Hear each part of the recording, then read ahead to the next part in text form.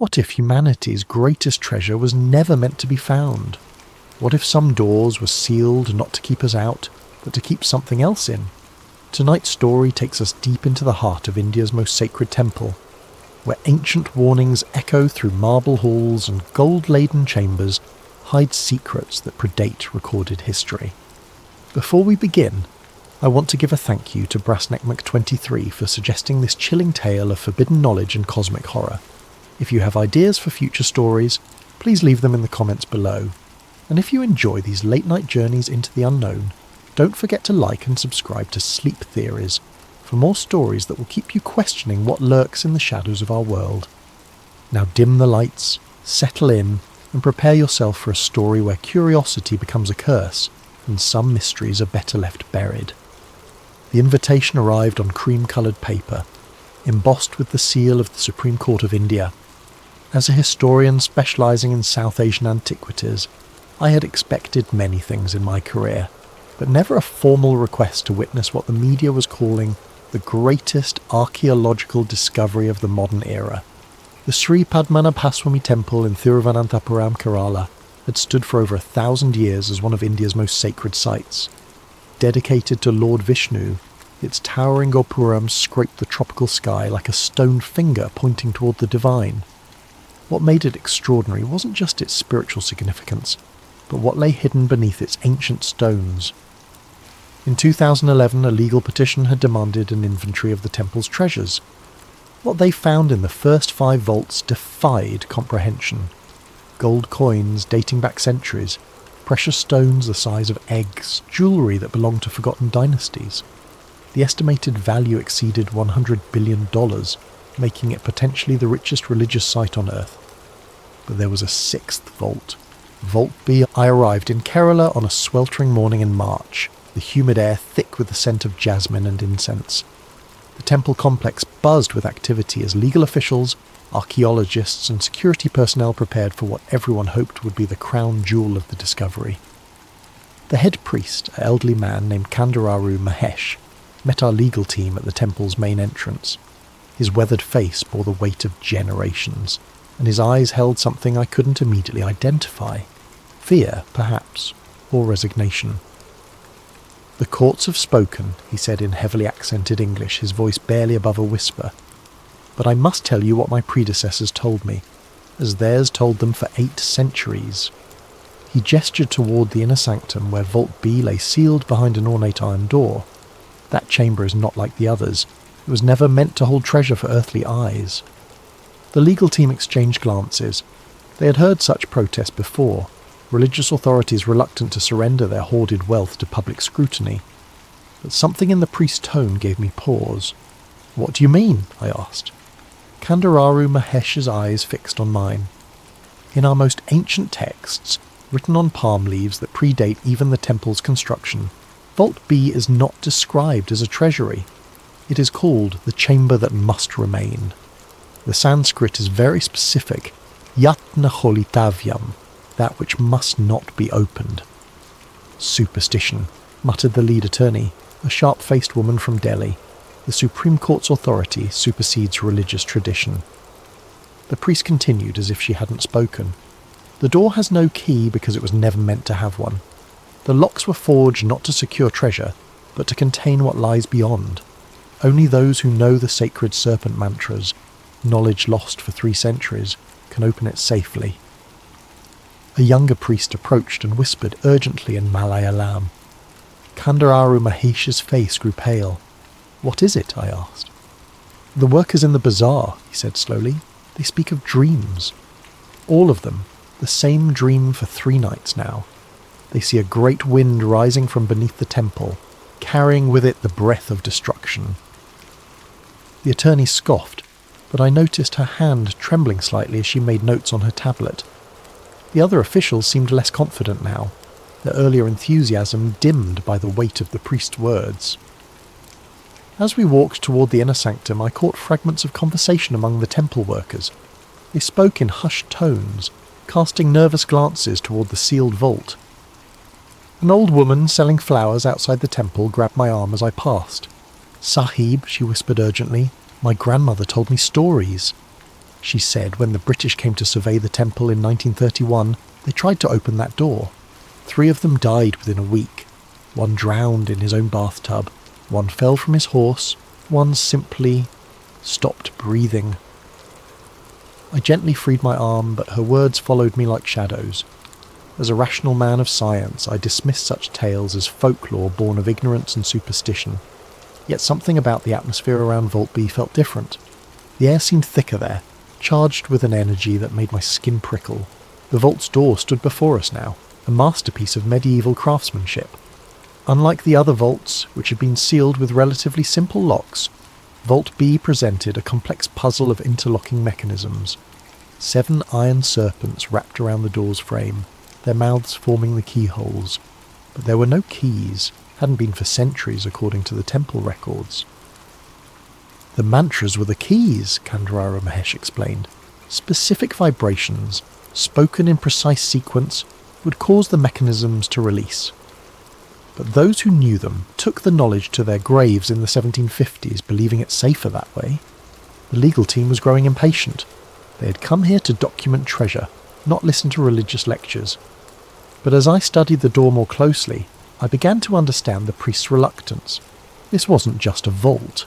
It was a seal, and seals by their very nature were meant to keep something in. As evening approached and we prepared to return to our hotel, I lingered in the temple courtyard.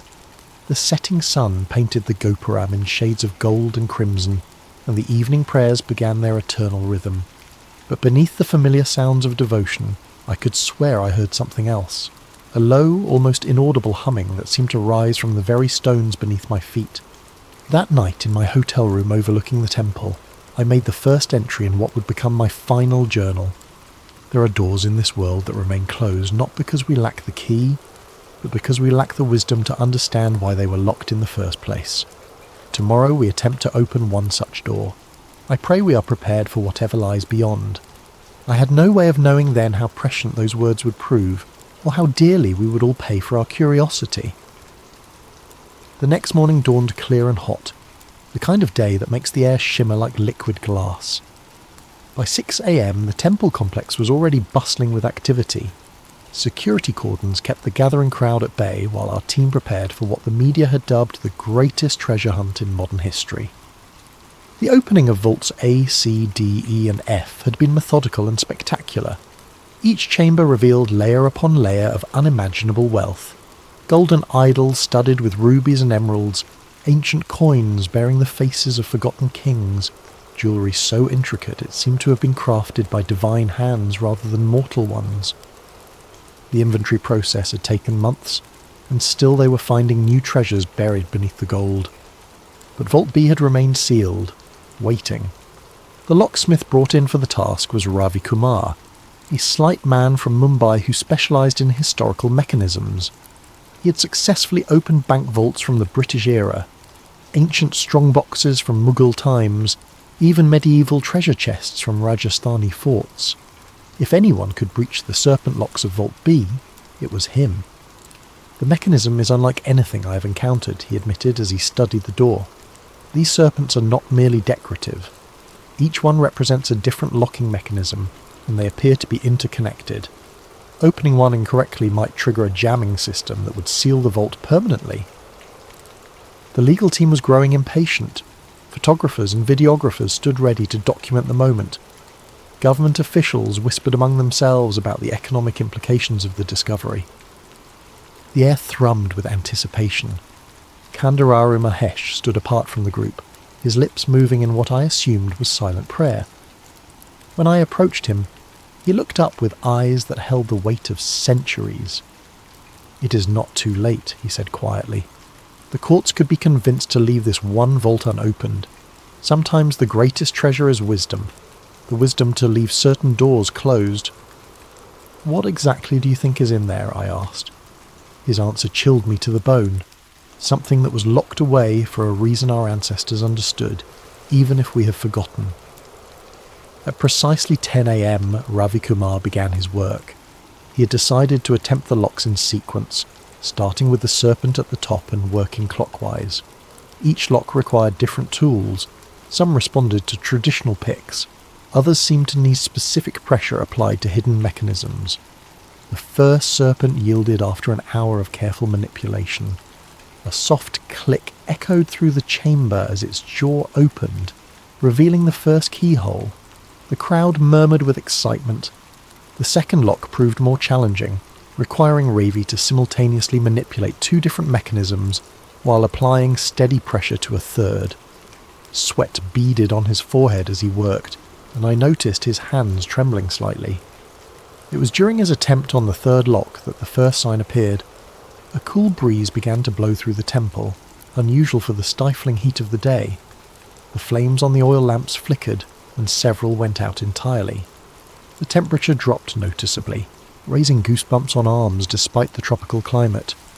"The wind has changed," one of the younger priests whispered, his voice tight with fear. By noon, dark clouds had begun gathering over Thiruvananthapuram, rolling in from the Arabian Sea with unnatural speed. The meteorological department later claimed it was an unexpected monsoon front, but those of us at the temple knew better. The storm was forming directly overhead, its centre position precisely above the temple complex. Ravi had successfully opened 4 of the 7 locks when the first lightning strike hit. The bolt crashed down into the temple courtyard, missing the main shrine by mere meters. The sound was deafening, and several people were knocked to their feet by the shockwave. "Perhaps we should postpone this," suggested the chief legal officer, eyeing the darkening sky nervously. But Ravi was committed now, his professional pride overriding his caution. "2 more locks," he muttered, wiping rain from his face as the first drops began to fall. "I can finish this." The 5th lock clicked open just as the second lightning bolt struck the temple's outer wall. Stone chips scattered across the courtyard, and one of the camera operators was struck by flying debris, opening a gash across his cheek. The 6th lock resisted all of Ravi's efforts. He tried for 2 hours, his tools slipping in hands made slick by rain and nervous sweat. The storm intensified with each passing minute, as if the very sky was protesting our actions. It was nearly 4 p.m. when disaster struck. Ravi had finally managed to manipulate the 6th mechanism when a bolt of lightning struck the temple's lightning rod. The electrical surge travelled through the building's metal framework and arced across the vault chamber. Ravi Kumar was thrown backward against the stone wall, his body convulsing as electricity coursed through him. The medical team rushed to his aid, but the damage was severe. Burns covered his arms and chest, and his heart had stopped briefly before the medics managed to revive him. As they carried him away on a stretcher, barely conscious and mumbling incoherently about voices in the metal, the storm reached its full fury.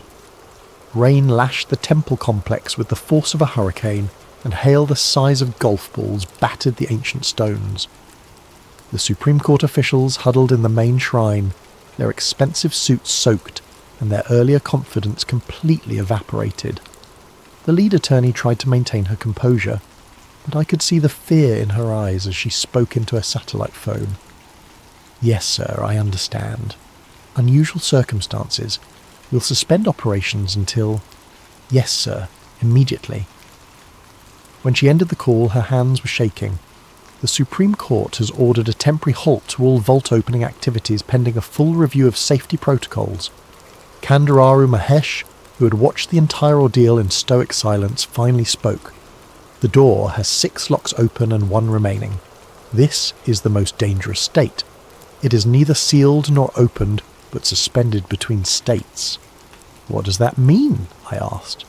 "It means," the old priest said, his voice barely audible over the thunder, "that whatever lies beyond can sense us now. It knows we are here." As if in response to his words, a sound emerged from behind the vault door, low, rhythmic, like the breathing of some vast creature. It was barely perceptible beneath the storm's fury, but those of us close to the vault heard it clearly. The breathing of something that had been waiting a very long time to be awakened. That evening, as the storm finally began to subside, I made my second journal entry. "We have accomplished something today, though I am no longer certain it was wise. The vault door stands partially open, like a mouth frozen mid-scream. 6 of 7 locks have yielded to our tools, but the 7th remains. Ravi Kumar lies in the hospital, his condition stable but his mind changed. He speaks of whispers in an ancient tongue, of promises made in the darkness before dawn. The priests were right about one thing. This is not merely a treasure vault, but what it truly contains remains to be seen. The breathing has stopped for now, but I find myself straining to hear it return. Part of me dreads what tomorrow will bring. Another part cannot wait to discover the truth. I fear both parts of me may soon regret their curiosity. Sleep eluded me that first night. Every time I closed my eyes, I heard that rhythmic breathing echoing from behind the vault door. The storm had passed, leaving the air thick with humidity and the scent of ozone, but an oppressive atmosphere lingered over the temple complex like a shroud. At 2 a.m, I gave up on rest and decided to return to the temple. The security guard, still shaken by the day's events, barely glanced at my credentials as I passed through the gates. Most of them huddled around a small fire in the courtyard, speaking in hushed Malayalam and casting nervous glances toward the inner sanctum. The temple at night was a different creature entirely. Shadows pooled in corners where daylight never quite reached, and the ancient stone seemed to absorb what little moonlight filtered through the monsoon clouds. My footsteps echoed eerily in the silence, each sound magnified by the vaulted ceilings. I made my way to the temple's archives, housed in a smaller building adjacent to the main shrine. Kandararu Mahesh had mentioned ancient manuscripts that detailed the history of Vault B, and my historian's instincts demanded I examine them myself. The archive keeper, an elderly man named Gopal, had given me permission earlier, though his eyes had held the same haunted look I was beginning to recognize in everyone connected to the temple. The archive was a treasure trove of knowledge, filled with palm leaf manuscripts, copper plates inscribed with ancient Tamil and Sanskrit, and bound volumes of temple records dating back centuries. Many were written in scripts I couldn't read, but I found several texts in Sanskrit that seemed relevant to my investigation. It was in a manuscript dated to the 14th century that I found the first clear reference to Vault B's true nature. The writing was cramped and difficult to decipher, but what I read made my blood run cold. In the year of the Great Plague, when death walked among the people like a familiar friend, the priests of the southern temple completed their terrible task. The devouring wind, which had consumed 3 kingdoms and turned fertile lands to dust, was bound within the chamber that must remain. 7 locks were forged, each one requiring the breath of sacred words to open. But the knowledge of these words was deemed too dangerous for any mortal to possess, and so the key speakers took poison rather than risk the wind's return. The devouring wind, not treasure, not gold, not jewels, but something the medieval priests considered so dangerous that they willingly died to keep it contained. I continued reading, my hands trembling slightly as I turned the fragile pages. The binding required the sacrifice of 49 Brahmin priests, their life breath woven into the mantras that hold the wind in check. Should the seals ever be broken without the proper words, the wind will taste freedom again and hunger for the breath of all living things. It will seek first those who disturbed its slumber, then spread outward like ripples on a pond, until all the world gasps for air that will not come. The sound from the main temple made me look up. It was faint, almost inaudible but distinctly rhythmic. The breathing had resumed. I closed the manuscript carefully and made my way back toward the inner sanctum, my heart hammering against my ribs. The temple seemed different now, as if the very architecture was aware of my presence. Shadows moved where no shadows should be, and the air felt thick, almost viscous. The vault chamber was empty of people, but not of presence. The partially open door seemed to pulse with malevolent life, and the breathing was definitely stronger now. It wasn't coming from behind the door, I realized with growing terror. It was coming from beneath it.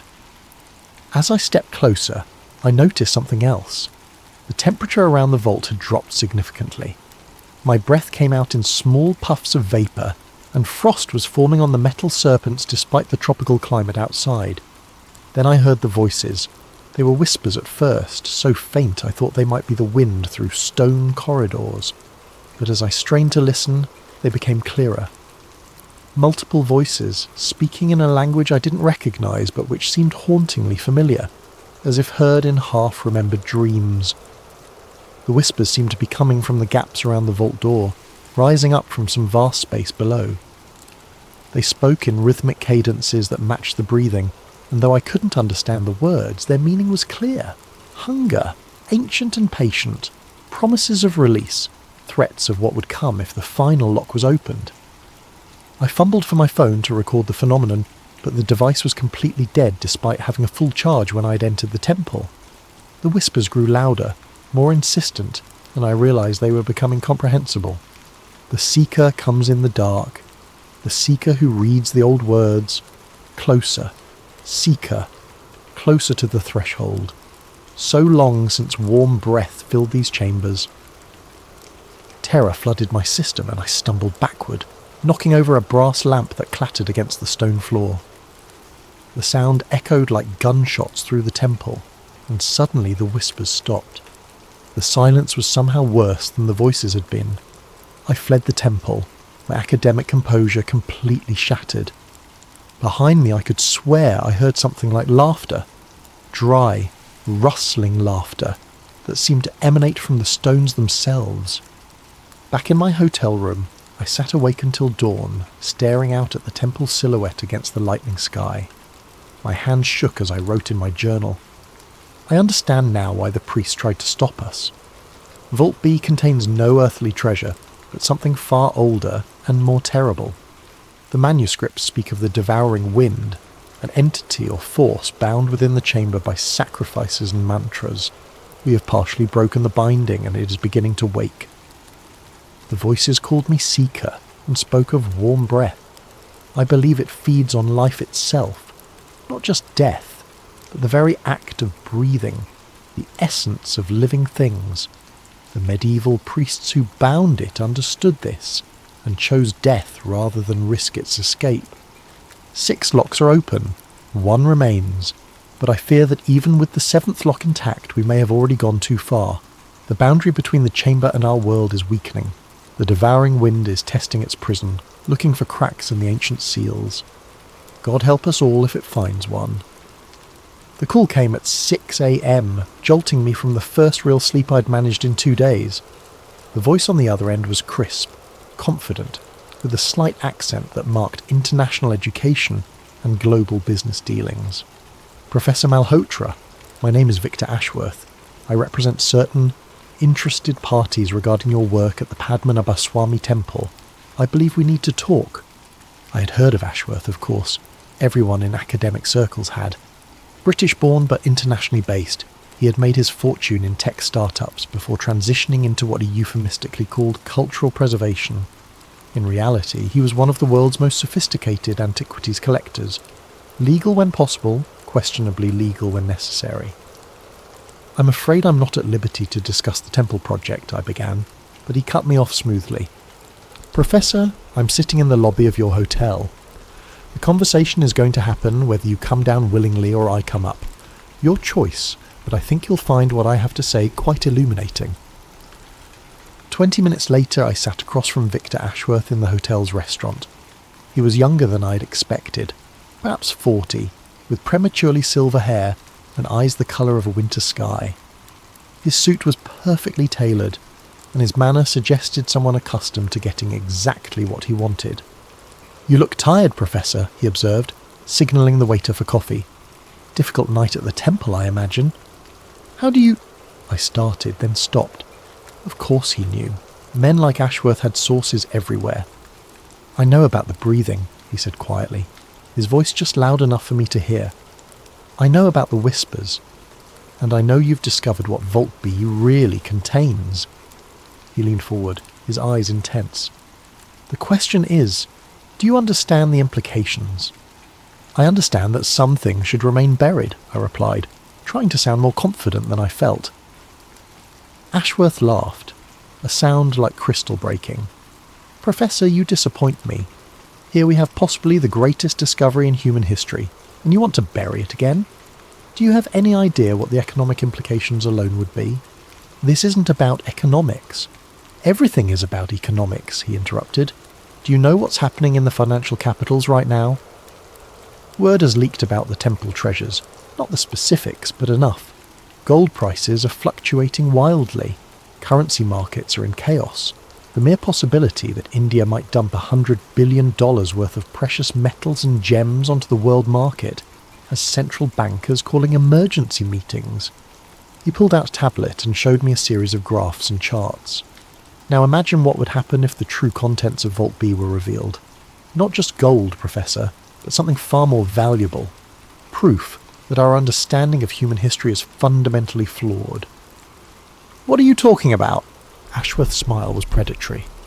You've read the manuscripts. The devouring wind, the binding rituals, the sacrifice of 49 priests. These aren't fairy tales, Professor. They're historical records of humanity's first encounter with something beyond our current understanding of reality. He leaned back, studying my reaction. Governments around the world are watching this situation very carefully. The Americans have a cultural attaché in Mumbai who's actually CIA. The Chinese have tripled their diplomatic presence in Kerala. The Russians have been making very generous offers to fund archaeological research in the region. Why? Because everyone understands what you're only beginning to grasp. Vault B doesn't just contain an entity or force, it contains knowledge. The medieval priests who bound it had to understand what they were dealing with. They developed technologies, techniques, methods of manipulating reality itself that we've lost. Ashworth gestured toward the temple, visible through the restaurant's windows. Think about it. They created a prison that has held for 8 centuries. No modern government has containment systems that sophisticated. What if we could reverse engineer their methods? What if we could learn to harness whatever they bound? You're talking about releasing it. I'm talking about studying it, controlling it. Imagine the applications: unlimited energy, matter manipulation, perhaps even the ability to influence consciousness itself. We could reset not just the global economy, but the entire trajectory of human civilization. I felt sick. The manuscripts are clear. The thing in that vault feeds on life itself, the moment you open it. The moment we open it properly, Ashworth corrected, with the right precautions and containment systems. Professor, I've spent the last decade acquiring artifacts and texts from private collections around the world. I have fragments of the binding mantras, not complete, but enough to begin understanding the mechanisms involved. He slid a leather portfolio across the table. Photographs of Sanskrit inscriptions from a Tibetan monastery, cuneiform tablets from a collector in Dubai, ancient Greek texts from a private library in Switzerland. All describing similar entities, Professor, similar binding rituals. This isn't an isolated phenomenon, it's part of a pattern that spans continents and millennia. Despite my revulsion, I found myself opening the portfolio. The documents inside were extraordinary. Clear evidence of other devouring winds, bound in locations across the ancient world. Tibet, Mesopotamia, the Greek islands, even references in Mayan codices from Central America. How many? I whispered. We've identified 17 probable sites, Ashworth said. Most have been lost to time, their bindings failed or their locations forgotten, but a few remain active. The temple in Kerala is just the most accessible. Most accessible for what? His smile returned, colder than before. For opening, Professor. The Supreme Court's investigation provides perfect cover. Legal authority, scientific oversight, global media attention. When we breach that final lock, the whole world will be watching, and recording, and learning. The government will stop you. Which government? The Indian authorities who authorised the investigation in the first place. The international observers who want their slice of the discovery. Professor, you're being naive. Everyone wants this opened. The only question is who controls what comes next. Ashworth stood, straightening his jacket. I'm offering you a position on my team. Full funding for your research, access to resources you've only dreamed of, and a chance to be part of the most significant discovery in human history. The alternative... He let the sentence hang. What alternative? The alternative is that this happens without you, and when it does, when the truth comes out, history will remember you as the man who had access to the greatest secret on earth and chose to hide in his hotel room instead. After he left, I sat alone in the restaurant for hours, staring at the portfolio he'd left behind. The evidence was undeniable.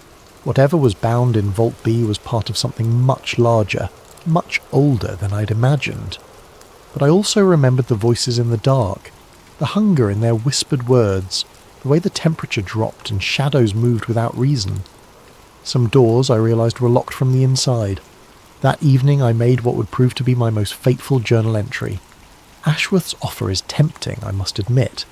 The chance to study something truly unprecedented, to be part of rewriting human history. But I cannot shake the feeling that we are children playing with weapons we do not understand. The manuscripts speak of the devouring wind's hunger, its patient malevolence. This is not some abstract force to be studied and harnessed. This is something that waits and watches and learns about those who would disturb its slumber. I have decided to decline Ashworth's offer, but I fear the decision has been made for all of us. One way or another, Vault B will be opened. The only question now is whether any of us will survive what comes next. The breathing grows stronger each night. Soon, I think, it will not matter what we choose. The choice will be made for us. 3 days passed in tense anticipation. The Supreme Court maintained its suspension of official vault opening operations, while Ravi Kumar recovered in the hospital, but the media attention only intensified. International news crews camped outside the temple, and the Indian government found itself under increasing pressure from various quarters to resume the investigation. I spent those days translating more of the ancient manuscripts, piecing together a clearer picture of what the medieval priests had done. The binding ritual had been extraordinarily complex, requiring not just the sacrifice of the 49 Brahmins, but the coordinated efforts of thousands of devotees across multiple temple sites. The devouring wind hadn't simply been locked away, it had been woven into a spiritual prison that drew its strength from collective faith and continuous prayer. But faith was a finite resource, and prayers could be interrupted. On the 4th night I was awakened by my phone buzzing with an urgent text message. "It is done. Come quickly if you want to witness history. V.A. Ashworth." I dressed quickly and made my way through the pre-dawn streets toward the temple. The security cordon was still in place, but I noticed immediately that something was wrong. Too many of the guards were looking up at the sky instead of watching the perimeter, and several were making rapid phone calls. The first thing I noticed when I reached the inner sanctum was the silence. No breathing, no whispers, just an oppressive quiet that seemed to press against my eardrums. The second thing I noticed was the smell. Ozone and heated metal, as if lightning had recently struck inside the temple itself. The vault door stood completely open. Ashworth waited in the chamber, along with 2 technicians I didn't recognise and a security team that looked more military than civilian. He wore a satisfied smile, and what appeared to be some kind of specialised breathing apparatus round his neck. "Professor," he greeted me warmly. "Perfect timing. We completed the breach about an hour ago." "How?" I managed to ask, staring at the open serpent locks. "Plasma cutting equipment," one of the technicians explained. "Industrial grade used for offshore oil rig construction. We simply severed the final lock mechanism rather than trying to manipulate it." "But the mantras," I protested. "The manuscript said—" "The manuscripts were written by medieval priests," Ashworth interrupted. "Brilliant for their time, but ultimately limited by the technology available to them. Sometimes, Professor, brute force is more effective than ancient wisdom." He gestured toward the open vault. "Would you like to see what 8 centuries of mystery looks like?" Against every instinct screaming in my head, I approached the doorway. What I saw beyond defied everything I had expected. The vault wasn't a chamber at all, or it was the entrance to a shaft that descended deep into the earth. Stone steps, worn smooth by age, spiraled downward into darkness so complete that our powerful flashlights couldn't penetrate more than a few dozen feet. The walls were carved with intricate reliefs depicting what appeared to be apocalyptic scenes. Cities consumed by winds that moved like living things, skies raining fire, figures in priestly robes performing desperate rituals as the world ended around them. But it was the air currents that truly frightened me. Wind rose continuously from the depths, carrying with it a scent like heated metal and ozone. The breeze was warm, almost body temperature, and it moved with an odd rhythm, in and out, in and out. like the breathing of some vast creature. "How deep does it go?" I whispered. "We've dropped weighted lines to over 300 feet, Ashworth replied. "No bottom yet. The shaft appears to be natural, but the stairs are definitely human-made, or at least made by something with human-level intelligence." One of the technicians, a young woman with short dark hair, looked up from her instruments. "Sir, the atmospheric readings are getting more unusual.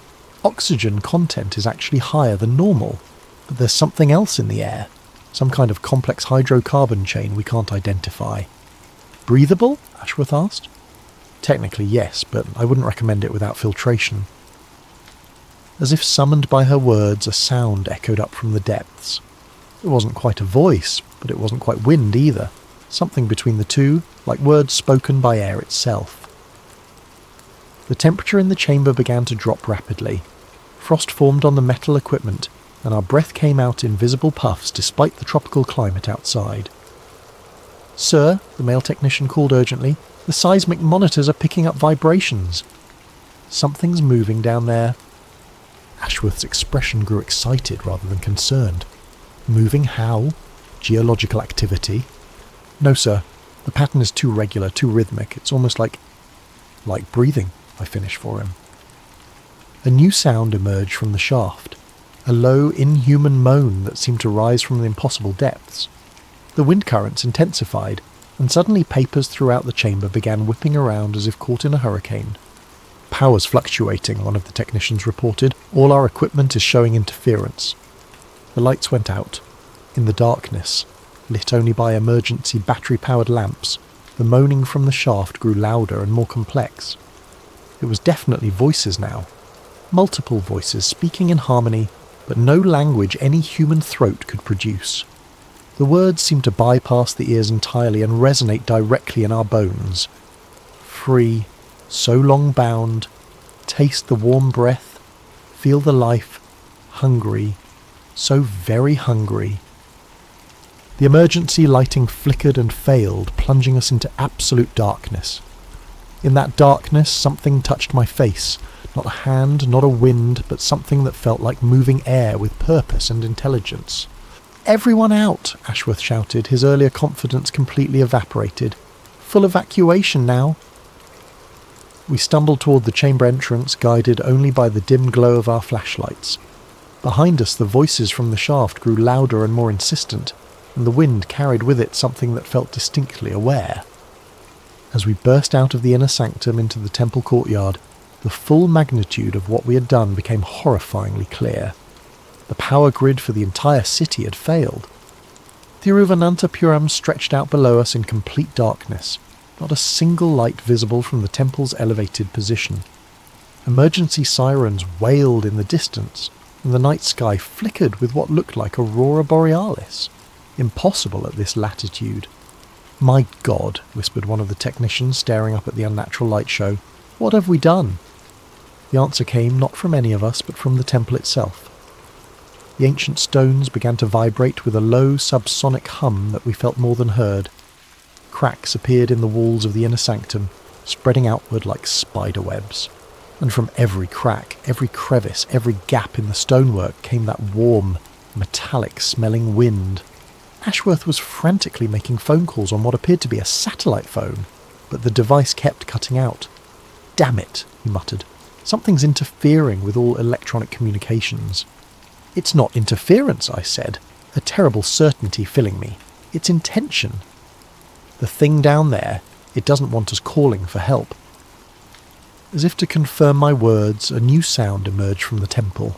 Laughter. Not human laughter, but the sound the wind might make if it found something amusing.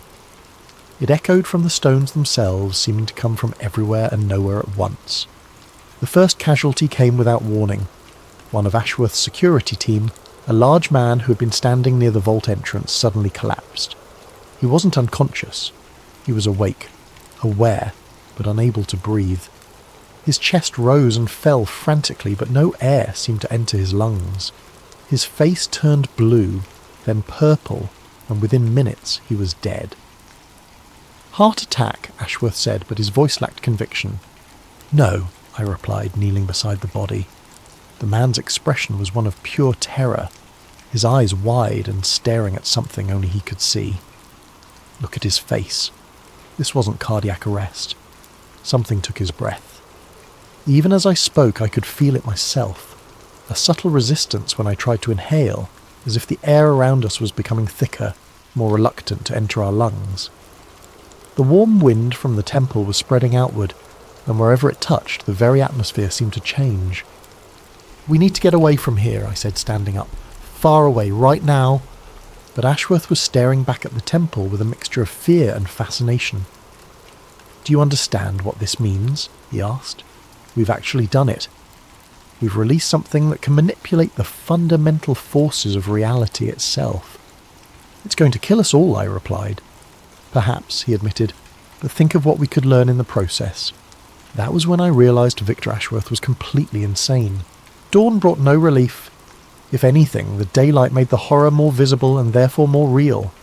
The city of Thiruvananthapuram lay under a pall of unnatural fog that seemed to pulse with its own rhythm, and emergency services were reporting casualties across the metropolitan area. I had retreated to my hotel room, but even there I could feel the presence spreading outward from the temple like ripples on a pond.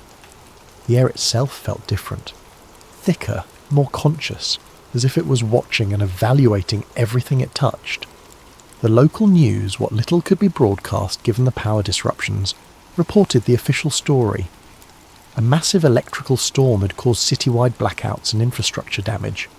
Authorities urged people to remain indoors until power could be restored. Nothing about ancient vaults or bound entities or the breathing darkness that now crept through the streets. But the deaths were harder to explain away. They had started during the night and accelerated with the dawn. People found dead in their homes, their beds, their cars, all with the same expression of terror, all apparently suffocated despite being in open air. The hospitals were overwhelmed, and the medical professionals had no explanation for what they were seeing. I knew, though, the devouring wind was free and it was feeding. My phone buzzed with a text message from an unknown number. Roof of the Mascot Hotel. 1 hour. Come alone if you want answers. KM. Kandararu Mahesh. The Mascot Hotel was one of the tallest buildings in the city, and its roof provided a panoramic view of Thiruvananthapuram. When I arrived, I found the old priest standing at the edge, looking out over his wounded city with eyes full of ancient sadness. "You came," he said without turning around. "I thought you might." "You are perhaps the only one among the outsiders who truly understands what has been done." "Can it be stopped?" I asked directly.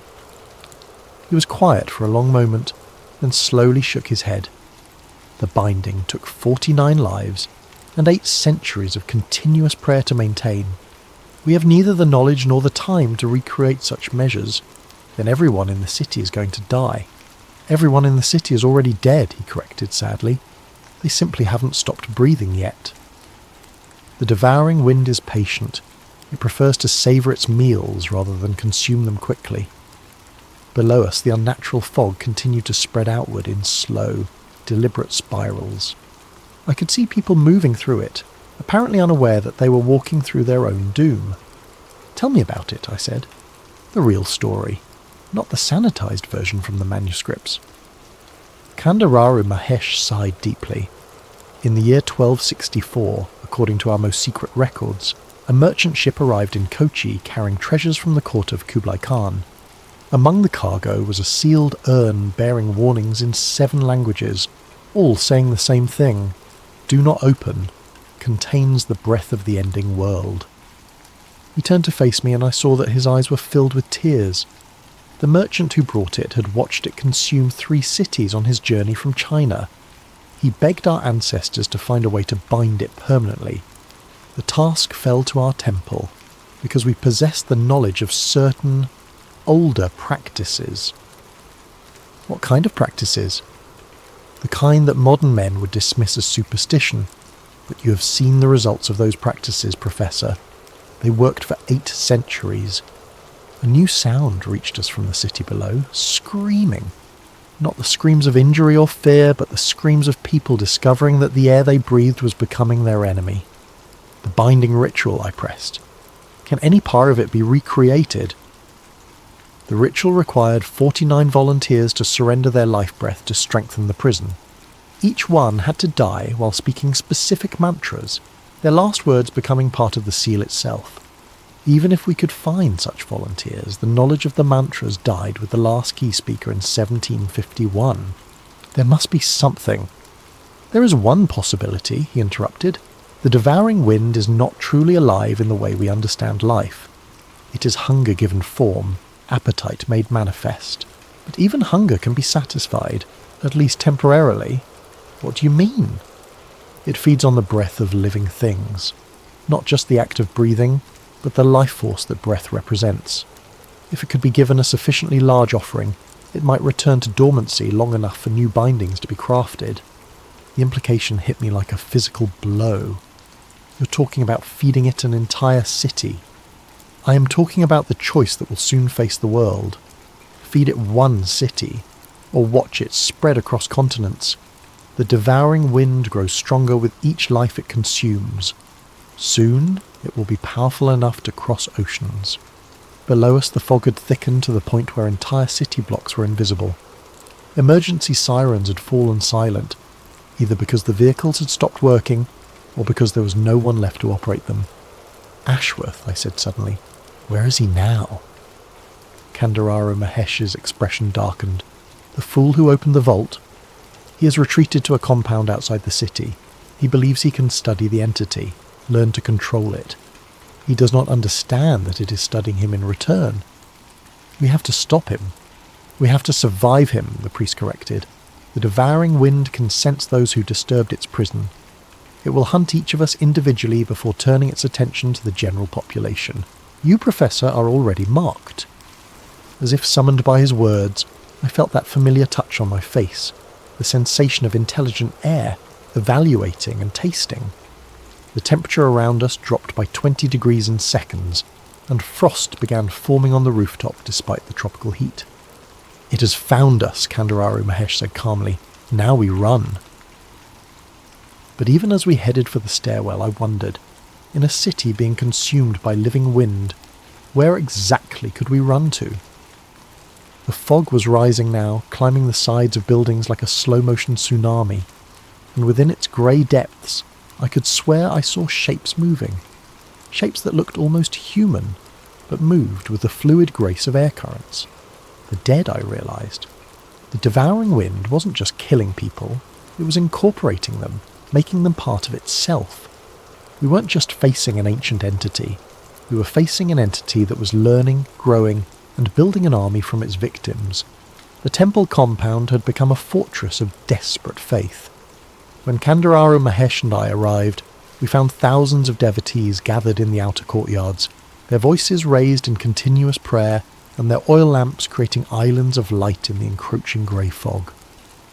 The sound of their chanting seemed to push back the unnatural mist, creating a bubble of clear air around the sacred grounds.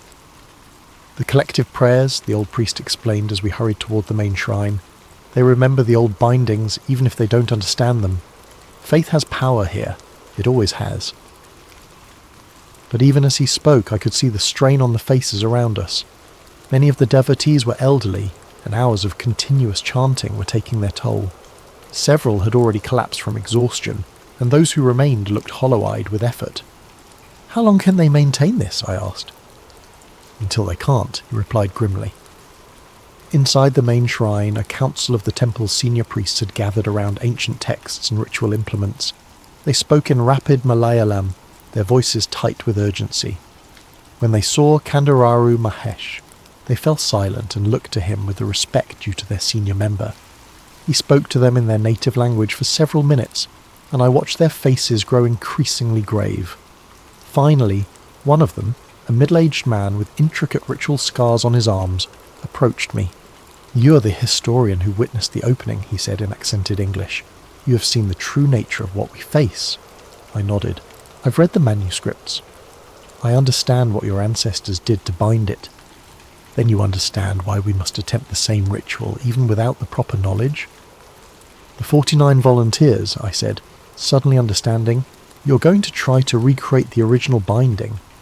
"We are going to try," he confirmed, "but we lack the key speakers. the ones who knew the proper mantras. The binding will be improvised. What does that mean? Kandararu Mahesh answered for him. It means we will probably fail, but perhaps we can weaken it enough that future generations will find a way to complete what we start. Outside, the chanting faltered for a moment, and immediately the temperature in the shrine dropped. Through the open doorways, I could see the grey fog pressing closer to the temple walls, like a living thing testing the boundaries of a cage. The faithful are weakening, one of the younger priests observed. Soon the prayers will not be enough. Then we begin now, Kandararu Mahesh decided. Gather the volunteers. I watched in horrified fascination as 49 temple priests and devoted lay people stepped forward to offer their lives. They ranged in age from teenagers to elderly men and women, but all shared the same expression of serene determination. They understood exactly what was being asked of them, and they accepted it willingly. The ritual began at sunset, timed to coincide with the traditional evening prayers. The volunteers arranged themselves in a complex pattern around the temple's central shrine, each one positioned according to ancient diagrams that the priest had reconstructed from fragments of surviving texts. What should I do? I asked Kandararu Mahesh. You should witness, he replied. Someone must survive to tell what happened here. Someone must remember the sacrifice. The chanting began slowly, a low harmonic drone that seemed to resonate through the temple stones themselves. The volunteers spoke in Sanskrit, reciting mantras that had been preserved in the temple's oral tradition even though their specific purpose had been forgotten. As the ritual progressed, I began to understand the mechanism of the original binding. The volunteers weren't simply dying. They were transforming their life force into something else, weaving their essential being into a spiritual barrier that could contain entities like the devouring wind. The first volunteer, an elderly woman who had served the temple for 60 years, began to glow with a faint golden light. The light grew brighter as she continued chanting, and I realized that I could see through her, as if she was becoming translucent. One by one, the others began to show the same phenomenon. Their bodies became vehicles for something greater than individual consciousness, their voices harmonizing in ways that transcended normal human vocal cords. And the devouring wind noticed. The fog around the temple suddenly contracted, pulling back like a predator preparing to strike. The temperature plummeted so rapidly that frost formed on every surface within seconds. The oil lamps flickered but held their flames, kept burning by the collective will of the faithful. Then the attack began. The fog didn't simply advance. It exploded inward, moving with the speed and force of a hurricane. The devotees in the outer courtyard screamed as the grey mist enveloped them, but their screams were cut short as their breath was literally pulled from their lungs. Inside the shrine, the 49 volunteers continued their chanting, even as the devouring wind pressed against the walls like a living siege engine. Cracks appeared in the ancient stonework, and through each crack came tendrils of that intelligent fog. "Hold fast," Kandararu Mahesh called out in English, then repeated the words in Malayalam. "The binding is almost complete." But I could see that several of the volunteers were beginning to fail. The transformation process was accelerating beyond their ability to control it, and instead of becoming part of a spiritual barrier, they were simply burning out like overloaded circuits. The devouring wind sensed the weakness and pressed its advantage. The main door of the shrine burst open, and the grey fog poured in like a living tide. I felt that familiar resistance when I tried to breathe, as if the air itself was turning hostile. 3 more volunteers collapsed, their light extinguished, then 5 more. The binding pattern was falling apart, and with it, our last hope of containing the entity. That was when the impossible happened. The elderly woman, who had been the first to begin glowing, suddenly blazed with brilliant light. Not golden now, but white hot and painful to look at directly. Her voice rose above the others, and the words she spoke were not in any human language, but somehow I understood them. By breath given freely, by life offered willingly, by faith made manifest, be bound. The light spread from her to the remaining volunteers, linking them in a web of pure energy that filled the entire shrine. The devouring wind recoiled as if struck, and for a moment the grey fog retreated. But the effort was too much. One by one, the volunteers collapsed. their life force completely spent. Within minutes, only Kandararu, Mahesh and I remained conscious in the shrine, surrounded by the still forms of those who had given everything to buy us a temporary reprieve. Outside, the fog began to advance again, slower now but with renewed malevolent purpose. The binding had wounded it, but not destroyed it, and now it was angry. Did it work? I asked, though I already knew the answer. Kandararu Mahesh looked at me with eyes full of sorrow. We have given the world perhaps a day, maybe 2. The devouring wind will need time to heal from what was done to it here. But then it continues feeding. Then it continues feeding, he confirmed, and it will remember those who hurt it. It will come for us first, Professor. You and I, and the man who opened its prison. The hunt has already begun. As if to emphasize his words, that familiar touch caressed my face. Cold now instead of warm, and infinitely patient. The devouring wind had learned to hate. The official response came with military precision. By dawn, the temple complex had been cordoned off by units of the Indian Army, and the media was reporting a catastrophic gas leak that had necessitated the evacuation of central Thiruvananthapuram. Satellite phones and internet connections throughout the city remained mysteriously disrupted, preventing any unauthorized communication about the true nature of events. I watched from a secure location as black helicopters circled the temple, and men in hazmat suits entered the shrine where 49 people had sacrificed their lives to buy humanity a few precious hours. Their bodies were removed in sealed containers, their sacrifice reduced to casualties of industrial accident in the preliminary reports. Victor Ashworth's compound had become a fortress of its own, ringed with military vehicles and buzzing with activity. From intelligence sources that Kandararu Mahesh somehow possessed, the temple's network of information was far more sophisticated than I had realized. We learned that Ashworth was in constant communication with officials from multiple governments. They're not trying to stop him, the old priest said as we reviewed the intercepted communications. They're trying to make a deal with him. The Supreme Court of India issued a terse statement that afternoon. Following a comprehensive geological survey, Vault B of the Sri Padmanabhaswamy temple has been found to be structurally compromised and empty of significant archaeological content. The chamber will be permanently sealed as a safety precaution. Empty, they were calling it empty, but I knew better. The thing that had been bound for 8 centuries was very much present.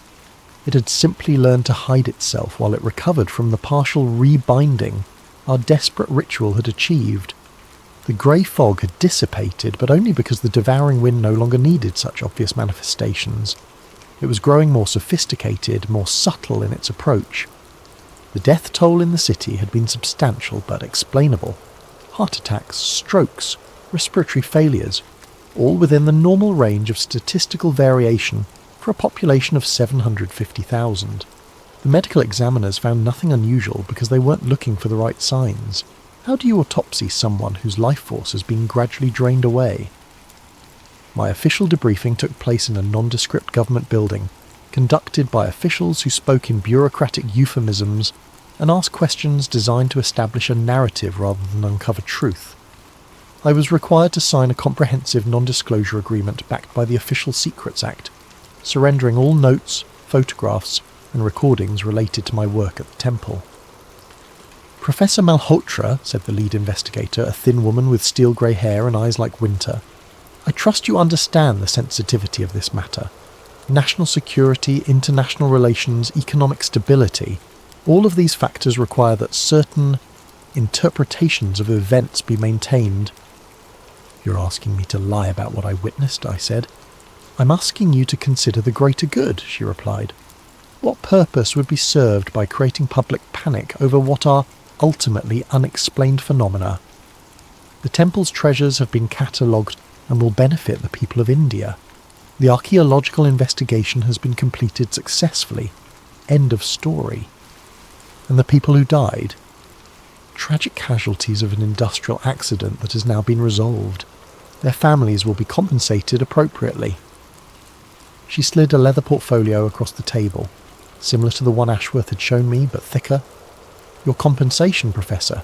Consultation fees, research stipends, and a substantial grant for your university department, enough to fund a decade of legitimate archaeological work. The money was substantial, more than I could earn in 5 years of normal academic work.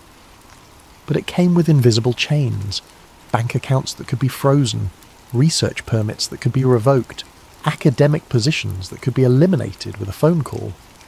"What about Ashworth?" I asked. Her expression didn't change, but something flickered behind her eyes. "Mr.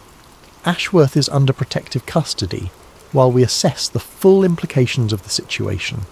His cooperation with ongoing investigations has been valuable. Protective custody or house arrest? The distinction is irrelevant, Professor. What matters is that all parties involved understand their responsibilities moving forward." As I left the briefing, I noticed something that chilled me more than any supernatural encounter. The woman conducting the interview had a small serpent-shaped mark on her forehead, barely visible, like a birthmark or old scar. But I had seen that same mark beginning to form on my own face in the hotel mirror that morning. The devouring wind was marking its targets. That evening, in what I thought would be my final journal entry, I wrote, "The official version of events is now established. Vault B contained nothing but empty stone chambers and geological instability. The deaths in the city were caused by industrial accidents and natural causes. The strange phenomena witnessed by multiple people were hallucinations caused by stress and suggestion. Everyone who matters has been paid, threatened, or discredited into silence. The story that will appear in history books will be sanitized, rational, completely divorced from the terrifying reality of what we unleashed. But the thing in the vault is not bound by official narratives or government cover-ups. It is patient, intelligent, and now it has had time to study us, to learn about our world, our weaknesses, our technologies. Ashworth was wrong about one thing. We can't control what we don't understand. But he was right about another. This is just the beginning. What happened in Kerala will happen again, somewhere else, when the devouring wind is strong enough to manifest directly. I am marked now. We all are. Everyone who participated in opening the vault, everyone who witnessed its contents. It will come for us first, one by one, taking our breath and our lives as payment for the disturbance we caused. But perhaps that is justice. Perhaps those who break ancient seals deserve to pay the price for their curiosity. The wind has been very patient. Soon, I think, its patience will end. I closed the journal and locked it in my hotel safe, though I suspected such precautions were meaningless. In the morning, I would fly back to Delhi, resume my teaching position, and attempt to pretend that nothing had changed. But in the distance, barely audible over the city's night sounds, I could hear something like breathing, slow, steady, and getting closer. The deaths began exactly 1 week after the vault was sealed. I was back in Delhi, attempting to resume my normal life, when the first news reached me. Victor Ashworth's private jet had disappeared somewhere over the Indian Ocean during what should have been a routine flight to Singapore. Search and rescue teams found no wreckage, no emergency signals, no trace of the aircraft or its 7 passengers. But that wasn't the strangest part. According to radar records and satellite tracking, the jet had been flying normally at 35,000 feet when it simply stopped. Not crashed, not descended, stopped. The radar signature had remained stationary in midair for 17 minutes before vanishing entirely from all tracking systems. Mechanical failure doesn't explain that pattern, I told myself, though I knew the real explanation was far worse. The devouring wind had claimed its first victim from among those who had directly participated in the vault's opening. 2 days later, I received a call from the hospital in Tiruvananthapuram. Ravi Kumar, the locksmith who had opened 6 of the 7 serpent locks, was dead. The official cause was listed as sudden cardiac arrest, but the nurse who spoke to me mentioned details that didn't make it into the medical report. "It was very strange, sir," she said in accented English. "He had been recovering well from his electrical injuries, but last night he began speaking in Sanskrit, complex verses that none of our translators could understand.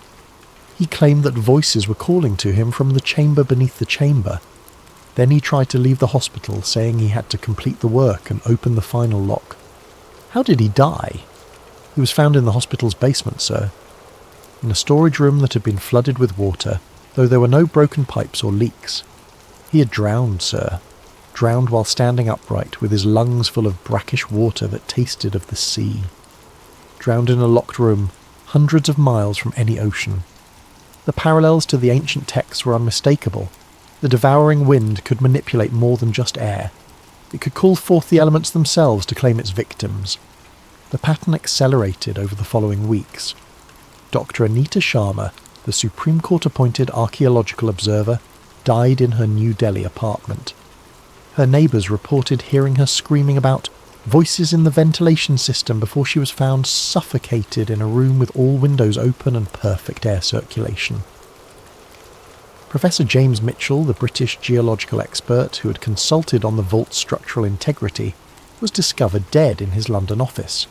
The cause of death was listed as aneurysm, but security footage showed him speaking to empty air for hours before his collapse, as if carrying on a conversation with invisible entities. Each death followed the same pattern. The victims would begin hearing voices, become obsessed with returning to complete some unfinished task, and then die by some form of suffocation or drowning. The authorities investigating each case found no connections, no patterns, nothing to suggest anything other than unfortunate coincidences. But I knew better. We were being hunted. The serpent mark on my forehead had grown more pronounced, visible now even in normal lighting. It appeared to be a brand of some kind, burned into the skin from within. When I researched similar marks in historical texts, I found references to the seal of the breathless, a sign that marked those claimed by entities that fed on life force. I wasn't the only one who had noticed. Other survivors of the vault opening had been reaching out through secure channels, comparing notes and sharing their growing terror. The government officials who had participated were using their resources to hide in secure locations. The journalists who had covered the story were fleeing to foreign countries. Everyone who had been touched by the devouring wind understood that running was pointless, but the human instinct for survival demanded the attempt. It was during this period of mounting dread that I received an unexpected visitor. Kandararu Mahesh appeared at my university office on a Tuesday morning, looking haggard and aged far beyond his years. "Professor," he said, settling into the chair across from my desk with obvious fatigue, "I bring grave news from Kerala. More deaths. Worse. The binding we attempted, it is failing more rapidly than we anticipated. The entity has learned to corrupt the spiritual barriers we erected. It no longer needs to wait for them to weaken naturally." He produced a tablet computer and showed me satellite imagery of the temple complex. What I saw made my blood freeze. The buildings were still there, but they appeared to be breathing. The stone walls expanded and contracted in a slow, rhythmic pattern that was clearly visible from space. "It has claimed the temple as its new body," Kandararu Mahesh explained. "The entire complex has become an extension of its consciousness. Soon, it will be strong enough to manifest directly anywhere in the world. How long do we have? Days, perhaps. But that is not why I came to see you." His expression grew even more grave. "I have discovered why you and I have survived when so many others have died." "What do you mean?" "The devouring wind does not simply kill its marked victims. It studies them first. It learns from each death, gaining knowledge about our world, our methods, our weaknesses. You and I represent the two sources of information it values most: academic knowledge and spiritual tradition." The implication hit me like a physical blow. We're not survivors. We're specimens. We're being preserved until the entity has learned everything it can from us. When that process is complete, we will die as the others have died, but our knowledge will live on as part of its consciousness. He stood to leave, moving with the careful precision of someone conserving limited strength. "I have perhaps 1 or 2 days before it completes its study of our temple's spiritual practices. You may have slightly longer. There is much academic knowledge to absorb." "Wait," I called as he reached the door. "There has to be something we can do. Some way to fight back." Kandararu Mahesh paused, his hand on the doorknob. "There is one possibility. but it would require a sacrifice greater than the 49 who died in our binding ritual. What kind of sacrifice? The kind that destroys the teacher to prevent the student from learning. With those cryptic words, he was gone, leaving me alone with the growing certainty that my time was running out. That night, I made what I believed would be my final journal entry. The hunting pattern is now clear. The devouring wind systematically eliminates those who disturbed its prison, but not randomly. It chooses its victims based on the knowledge they possess, learning from each death and growing stronger. I am not a survivor. I am a resource being carefully managed until it can be fully exploited. When the entity has absorbed everything I know about archaeological techniques, historical analysis, and academic methodology, it will discard me as it has discarded the others. But knowledge is a double-edged sword. If the thing in the vault can learn from us, perhaps we can learn from it as well. Perhaps there is still time to find a way to turn our knowledge against our hunter. The mark on my forehead grows warmer each night. Soon, I think, the lessons will begin. The dream started on a Thursday night, 3 weeks after Kandararu Mahesh's visit to my office. They weren't normal dreams. They felt more like forced downloads of information directly into my sleeping mind, as if something was using my unconscious state to install knowledge I had never learned. I dreamed of the original binding ritual in vivid, historically accurate detail. I saw the 49 medieval priests as they prepared for their sacrifice, watched them weave their life force into barriers that existed in dimensions beyond normal human perception. The process was far more complex than the surviving manuscripts had indicated. It required not just willing death, but a fundamental transformation of consciousness that allowed the priest to become part of the spiritual architecture of reality itself. But mixed with these ancient memories were newer visions, the devouring wind as it had been before its original binding, roaming across a world that looked almost like Earth, but wasn't quite right. The continents were in different positions, the stars followed unfamiliar patterns, and humanity was different, smaller, more primitive, but also more spiritually aware. The humans of that ancient time could see the entities that moved through the spaces between air molecules, could speak directly with forces that modern science didn't even acknowledge existed. The devouring wind had been just one of many such entities in that primordial world. They weren't evil in any way humans could understand. They were simply aspects of reality, operating according to their own nature. The wind consumed life force the same way fire consumed oxygen, not out of malice, but because that was its function in the cosmic order. But something had gone wrong. The balance between the entities and early humanity had been disrupted, and the creatures of air and void had begun feeding too aggressively. One by one they had been bound by priest kings who understood the deeper structures of existence. The devouring wind had been among the last to be contained, and its prison had been designed to last until the cosmic balance could be restored. That balance had never been restored. Instead, humanity had evolved away from spiritual awareness, developing technology and rational thought at the expense of their ability to perceive the hidden layers of reality. Modern humans couldn't even see the entities that surrounded them, let alone bind or control them. I woke from these dreams with knowledge I had never learned.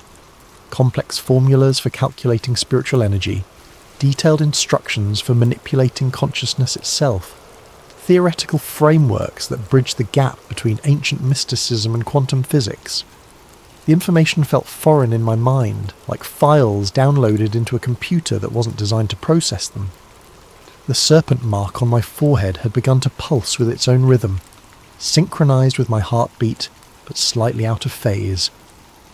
When I looked in the mirror, I could see thin lines of silver light beneath the skin, spreading outward from the mark like the branches of a tree.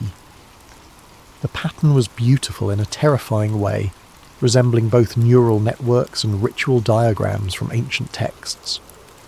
More disturbing was the way my perception was changing.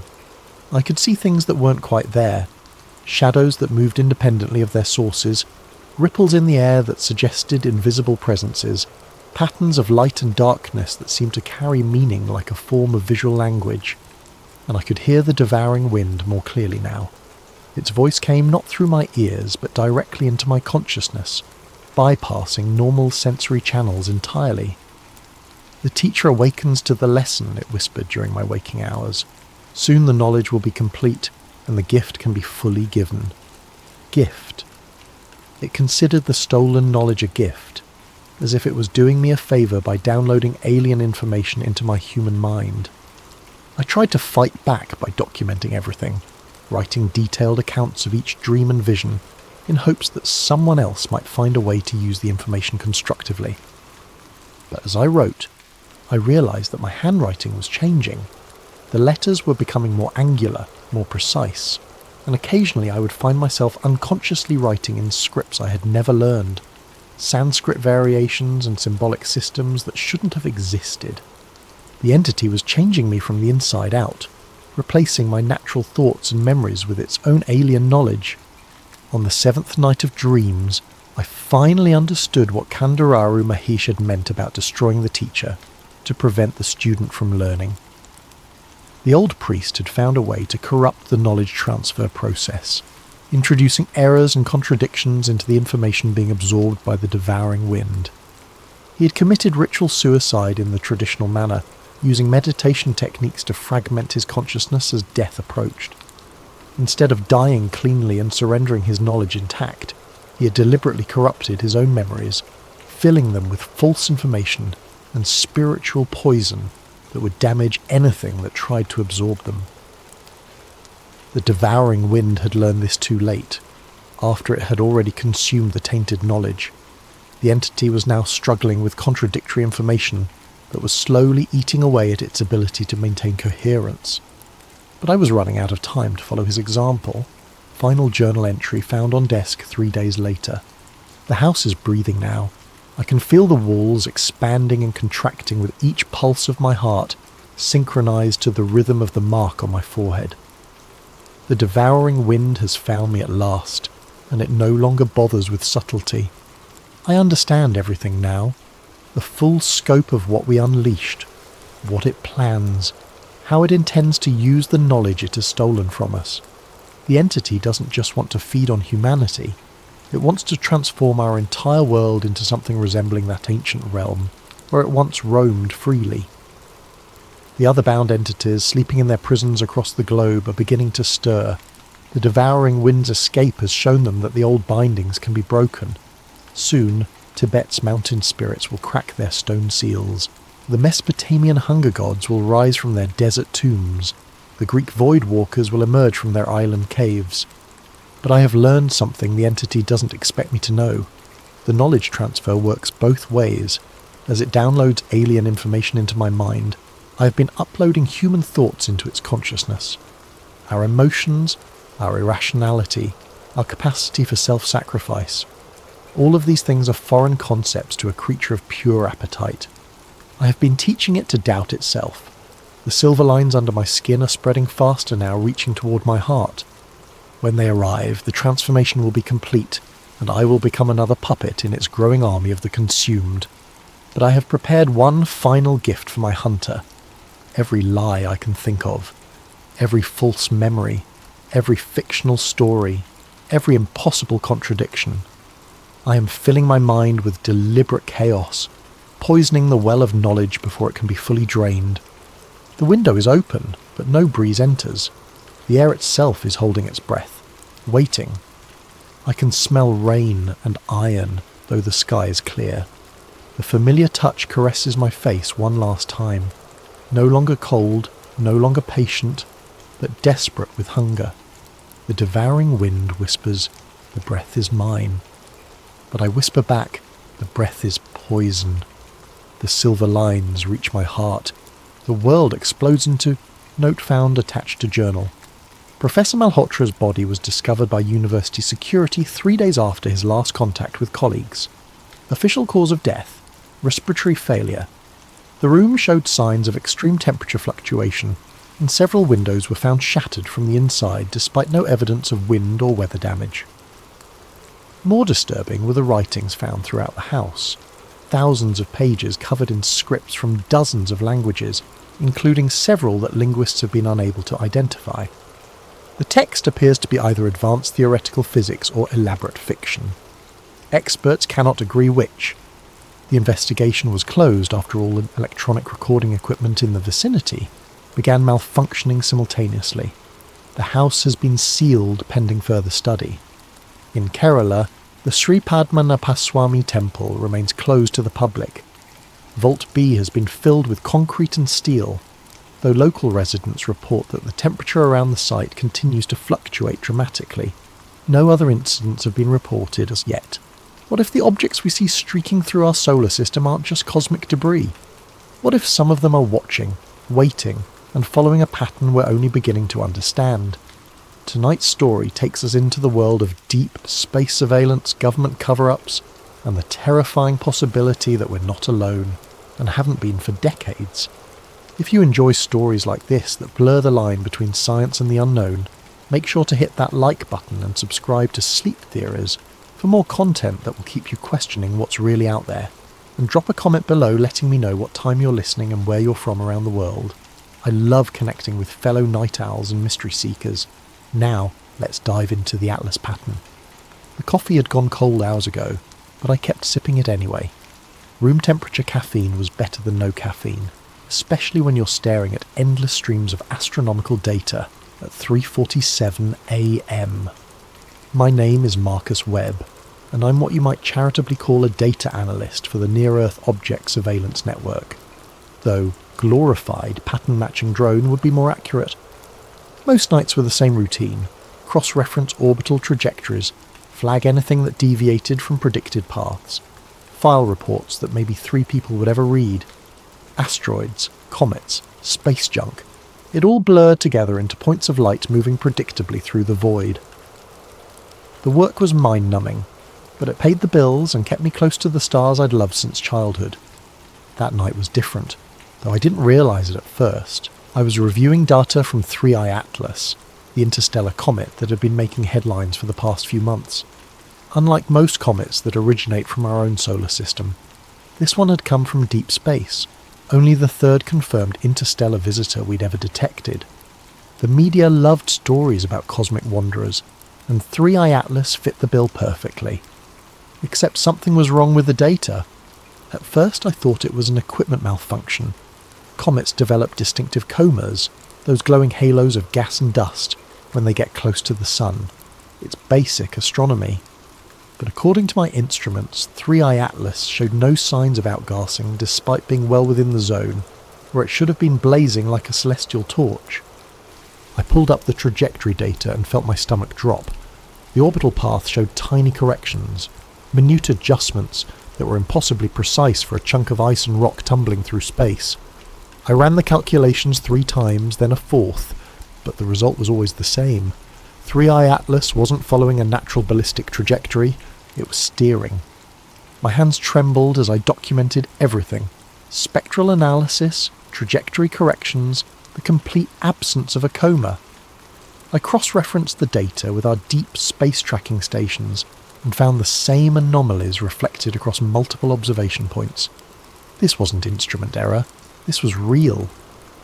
I drafted my report with meticulous care, attaching every piece of supporting data I could find.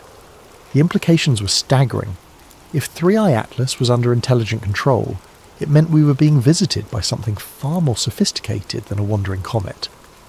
I encrypted the files and submitted them through official channels, then sat back in my chair and tried to process what I'd discovered. Sleep was impossible. I spent the remaining hours before dawn triple-checking my work, running additional simulations, and preparing for the inevitable barrage of questions that would come once my superiors saw the report.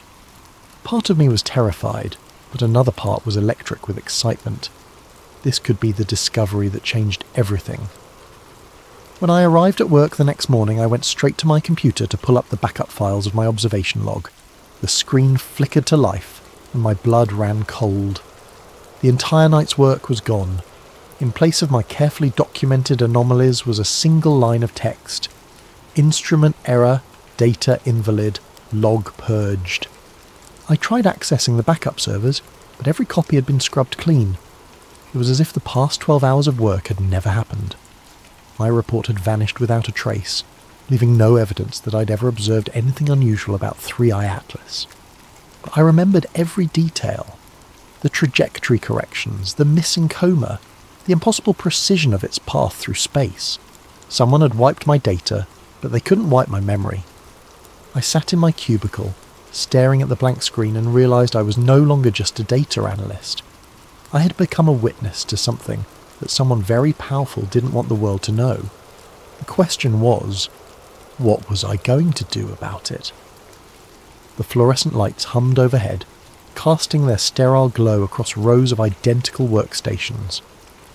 My colleagues went about their morning routines, oblivious to the fact that evidence of possible extraterrestrial intelligence had been discovered and then systematically erased overnight. I wanted to scream, to shake them all and tell them what I'd seen. Instead, I opened a new observation log and tried to pretend that nothing had changed. But everything had changed. I just didn't know how much yet. I spent the morning trying to reconstruct my observations from memory, but without the raw data, it felt like chasing shadows. Every time I pulled up 3i Atlas in the current tracking system, the trajectory looked perfectly normal. Textbook comet behaviour with no signs of the anomalies I'd documented just hours before. Around lunch, I decided to reach out to Dr. Jennifer Martinez, a colleague at the Palomar Observatory who'd been tracking the same object. If anyone else had noticed the irregularities, it would be her.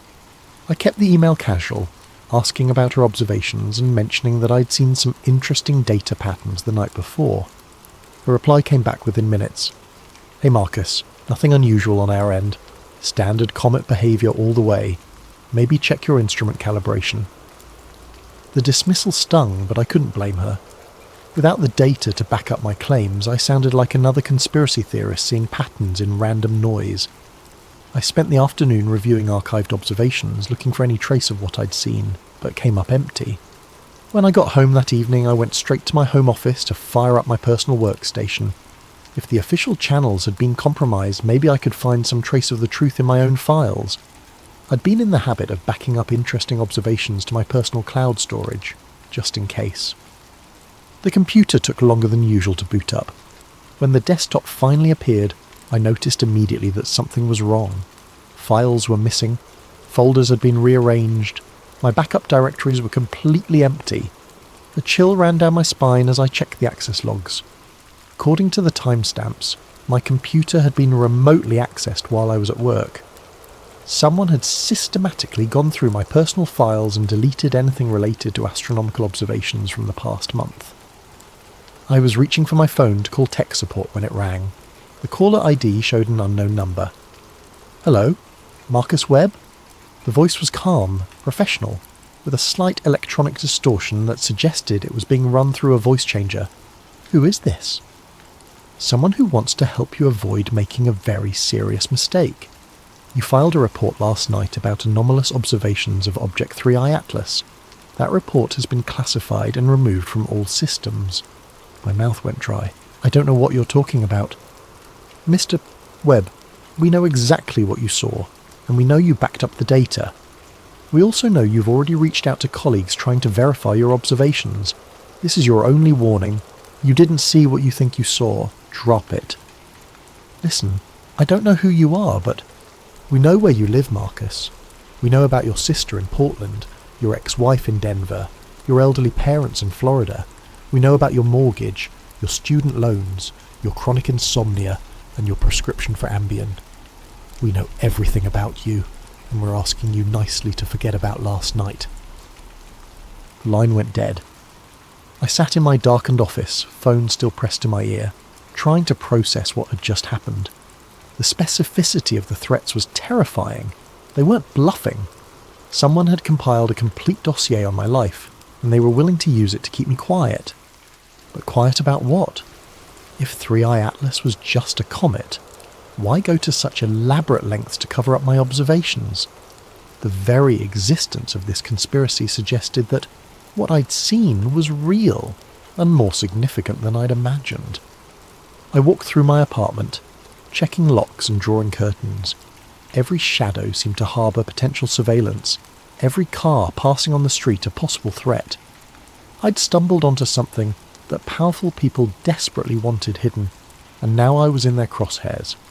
The smart thing would be to listen to the warning, delete whatever remaining files I could find, and pretend the whole thing never happened. I could go back to my quiet life of routine observations and meaningless reports. I could be safe. But I couldn't get the image out of my head. That metallic glint making impossible course corrections as it sailed through the void.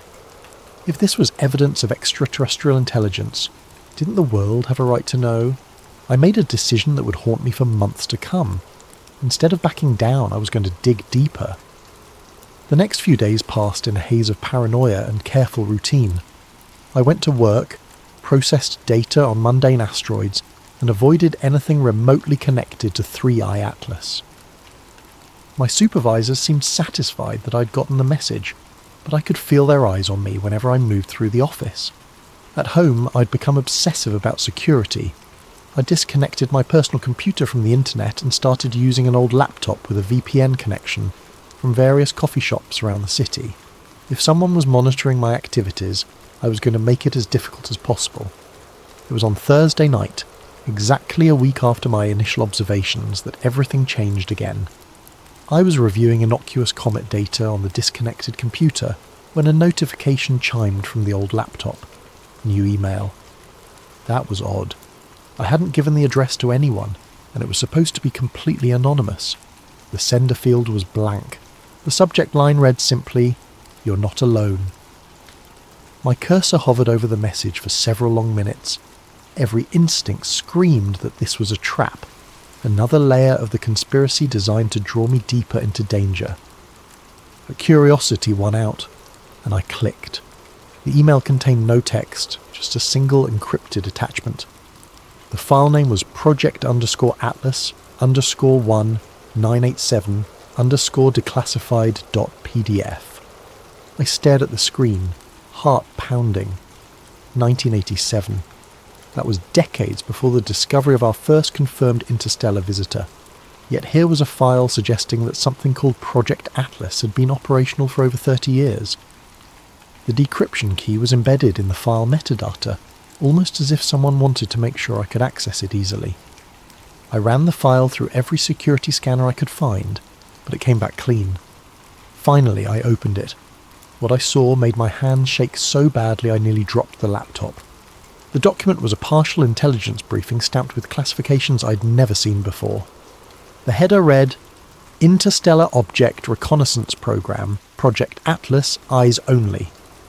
The first page contained an executive summary that made my blood run cold. Analysis of Object Designation 1/2017 U1 Oumuamua confirms artificial origin and reconnaissance capabilities consistent with previous visitations dating to 1987. Object demonstrated control trajectory adjustments, non-gravitational acceleration, and structural properties incompatible with natural formation. Recommend continuation of monitoring protocols and information containment procedures. I scrolled through page after page of technical analysis, trajectory data, and spectroscopic readings that painted a picture I could barely comprehend. Oumuamua, the first officially recognised interstellar visitor, hadn't been a natural object at all. According to this document, it was some kind of reconnaissance probe, and it wasn't the first. The file included a timeline that made my stomach churn. 1987, first confirmed artificial interstellar object, designation classified. 1996, second visitor, trajectory adjusted to avoid detection. 2003, third visitor demonstrated active camouflage capabilities.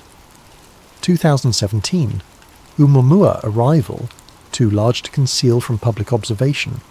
2019, 2I/Borisov, partial artificial characteristics detected, and at the bottom of the timeline, a chilling projection.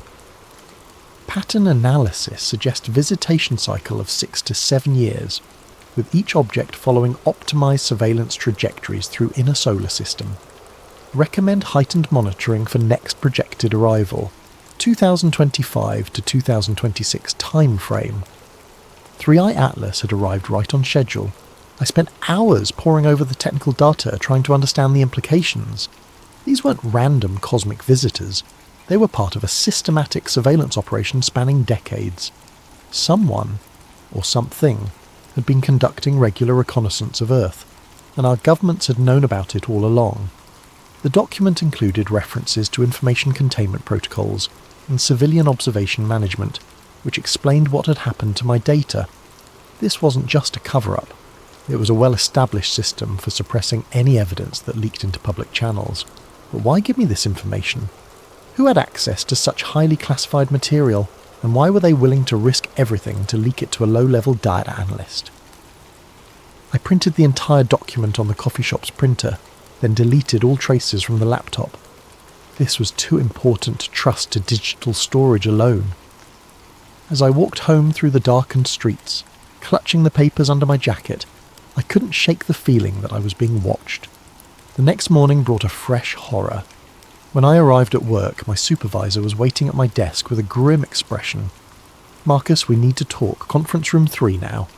Inside the sterile meeting room, he laid out a series of photographs across the table.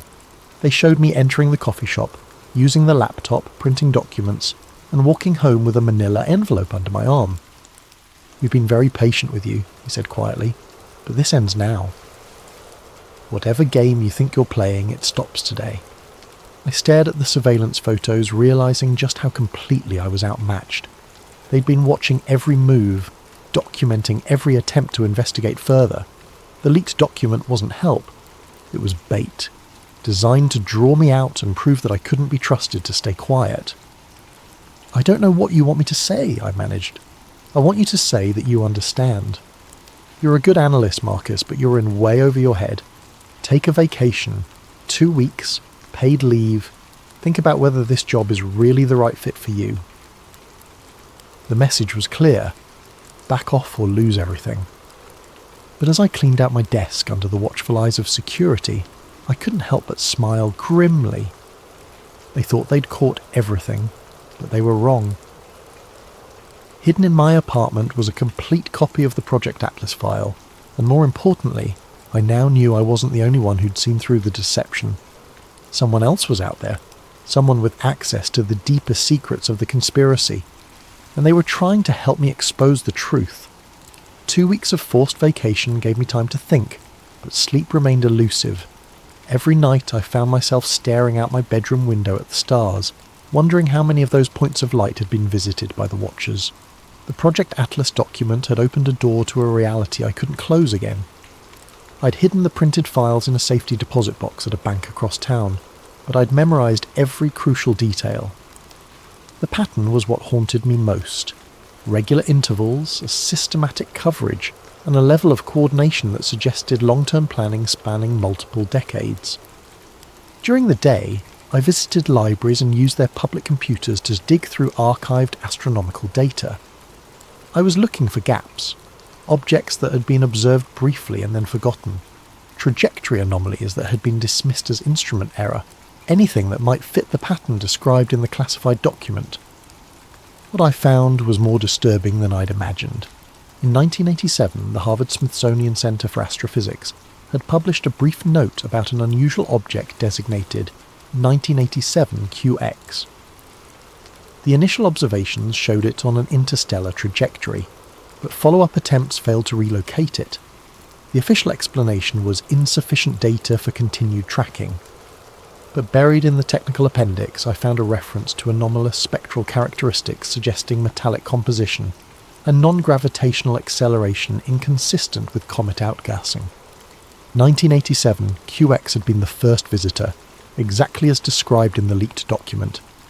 I found similar patterns throughout the historical record, objects that appeared briefly in official catalogues before being reclassified or forgotten entirely, always at the predicted intervals, always showing subtle signs of artificial origin, always disappearing from public view after initial detection.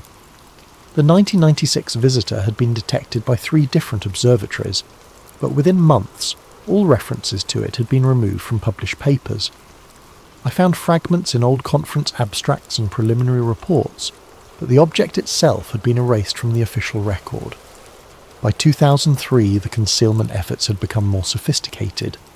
That year's visitor never appeared in any public catalogues at all, but I found oblique references to it in budget documents, requesting additional funding for deep space monitoring equipment and personnel evaluations praising staff for exceptional discretion in sensitive operations. The pattern was undeniable. For over 30 years, someone had been systematically monitoring and covering up evidence of artificial objects entering our solar system. The only question was, who was doing the covering up, and what were they hiding? My research was interrupted by a phone call from an unknown number. I almost didn't answer, but something made me pick up. "Is this Marcus Webb?" The voice was elderly, gravelly, with a slight tremor. "Who's asking?" "Someone who's been watching your library research with great interest. My name is Dr. Harold Peterson. I think we should meet." The name was familiar. I'd seen it referenced in some of the older papers I'd been reviewing. Harold Peterson had been a respected astronomer in the 1980s, specialising in small body observations. His publications had stopped abruptly in 1988. "What do you want?" "I want to show you something that will change how you see everything, but not over the phone. Are you familiar with the old Griffith Observatory parking lot? Meet me there at midnight." Every instinct told me it was a trap, but I'd come too far to turn back now. That night I drove through the winding roads of Griffith Park, checking my rearview mirror constantly for signs of surveillance. The observatory was closed, its parking lot nearly empty except for a few late-night stargazers. Dr. Peterson was exactly what I'd expected. A thin, white-haired man in his 70s, leaning heavily on a walking cane and clutching a worn leather satchel. But his eyes were sharp and alert, and when he spoke, his voice carried the weight of terrible knowledge. "You're not the first to notice the pattern, Mr. Webb. I've been tracking it for over 3 decades. The difference is, I learned to keep my mouth shut." We sat on a bench overlooking the Los Angeles basin, the city lights washing out all but the brightest stars. He opened the satchel and withdrew a collection of photographs, charts, and handwritten notes. 1987 was when it all started for me, he said. I was working at Palomar then, part of a team doing systematic surveys of near-Earth objects. We detected 1987 QX on a Tuesday night in October. By Friday our department had been restructured, and I'd been reassigned to different projects. He showed me photographs of the object, grainy black and white images that nonetheless clearly showed an elongated structure with sharp edges and reflective surfaces. Nothing like any natural comet I'd ever seen. They offered me a choice: sign a non-disclosure agreement and continue my career studying harmless asteroids, or maintain my academic integrity and find myself blacklisted from every observatory in the world. I chose my career and I've regretted it every day since. Why are you telling me this now? Because I'm 74 years old, mister. Webb, I have pancreatic cancer, and I'm going to be dead within 6 months. They can't threaten my career anymore, and I'm tired of carrying this secret. He handed me a manila folder filled with documentation I'd never seen before. Internal memos about visitor protocols, budget allocations for special projects, and correspondence between observatories about maintaining operational security. There are more of us out there, he said.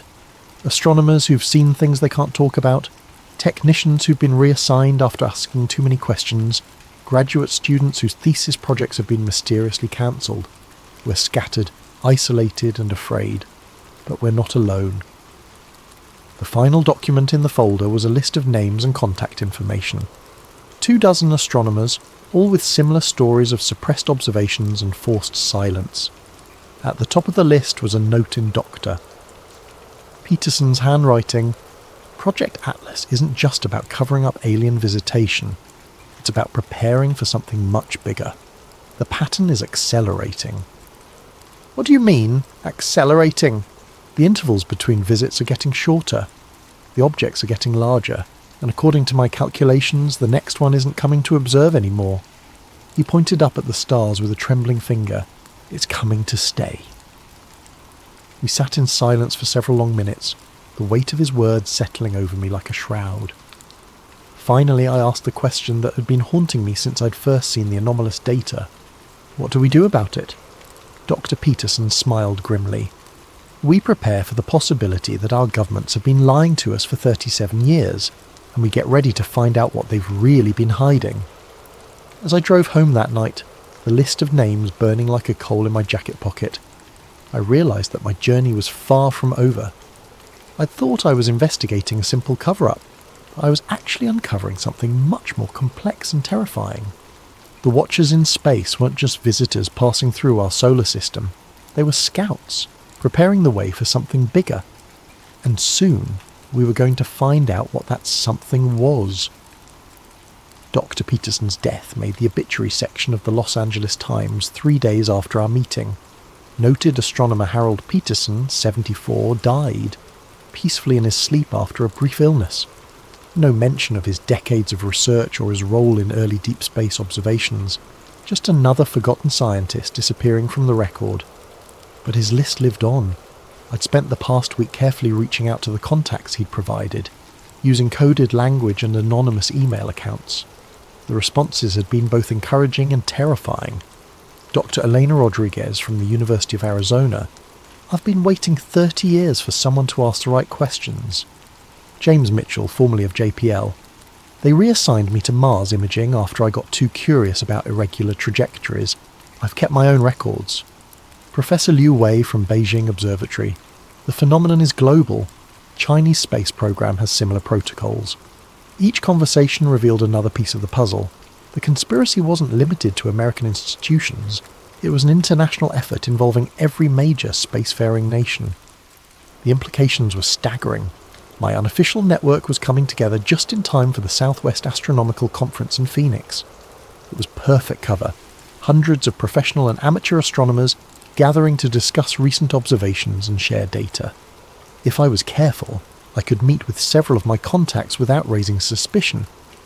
I registered under my real name and booked a flight to Phoenix, trying to maintain the appearance of normal professional activity. But as I packed for the trip, I couldn't shake the feeling that I was being watched. Cars seemed to linger too long outside my apartment. The same face appeared in multiple coffee shops. Paranoia, maybe, but the events of the past month had taught me to trust my instincts. The conference was held at a sprawling resort complex in Scottsdale, with sessions scattered across multiple buildings and hundreds of attendees milling about between presentations. Perfect for discreet meetings, but also perfect for surveillance. I'd arranged to meet Dr. Rodriguez during the lunch break at a quiet cafe in the resort's north wing.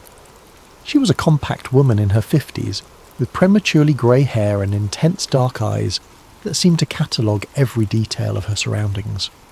"You're taking a big risk reaching out to all of us," she said quietly as we found a corner table. "They're very good at monitoring communications." "I know," but Dr. Peterson thought it was time to break the silence. "Harold was a good man. He carried this burden longer than any of us should have to." She slid a thin tablet across the table. "I've compiled everything I could recover from my observations in 1996. The trajectory data alone should be enough to prove artificial control."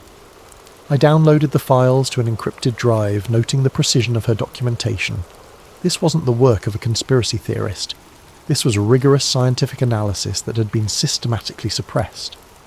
"There's something else," she said. "I've been in contact with colleagues in other countries. The pattern isn't random. These objects are conducting systematic reconnaissance of our entire solar system, mapping resources, defensive capabilities, population centres. For what purpose? That's what we need to find out. But I don't think we have much time left." Our meeting was interrupted by the arrival of James Mitchell, a nervous-looking man in his 60s who kept glancing over his shoulder as he approached our table. "We need to move," he said urgently. "There's a man with a camera taking pictures of everyone at this table." Black suit, earpiece, sitting by the fountain. I turned casually and spotted him immediately. Too well dressed for a conference, too alert for a tourist. Our eyes met for a split second before he looked away, but I'd seen enough to know we were blown. "How did they find us so fast?" Dr. Rodriguez whispered. "Doesn't matter," Mitchell replied. "What matters is getting out of here before they decide we're too dangerous to monitor passively." We separated and left through different exits, but the damage was done. My cover was blown, and now they knew I was actively building a network of suppressed witnesses. As I walked back to my hotel room, I could feel eyes on me from multiple directions. That evening I attended a presentation on deep space observation techniques, trying to maintain the appearance of normal conference activity. But my mind was racing, processing everything I'd learned and trying to anticipate their next move. The answer came sooner than expected. When I returned to my room at 11 p.m, the door was slightly ajar. I pushed it open slowly, reaching for the light switch, and froze. My room had been systematically searched. Every piece of luggage had been opened, every pocket turned inside out. My laptop was missing, along with the encrypted drives containing the leaked documents. But they'd left something behind. A single photograph on the bed. It showed me sitting at the cafe with Dr. Rodriguez and Mitchell, all three of us clearly identifiable. Written across the bottom in red ink, "Last warning." I grabbed my passport and the few items they'd left behind and got out of there immediately. The hotel lobby was filled with conference attendees, but I could spot at least 3 people who didn't belong, too alert, too focused on me specifically.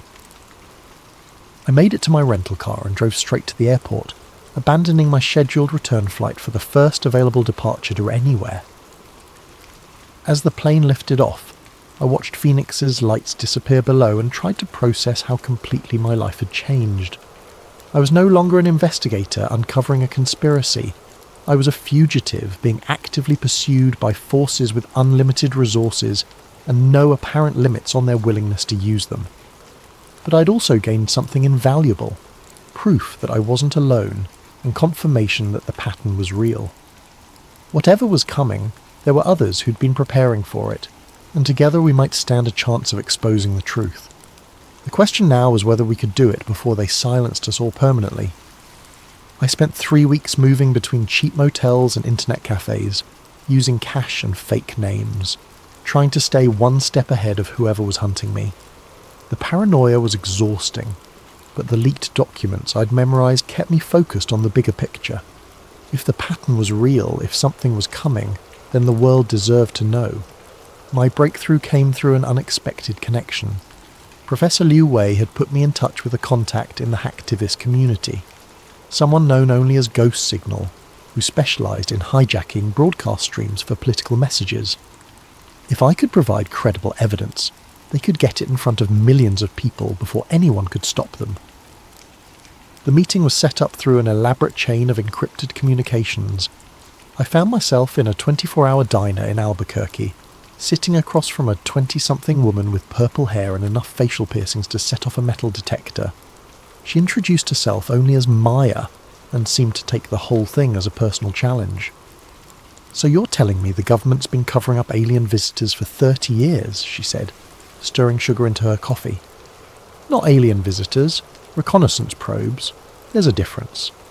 "Is there?" "Either way, it's the biggest story in human history and they've been lying about it." She pulled out a modified tablet and began typing rapidly. "I can get you into any broadcast stream you want. Major networks, streaming services, social media feeds. The question is, what exactly do you want to tell people?" I'd been preparing for this moment for weeks. The message needed to be clear, credible, and impossible to dismiss as a hoax. I outlined my plan, a 10-minute presentation laying out the evidence, supported by the data I'd compiled from multiple sources. "Here's the problem," Maya said. "As soon as you start broadcasting, they're going to try to shut you down. I can keep the stream live for maybe 15 minutes before they find all my back doors.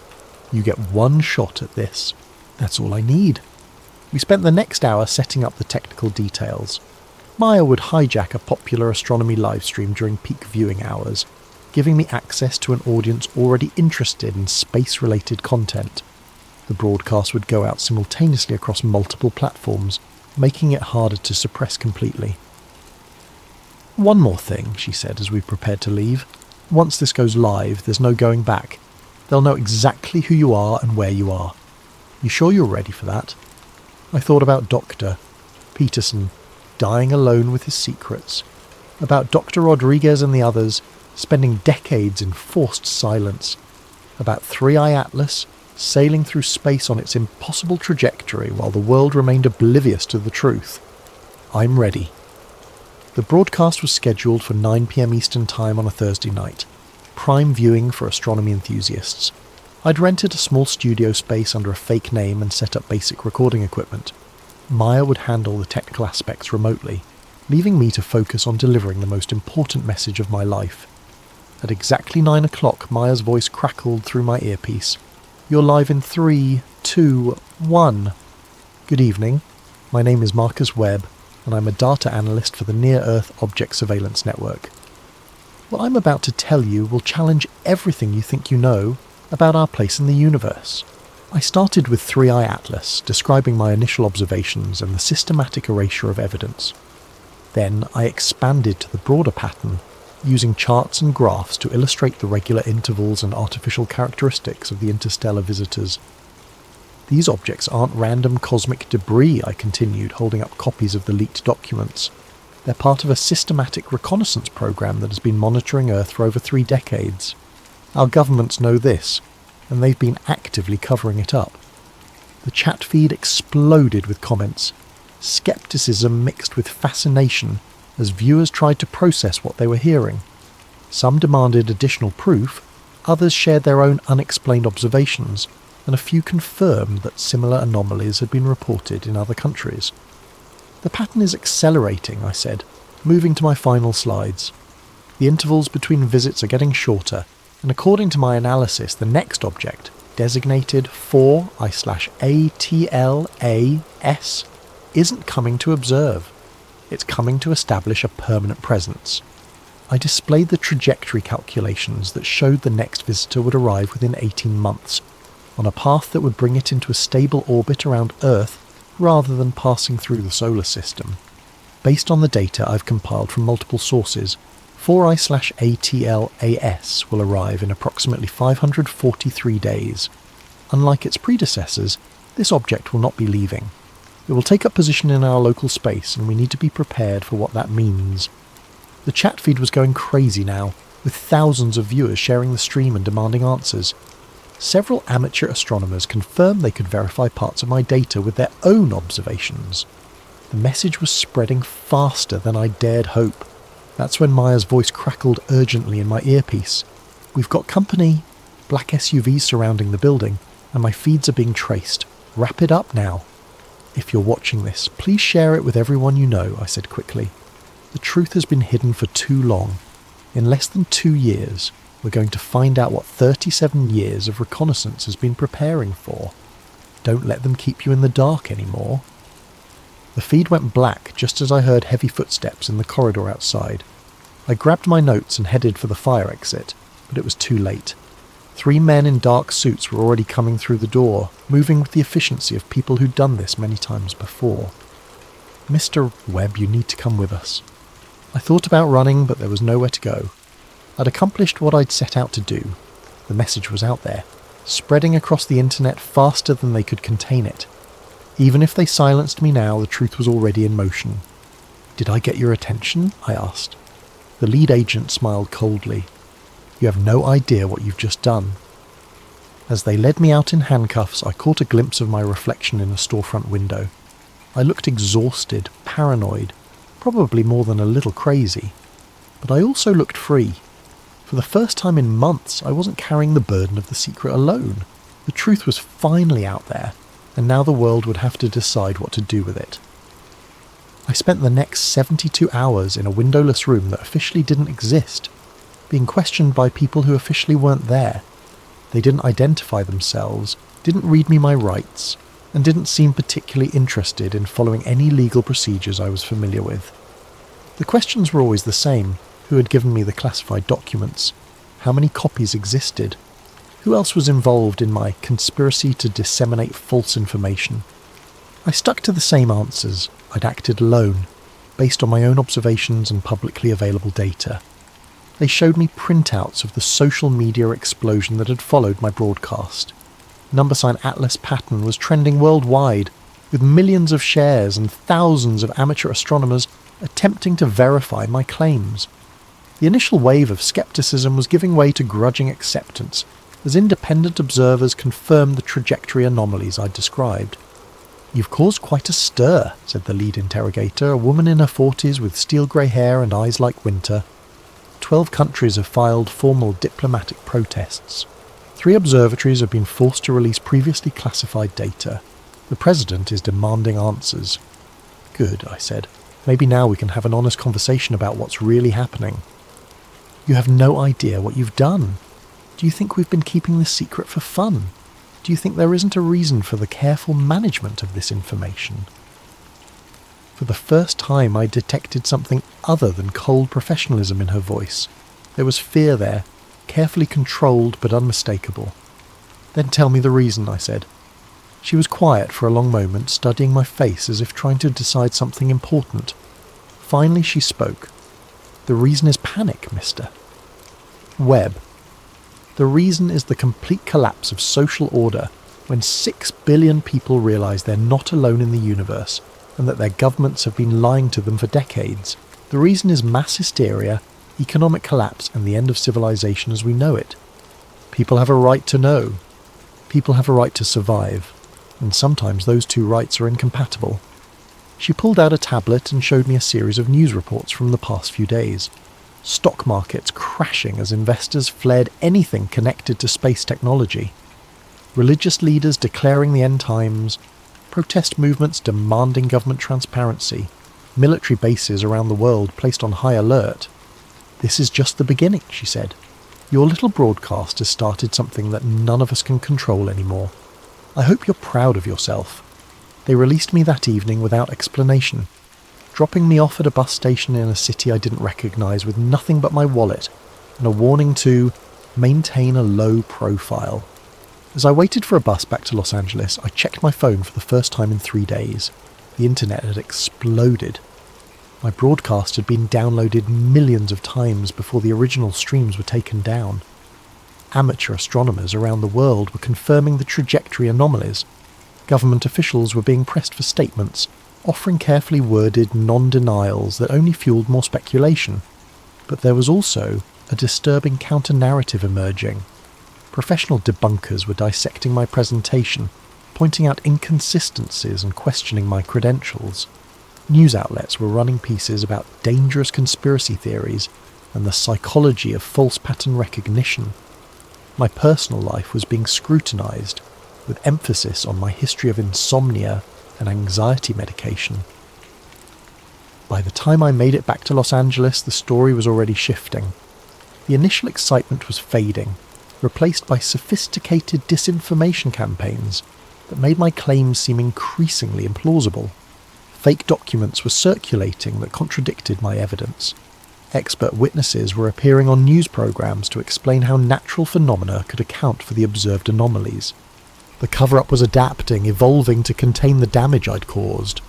I found my apartment exactly as I'd left it, but something felt different. The locks hadn't been changed. Nothing appeared to be missing, but there was a subtle wrongness that I couldn't quite identify.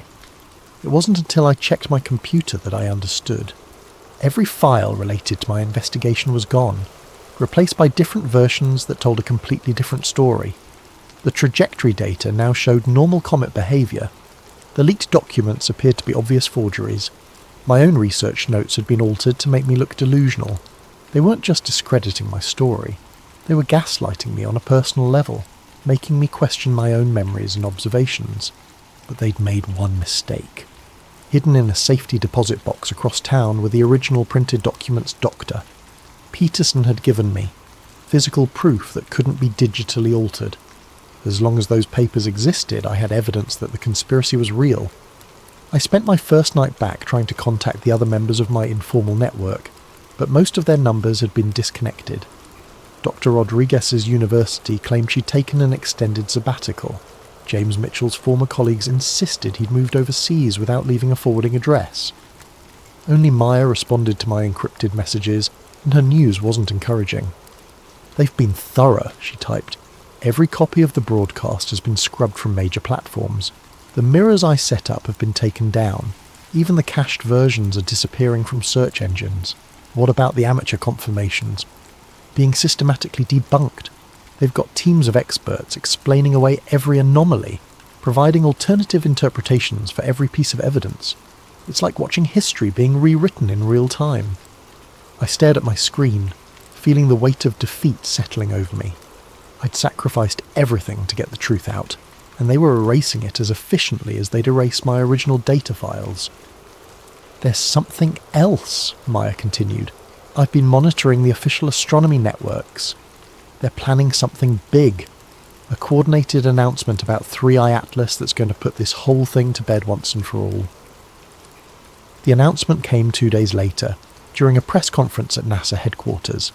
A panel of distinguished astronomers and agency officials presented their definitive analysis of 3i Atlas, complete with detailed explanations for every anomaly I'd observed.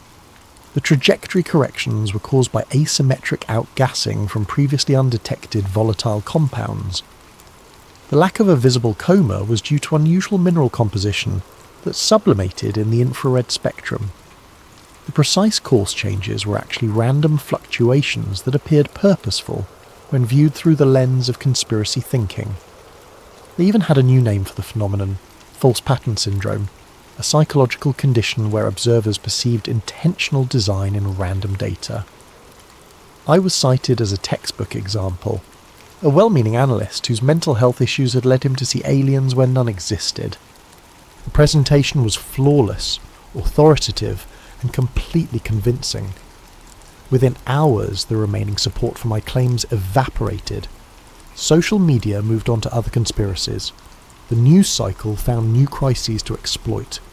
3i Atlas was officially just another comet, and I was officially just another delusional conspiracy theorist.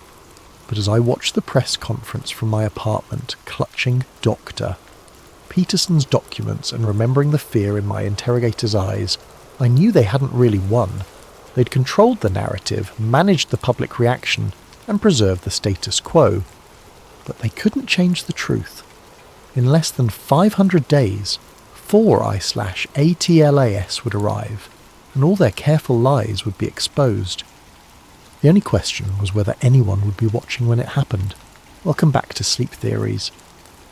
Before we dive into tonight's chilling tale, I want to give a thank you to Firehead Productions for suggesting this incredible story concept.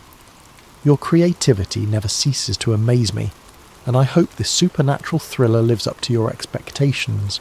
If you have ideas for future stories, please drop them in the comments below. I love hearing from you all. And if you're enjoying these late-night narratives, don't forget to hit that like button and subscribe to Sleep Theories for more spine-tingling content. Now, let's begin. The elevator in Mumbai's gleaming titanium tower shouldn't have opened onto a Victorian seance room that reeked of sulphur and burning wax.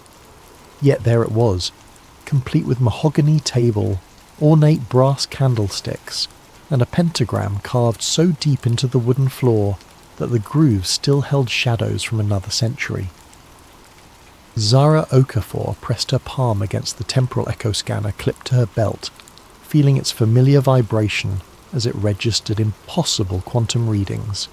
The device, her own invention, was designed to read the quantum imprints left by past events, like archaeological carbon dating but for time itself. Right now it was screaming warnings in frequencies only she could interpret. "This is what you called me halfway across the world for?" she asked the building manager, a nervous man named Patel, who kept dabbing sweat from his forehead despite the room's inexplicable chill. "A period film set someone forgot to clean up." "Please, Professor Okafor," Patel stammered. "Look at the blueprints. This space should be the 42nd floor executive conference room. But yesterday morning, maintenance opened the elevator and found this." Zara stepped deeper into the room, her boots echoing on floors that shouldn't exist.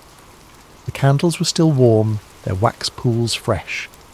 Victorian chairs surrounded the table in perfect ritual formation, and books bound in cracked leather lay open to pages covered in symbols that seemed to writhe when she wasn't looking directly at them. Her scanner's readings intensified. According to the quantum signatures, this room had existed here for over a century, but the building had only been completed 3 years ago.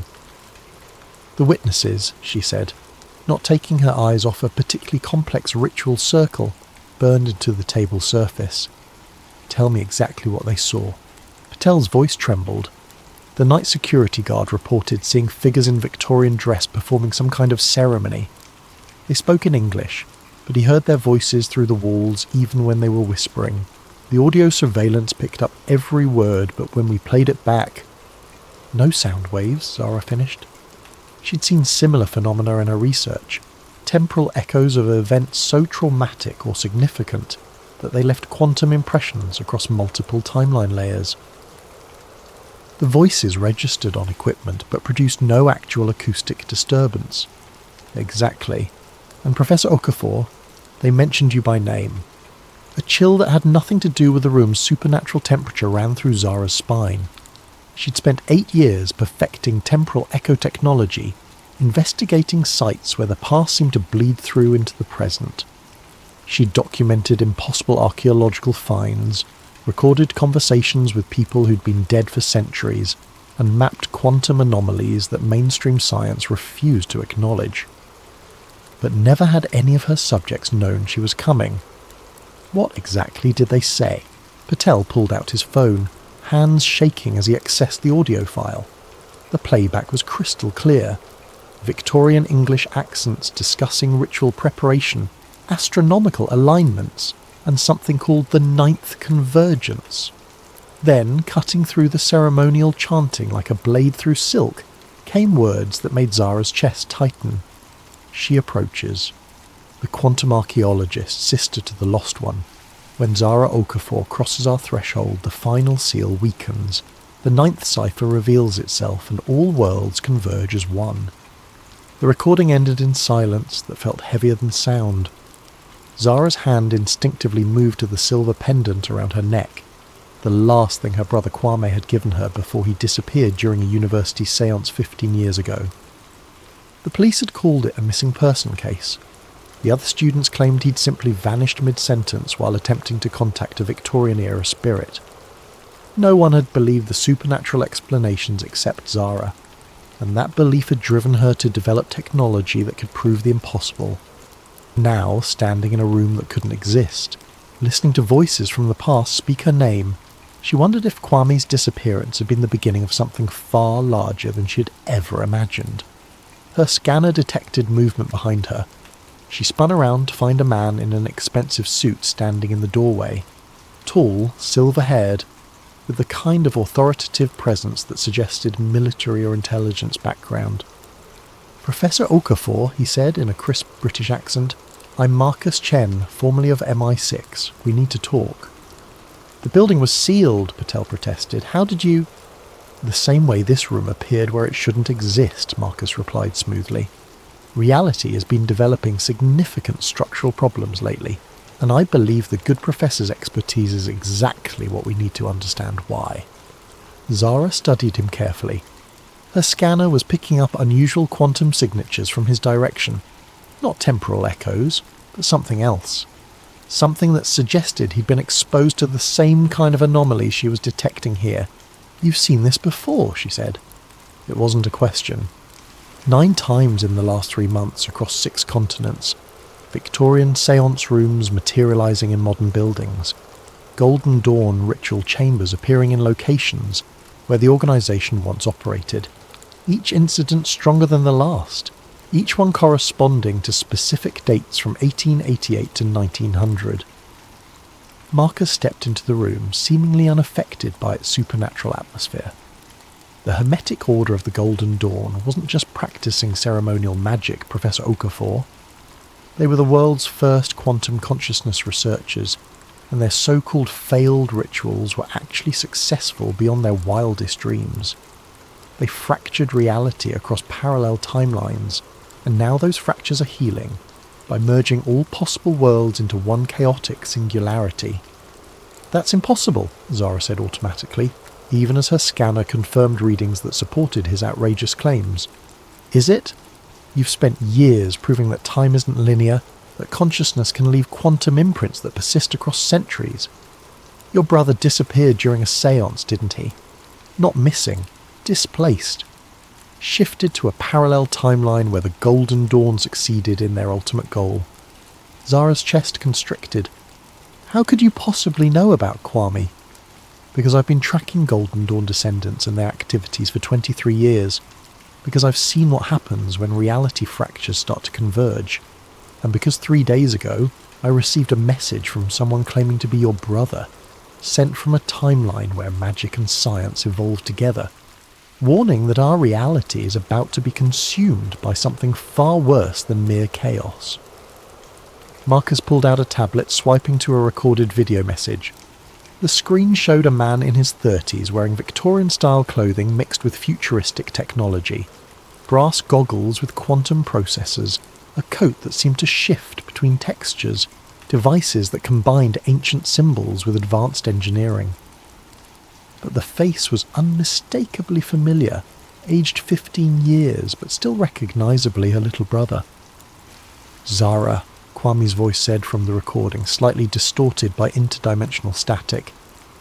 "I don't know if this message will reach the right timeline, but if you're hearing this, then the convergence has begun. The Golden Dawn didn't just fracture reality, they created a failsafe. 9 rituals designed to reset existence if humanity ever faced extinction. But they were never meant to be activated simultaneously. Something is using the fractures to complete all 9 ceremonies at once, and when it succeeds, every possible world will collapse into a single point of absolute chaos. You have to find the others. You have to stop the 9th cipher before..." The message cut off in a burst of static that made Zara's scanner scream warnings. "The others?" she asked, her scientific skepticism warring with desperate hope that her brother might still be alive, even in another reality. "A team I've been assembling for years, people with the skills and knowledge necessary to prevent a multiverse collapse. A quantum physicist who's been developing interdimensional communication technology, an occult historian who happens to be descended from Golden Dawn founders, a priest who's been documenting supernatural manifestations across multiple religions. We're going to need all of them if we want to save not just our world, but every possible version of it." Zara looked around the impossible Victorian room one more time, her scanner confirming that reality was indeed becoming increasingly unstable. The quantum signatures were growing stronger, as if the barrier between past and present, between possible and actual, was wearing thin. "If I agree to help," she said carefully, "I want answers. Real ones. How did the Golden Dawn actually fracture reality? What exactly are these 9 rituals? And what's powerful enough to manipulate quantum fractures across multiple timelines?" Marcus smiled grimly. "Professor, those are exactly the right questions. Unfortunately, the answers are going to challenge everything you thought you knew about the nature of existence itself." As if in response to his words, the Victorian room shimmered, its edges becoming translucent. Through the wavering reality, Zara glimpsed other versions of the same space, one where advanced technology mixed with magical symbols, one where the room was filled with shadows that moved independently of their sources, one where she herself stood in the same spot but wearing clothes she'd never owned. "The fractures are accelerating," Marcus said urgently. "We have perhaps a week before the convergence reaches critical mass. Will you help us prevent every possible reality from collapsing into chaos?" Zara thought of her brother's face on the screen, aged by years in another timeline but still unmistakably Kwame. She thought of the quantum signatures that proved the impossible was not only possible but actively happening. She thought of the responsibility that came with being one of the only people on Earth who could detect and potentially stop a multiverse-level catastrophe. "Where do we start?" she asked. Professor Esther Blackwood's London office looked exactly like what people expected from a 70-year-old occult historian. Floor-to-ceiling bookshelves filled with leather-bound volumes, crystal formations that caught afternoon light in rainbow patterns, and artifacts from a dozen different magical traditions displayed in glass cases. What they didn't expect was the quantum field generator humming quietly in the corner, or the holographic displays showing multiverse probability calculations floating above antique ritual implements. "You're late," she said without looking up from her work as Zara and Marcus entered. She was examining a brass ceremonial cup through what appeared to be a high-tech magnifying device that projected detailed molecular analyses into the air. The Canterbury manifestation occurred 17 minutes ago. Reality fracture duration: 4 minutes and 37 seconds 11 seconds longer than yesterday's incident in Prague. Zara's scanner immediately began registering the same impossible quantum signatures she'd detected in Mumbai, but here they were layered and complex, as if multiple temporal echoes were overlapping in the same space. "You can measure the fractures?" Zara asked, impressed despite her caution. "My dear," Esther said, finally looking up with eyes that sparkled with intelligence and something else, knowledge that carried the weight of terrible secrets. "My great-great-grandmother was Isabella Frances Blackwood, one of the founding members of the Golden Dawn. I've been tracking reality disturbances for most of my academic career, long before modern science developed instruments sensitive enough to detect quantum consciousness manipulation." She gestured to the artifacts around her office. "Every item here has been touched by Golden Dawn rituals. Every book contains records of their experiments with what they called astral projection, but what we now understand as quantum consciousness displacement. And every reading I've taken in the past 3 months confirms what my family has known for over a century. The 9 founding rituals weren't failures. They were too successful." Marcus moved to examine a detailed map of the world covered in pins and connecting strings. "Show her the pattern." Esther joined him at the map, pointing to locations marked in different colours. Red pins mark completed manifestations: Mumbai, Prague, Canterbury, San Francisco, Cairo, Athens, Berlin and Tokyo. 8 of the 9 original Golden Dawn temple locations. Each manifestation corresponds exactly to the date and time when the historical rituals were performed, adjusted for modern time zones. "And the 9th?" Zara asked, though she suspected she already knew the answer. "London, the original temple beneath the city, in tunnels that predate the Golden Dawn by centuries. According to family records, the 9th ritual was designed as a master key, a way to either open all reality fractures permanently or seal them forever. It was scheduled for October 31st, 1899, but was never performed because the order disbanded after internal conflicts." Zara studied the map more carefully, noting the mathematical precision of the location relationships. "The positioning isn't random. The 8 completed sites form a geometric pattern." "An octagram," Esther confirmed. 8 points of a star with London at the centre. Sacred geometry combined with quantum mechanics. Consciousness manipulation through precise spatial and temporal coordinates. The Victorian occultists were more sophisticated than anyone realised. A new voice interrupted from the doorway. "They were also completely insane, but that's what made them effective."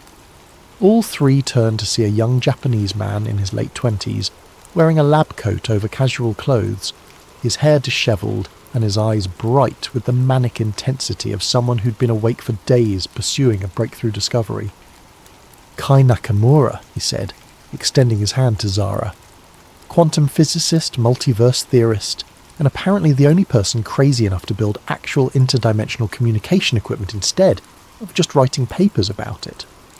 His handshake felt normal, but Zara's scanner detected quantum disturbances around him that suggested recent exposure to reality fractures. "You've been in contact with parallel timelines." "For the past 6 months, ever since the Mumbai incident, my equipment picked up the quantum disruption from halfway around the world. Reality fractures generate specific frequency signatures that propagate through what I call the dimensional substrate.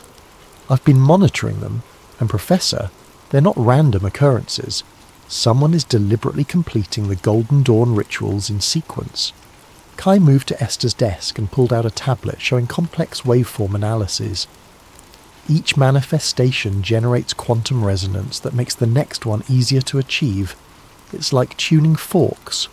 Once one starts vibrating at the right frequency, it encourages harmonic resonance in the others.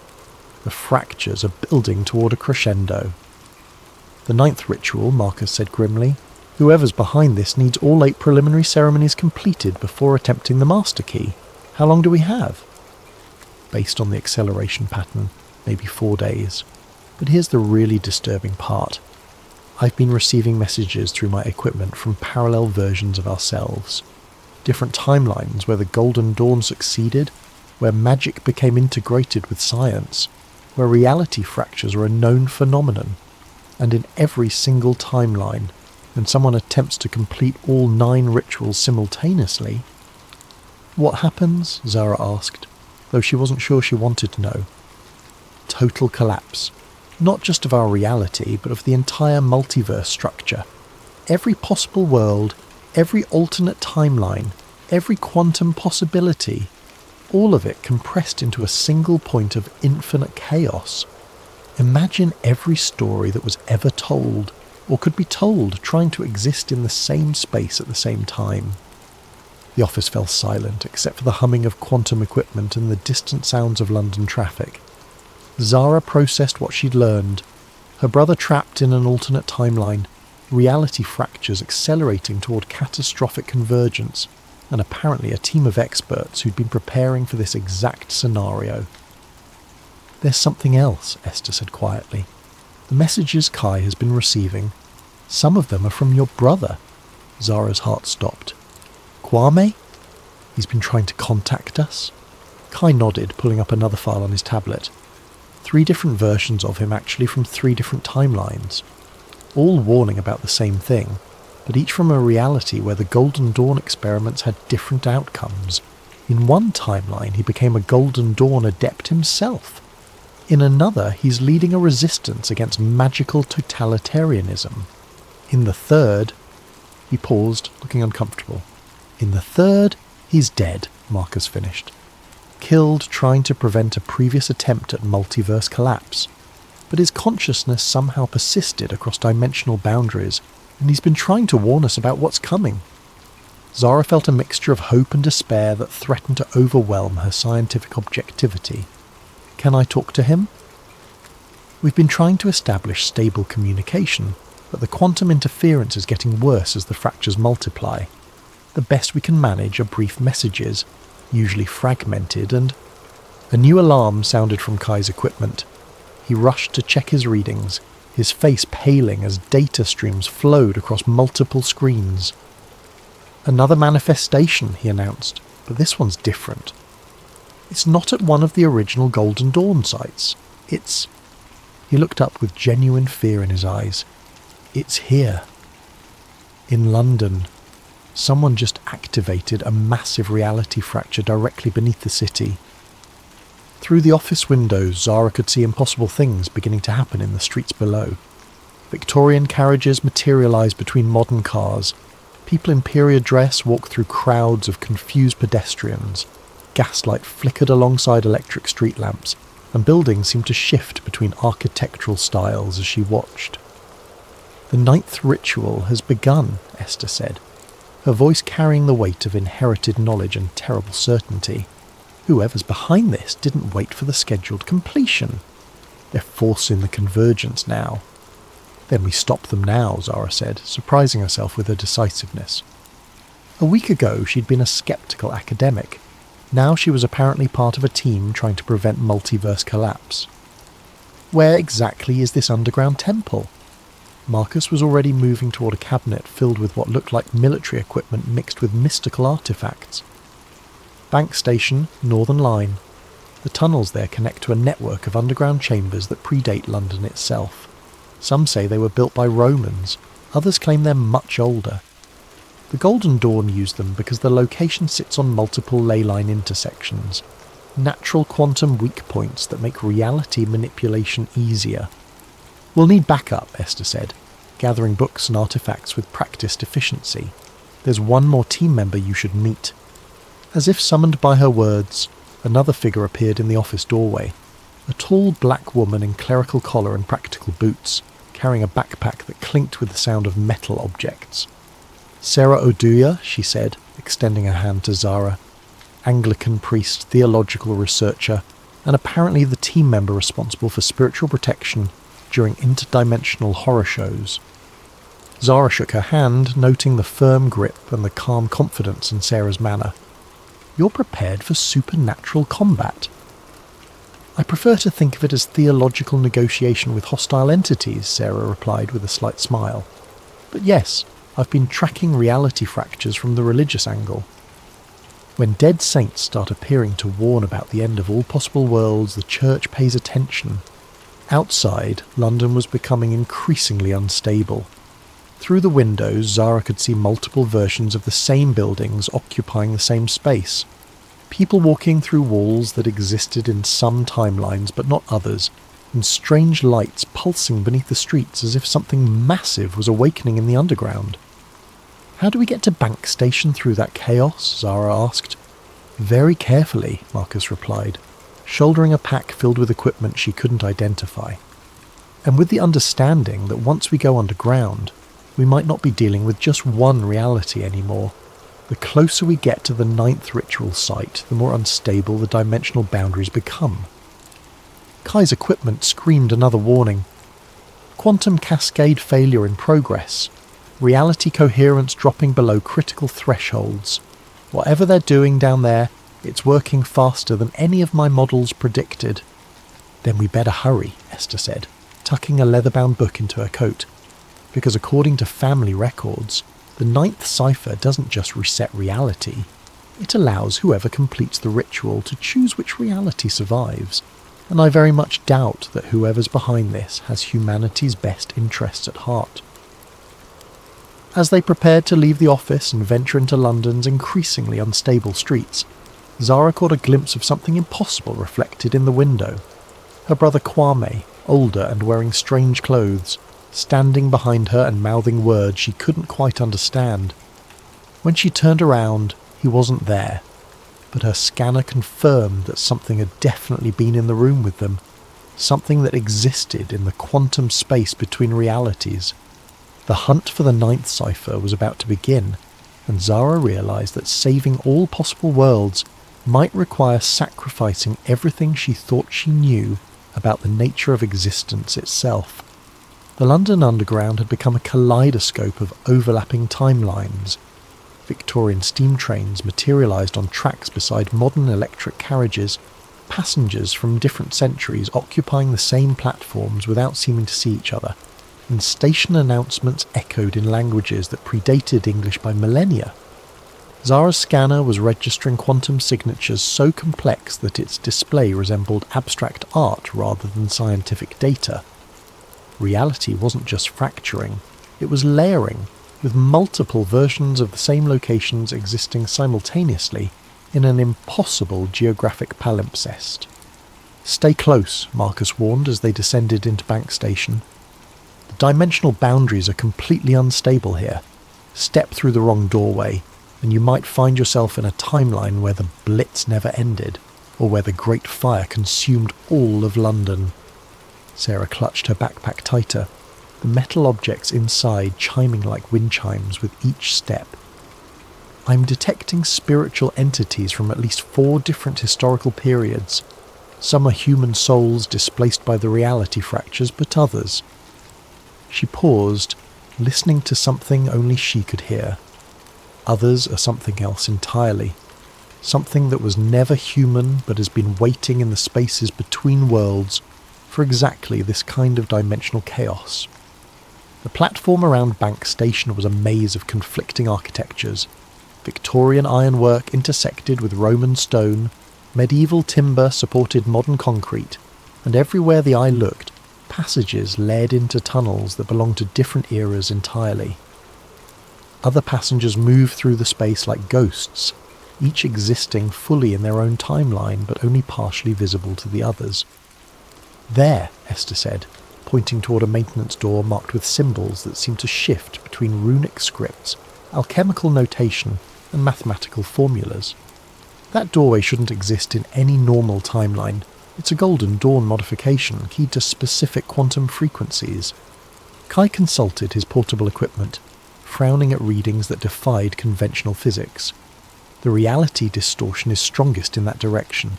Whatever's generating the dimensional cascade, it's directly beneath us, maybe 50 metres down, in tunnels that my scans suggest are significantly older than London itself." As they approached the doorway, Zara's scanner detected movement in her peripheral vision. She turned to see figures in Victorian dress performing some kind of ritual, in what appeared to be a gaslit version of the same platform. They were translucent but becoming more solid with each passing moment, as if the boundary between their timeline and the present was dissolving.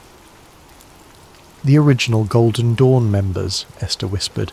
"Somehow the reality fractures are pulling their consciousness forward from the past. They're trying to complete rituals that were interrupted over a century ago." One of the Victorian figures looked directly at Zara, his eyes burning with an intensity that transcended temporal boundaries. When he spoke, his voice carried across dimensions with perfect clarity. "The ninth cipher awakens. The architecture of all worlds bends toward convergence. She who reads the quantum echoes must choose preservation or transformation, stasis or evolution. The shadow of the lost brother guides, but the final decision rests with she who bridges science and mystery." Before Zara could respond, the figure dissipated like smoke, leaving only the lingering scent of sulphur and old books. "They know you're here," Marcus observed grimly. "Whatever's behind the reality fractures, it's not just completing the Golden Dawn rituals, it's using the original practitioners as quantum anchors, pulling their consciousness through time to empower the ceremonies." The maintenance door opened at Esther's touch, revealing a spiral staircase that descended far deeper than should have been possible, given London's underground infrastructure. The stairs were carved from stone that looked older than the Roman occupation, covered with symbols that seemed to writhe and change when viewed directly. Pre-Celtic construction, Esther identified as they began their descent. These tunnels were built by whoever lived in this area before recorded history. The Golden Dawn didn't create this place. They found it and recognized its significance as a natural quantum focal point. The deeper they went, the more unstable reality became. Zara's scanner was detecting temporal echoes from dozens of different historical periods, all overlapping in the same physical space. She glimpsed Roman legionaries marching through medieval monks, Victorian occultists conducting ceremonies while Tudor-era plague victims wandered past, and stranger things. Figures in clothing that belonged to no historical period she recognized, speaking languages that hurt to hear. Multiple timeline convergence, Kai explained, consulting instruments that sparked with interdimensional static. The ninth ritual site is acting like a quantum sinkhole, pulling fragments of reality from across the entire multiverse. Every possible version of these tunnels that ever existed or could exist is trying to occupy the same space. They reached the bottom of the stairs to find themselves in a vast underground chamber that defied architectural logic. The ceiling stretched upward into darkness, punctuated by lights that might have been stars or distant fires.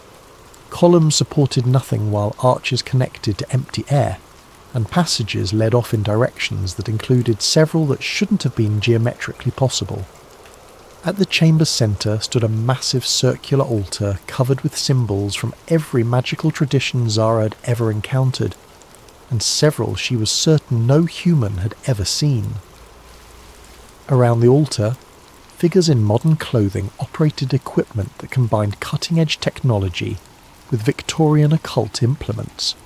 Quantum computers linked to crystal formations, holographic displays showing ritual circles, and devices that seemed to channel energy from multiple dimensional sources. Leading the operation was a woman in an expensive business suit whose eyes held the same burning intensity Zara had seen in the Victorian apparition. She looked up as the team entered the chamber, smiling with the confidence of someone who had orchestrated every detail of their arrival. "Professor Okafor," she said in a cultured British accent. "Victoria Ashford, though I suspect Marcus has already told you about me. Welcome to the convergence point of all possible realities. I trust you're prepared to witness the birth of a new multiverse." "You're the one behind the reality fractures," Zara accused, her scanner screaming warnings about the quantum energies building around the altar. "I'm simply completing work that was abandoned prematurely over a century ago," Victoria replied. The Golden Dawn understood that consciousness shapes reality at the quantum level, but they lack the technology to achieve stable multiverse manipulation. I'm rectifying that oversight. Around the altar, her technicians continued their work with practiced efficiency. Holographic displays showed the 8 completed ritual sites, each one pulsing with energy that fed into the London nexus. Reality distortions rippled outward from their location, growing stronger with each pulse. "You don't understand what you're doing," Esther protested, moving forward with the authority of inherited knowledge. "The ninth cipher isn't meant to merge realities. It's meant to choose one and seal the others permanently. Attempting to hold all possibilities open simultaneously will cause total multiverse collapse." "Will it?" Victoria asked. "Or will it finally allow humanity to transcend the limitations of single timeline existence? Imagine a reality where every choice leads to success, where death is temporary because consciousness can shift between alternate versions of itself, where the barriers between magic and science, between possible and actual, no longer exist." She gestured to the equipment around the altar, where readings showed reality coherence dropping toward critical thresholds. "My calculations indicate that controlled multiverse convergence will create a stable hybrid reality, incorporating the best elements from every possible timeline: magic, advanced technology, expanded consciousness, all coexisting in perfect harmony." "Your calculations are wrong," Kai interrupted, pulling out his own equipment to show waveform analyses that painted a very different picture. "I've been monitoring interdimensional communications for months. Every timeline where someone attempts total convergence results in the same outcome: complete collapse into quantum chaos. You're not creating a better reality. You're destroying all realities." Victoria's smile never wavered. Perhaps that's exactly what needs to happen. Perhaps existence itself needs to be reset, freed from the constraints of linear time and singular possibility. "I've been in contact with entities from parallel timelines who assure me that what appears to be destruction is actually transformation into something far more magnificent." "What entities?" Sarah asked, her clerical training apparently providing insight into the spiritual dimensions of the situation. "The collective consciousness of every failed timeline," Victoria replied. "Every reality that collapsed due to war, environmental destruction, or simple entropy. They've been waiting in the quantum spaces between worlds, and the reality fractures are giving them a chance to merge with successful timelines, to finally exist again, even if it means reshaping the entire multiverse in the process." Zara felt a chill of understanding. "You're not just trying to control the multiverse convergence, you're being controlled by something that wants to absorb every possible reality into itself."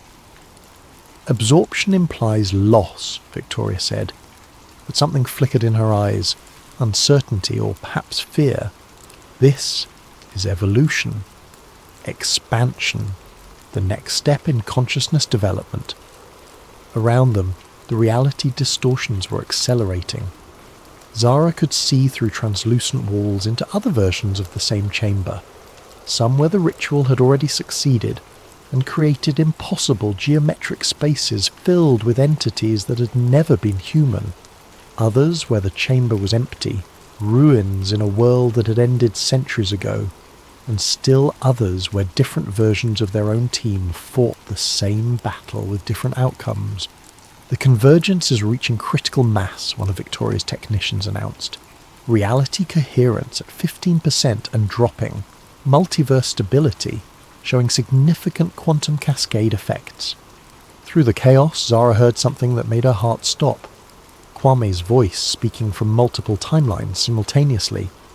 "Zara, the ninth cipher isn't about choosing a reality, it's about choosing what kind of consciousness will survive the convergence. You have to complete the ritual, but not the way she's doing it. There's another pattern, a way to create controlled selection instead of total merger. But you have to act now, before the quantum cascade becomes irreversible." She looked around the chamber and realized with growing horror that they might already be too late. Reality wasn't just fracturing anymore, it was dissolving, and something vast and hungry was emerging from the spaces between worlds to devour every possible future that had ever existed. The chamber erupted in chaos as multiple versions of reality tried to occupy the same space simultaneously. Victorian Golden Dawn members materialised alongside Roman priests. Medieval alchemists appeared next to figures in environmental suits who might have been from humanity's far future. And through it all, entities that had never been human writhed in the dimensional spaces between what was real and what was possible. Zara's scanner was beyond overloaded, its readings resembling static more than scientific data. But through the quantum noise, she could detect something else, a pattern, a mathematical structure underlying the apparent chaos. The ninth cipher wasn't random destruction. It was following specific rules that governed how consciousness could be preserved during multiverse collapse.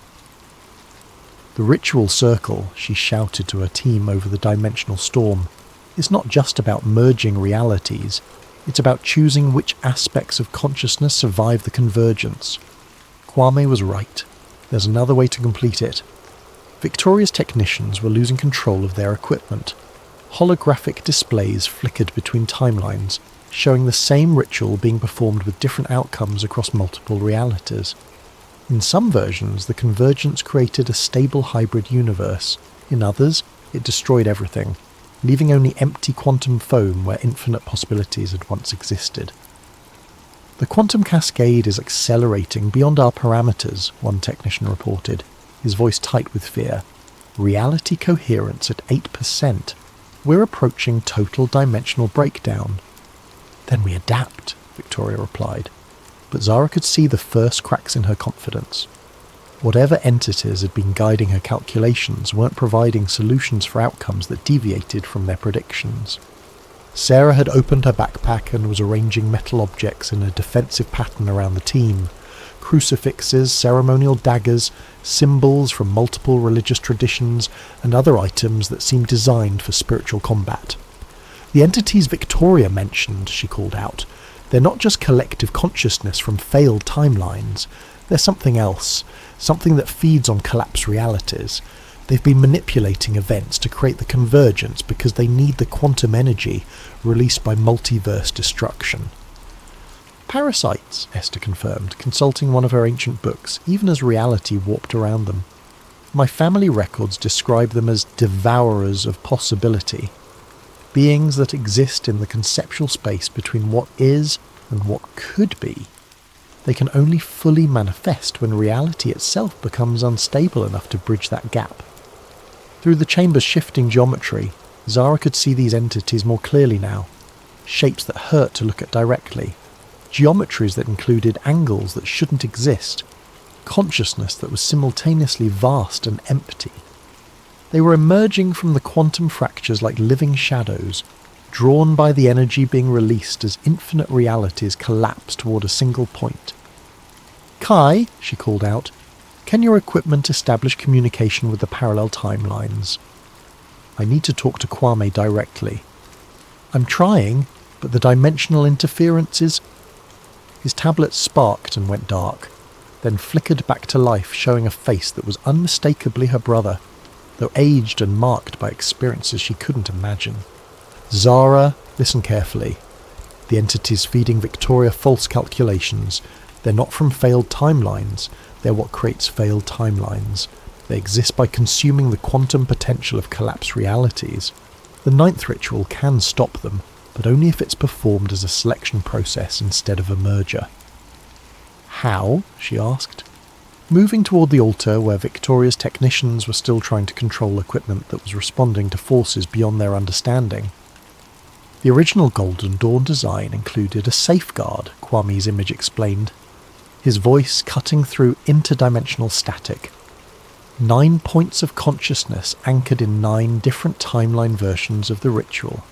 Instead of merging all realities, they create a selection matrix, a way to choose which elements from each possibility survive, while allowing the rest to gracefully dissolve.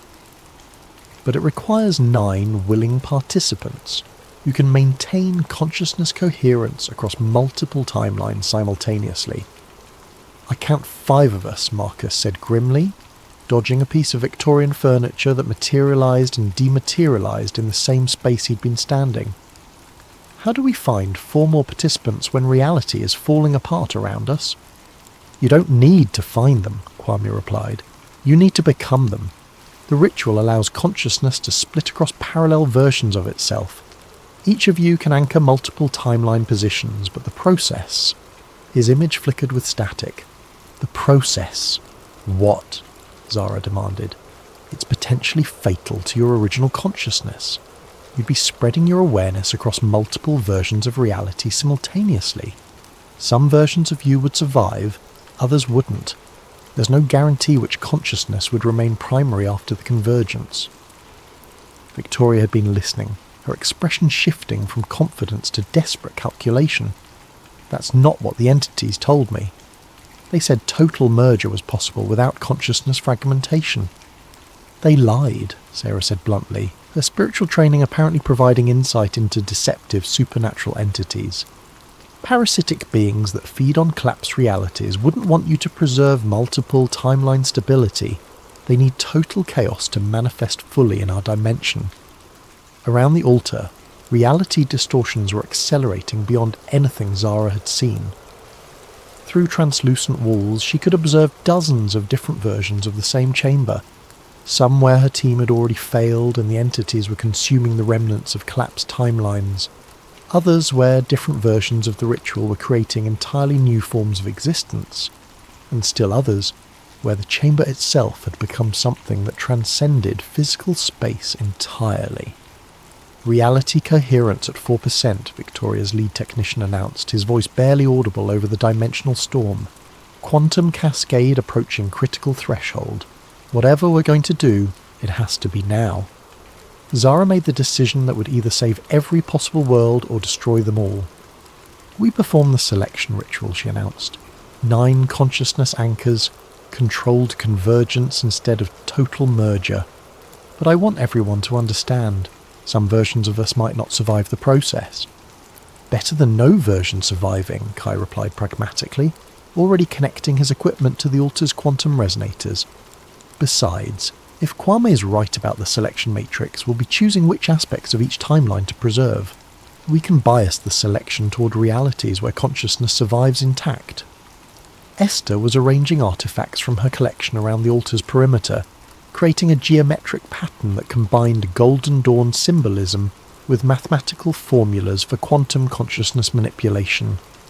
The family records include specific instructions for consciousness anchoring. Each participant needs a quantum resonator calibrated to their individual neural frequency. I can provide those, Victoria said quietly. When the team looked at her in surprise, she continued, My equipment was designed for this exact purpose. Whatever entities were manipulating me, the technology itself is sound. I'd rather use it to save reality than watch it be consumed by interdimensional parasites. Sarah began arranging her spiritual artifacts in protective patterns around each team member's position. Theological protection for consciousness fragmentation, she explained.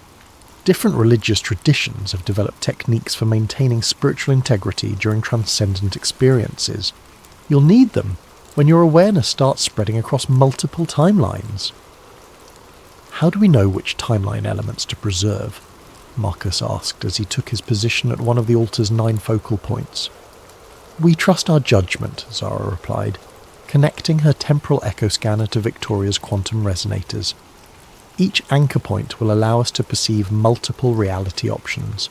We choose based on what creates the most stable, beneficial outcome for conscious beings across all timelines. Kwame's image flickered back into focus. Zara, there's something else. The entities that have been manipulating events. They're not the only intelligence that's been watching the convergence. There are other beings, ones that want to preserve multiverse stability. They've been sending guidance through the quantum echoes, but their communication is subtle. Trust your instincts about which timeline elements feel right. The ritual began as Victoria's technicians initiated the quantum resonance sequence.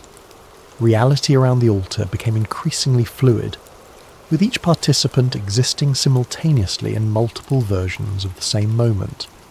Zara could perceive herself in timelines where she'd made different career choices, different personal decisions, different scientific discoveries. Each version had access to knowledge and experiences that the others lacked. Through her consciousness anchor, she could see the selection matrix beginning to form, a vast multi-dimensional framework that displayed every possible outcome of the convergence. Some selections would preserve magic alongside science.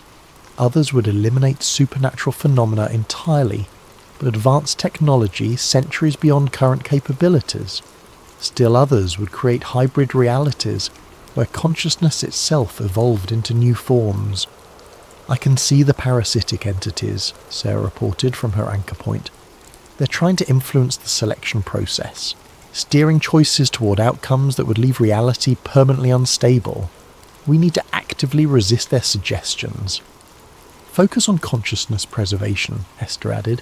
"My position is showing multiple options for how aware beings survive the convergence. Some preserve individual identity, others merge consciousness into collective intelligences, still others create new forms of awareness entirely." Kai's scientific training was proving invaluable as he analysed the quantum mechanics underlying each selection option. "Mathematics are stable for controlled selection, but we need to maintain perfect synchronization. If any anchor point loses coherence, the entire matrix could collapse into chaotic merger." Around them, the entities that had been manipulating Victoria were becoming increasingly desperate, manifesting as geometric impossibilities that tried to disrupt the selection process. But Sarah's spiritual protections were holding, and the team's combined will was proving stronger than parasitic influence. "I can see Kwame," Zara announced, her consciousness spanning multiple timelines where her brother existed in different forms. In some realities he never disappeared. In others, he became a Golden Dawn master. In still others, he died, but his consciousness persisted as a guardian intelligence. Which version should we preserve? "All of them," came the unexpected reply from Marcus. "The selection matrix doesn't require choosing single timeline versions. We can preserve multiple variants of the same person across different reality layers. It creates more complex existence, but also more resilient consciousness networks." The revelation changed everything. Instead of choosing between different timeline options, they could create a layered reality where multiple versions coexisted in parallel dimensional space. Magic and science, individual and collective consciousness, technological advancement and spiritual evolution, all could be preserved simultaneously in a stable multiverse configuration. "Beginning final selection sequence," Victoria announced, her equipment now fully integrated with the team's consciousness anchors. Reality coherence stabilizing at controlled threshold, quantum cascade shifting from destructive to constructive merger. Through the selection matrix, Zara could see the new reality beginning to form, a complex but stable structure where consciousness could exist in multiple forms simultaneously, where the barriers between possible and actual were permeable but controlled, where beings could access knowledge and experiences from parallel versions of themselves without losing individual identity. The parasitic entities made one final attempt to disrupt the process, manifesting as a wave of geometric chaos that threatened to overwhelm the altar's protective barriers.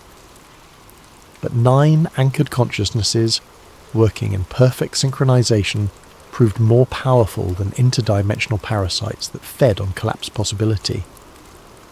"Selection complete," Kai announced as reality stabilized around them.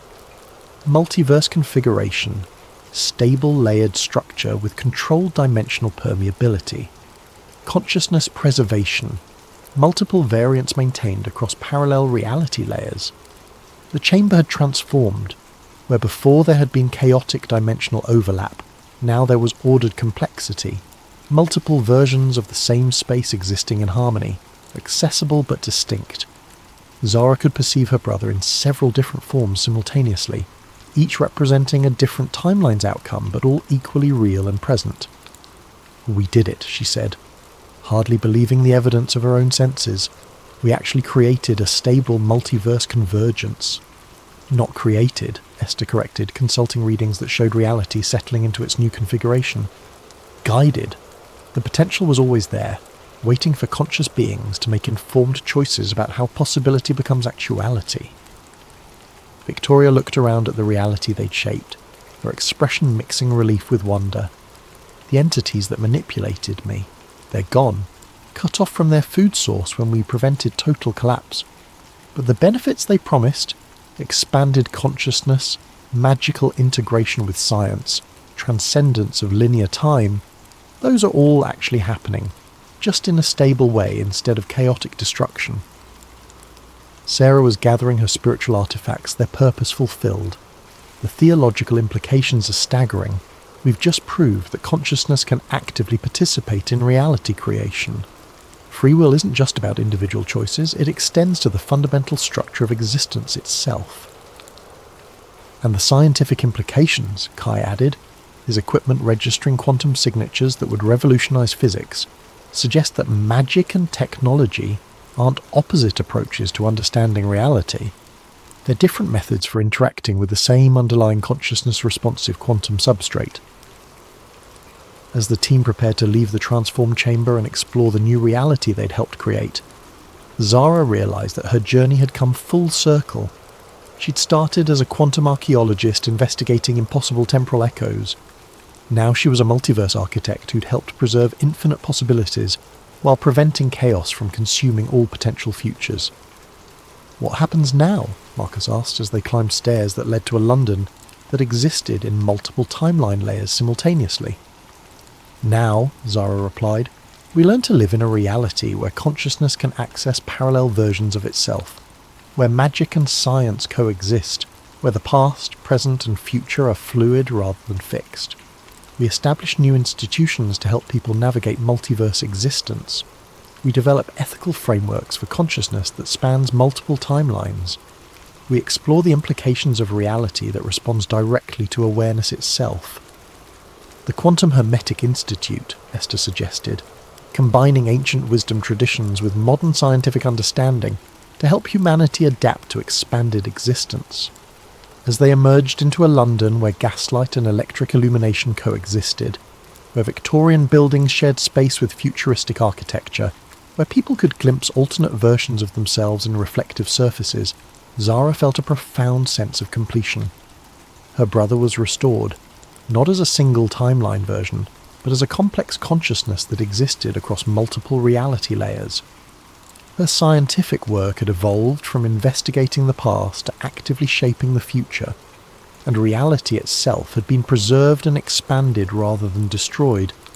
But as she established the first quantum resonance patterns that would allow others to safely explore their own multiverse connections, she detected familiar temporal echo signatures from beyond the boundaries of their newly stabilized reality. Other multiverses, other quantum archaeologists, other crises that would require consciousness to make choices about how possibility became actuality. The 9th cipher had been completed, but it was only the beginning of humanity's journey into expanded existence. And somewhere in the quantum spaces between what was and what could be, new challenges were already beginning to emerge. 6 months after the convergence, Zara stood in her new office at the Quantum Hermetic Institute, watching through windows that displayed multiple timeline versions of London simultaneously. The city had adapted to its expanded existence with remarkable resilience. People learned to navigate spaces where past and present coexisted, where magical phenomena appeared alongside technological marvels, where consciousness could access memories and knowledge from parallel versions of itself. Her temporal echo scanner, now upgraded with quantum resonators that could detect interdimensional phenomena, registered the approach of a familiar consciousness signature. She turned to see Kwame entering her office, not as a single individual, but as a complex pattern of existence that included versions from multiple timelines. Some were older, some younger. Some bore the marks of experiences she couldn't imagine, but all were unmistakably her brother.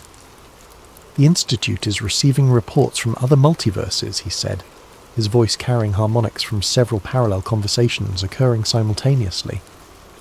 The reality fractures we healed weren't unique to our dimensional cluster.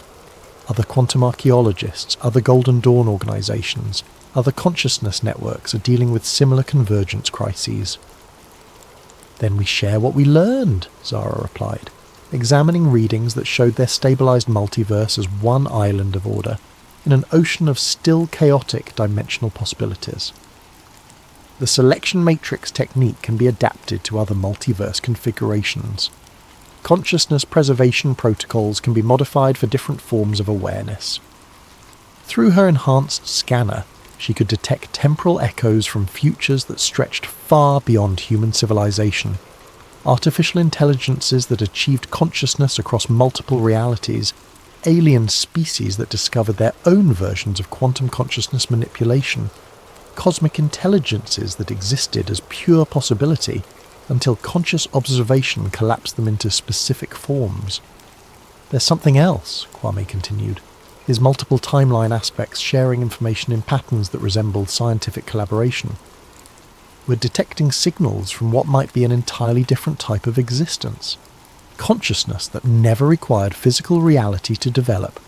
Beings that exist purely as mathematical structures within the quantum substrate itself. Zara felt the familiar thrill of discovery that had driven her to become a quantum archaeologist. Reality wasn't just stranger than they had imagined. It was stranger than they could imagine, and consciousness played a fundamental role in determining how strangeness became structure. Then we keep exploring, she said, calibrating her equipment to detect phenomena that existed beyond the boundaries of their newly expanded reality. We've learned that consciousness can actively participate in shaping existence itself. Now we discover what other forms that participation might take. As she prepared to investigate temporal echoes from civilizations that might exist purely as mathematical consciousness, Zara reflected on how far she'd travelled from the skeptical academic who had first encountered a Victorian séance room in a Mumbai skyscraper. She'd started by reading quantum imprints of the past. Now she was helping to write the quantum architecture of possible futures. The 9th cipher had been completed, but in solving it, they discovered that reality itself was just the first level of a far larger mystery. Consciousness, possibility, and existence were engaged in an eternal collaboration that stretched across dimensions, timelines, and forms of being that transcended current understanding. And somewhere in the quantum spaces between what was known and what remained to be discovered, new temporal echoes were beginning to form. Echoes that would require future archaeologists to dig even deeper into the fundamental structures of consciousness and reality. The convergence was complete, but the real exploration was just beginning. What if the most powerful secret society in the world wasn't hiding their evil plans, but keeping something far worse from awakening? Tonight's chilling tale takes us deep into the redwood forests of California, where ancient rituals and modern power collide in ways you never imagined. Special thanks to Langauman for suggesting this spine-tingling concept. If you have ideas for future stories, drop them in the comments below. And if you're enjoying these midnight journeys into the unknown, don't forget to like and subscribe to Sleep Theories for more tales that blur the line between conspiracy and nightmare. The envelope arrived on a Tuesday morning, slipped between my electric bill and a stack of rejection letters from publishers who wouldn't touch my work anymore. Plain white paper, no return address, postmarked from San Francisco but feeling like it had travelled much farther than the 300 miles from the city. My name was written in careful block letters across the front. ALEXMORGAN.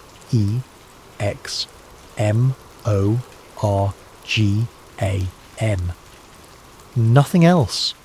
No apartment number, though whoever sent it knew exactly where to find me in this cramped studio above the Chinese restaurant on Divisadero Street. I'd been blacklisted for 18 months now, ever since I published that expose on Meridian Industries and their illegal arms deals with 3 different terror groups. The story won awards, toppled a senator, and destroyed my career in equal measure. Turns out some truths are too expensive for the media to handle. The lawsuit bankrupted the magazine, my editor disappeared into witness protection, and I became radioactive to every publication from the Chronicle to Mother Jones. But someone still thought I was worth reaching. Inside the envelope was a single sheet of cream-coloured paper, expensive stock, with an embossed header that made my hands shake. The Bohemian Club, San Francisco. Below that, an invitation written in the same careful script. Mr. Alex Morgan is cordially invited to attend the summer encampment at Bohemian Grove, Monterey, California, July 15th to 31st, 2024. Guest privileges have been arranged. Transportation and accommodation provided. This invitation is non-transferable and expires at sundown on July 15th. At the bottom, written in different handwriting, rushed, urgent, was a single line that would haunt me for weeks. This is your last chance to see the truth. Don't waste it. Bohemian Grove. I'd heard whispers, read the conspiracy theories, seen the grainy photos leaked over the years. Every July, the most powerful men in America, presidents, CEOs, generals, media moguls, retreated to 2,700 acres of ancient redwoods north of San Francisco for 2 weeks of what they called fellowship, what the rest of the world called the most secretive gathering of the American elite. No journalists allowed, no cameras, no women, no record of what happened behind those gates, except for the occasional leaked photo of men in robes standing before a massive owl statue, performing something called the cremation of care ceremony. Political theatre, most assumed. Rich men playing dress-up while they planned the next war or market crash. But this invitation was real. The paper felt authentic. The letterhead matched samples I'd seen in archived documents. Someone with serious connections wanted me inside those gates. The question was why. I spent 3 days researching everything I could find about the Grove. The official history spoke of artistic pursuits, informal talks, and male bonding among the country's leadership. The unofficial history painted darker pictures: secret deals, occult rituals, decisions that shaped global politics made during drunken conversations around campfires.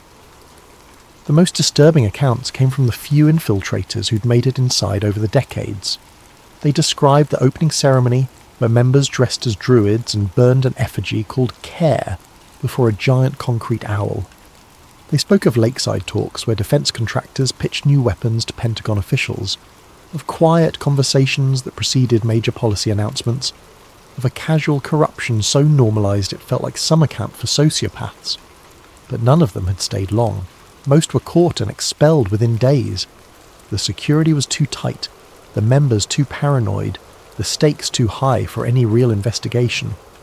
Whoever sent this invitation was giving me something no journalist had ever possessed: legitimate access. The question was whether I was walking into the story of a lifetime or a trap that would finish what Meridian Industries had started. On the morning of July 14th, I made my decision.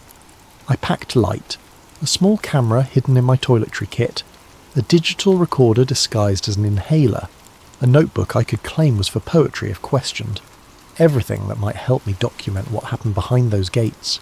The invitation included a phone number.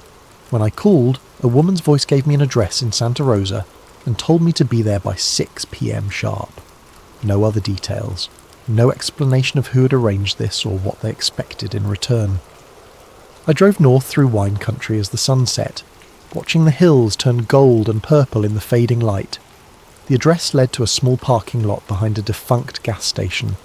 3 black SUVs waited, engines running, windows tinted. A man in a plain suit approached my car before I'd even turned off the engine. "Morgan?" he asked. I nodded. "Leave your keys in the ignition. Someone will return your car when you're finished." "Finished with what?" He didn't answer, just opened the passenger door of the middle SUV and waited. I grabbed my bag and climbed in, noting the soundproof partition between front and back seats, the lack of door handles on the interior. Whatever was happening, there would be no turning back once we started moving. The drive took 40 minutes through increasingly dense forest. No conversation, no music, just the hum of tyres on asphalt and the gradual realisation that I was committing to something I didn't understand. My phone lost signal after the first 10 minutes. The windows were too dark to see landmarks. By the time we stopped, I had no idea where we were or how to get back. The gates of Bohemian Grove appeared suddenly in our headlights. Massive wooden barriers flanked by stone pillars, with the carved image of an owl watching from above. Guards emerged from hidden positions, checked documents, waved us through. The SUV followed a winding road deeper into the forest, past smaller camps with names like Hillbillies and Lost Angels painted on rustic signs. We stopped at a cluster of simple cabins near what appeared to be a lake. The man in the suit handed me a small leather folder. "Your documentation," he said. "You're a guest of the Mandalay camp. Keep your head down, your mouth shut, and your eyes open." Someone will contact you when it's time. Time for what? But he was already walking back to the SUV. I watched the taillights disappear into the trees, leaving me alone in the most secretive place in America with nothing but a fake identity, and questions I wasn't sure I wanted answered. Inside the leather folder was a camp roster listing me as a Morgan, Investment Banking, Chicago. Below that was a simple map of the Grove and a schedule of events. Tomorrow night was marked in red. Cremation of Care Ceremony, 9:30 p.m, Sacred Grove. At the bottom of the page, in the same urgent handwriting from the invitation, was one final note. Watch for the second ceremony. That's where the real truth begins. The morning brought sounds I'd never expected to hear in such a place. Laughter, casual conversation, the clink of coffee cups on saucers. Looking out the window of my assigned cabin, I saw men who controlled trillions of dollars and millions of lives shuffling around in bathrobes and flip-flops like they were at a summer camp. Because that's exactly what it was, I realised. The most exclusive, powerful summer camp in the world. I dressed in the khakis and polo shirt that had been left in my closet, the Grove's unofficial uniform, and stepped outside to explore. The camp sprawled across the forest in a seemingly random pattern of paths and clearings, each dedicated to different groups with names that sounded like fraternity houses. Caveman, Silverado, Owl's Nest, Sons of Toil. At the central plaza I found what looked like a small town square. A dining hall large enough for hundreds, a stage for performances, a bar that was already serving despite the early hour. Men moved between these spaces with the easy familiarity of those who'd done this many times before. Some faces I recognised from television and magazine covers. Senators CEOS, a former Secretary of State. Others were anonymous but carried themselves with the quiet confidence that comes from wielding serious power. The strangest part was how normal it all felt. These were the people conspiracy theorists claimed ran secret cabals to control world events, and they were arguing about baseball scores and complaining about their golf games like any group of aging fraternity brothers. First time at the Grove? I turned to find a heavy-set man in his 60s, silver hair perfectly styled despite the casual setting. His face was familiar, but I couldn't place it immediately. "That obvious?" I asked. He laughed. "You've got that wide-eyed look. Everyone does their first time. I'm Bill. Been coming here for 23 years. Alex, investment banking. Right. Mandalay camp. Heard you were joining us. What brings you to our little retreat?" It was a casual question, but something in his tone suggested it wasn't casual at all. I'd prepared for this. "Market analysis consultant," I said. "Specialised in political risk assessment. Figured this might be a good place to network." Bill nodded slowly. "Indeed it is. You'll want to catch tonight's ceremony if you haven't seen it before. Quite a spectacle. Been the same for nearly a century now. The owl thing, cremation of care. Beautiful tradition. Helps everyone leave their worries behind, focus on fellowship." He paused, studying my face. "Though I suspect you might find other aspects of our gathering more professionally relevant." Before I could ask what he meant, Bill was walking away, leaving me with the distinct impression that I'd just passed some kind of test.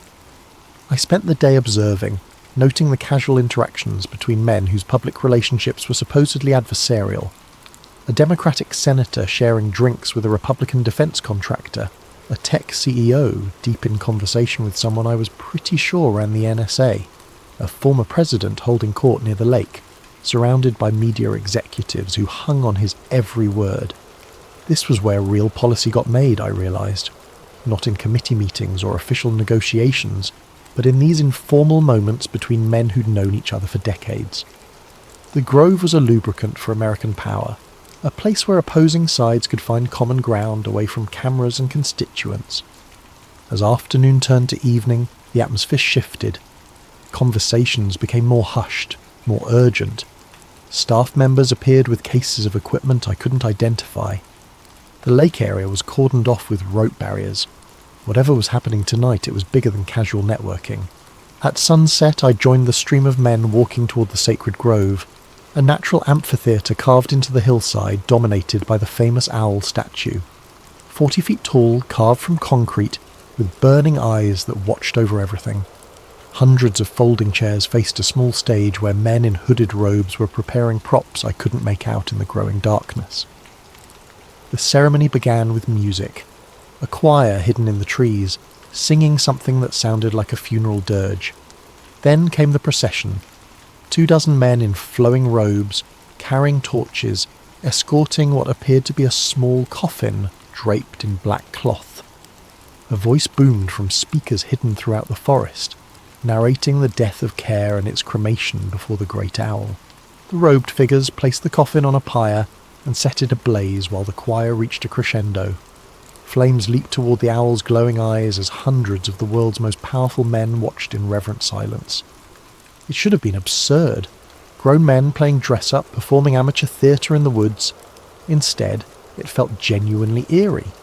Something about the ancient trees, the flickering shadows, the synchronized movement of so many people participating in a ritual most of them probably didn't fully understand. Then the lights went out. Not just the ceremonial flames, everything. The owl's eyes went dark, the hidden speakers went silent, even the subtle path lighting I'd barely noticed disappeared. We were plunged into absolute darkness, hundreds of men sitting in chairs carved into a hillside with no way to see where they were going. But instead of panic or confusion, there was silence. Complete unnatural silence. No one moved, no one spoke, no one even seemed to breathe. It was as if the entire gathering had been frozen in place. I waited for someone to call for help, for flashlights to appear, for the normal response to a power outage. Instead, I heard something that made the hair on my arms stand up. Footsteps. Measured, deliberate, moving through the crowd with impossible precision despite the darkness. The footsteps stopped near the front of the amphitheatre. Then came a voice, speaking in what sounded like Latin, words I couldn't understand but that seemed to resonate in my chest. Other voices joined in, creating a chant that built and built until it felt like the forest itself was vibrating with sound. This wasn't part of the official ceremony, this was something else entirely. The chanting stopped as abruptly as it had begun. A few seconds later the lights returned. Owl's eyes blazing, speakers crackling back to life, the master of ceremonies continuing his narration as if nothing had happened. The spell was broken, men began talking and moving again. The formal ceremony concluded with applause and casual conversation. But as we filed out of the sacred grove, I noticed something that chilled me. At least 24 men weren't heading back to the camps with everyone else.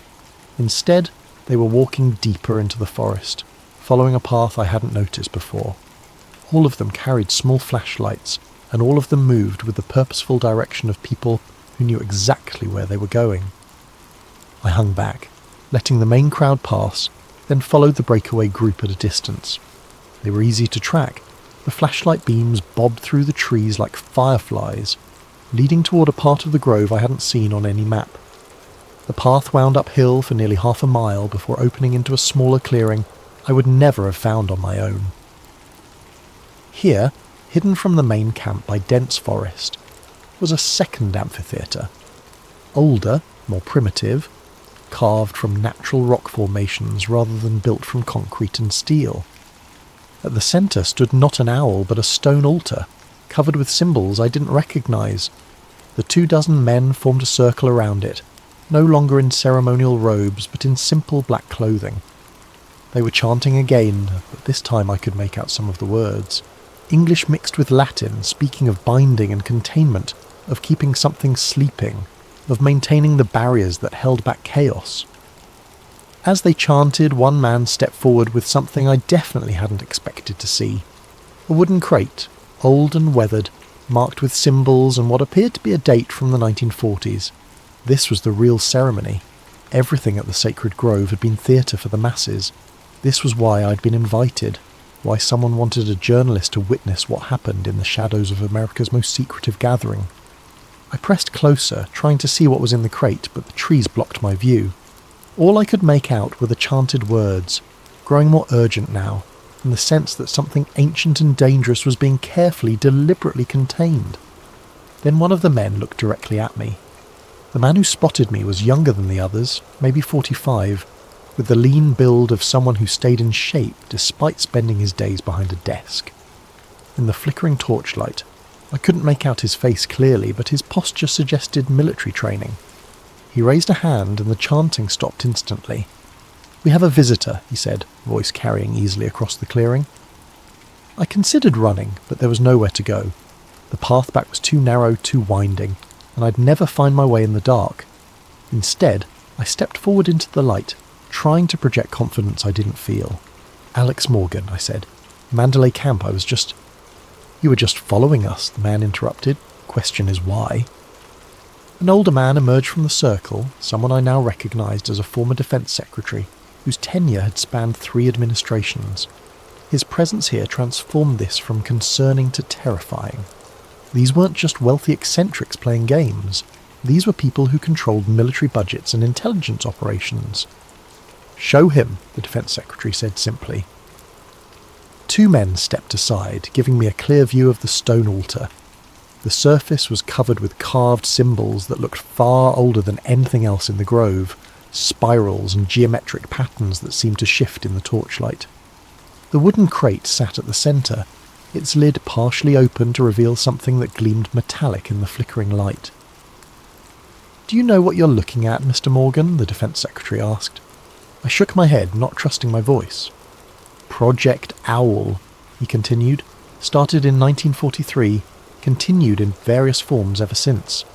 The Grove isn't just a social club, it's a containment facility." "Containment for what?" The younger man laughed, but there was no humour in it. "You wouldn't believe us if we told you. Hell, most of the members don't know. They think they're here for networking and male bonding. The cremation of care is just pageantry to them, a quaint tradition with symbolic meaning. But the real ceremony," I gestured toward the altar, "is about keeping something very old, very powerful and very dangerous from waking up," the defence secretary finished. "The owl isn't a symbol we worship, Mr. Morgan. It's a prison we maintain."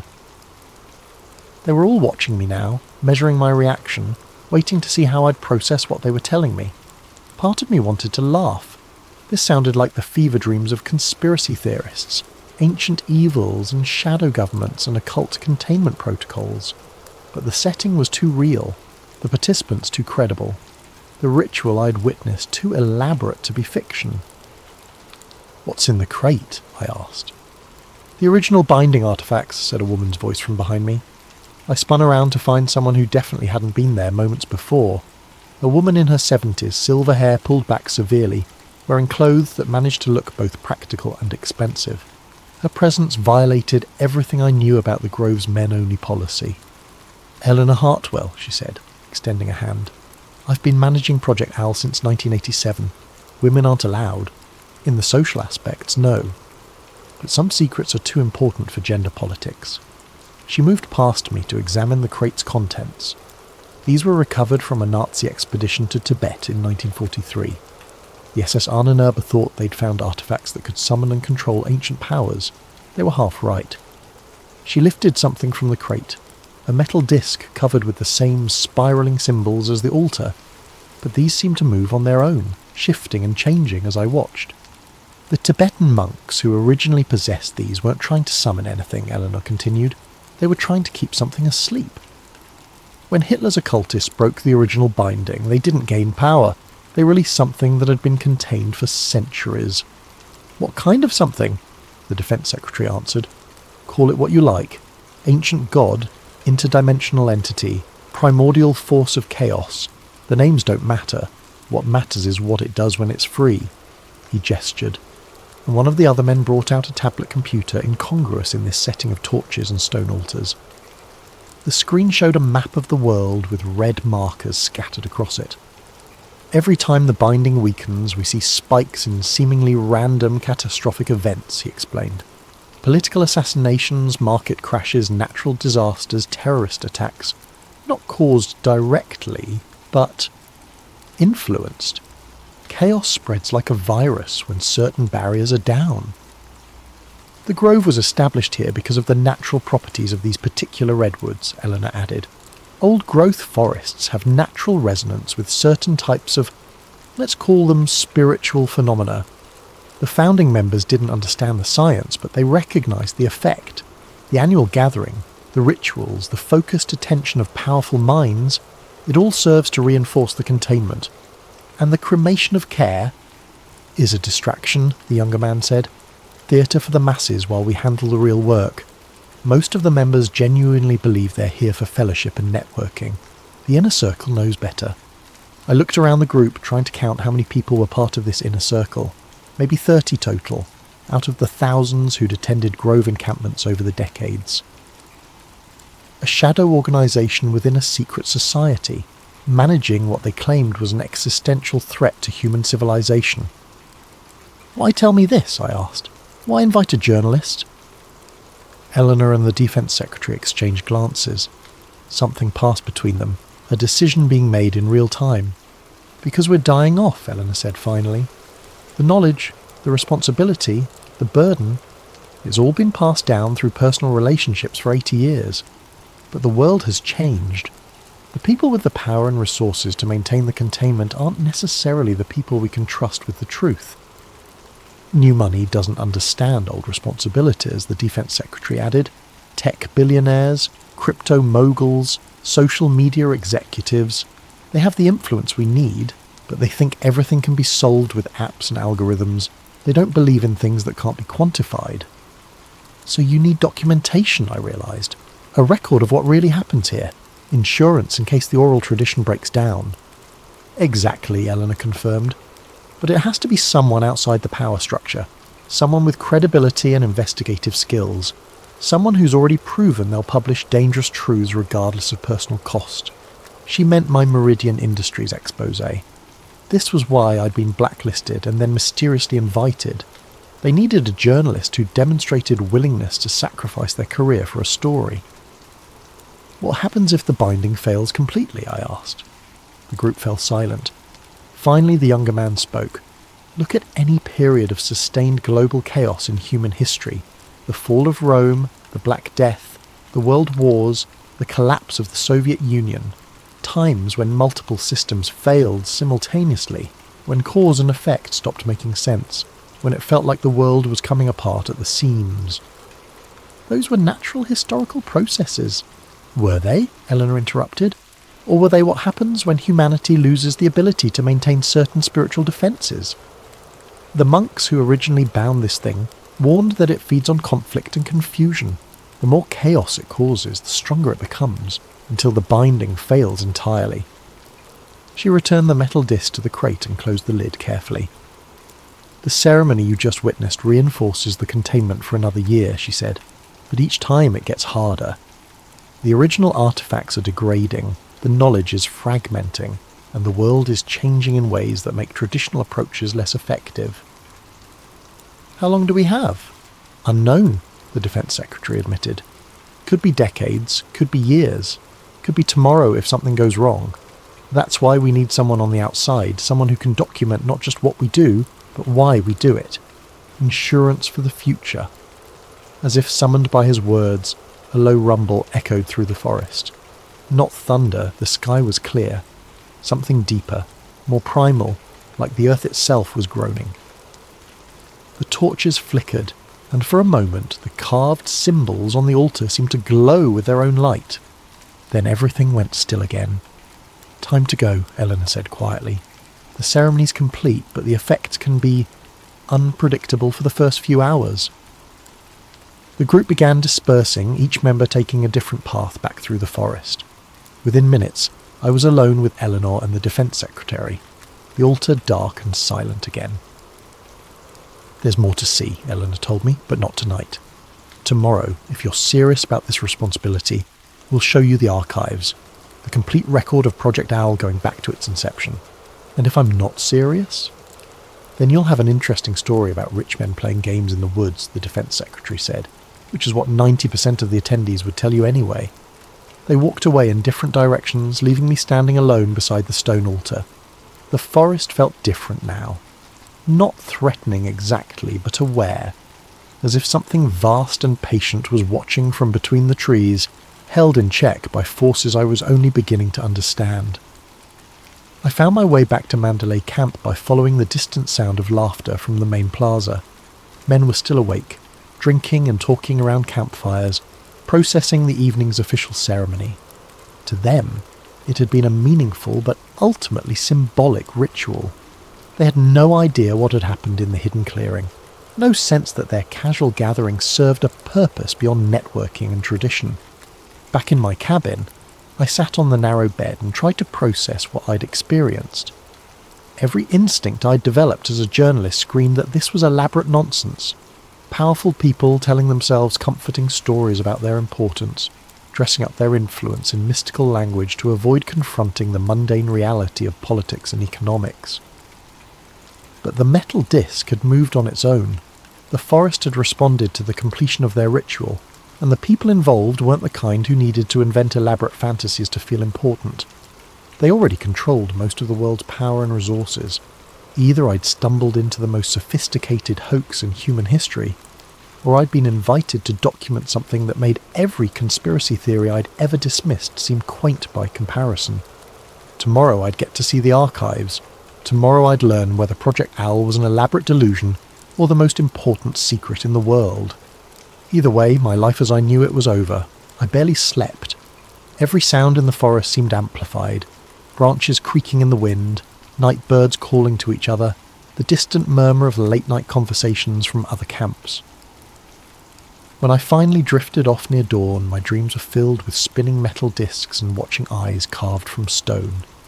Eleanor found me at breakfast, appearing beside my table in the dining hall as if she'd materialised from thin air. In daylight, she looked like any other well-preserved socialite who might attend charity galas in Pacific Heights. The kind of woman whose presence at an all-male retreat would be explained as someone's eccentric aunt, who'd been grandfathered in through family connections. "Ready for the historical tour?" she asked, settling into the chair across from me. "Is that what we're calling it? The other guests think you're researching the Grove's role in American political history, which isn't entirely untrue." She sipped her coffee, eyes scanning the dining hall. "Most of them will be occupied with golf and lake activities today. Perfect time for a deeper education." We walked through the main camp area, past men reading newspapers and debating policy like they were at any expensive resort.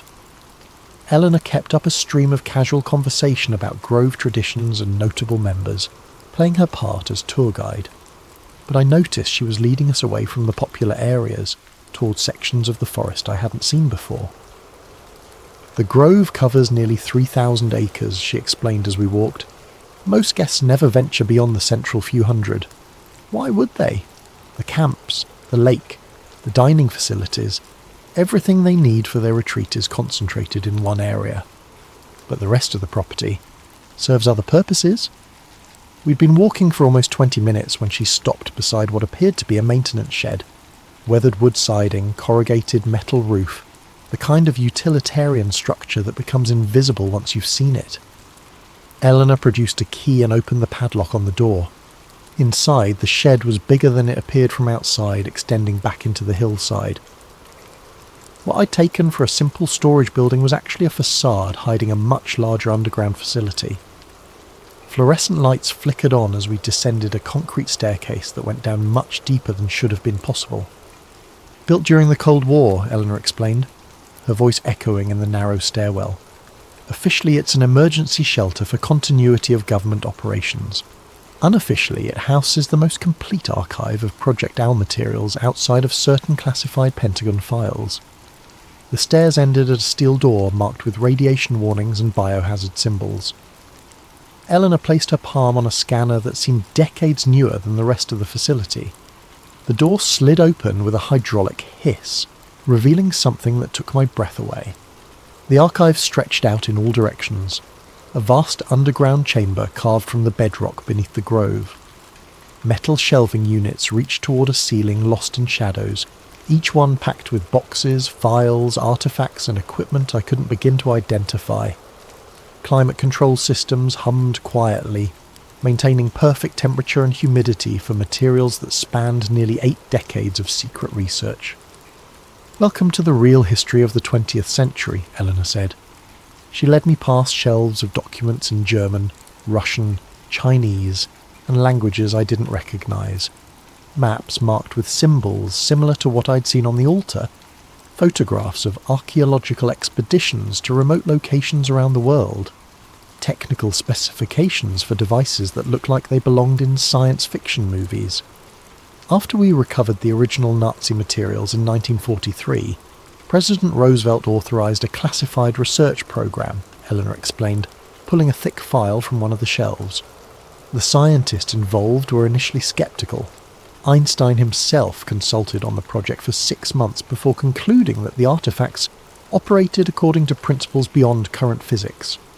She opened the file, revealing handwritten notes in what I recognised as Einstein's distinctive script. Mathematical equations filled page after page, interspersed with frustrated observations about phenomena that violate fundamental assumptions about the nature of reality. What did he conclude? That the universe is far stranger than we assumed, and that consciousness might play a more active role in physical processes than anyone wanted to admit. Eleanor closed the Einstein file and pulled out another one marked Tibet Expedition 1944 to 1947. We sent teams back to find the original source of the artefacts, learn how the binding process actually worked. The photographs in this file showed Western archaeologists working alongside Tibetan monks in monasteries that looked untouched by modernity. But what caught my attention were the images of stone chambers carved deep into mountain faces, filled with artefacts identical to what I'd seen the night before. The monks weren't surprised to see us, Eleanor continued. They'd been expecting someone to come asking questions about what the Germans had stolen. According to their records, this wasn't the first time the binding had been broken and had to be re-established. How many times? At least 7 documented instances over the past millennium. Each time, the disruption led to a period of sustained chaos. Wars, plagues, social collapse. The monks developed their containment techniques through trial and error over centuries. She showed me translation documents, painstakingly decoded texts that described rituals similar to what I'd witnessed, but far more complex. The Tibetan methods involved dozens of practitioners working in carefully coordinated groups, maintaining the binding through constant vigilance and regular reinforcement ceremonies. The Grove's founders didn't understand the underlying principles, Eleanor admitted. They just knew that gathering powerful, influential people together for focused ritual activities seemed to have a stabilising effect on certain phenomena. We moved deeper into the archive, past sections devoted to different decades of research. I saw files on the Cuban Missile Crisis, Vietnam War, Watergate, the fall of the Berlin Wall, all marked with notations about containment stress and binding fluctuations. Major historical events correlate with weaknesses in the containment, Eleanor explained. Sometimes the stress is caused by the events themselves. Global conflicts generate the kind of chaos that feeds the entity. Sometimes it's the reverse. Containment failures create conditions that make conflicts more likely. Chicken and egg. Exactly. Which is why prevention became our focus rather than reaction. She stopped at a section of the archive devoted to technology development. Here were prototypes of devices that looked decades ahead of anything I'd seen in the outside world. Machines that supposedly measured spiritual resonance and metaphysical field fluctuations. Computer models attempting to quantify something that traditional science insisted didn't exist. The hardest part has always been bridging the gap between ancient knowledge and modern capabilities, Eleanor said, picking up a device that looked like a cross between a spectrometer and a Geiger counter. The monks' techniques worked, but they required lifelong training and cultural conditions that don't exist in the modern world. We needed methods that could be implemented by people with day jobs and families. Hence the Grove. Annual gatherings of influential people, focused ritual activities, enough genuine belief and emotional investment to create the necessary resonance. She set down the device and looked at me seriously. But it's a band-aid solution, and we all know it. The original binding required full-time practitioners working in optimal conditions. We're trying to maintain something incredibly complex and dangerous using part-time amateurs. We reached the centre of the archive, where a circular area had been cleared for what appeared to be a viewing room. Multiple monitors displayed real-time data streams, seismic readings, atmospheric measurements, and more esoteric graphs tracking things labelled psychic resonance and entity containment levels. This is where we monitor the binding stability, Eleanor explained, settling into one of the chairs facing the displays. 24 hours a day, 7 days a week. The moment something starts to deteriorate, we know about it. I studied the screens, trying to make sense of the constantly shifting data. One monitor showed a map of the world with coloured dots marking locations where anomalous events had occurred in the past 24 hours. Another displayed what looked like seismic data, but with patterns that seemed too regular to be natural earthquakes. What's the current status? Eleanor's expression grew grave. Declining. The binding has been weakening steadily for the past 15 years, accelerating in the past 5. We estimate maybe 2 to 3 years before complete failure becomes inevitable. What happens then? Unknown. The historical records from previous binding failures are incomplete. The monks who witnessed them were usually dead within months.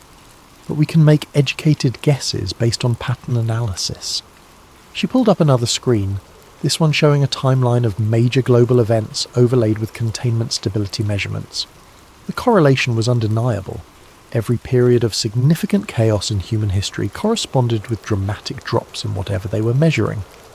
Complete binding failure would likely trigger cascading system collapses, Eleanor continued. Political institutions, economic markets, social structures, all the complex relationships that hold civilization together become vulnerable when certain types of influence are unchecked. How bad are we talking? Best case scenario? A severe global recession coupled with widespread political instability, multiple government collapses, market crashes, social unrest spreading faster than any rational analysis would predict. And worst case? Eleanor was quiet for a long moment, studying the data streams that painted an increasingly grim picture of whatever they were monitoring. Worst case is the end of human civilization as we know it, not through nuclear war or climate change or any of the threats people talk about in public, through something much more fundamental, the breakdown of the psychological and spiritual structures that allow complex societies to exist. She pulled up historical records from previous binding failures, translated accounts from Tibetan monasteries that had witnessed similar events centuries earlier. The entity doesn't destroy through physical force, she explained. It works through consciousness, through the collective human capacity for cooperation and rational thought. When the binding fails completely, people lose the ability to trust institutions, to believe in shared values, to work together toward common goals. Everything falls apart from within. I stared at the monitors, watching real-time measurements of something that supposedly determined the fate of human civilization. The graphs showed steady decline across multiple indicators, punctuated by sudden spikes that corresponded to major news events I recognized from recent headlines. This is why you needed an outside journalist, I realized. The inner circle is dying off, and you need someone to document the whole system before it's too late. Partly. But there's another reason. Eleanor turned to face me directly. We think the traditional approach might be fundamentally flawed. What do you mean? The grove, the annual ceremonies, the networking among powerful elites. It all assumes that influence and authority are the same thing they were 50 years ago. But the world has changed. Real power increasingly lies with people who have no connection to traditional institutions. She pulled up another screen, this one showing social media analytics and internet traffic patterns. Modern influence is distributed, digital, and often anonymous. A teenager with a viral video can shape public opinion more effectively than a senator. Cryptocurrency traders can destabilize national currencies. Hackers can cripple infrastructure. The Grove model assumes that controlling government and corporate leaders gives you control over social stability. But it doesn't anymore. Exactly. Which means our containment strategy might be obsolete just when we need it most. Eleanor stood up, pacing between the monitors. We need new approaches, new methods, new people involved in the binding process. But we also need someone on the outside who can document everything we've learned, preserve the institutional knowledge in case our transition efforts fail. You want me to write the ultimate conspiracy theory article. I want you to write the truth. All of it. The complete history of Project Owl, the scientific evidence for non-physical phenomena affecting global stability, the methods we've developed for managing existential threats that most people don't believe exist. She led me to another section of the archive, this one containing dozens of film reels stored in climate-controlled cases. But first, you need to understand exactly what we're dealing with. The Nazi expedition that started all this documented their activities extensively. They filmed everything, convinced they were making history. Eleanor selected one of the reels and loaded it into a vintage projector that looked like it belonged in a museum. The screen flickered to life, showing black and white footage of men in SS uniforms working in what appeared to be a Tibetan monastery. Tibet, 1943, Eleanor narrated as the images played. The Ahnenerbe expedition, led by Heinrich Himmler's personal occult research division. They found what they were looking for, but they had no idea what they were actually dealing with. The film showed German archaeologists carefully removing artifacts from hidden chambers, documenting everything with scientific precision. But as they worked, the footage began to show anomalies, shadows that moved independently of their sources, equipment malfunctioning in ways that defied explanation. And in the faces of the expedition members, a growing sense of unease that became terror as the film progressed. "Watch what happens when they break the original seal," Eleanor said. On screen, the Germans used explosives to breach a stone chamber that had clearly been sealed for centuries. The moment the barrier cracked, the camera recorded something that made my skin crawl. A sound like wind rushing through tunnels, but with an intelligence behind it that felt actively malevolent. The expedition members began arguing, then fighting, then turning on each other with a violence that seemed to come from nowhere. Within hours of breaking the seal, half the team was dead, and the survivors were fleeing through the mountains carrying only the most portable artifacts. "They thought they'd found weapons," Eleanor explained as the reel ended. What they actually found was something that used them as weapons against each other. The surviving members of the expedition spent the rest of the war trying to develop countermeasures, but it was too late. The damage was already spreading. She loaded another reel, this one showing American soldiers in 1945 investigating what remained of German occult research facilities. General Patton's intelligence units found the Nazi research archives during the final push into Germany. Most of it was dismissed as mystical nonsense, but a few people recognized the potential strategic implications. The second film showed American scientists examining the artifacts that would eventually end up at Bohemian Grove, testing them with instruments that clearly couldn't measure what they were really dealing with. But the effects were undeniable. Personnel exposed to the artifacts began exhibiting erratic behavior, making increasingly irrational decisions, turning against colleagues and superiors without apparent cause. Project Owl was established to contain and study the artifacts while developing countermeasures, Eleanor continued. The Grove became the testing ground for large-scale containment techniques. And it worked. For almost 80 years, yes, but the binding requires constant maintenance, and each generation faces new challenges. She showed me more reels, documenting decades of research and development, scientists working to understand forces that couldn't be quantified, politicians unknowingly participating in rituals designed to maintain global stability, business leaders whose networking activities served purposes they never suspected. The most recent footage showed the Grove ceremonies I'd witnessed, but from multiple camera angles that revealed details invisible to casual observers. During the official cremation of care, sophisticated monitoring equipment tracked energy fluctuations that spiked dramatically during specific moments of the ritual. The hidden ceremony showed even more dramatic readings, with measurements that peaked exactly when the chanting reached its climax. The science isn't complete, Eleanor admitted. We're still working with phenomena that exist at the intersection of consciousness and physics, in areas where traditional materialist approaches break down. But the effects are measurable, reproducible, and absolutely critical for global stability. Why hasn't any of this been published? Because publication would destroy the effectiveness of the countermeasures. The binding works partly because the participants believe in what they're doing, even if they don't understand the underlying mechanisms. Widespread skepticism and debunking would undermine the psychological foundations that make the ritual effective. She gestured toward the monitors showing real-time containment data. but we're reaching a point where secrecy might be more dangerous than exposure. The traditional power structures that maintain the Grove system are fragmenting.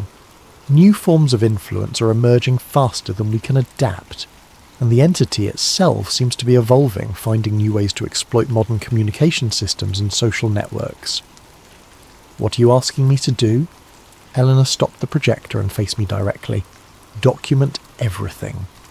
Learn how the system works, understand what's at stake, and prepare a complete record that can preserve this knowledge for future generations. Then help us figure out how to adapt these techniques for a world where power and influence operate according to completely different rules. And if I refuse? Then you'll have an interesting story about rich men performing rituals in the woods. You'll publish it, people will read it as entertainment, and the most important secret in human history will die with us. The monitors around us continued their steady tracking of forces I was only beginning to understand.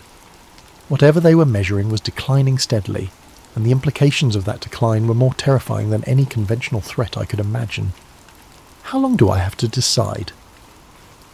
The next phase of your education starts tonight, Eleanor said. We'll show you the complete film archive, introduce you to the current research team, and give you access to the real-time monitoring systems. After that, you'll understand exactly what's at stake.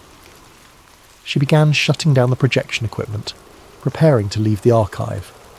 But I should warn you, once you've seen everything, there's no going back. The knowledge becomes a responsibility, and that responsibility will follow you for the rest of your life. As we climbed back toward the surface, I tried to process what I'd learned. Either I'd stumbled into the most elaborate hoax in human history, or I was being invited to document something that made every conspiracy theory seem quaint by comparison. The shed above us looked innocent enough in the afternoon sunlight, just another maintenance building in a forest full of them. But beneath our feet lay evidence of forces that supposedly shaped the course of human civilization, monitored by people who carried the weight of secrets too dangerous for public consumption. Tomorrow night, I'd see the rest of the archive. Tomorrow night, I'd learn whether Project Owl represented humanity's greatest triumph or its most necessary deception. Either way, my life as I knew it was ending. The only question was what would replace it. Eleanor met me again at sunset, appearing beside my cabin as the dinner bell rang across the grove. Around us, members were gathering for the evening's entertainment, some kind of historical presentation about Grove traditions that would give us perfect cover for our real activities. Tonight you see everything, she said simply. The complete archive going back to the beginning. Fair warning, some of it isn't easy to watch. We took a different route to the underground facility, following maintenance paths that avoided the main camp areas. Eleanor moved with the confidence of someone who'd made this journey countless times, but I noticed she kept checking her watch with increasing frequency. Are we on a schedule? The containment readings have been fluctuating all day, she explained. Nothing critical yet, but we want to complete your education before the situation becomes complicated. The archive felt different at night. Emergency lighting cast harsh shadows between the shelving units, and the climate control system seemed louder in the darkness above. Eleanor led me to a section I hadn't seen before, where dozens of film canisters were stored in temperature-controlled cases. Chronological order, she said, pulling out the first reel. Tibet, 1943. This is where it all started. The footage was better preserved than I'd expected, considering its age. German expedition members documented their activities with scientific precision, filming everything from arrival at the monastery to the careful cataloguing of artefacts they found in hidden chambers.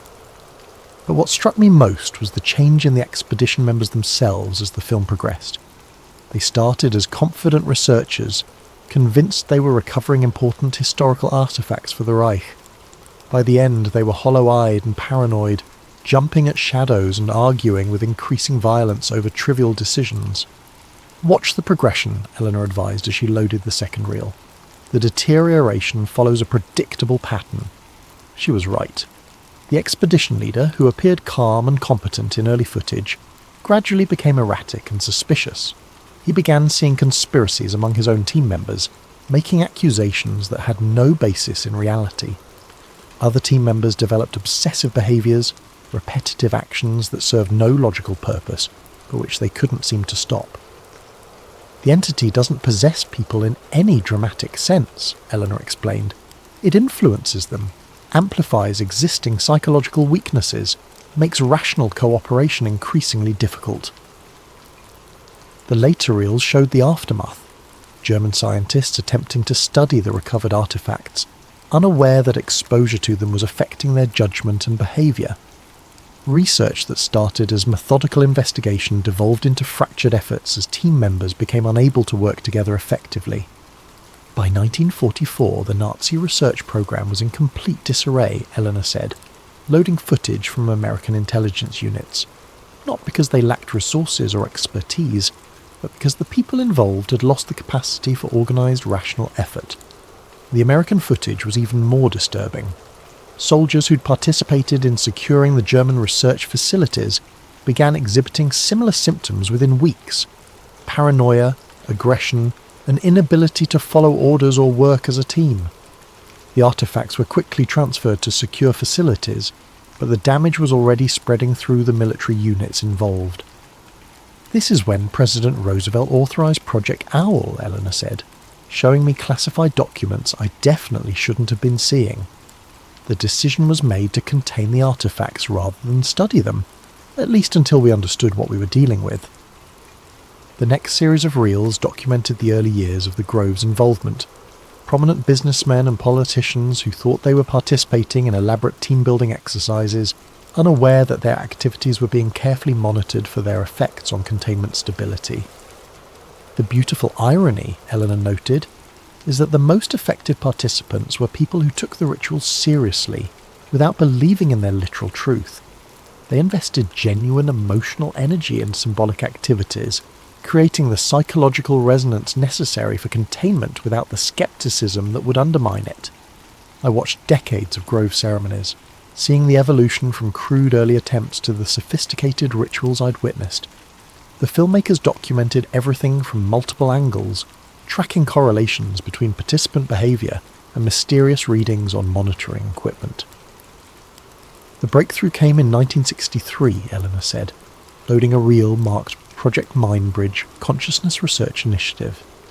We finally began to understand the relationship between collective human consciousness and what we were trying to contain. This footage showed scientists working with equipment that looked decades ahead of anything I'd seen in public research facilities. They were mapping what they called psychic resonance fields, measuring the effects of focused group attention on phenomena that traditional science insisted didn't exist. Consciousness isn't passive, Eleanor explained as the footage showed researchers monitoring brainwave patterns during Grove ceremonies. Under specific conditions, focused human attention can influence physical processes through mechanisms we still don't fully understand. The evidence was compelling. During successful binding rituals, monitoring equipment showed dramatic changes in local electromagnetic fields, gravitational anomalies, and other effects that defied conventional explanation. The more focused and emotionally invested the participants, the stronger the measured effects. But the most important discovery was that the entity itself is conscious, Eleanor continued, loading a reel from the 1970s. Not conscious like a human or animal, but aware in ways that allow it to adapt and respond to our containment efforts. This footage was harder to watch. It showed experiments where researchers deliberately weakened containment protocols to study the entity's responses. The results were horrifying. Within hours, people exposed to the weakened binding began turning on each other with a savagery that had no rational explanation. We learned that it doesn't just influence behaviour randomly, Eleanor said. It targets the specific psychological and social bonds that hold groups together. It makes people distrust authority, question shared values, abandon cooperation in favour of individual survival. The final series of reels brought the documentation up to the present day. Recent Grove ceremonies filmed with modern digital equipment, showing measurements that painted an increasingly dire picture. The binding was weakening despite their best efforts, and the entity's influence was spreading through channels they were still struggling to understand. Internet culture, social media, digital communication, they've created new vectors for the kind of psychological influence the entity specialises in, Eleanor explained. People are more isolated, more suspicious, more prone to conspiracy thinking than ever before. The very technologies that connect us globally are making us more vulnerable to forces that exploit human psychological weaknesses. She showed me correlation analyses that were truly frightening. Every major spike in online harassment, political extremism, and social division corresponded with measured fluctuations in containment stability. The entity wasn't just confined to the physical artifacts anymore.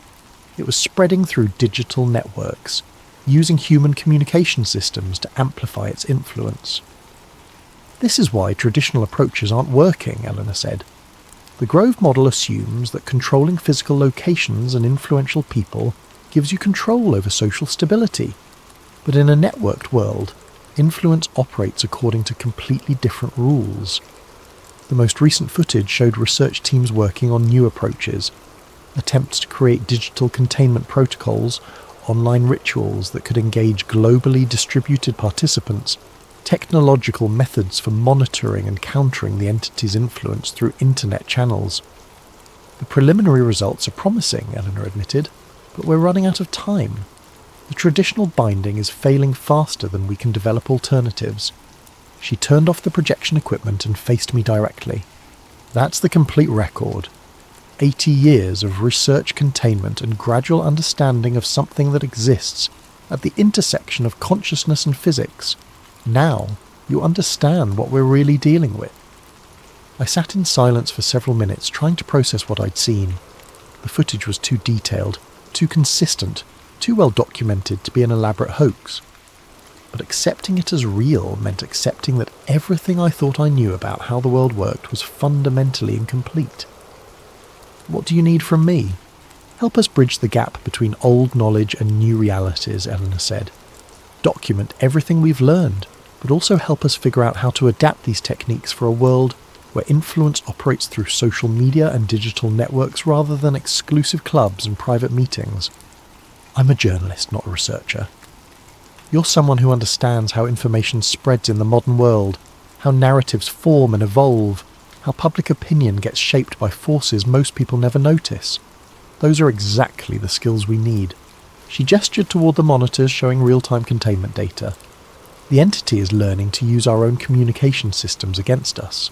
We need people who understand those systems well enough to develop countermeasures. And if we fail, Eleanor's expression grew grave.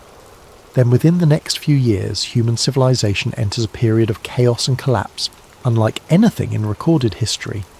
Not through war or natural disaster, but through the breakdown of the psychological foundations that make complex societies possible. The weight of what she was telling me settled on my shoulders like a physical burden. If they were right, I wasn't just being offered the story of a lifetime, I was being recruited to help prevent the end of the world as we knew it. When do we start? Tomorrow, Eleanor said. But first, you need to see what happens when containment fails. We have one more reel to show you. Footage from 1962, when a test of weakened binding protocols got out of hand. She loaded the final reel, and I watched something that would haunt my dreams for years to come. Research subjects exposed to deliberately weakened containment turned on each other with a ferocity that looked less like human behaviour than like animals driven mad by disease. Within hours, rational people became incapable of basic cooperation, seeing enemies everywhere, responding to imagined threats with real violence. Multiply that by global population, Eleanor said quietly, and you begin to understand what we're trying to prevent. As we climbed back toward the surface, I realised there was no going back. Whether Project Owl represented the most important secret in human history, or the most elaborate delusion ever created, I was now part of it. The knowledge had become a responsibility, and that responsibility would shape everything I did for the rest of my life. Above us, the Grove continued its normal activities. Powerful people, networking and bonding, unaware that their casual retreats served a purpose that might determine the survival of human civilization. Tomorrow I'd begin learning how to help them succeed.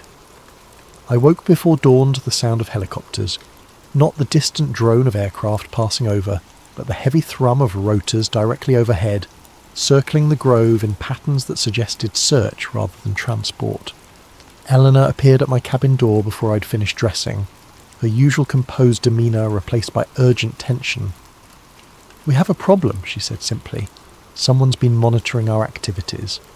She led me quickly through the forest, avoiding the main paths and staying under tree cover that would hide us from aerial observation. "The helicopters were government aircraft," she explained, "but not ones under Project Owl's control. Different agencies have different levels of clearance," she said as we moved. "Some know about our activities, some know only pieces, and some know nothing but suspect something significant is happening here. Which category do the helicopters represent? The dangerous one. People who know enough to be suspicious but not enough to understand the consequences of interference." We reached the concealed entrance to the archive facility, but Eleanor didn't lead me inside. Instead, she continued deeper into the forest, towards sections of the grove I'd never seen. "The underground facility is compromised," she explained. "Motion sensors, thermal imaging, electromagnetic monitoring. Anyone with the right equipment can detect activity below ground. We need to show you the backup systems." After 20 minutes of hiking through increasingly dense forest, we reached what appeared to be a natural clearing dominated by a single massive redwood. Eleanor approached the tree and pressed her hand against a section of bark that looked identical to every other section. A hidden panel slid aside, revealing modern electronic equipment built directly into the living wood. "Emergency monitoring station," she said, activating screens that showed the same real-time data I'd seen in the underground archive. "If the main facility's compromised, we can still track containment stability from here." The readings were worse than anything I'd seen before. Multiple indicators showed rapid deterioration, with fluctuations that spiked dramatically every time the helicopters passed overhead. "Electromagnetic interference," Eleanor explained. "The aircraft are disrupting the resonance fields that maintain the binding. They don't know what they're doing, but the effect is cumulative." As if summoned by her words, one of the helicopters passed directly overhead, and the monitoring equipment registered a spike that made Eleanor curse under her breath. "We need to evacuate the sensitive materials," she said, beginning to shut down the equipment.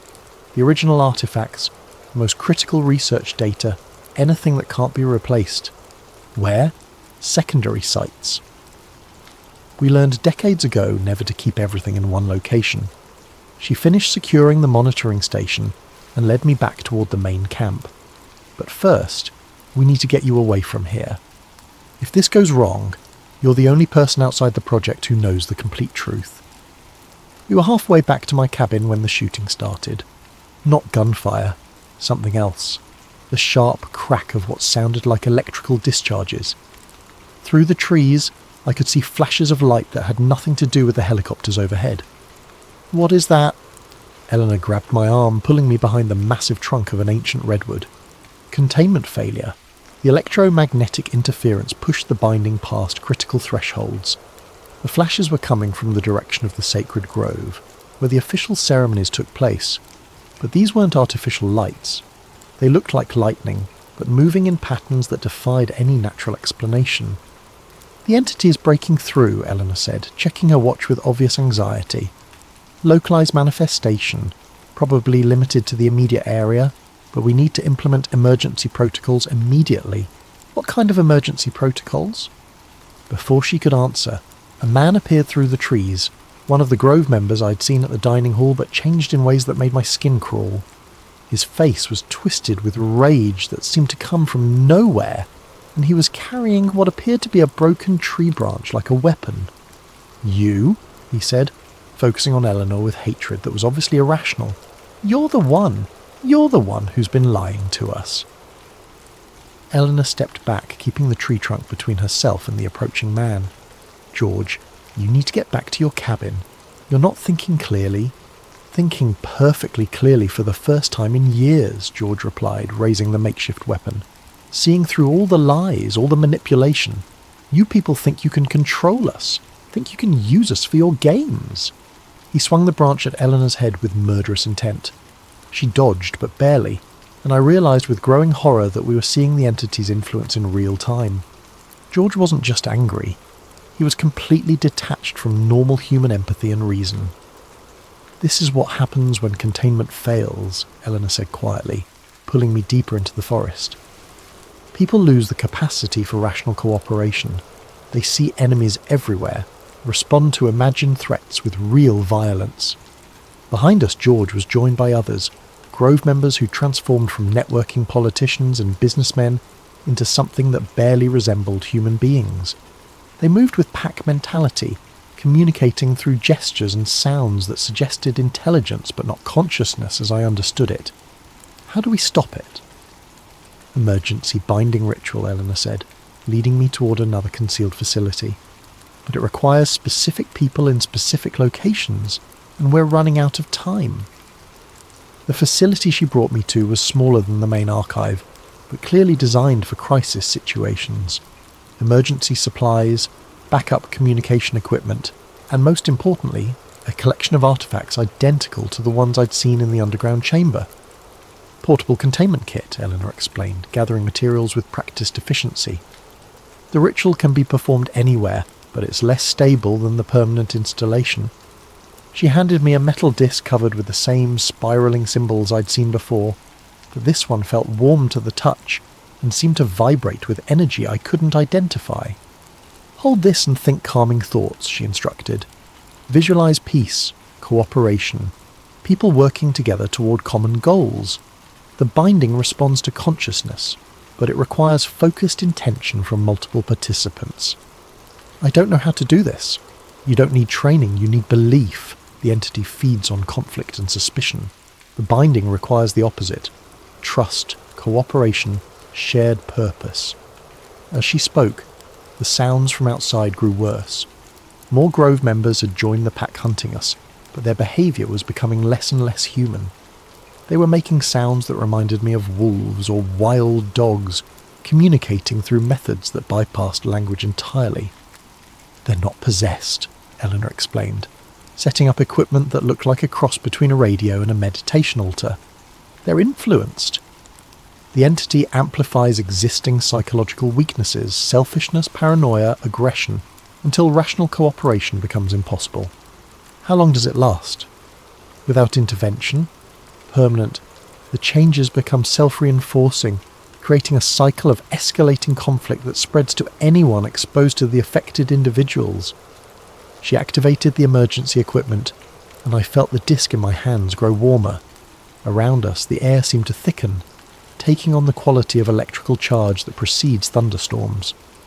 Now, Eleanor said, focus on everything that makes human civilization possible. Trust between strangers, cooperation across differences, the willingness to sacrifice individual advantage for collective benefit. I tried to do what she asked, but the sounds outside made concentration nearly impossible. The hunting pack had found our location and was circling the facility, testing for weak points with animal cunning.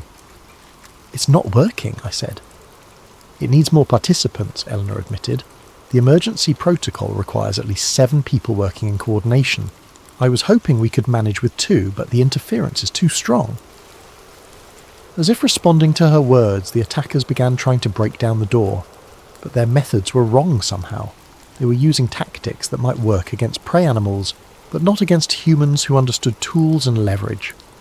Their intelligence is being affected, Eleanor observed. They're losing abstract reasoning, reverting to more primitive cognitive patterns. Is that good or bad for us? Both. They can't plan sophisticated attacks, but they also can't be reasoned with or distracted. The door was beginning to buckle under coordinated assault. Within minutes they'd break through, and I had no illusions about what would happen then. The people outside might once have been politicians and businessmen, but they'd become something that saw us as threats to be eliminated. Eleanor made a decision that probably saved our lives. Run, she said, gathering the most essential artifacts into a backpack. There's a service road 2 miles north of here. Follow it east until you reach Highway 101, then go south to San Francisco. What about you? I'll try to implement the emergency protocol with whatever Grove members are still unaffected. But you need to get this information to the outside world. She handed me a small device that looked like an ordinary cell phone but felt heavier than it should. Encrypted satellite communicator, she explained. Speed dial 1 connects you to our backup facility in Colorado. Tell them what happened here and give them your location. They'll arrange extraction and debriefing. The door gave way just as we climbed out through a concealed rear exit. I heard Eleanor shouting something that sounded like Latin. saw flashes of light that suggested she was attempting some kind of emergency ritual, but I was already running through the forest as fast as the terrain would allow. Behind me, the sounds of conflict grew worse, not just the pack that had been hunting us, but what sounded like warfare spreading throughout the grove. The entity's influence was expanding, affecting more and more people, creating a feedback loop of violence that would keep escalating until someone found a way to stop it.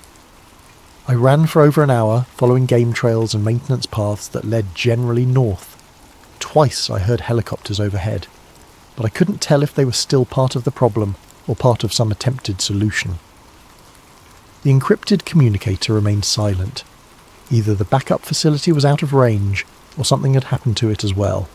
The service road, when I finally found it, was blocked by abandoned vehicles. Grove security guards had apparently fled their posts, leaving gates open and equipment scattered. Whatever had happened here was bigger than just the immediate area around the sacred grove. I followed the road east on foot, staying off the asphalt to avoid being visible from the air. The communicator finally picked up a signal as I reached higher ground, but when I activated speed dial 1, the response wasn't what I had expected. "Project Owl emergency line," a voice said. "State your clearance level and location." "I don't have a clearance level," I said. "Eleanor Hartwell gave me this device. There's been a containment failure at Bohemian Grove." A pause, then. "Are you the journalist?" "Yes." "We've been expecting your call. What's your current location?" I described my position as best I could, and the voice gave me coordinates for a pickup point 5 miles south of my position. "Emergency extraction team is en route," the voice said. "ETA 40 minutes. Stay hidden until you see a black helicopter with owl markings." "What happened to Eleanor?" Another pause, longer this time. "Unknown. We lost contact with all Grove personnel 3 hours ago. You may be the only survivor with first-hand knowledge of the incident." The call ended, leaving me alone on a forest road with the weight of impossible knowledge. If Eleanor was right, I'd just witnessed the beginning of something that could destroy human civilization. If she was wrong, I'd been recruited into the most elaborate delusion in history. Either way, there was no going back. The story I'd come to investigate had become my life, and that life would never be the same. The helicopter that picked me up wasn't military, but it wasn't civilian either. Black, unmarked, with sound dampening that made it whisper rather than roar. The pilot didn't speak during the 40-minute flight south, and the windows were tinted too dark to see our destination until we landed. The facility looked like a corporate retreat centre, modern architecture nestled in rolling hills, solar panels and native landscaping that suggested environmental consciousness rather than government secrecy. Only the subtle security measures revealed its true nature. Sensors disguised as decorative elements, barriers that looked like artistic features, multiple escape routes hidden as walking paths. Eleanor was waiting for me in the lobby. She looked exhausted but uninjured, wearing clean clothes that suggested she'd arrived well before me. Relief flooded through me at seeing her alive, followed immediately by suspicion about how she'd gotten here so quickly.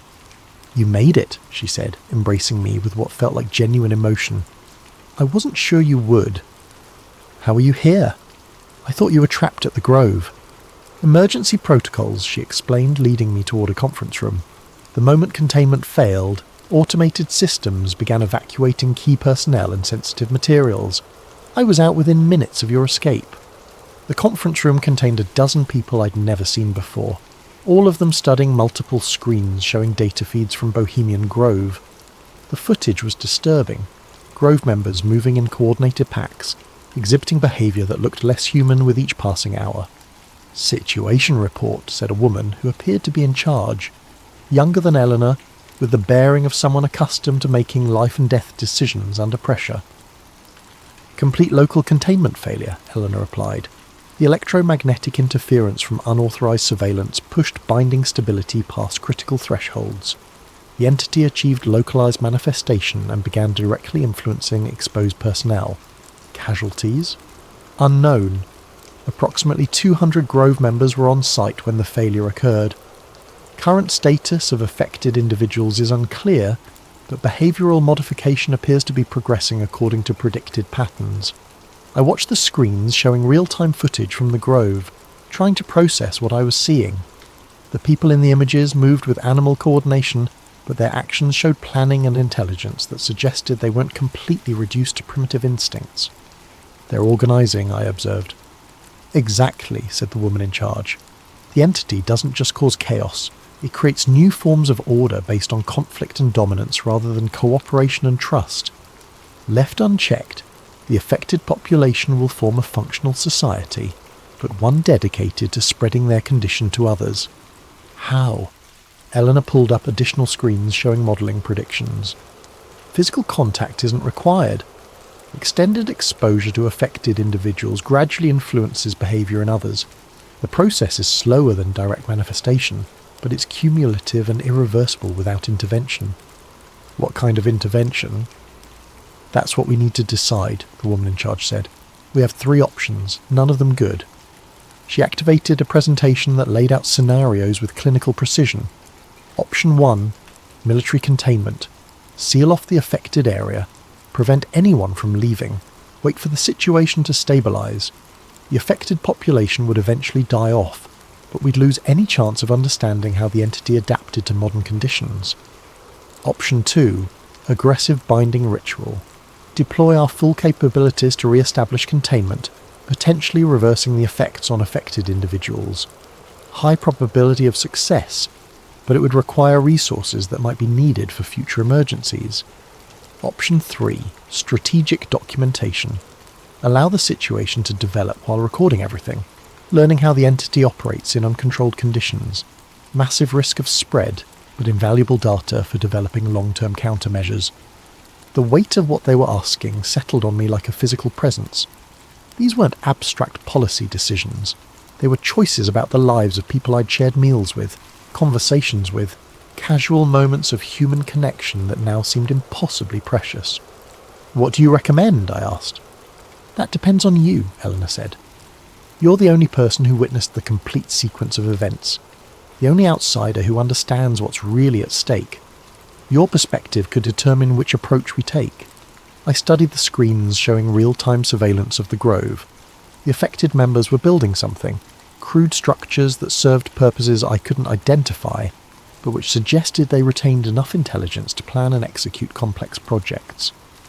"They're not just reverting to primitive behaviour," I realised. "They're creating something new." "Exactly," Eleanor confirmed. "The entity doesn't destroy civilization. It transforms it into something that serves its purposes rather than human ones." "And if this spreads beyond the Grove?" "Modelling suggests a tipping point around 10,000 affected individuals," the woman in charge said. "Beyond that, containment becomes impossible. The entity achieves critical mass and begins reshaping human civilization according to its own principles." I stared at the screens, watching people who'd once controlled vast resources and wielded enormous influence reduced to something that resembled humanity, but fundamentally wasn't. The choice they were asking me to make would determine not just the fate of those individuals, but potentially the future of human civilization itself. "How long do we have to decide?" "Hours," Eleanor said grimly. "The affected population is already attempting to breach the Grove's perimeter. Once they reach populated areas, the window for containment closes permanently." As if summoned by her words, alarms began sounding throughout the facility.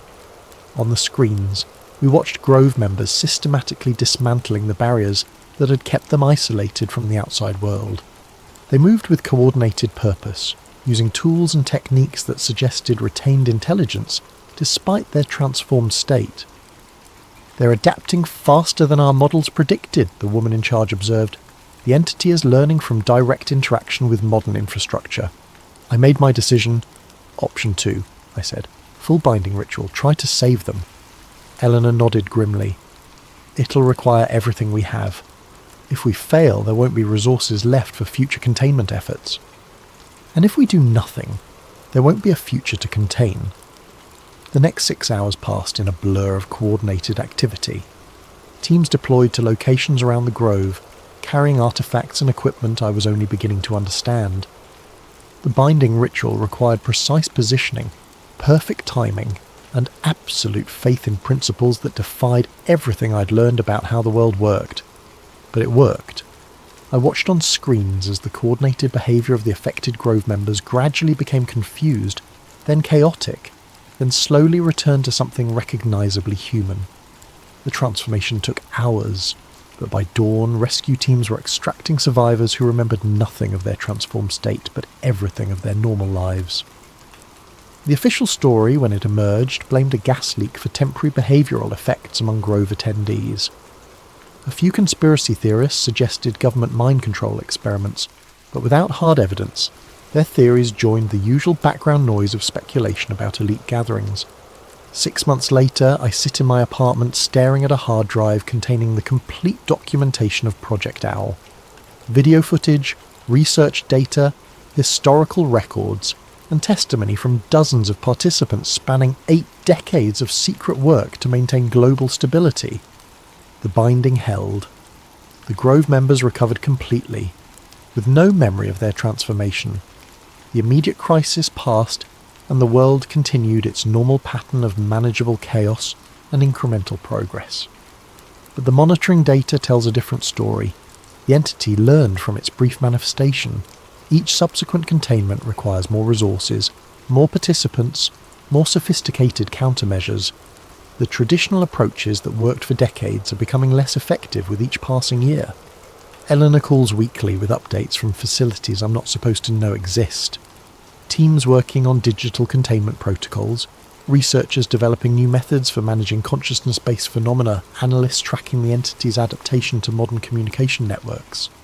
They're making progress, but the race is getting closer. My phone buzzes with news alerts.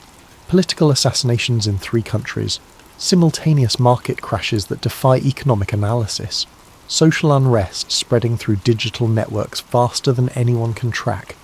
Each event correlates with fluctuations in containment stability, signs that the old binding is weakening despite our best efforts. I have a choice to make. The hard drive contains everything needed to preserve Project Owl's institutional knowledge. Published as fiction, it would ensure the information survives, even if the current organisation fails. Presented as investigative journalism, it might mobilise resources for developing new containment methods. But publication might also undermine the psychological foundations that make the binding effective. Widespread skepticism could destroy the very mechanisms that have protected human civilization for 80 years. My cursor hovers over the upload button for a secure server that would distribute the complete files to journalists worldwide. With one click, I could expose the most important secret in human history, or I could delete everything and trust that the people carrying this burden know what they're doing. Outside my window, the city continues its normal rhythm of traffic and commerce. Millions of people living their lives unaware that the stability they take for granted depends on secrets too dangerous for public consumption.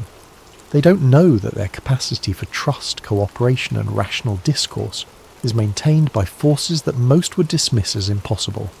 Maybe that's how it should be. Maybe some truths are too important to share.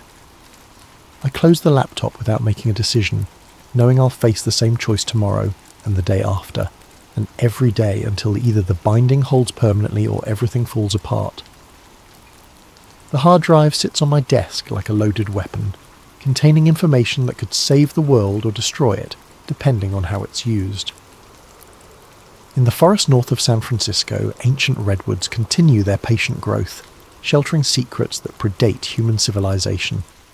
Beneath their roots, monitoring equipment tracks forces that exist at the intersection of consciousness and physics, measuring phenomena that determine whether humanity remains capable of the cooperation and trust that make complex societies possible.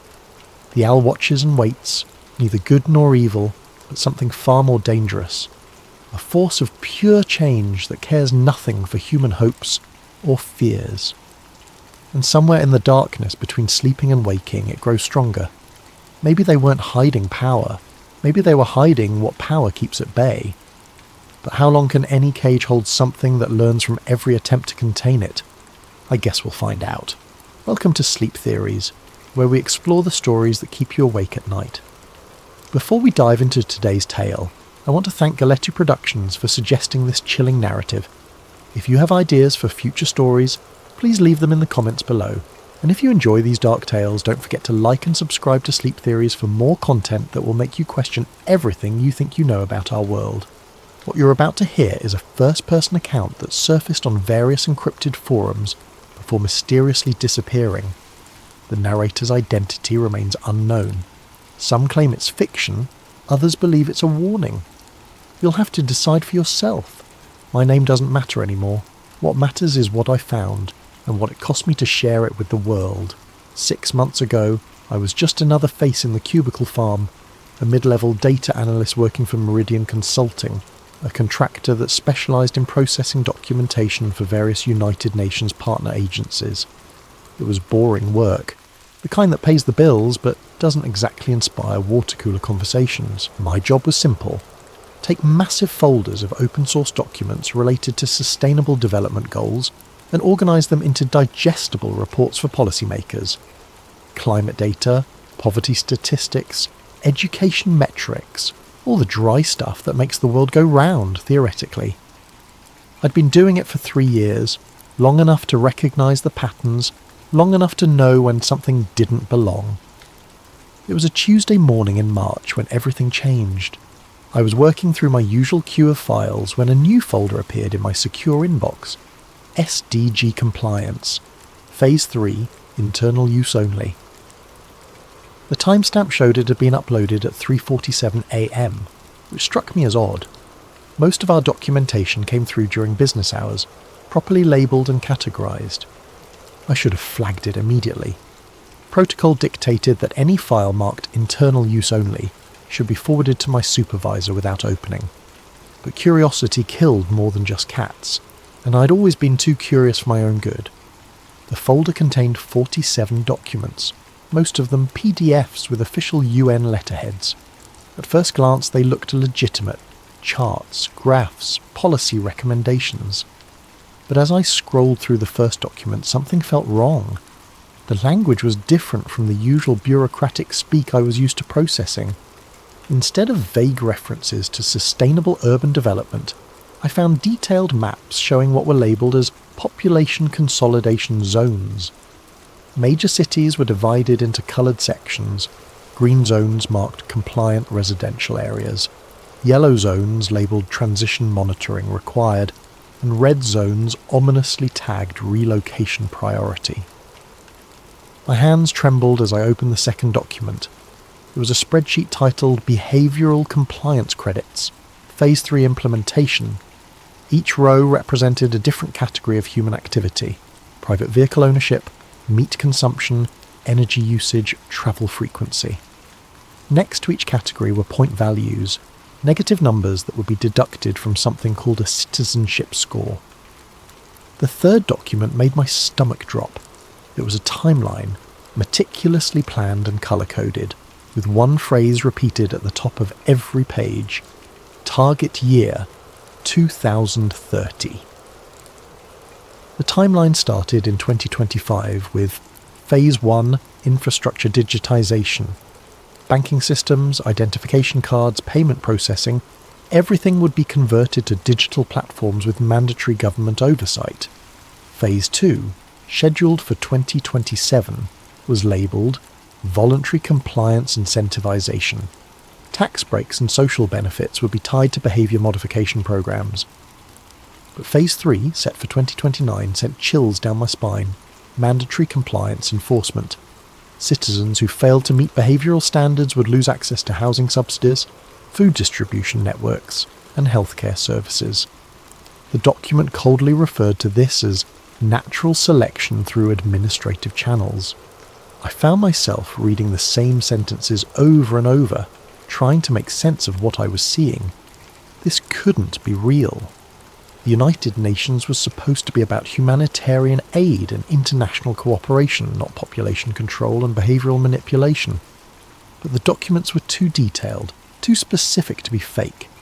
They referenced real programs I'd seen in previous reports: smart city initiatives in Toronto, digital identity pilots in Amsterdam, carbon credit systems being tested in Singapore. All of it was presented as voluntary, progressive and environmentally conscious. But according to these files, it was all preparation for something much darker. The final document in the folder was a memo dated just 2 weeks earlier. It was addressed to regional coordination directors and signed by someone with the title Undersecretary for Compliance Architecture. The subject line read, Accelerated Timeline Approval, Operation Sustainable Transition. Colleagues, it began, recent global events have provided us with an unprecedented opportunity to advance our timeline. Public acceptance of monitoring and restriction measures has exceeded projections by 340%. We are therefore moving to implement Phase 3 protocols 18 months ahead of schedule. All regional coordinators should prepare their populations for the transition to mandatory compliance by Q4 2029.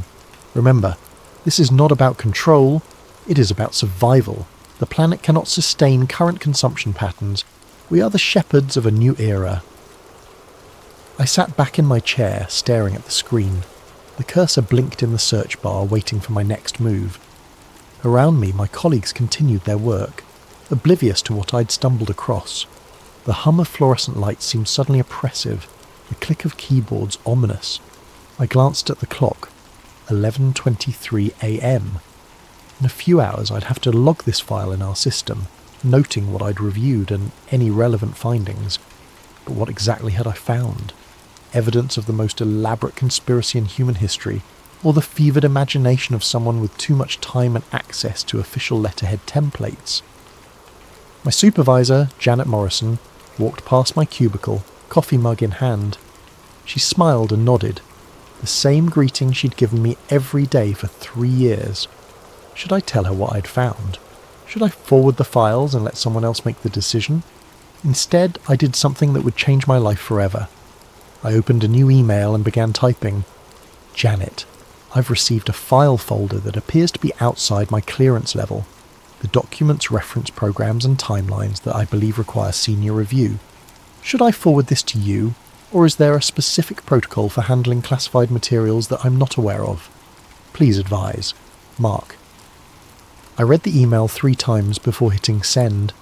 It was professional, cautious, and documented my discovery without making accusations. If this was all legitimate, I'd followed proper channels. If it wasn't, well, at least I'd have a paper trail showing I'd tried to do the right thing. The email showed as delivered at 11:31 a.m. I saved the documents to a secure folder on my desktop and logged out for lunch, trying to act normal despite the growing knot in my stomach. When I returned from my sandwich and a walk around the block, Janet hadn't responded to my email. That wasn't unusual. She often got caught up in meetings and didn't check messages until late afternoon. But as the day wore on and 5 p.m. approached, I began to worry. At 5:47 p.m, my computer chimed with a new message. But it wasn't from Janet. It was an automated system notification. File access revoked. Classification updated to restricted. Contact administrator for additional information. When I tried to open the folder containing the documents, I got an error message. Access denied. Insufficient privileges. I sat there for a long moment staring at the screen. Then I packed up my things, said goodnight to the security guard, and drove home with one thought echoing in my head. What the hell had I just gotten myself into? That night, I barely slept. Every car that drove past my apartment seemed to slow down. Every creak of the building settling made me jump. I kept telling myself I was being paranoid, that I'd simply stumbled across some routine planning documents that were above my pay grade. But deep down, I knew I'd seen something I wasn't supposed to see, and someone somewhere now knew that I'd seen it. I arrived at work the next morning 15 minutes early, hoping to catch Janet before the day got busy. Her office was dark, which wasn't unusual. She typically arrived around 9 a.m, preferring to avoid rush hour traffic. I settled into my cubicle and tried to focus on routine tasks while waiting for her response to my email. At 9:30, Janet still hadn't arrived. Her assistant, Maria, seemed unconcerned when I asked about her whereabouts. She had an early meeting downtown, Maria said, without looking up from her computer. Something about a new contract. She'll probably be in after lunch. But Janet never showed up that day, or the next. By Thursday, Maria was fielding calls from confused clients and increasingly worried family members. Family emergency, she kept saying, but her voice lacked conviction. She'll be back early next week. That's when I noticed my computer had been acting strangely. Programs were loading slower than usual, and several files I'd been working on had vanished from my desktop. When I tried to access my email archives, I discovered that my entire inbox from the previous week had been deleted, including my message to Janet. The IT department claimed it was a routine system update that had caused some data loss, but they couldn't explain why only certain files were affected, or why the deletions seemed to target specific date ranges. "These things happen," the technician said with a shrug. "That's why we tell everyone to back up important files." But I hadn't lost everything. Hidden in a rarely used folder buried deep in my directory structure, I found fragments of the documents I'd viewed. Not the complete files, but screenshots I'd taken without realising it when my screen capture software had malfunctioned the day I first opened the folder. The images were partial and pixelated, but they showed enough to confirm that I hadn't imagined it all. Population consolidation zones, behavioural compliance credits, the 2030 target date. I was studying these fragments when my cubicle neighbour, Tom Rivera, leaned over the partition that separated our workstations. Tom was a junior analyst who'd started 6 months after me. We'd shared coffee breaks and complained about deadline pressures, but we weren't particularly close. "Hey," he whispered, glancing around nervously. "Can I ask you something weird?" I minimised my screen and nodded. "Did you happen to see anything strange in your files last week? Like documents that seemed out of place?" The question sent a chill through me. "What kind of document?" Tom looked around again, then rolled his chair closer. "I got this folder by mistake, I think. Had all these maps and charts about moving people around, controlling where they could live and work. Really creepy stuff." "What did you do with it?" "Forwarded it to my supervisor, just like protocol says. But then," he paused, lowering his voice even further. "Then my supervisor disappeared, just like Janet. And this morning, my computer was completely wiped. Like everything. They gave me some story about a virus, but I know that's not what happened." We stared at each other for a moment, both understanding that we'd stumbled into something much larger than either of us had realised. "Listen," Tom continued, "I printed out a few pages before I forwarded the files. You know, just in case my supervisor had questions about the content. I still have them at home. Tom, if what we saw is real, then we're probably in serious trouble just for talking about it." He glanced at the empty supervisor offices. "Look, I'm getting scared. First the files, then the disappearances, now the data wipes. Someone really doesn't want us to know what we saw. I made a decision that would haunt me for months. Meet me for coffee after work. The place on 5th Street, across from the library. We need to figure out what's going on." The rest of the day crawled by. I couldn't concentrate on my assigned tasks, constantly checking over my shoulder and jumping every time someone walked past my cubicle. At lunch, I took a walk to the local print shop and made copies of the screenshot fragments I'd found, storing the originals in a safety deposit box I'd opened on impulse. When 5 p.m. finally arrived, I packed up quickly and headed for the coffee shop. Tom was already there, sitting in a corner booth with his back to the wall. He looked like he hadn't slept much. "This is crazy," he said as I sat down. "I keep thinking we should just drop it, pretend we never saw anything. But we did see it, and people are disappearing." Tom nodded grimly and slid a manila folder across the table. "I printed these Tuesday night before everything went to hell." The folder contained 8 pages of documents similar to what I'd seen. Maps of major cities divided into coloured zones, a budget allocation chart for something called voluntary relocation assistance programs. Most disturbing was a page titled Resistance Mitigation Strategies that outlined plans for dealing with what it called non-compliant population segments. "Look at the dates," Tom said, pointing to timestamps in the corner of each page. "These were created last month, but they reference events scheduled for next year. It's like they're planning everything in advance." "Planning what exactly?" Tom pulled out his phone and opened a news app. "I've been researching all day. Look at this." He showed me article after article about new government initiatives, mandatory digital health passes, carbon credit systems tied to personal banking accounts, smart city infrastructure projects that included extensive surveillance networks. "Every single one of these programs is mentioned in the documents we saw," he said, "but in the news, They're presented as separate voluntary initiatives for public safety and environmental protection. Nobody's talking about how they all connect. I thought about the timeline I'd seen, the careful progression from voluntary compliance to mandatory enforcement. What if they're not separate initiatives? What if it's all part of a larger plan? Tom's phone buzzed. He glanced at the screen and went pale. What is it? Text from an unknown number. He showed me the message. Stop digging or join your supervisors. We sat in stunned silence for a moment. Then Tom stood up abruptly. I'm done. This is too dangerous. Tom, wait.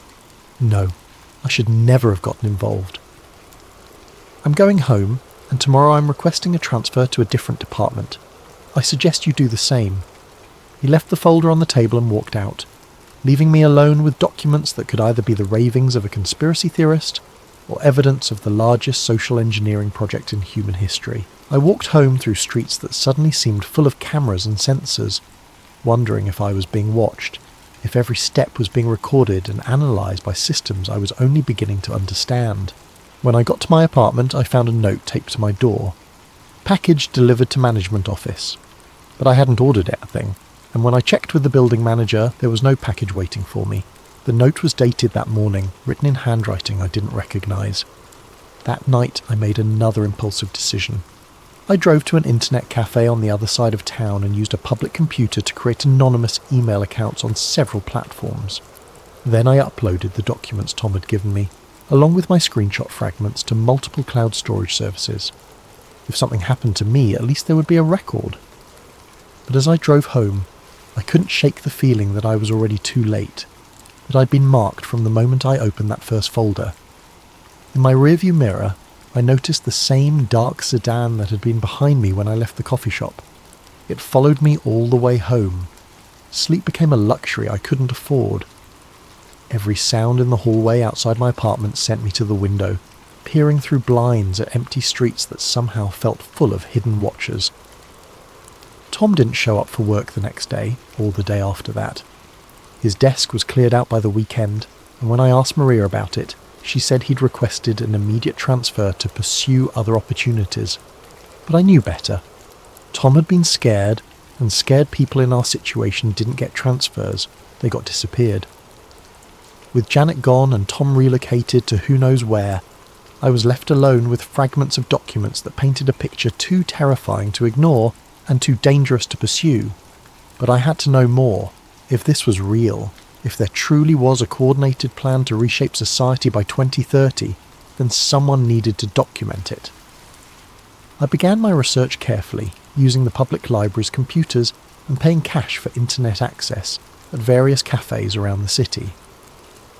I created a simple methodology, cross-referenced the terms and programs mentioned in the leaked documents with publicly available information, looking for patterns and connections that might confirm or refute what I'd seen. The results were more disturbing than I'd expected. Smart city gateways was mentioned in 17 different documents I'd glimpsed.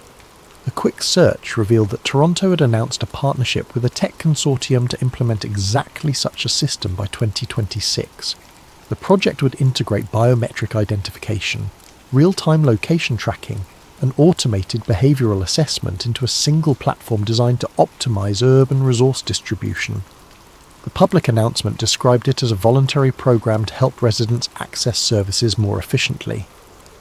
But buried in the technical specifications, I found references to compliance monitoring algorithms and automated privilege adjustment protocols. Amsterdam's digital citizenship pilot was even more explicit. Citizens who participated would receive carbon credits for demonstrating environmentally conscious behaviour, measured through smartphone tracking, purchase monitoring, and periodic check-ins at verification stations throughout the city. The credits could be used for transportation discounts, housing assistance, and priority access to healthcare. But what happened to citizens who didn't participate, or who failed to meet behavioural targets? The programme documentation was vague about consequences, mentioning only alternative pathways for non-participating residents. Singapore's implementation was the most advanced. Their sustainable living credit system had been operational for 8 months, and earlier reports claimed impressive results: 67% reduction in private vehicle usage, 45% decrease in meat consumption, and 89% compliance with residential energy limitations. I found a blog post from a Singapore resident that painted a different picture. The author, writing under an obvious pseudonym, described a society where every purchase, every journey, every social interaction was monitored and scored. Citizens who failed to maintain adequate sustainability ratings found themselves locked out of public transportation, unable to access certain stores, and restricted to specific residential areas. It started as incentives, the blogger wrote. Green points for taking the bus, bonus credits for eating plant-based meals, rewards for staying in your assigned district. But the incentives became requirements so gradually that most people didn't notice the transition. Now, if your score drops too low, you simply can't function in society, and raising your score requires complete submission to the system's behavioural demands. The post had been published 3 weeks ago. When I tried to access it again the next day, the entire blog had been removed. I began compiling a spreadsheet of every programme, initiative, and policy mentioned in the leaked documents, then researching whether similar real-world implementations existed. The results were consistent and terrifying. Every single item had a corresponding programme either already active or scheduled for implementation within the next 2 years. Carbon credit systems tied to personal banking accounts, announced by the European Central Bank for rollout in 2026. Biometric checkpoints for access to essential services, pilot programs active in 12 major cities worldwide. Residential assignment based on compliance scores, being tested in 3 countries under the guise of efficient housing allocation. Digital identity requirements for all online activities. Legislation pending in multiple jurisdictions to combat misinformation and ensure digital safety. The pattern was unmistakable. What appeared to be separate, well-intentioned programs were actually components of a comprehensive system designed to monitor, control, and modify human behaviour on a global scale, and they were all scheduled to reach full implementation by 2030. But the most chilling discovery came when I researched the organisational structure behind these initiatives. Many of the programs were funded through the same consortium of international organisations, tech companies, and government agencies. The same names appeared on advisory boards and implementation committees across different countries and continents. One name appeared particularly frequently: the Sustainable Future Institute, a think tank founded in 2019 with substantial backing from several major philanthropic foundations. Their published research covered everything from climate change mitigation to urban planning optimization. All of it sounded reasonable and beneficial, but when I dug deeper, I found connections to government contracts for surveillance technology, behavioural modification research, and something called Population Management Systems Architecture. The Institute's founder, a former UN administrator named Dr. Catherine Voss, had given speeches advocating for necessary sacrifices in individual autonomy to ensure species survival. In a 2023 interview, she'd said, "Democracy and freedom are luxuries we can no longer afford. The climate crisis requires coordinated action on a scale that voluntary compliance cannot achieve. We must be willing to accept temporary limitations on personal choice in service of permanent solutions to existential threats." Temporary limitations. I wondered if the people implementing these systems really believed they would be temporary, or if they knew exactly what they were building, a global cage disguised as environmental salvation. As weeks passed, my research expanded beyond simple correlation. I began mapping the financial relationships between organisations, tracking personnel movements between government agencies and private companies, documenting the timeline of policy implementations across different countries. What emerged was a picture of unprecedented coordination. The same small group of organisations was driving policy changes on every continent, using local governments as implementation vehicles for a globally designed system. But I was still missing crucial pieces of the puzzle. The documents Tom and I had seen referenced enforcement mechanisms that went beyond social credit scores and access restrictions. They mentioned relocation programs, resource rationing, and something ominously called population optimization protocols. I needed more information, but I was running out of safe ways to obtain it. My library research had attracted attention. I'd noticed the same security guard watching me during several visits, and the librarian had started asking unusual questions about my research topics. It was during one of these library sessions that everything changed. I was printing articles about digital identity legislation when someone approached my table. A woman in her 50s, professionally dressed, with a kind of composed demeanour that suggested either corporate management or government service. "Excuse me," she said quietly, "but I couldn't help noticing your research interests. Would you be interested in information that might fill in some gaps?" Every instinct screamed at me to pack up and leave, but she held up a folder that looked remarkably similar to the ones Tom and I had found. "My name is Elena Rodriguez," she said, sitting down without invitation. "Until 6 months ago, I was a sustainability coordinator for the United Nations Development Programme, and I think we need to talk." Eleanor insisted we meet somewhere more private. She suggested a small cafe in the Arts District, the kind of place that played acoustic music loud enough to mask conversation, and served coffee in mismatched cups to customers who minded their own business. I arrived first, choosing a table in the back corner where we could see both the entrance and the emergency exit. Eleanor appeared exactly on time, carrying a worn leather briefcase and wearing the expression of someone who'd made a decision that couldn't be undone. "Before we begin," she said, settling into the chair across from me, "I need you to understand something. What I'm about to share will put both of us in danger. Once you know this information, there's no going back to ignorance, no pretending you never heard it." I nodded, though part of me wanted to walk away. The smart thing would have been to thank her politely and leave, to find a new job in a different field and spend the rest of my life pretending I'd never seen those documents, but I stayed. Eleanor opened her briefcase and removed a thick folder. "You've been researching the sustainability initiatives, the smart city programs, the digital identity requirements. You're trying to understand how they all connect. How do you know what I've been researching?" "Because I helped design the connection points." She opened the folder and spread several documents across the table. "I spent 4 years working on what we called the Integrated Sustainability Platform. My job was to ensure that all the separate programs could interface with each other, share data, and coordinate responses." The documents she showed me were similar to what I'd seen before, but far more detailed.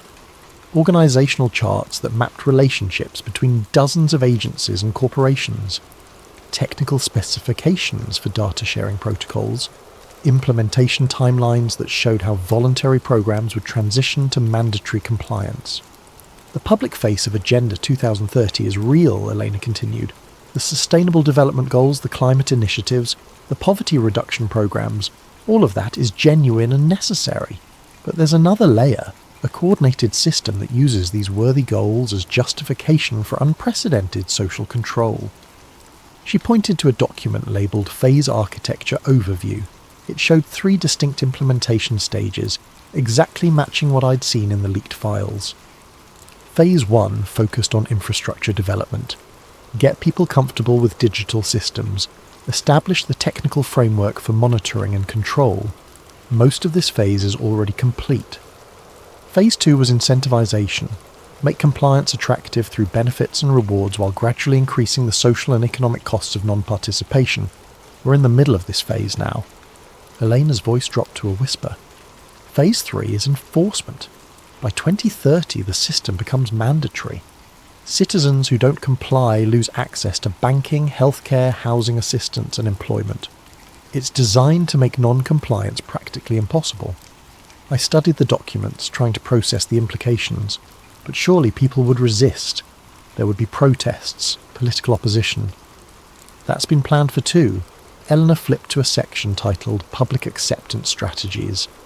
It outlined a comprehensive approach to managing public opinion through media partnerships, social media manipulation, and strategic crisis deployment. Every potential objection has been anticipated and countered, she said. Privacy concerns are dismissed as selfish in the face of climate emergency. Economic fears are addressed through promises of universal basic income tied to compliance. Religious or cultural objections are characterized as dangerous extremism. She showed me polling data that tracked public acceptance of various control measures over time. The numbers were sobering. Support for digital identity requirements, had grown from 23% to 67% in just 2 years, driven by concerns about online security and misinformation. Acceptance of carbon credit systems had increased even more dramatically after several high-profile climate disasters. People want to do the right thing, Elena said. They want to help save the planet and protect their communities.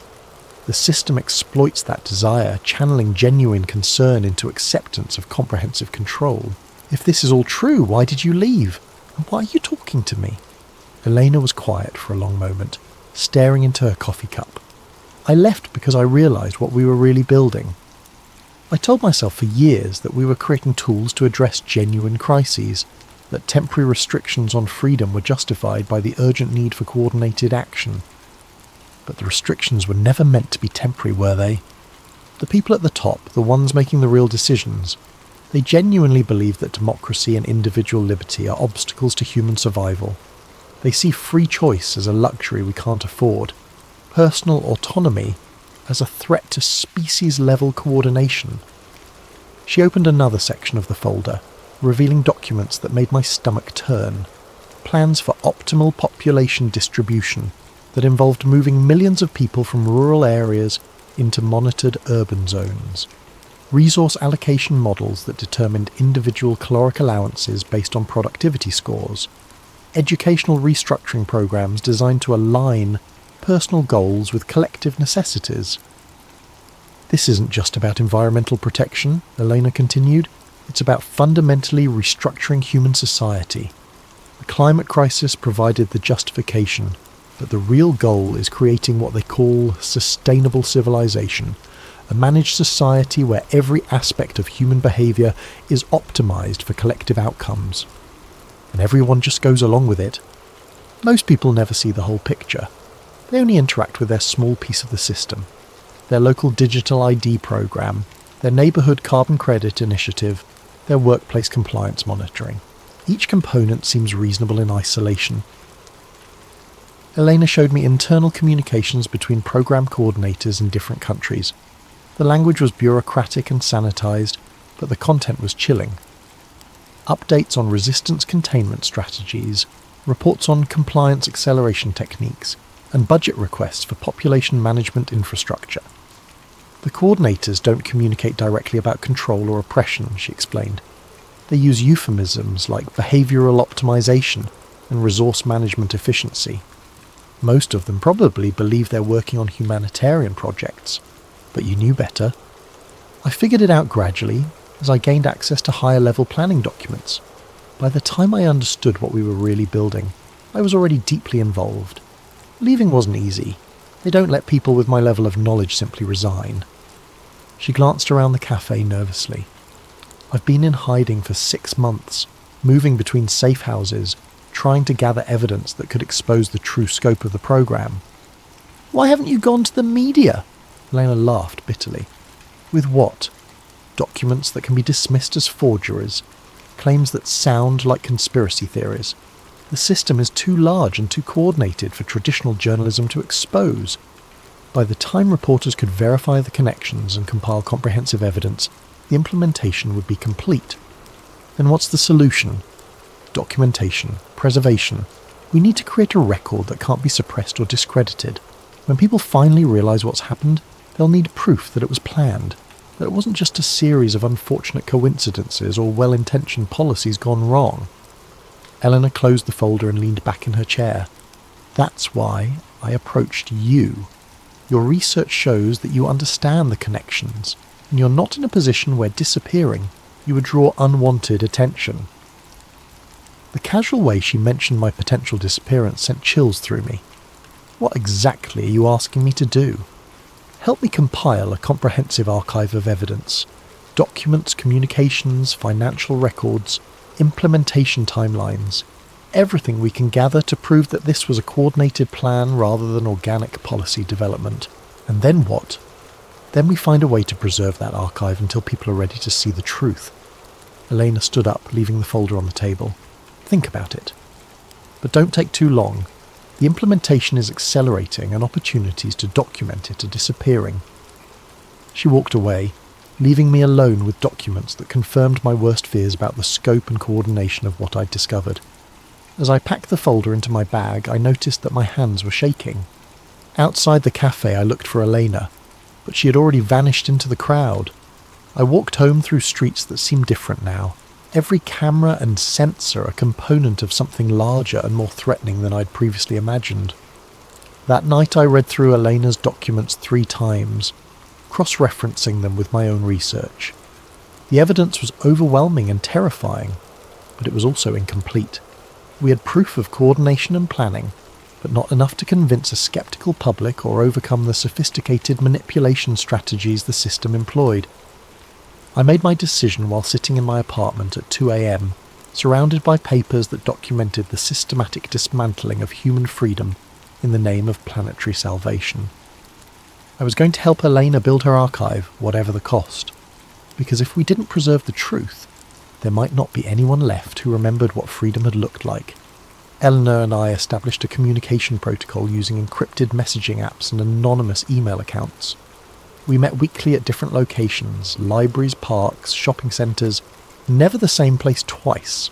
She provided documents and insider knowledge. I contributed research skills and a growing network of contacts who were beginning to ask uncomfortable questions about the sustainability programs. For 3 weeks, our collaboration produced results.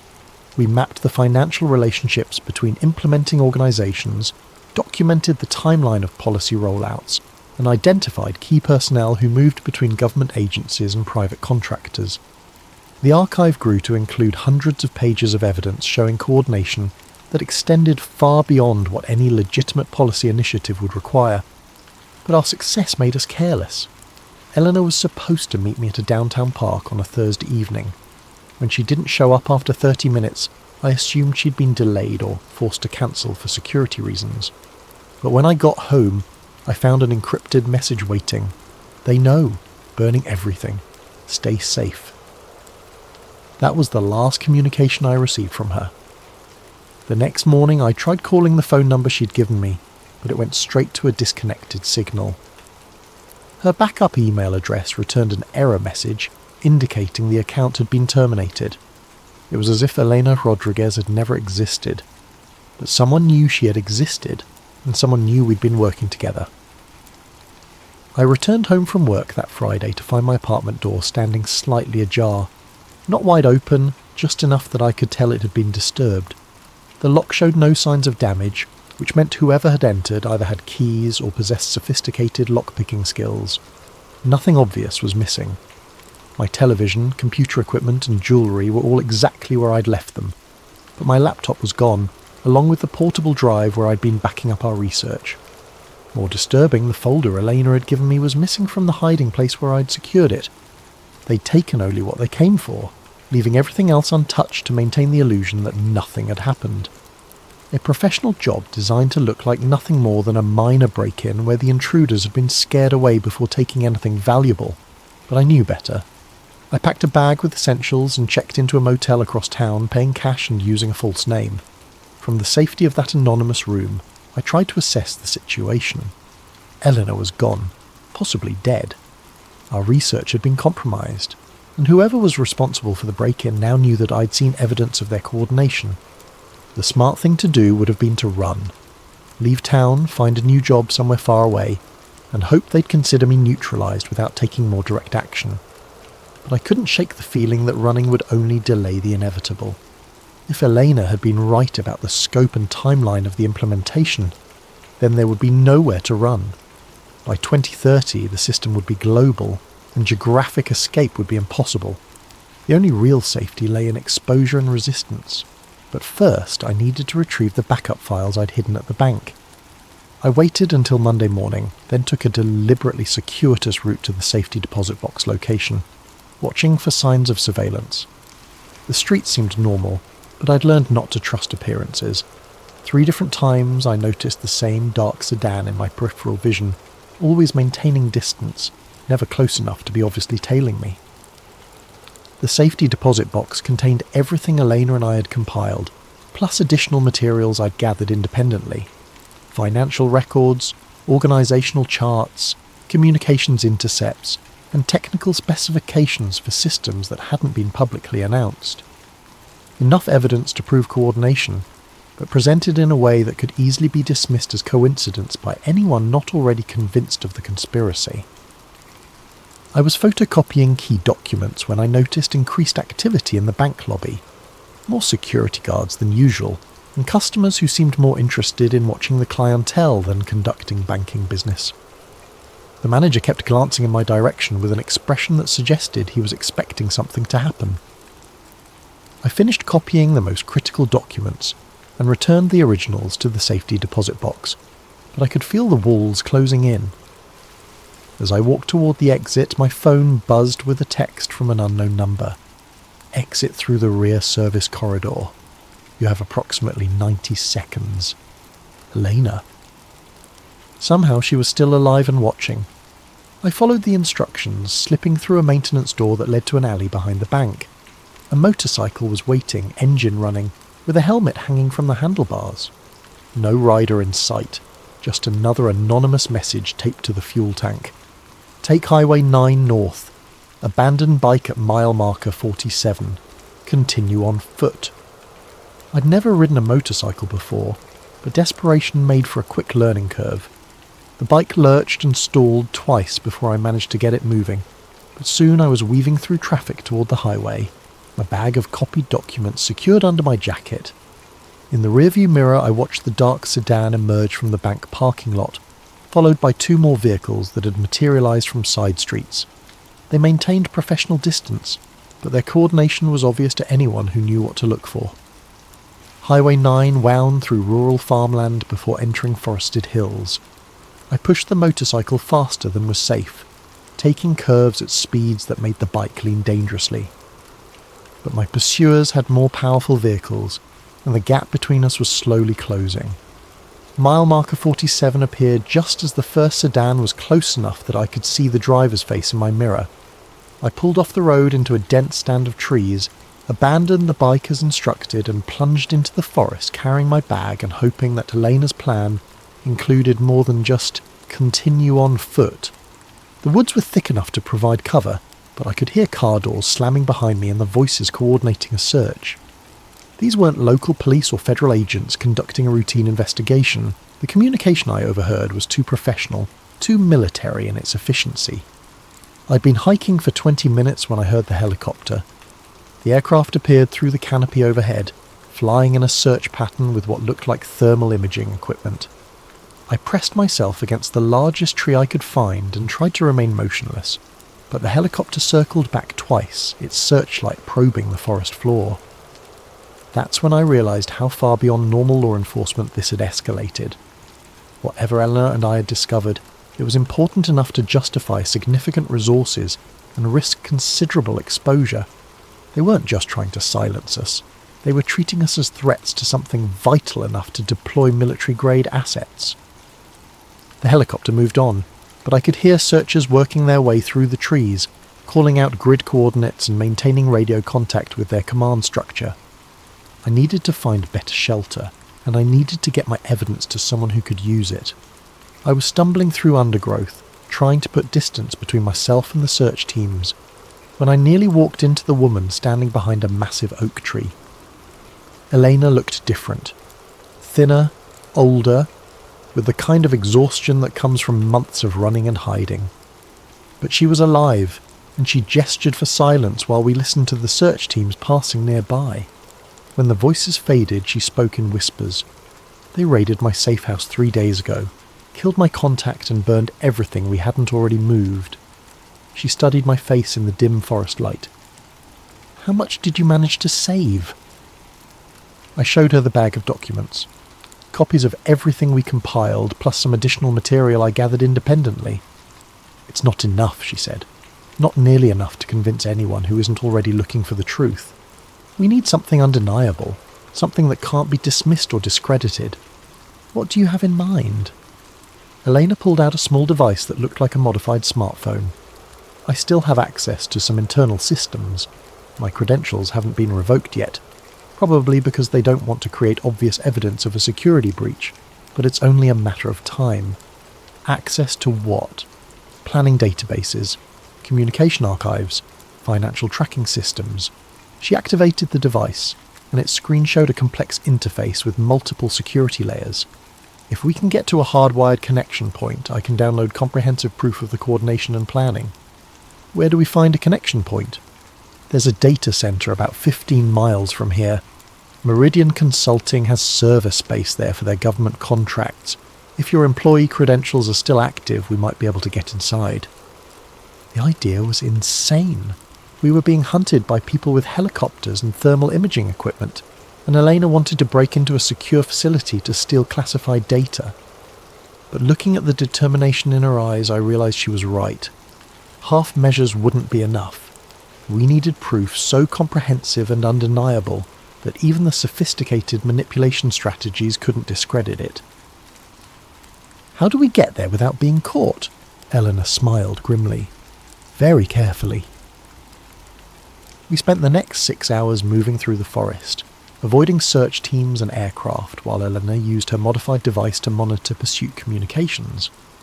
The searchers were thorough and well equipped, but they were operating under constraints that limited their effectiveness. Too much visible activity would draw unwanted attention from local authorities and media. By dawn, we'd reached the edge of the forest near a rural highway. Eleanor had been tracking traffic through surveillance networks, identifying patterns and gaps that would allow us to move without being detected. A delivery truck was scheduled to stop at a convenience store 2 miles from the data center, providing cover for our final approach. Once we're inside the facility, we'll have maybe 30 minutes before someone notices the unauthorized access, Elena said, as we waited for the truck to arrive. I'll need that long to penetrate the security layers and download everything we can carry. And if we're caught? Then people who ask questions about sustainability programs will know what happened to us. The truck arrived on schedule, and we managed to slip into the cargo area during the driver's restroom break. 20 minutes later, we were hiding behind a dumpster outside the data center, watching security guards patrol the perimeter. Eleanor studied the building through small binoculars. 3 guards, standard rotation every hour, camera coverage on all entrances, but there's a maintenance access point on the north side that's in a blind spot for about 40 seconds during shift changes. What about internal security? Biometric locks, access card readers, motion sensors. But your employee card should get us through the first 2 barriers, and I can handle the electronic systems once we're inside. We waited for the next guard rotation, then sprinted across an open parking area to the maintenance door. Eleanor connected her device to the lock mechanism while I watched for patrols. The lock clicked open just as footsteps echoed from around the corner. Inside, the data center hummed with the sound of thousands of servers processing information for dozens of government agencies and private contractors. Elena led me through corridors lined with racks of equipment, navigating by memory and occasionally checking her device for layout updates. There, she whispered, pointing to a terminal station surrounded by screens displaying network activity. That's our access point. Eleanor's fingers flew across the keyboard, entering commands and passwords that bypassed security protocols I didn't understand. Screens filled with data streams, file directories, and communication logs that painted a picture of coordination so vast and detailed that even our previous research had barely scratched the surface. This is incredible, Elena breathed, watching terabytes of information flow past. Financial transactions between organizations on 6 continents. Personnel transfers coordinated across dozens of agencies. Technical specifications for systems that won't be announced for another year.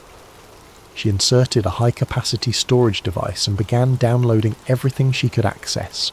File after file of evidence that proved beyond any doubt that the sustainability programs were components of a carefully orchestrated plan to restructure human society.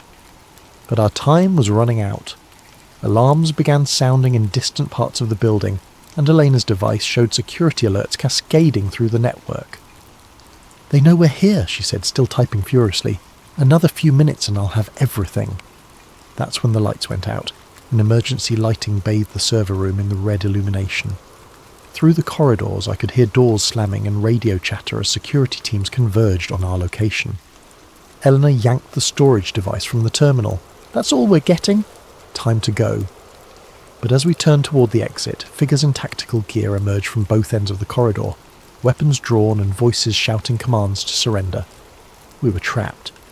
The tactical team that surrounded us moved with military precision, but they weren't wearing any identifying insignia or badges. No agency names, no unit designations, just black uniforms and professional equipment operated by people who clearly weren't local law enforcement. "Device on the ground," the team leader commanded. "Hands visible." Eleanor hesitated, clutching the storage drive that contained terabytes of incriminating evidence. For a moment I thought she might try to destroy it rather than let them recover the data. But faced with multiple weapons, she complied, setting the device on the floor and raising her hands. "We're not terrorists," I said, trying to keep my voice steady. "We're researchers investigating—" Silence. The team leader approached Elena, studying her face with recognition. "Former Undersecretary Rodriguez. You've been difficult to locate." I imagine I have been. One of the tactical officers collected the storage device while others secured our hands with plastic restraints. They were efficient and professional, but there was something unsettling about their behaviour. No reading of rights, no identification of their authority, no explanation of charges or procedures. "What happens now?" I asked. The team leader ignored my question, speaking into a throat microphone in a language I didn't recognise. The response seemed to satisfy him, because he nodded to his team and gestured toward the exit. They marched us through the data centre to a loading dock where 2 black vehicles waited. As they prepared to separate us into different cars, Elena caught my eye and mouthed a single word. "Remember." That was the last time I saw her.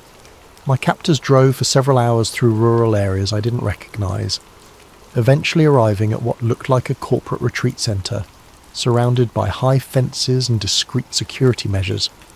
They escorted me to a comfortable room that might have been a hotel suite if not for the reinforced door and lack of windows.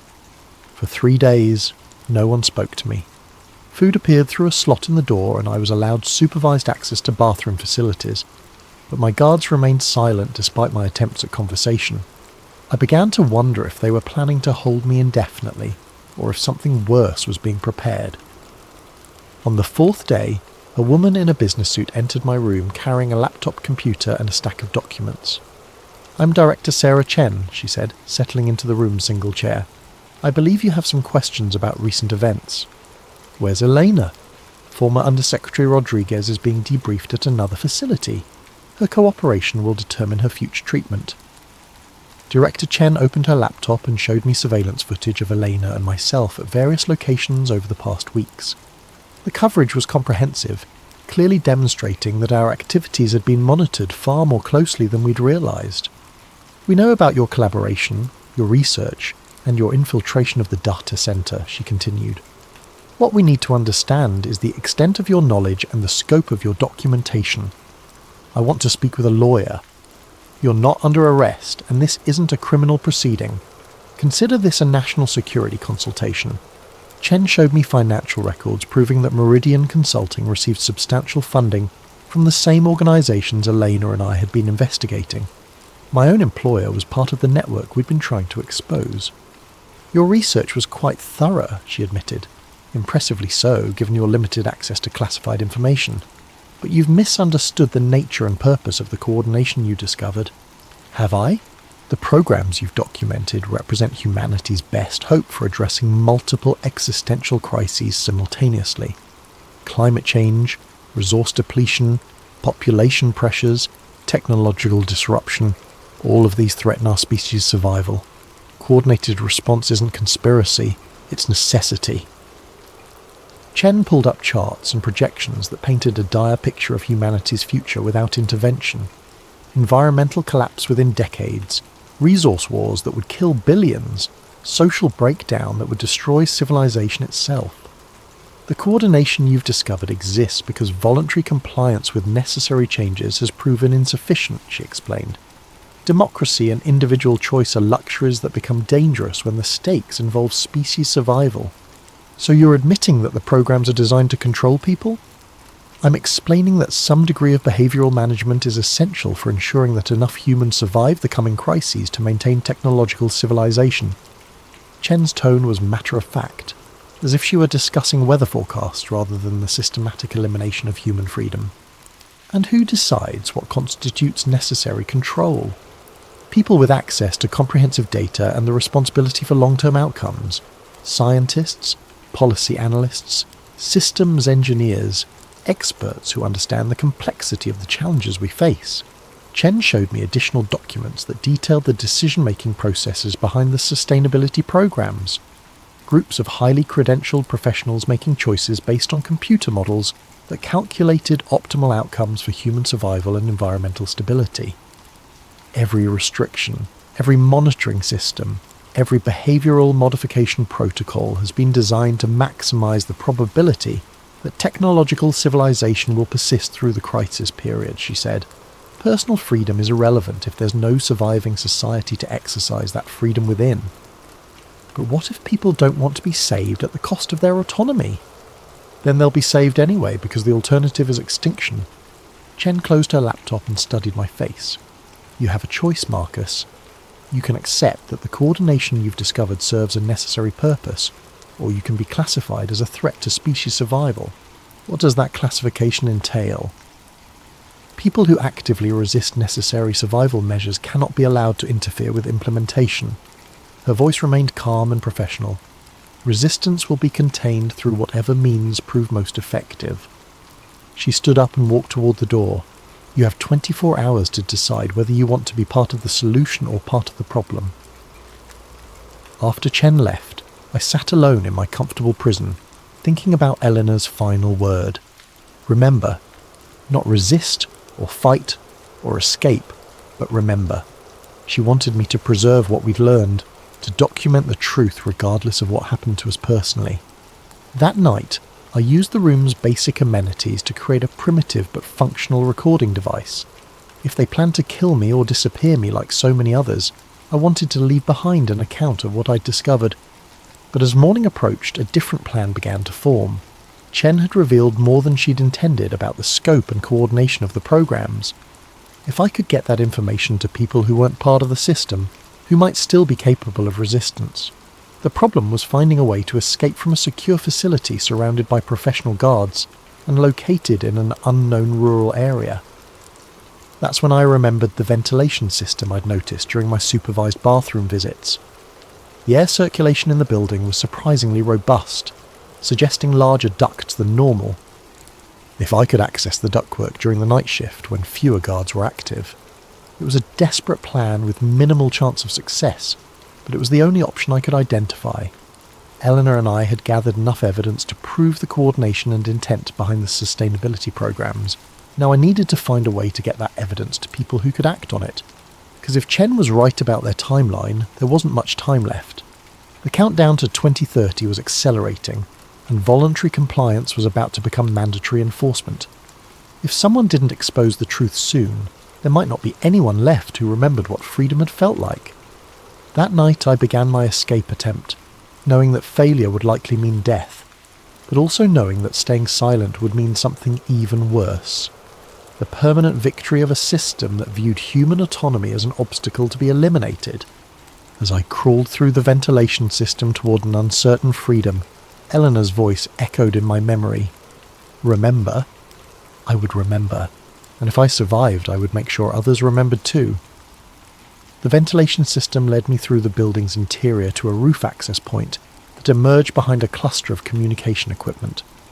From there, I could see the facility's perimeter, motion sensors, thermal cameras, and patrol routes that created overlapping coverage zones. But I could also see something the guards probably hadn't noticed. A service road that wound through the forest to a highway maintenance station about 2 miles away. Getting off the roof and across the monitored perimeter required timing and luck. I waited until the patrol cycles created a 40-second gap in coverage near the eastern fence, then dropped to the ground and sprinted toward the tree line. Motion sensors tracked my movement, but by the time the response team reached my position, I was already deep enough in the forest to avoid their thermal imaging. The service road was overgrown and clearly abandoned, but it provided a path through the woods that avoided the main security sensors. I followed it through the night, expecting pursuit teams to emerge from the darkness at any moment. but either my escape hadn't been discovered yet, or they were confident enough in their perimeter security to assume I couldn't have gotten far. The highway maintenance station was a collection of rusted equipment and storage sheds that hadn't been used in years, but it had what I needed: a working telephone line connected to the state highway system. Using calling cards I'd purchased weeks earlier, I began making contact with a network of researchers and journalists who'd been asking questions about the sustainability programs. The first 3 people I called had disconnected numbers. The 4th was answered by someone who claimed never to have heard of the person I was trying to reach. But the 5th call connected me with Alex Morrison, an investigative journalist who'd been documenting inconsistencies in climate policy implementation. "I know who you are," Alex said after I identified myself. "Elena Rodriguez contacted me before she disappeared. She said you might call if something happened to her. She's alive, but being held by people who don't officially exist. Can you prove what you're claiming?" "I have documents, communications, financial records, and organisational charts that prove coordination between agencies and corporations on 6 continents. Everything we need to demonstrate that the sustainability programs are components of a larger control system." Alex was quiet for a moment. "Where are the documents?" "Hidden in multiple locations. But first I need guarantees about how this information will be used. If you publish it the wrong way, they'll discredit it as conspiracy theorising and use the attention to accelerate their timeline. What do you suggest?" "Simultaneous release across multiple platforms, with technical verification of the document authenticity and financial confirmation of the relationships we've mapped. Make it impossible to dismiss as fabricated evidence." Alex agreed to coordinate with contacts at other publications and technical organisations. We established a timeline for document delivery and verification, with publication scheduled for exactly 72 hours later. Enough time to properly authenticate the evidence, but not enough for the coordinating organisations to mount an effective suppression campaign. But first I had to retrieve the evidence from its hiding places without being captured. Over the next 2 days, I moved carefully between the locations where Elena and I had cached our research. Bank safety deposit boxes, storage lockers, and dead drops we'd established in case our primary archives were compromised. Each retrieval required elaborate security measures to avoid the surveillance networks that were undoubtedly looking for me. The most dangerous recovery was the data storage device Elena had hidden at a commercial facility across town from where she'd been captured. Getting to it required passing through areas that were certainly being monitored, using public transportation that would create records of my movement. I solved the surveillance problem by adopting the appearance and behaviour of the city's homeless population. Dirty clothes, unkempt appearance, and the kind of invisible desperation that made most people look away rather than remember faces. The disguise was psychologically difficult but operationally effective. Security cameras recorded me, but human attention filtered me out as irrelevant. The storage facility contained Elena's most sensitive archives, communication intercepts between coordination directors, financial tracking systems that showed money moving between organisations, and technical specifications for monitoring systems that hadn't been publicly announced. But it also contained something I hadn't expected: a video file labelled Emergency Broadcast Final Testimony. Eleanor had recorded the video shortly before her capture, speaking directly to the camera with the kind of urgency that suggested she knew she was running out of time. "If you're watching this, then the coordination has been exposed and I'm either dead or disappeared," she began. "What Marcus and I discovered represents the largest social engineering project in human history. Not a conspiracy by evil people, but a coordinated effort by people who genuinely believe that human freedom is incompatible with species survival." The video detailed information that Elena hadn't shared during our collaboration: names of key coordinators, locations of planning facilities, and timelines for implementation phases that extended beyond 2030. "The 2030 target date is just the beginning," she explained. "Phase 3 establishes the control infrastructure, but Phase 4 involves what they call optimization protocols, systematic reduction of global population to what computer models indicate is the maximum sustainable level for technological civilization." Elena's final message was addressed to whoever would eventually broadcast the evidence. "This isn't about politics or ideology. It's about whether human beings will be allowed to make their own choices about their lives, their communities, and their future. The people implementing these programs believe that freedom is a luxury we can't afford. They may be right about the severity of the crises we face, but they're wrong about the solution. I copied Elena's video along with the other archived materials, then destroyed the original storage system to prevent recovery by pursuit teams. By the time I reached the final rendezvous point, I was carrying comprehensive proof of coordination that spanned multiple continents and involved hundreds of organisations. Alex Morrison had assembled a coalition of journalists, researchers and technical experts who would simultaneously verify and publish the evidence. The plan was elegant in its simplicity, overwhelming the suppression capabilities of even the most sophisticated coordination networks by releasing information through so many channels that controlling the narrative would be impossible. On the appointed day, I delivered the complete archive to Alex's team and waited for the storm to break. The initial coverage was everything we'd hoped for.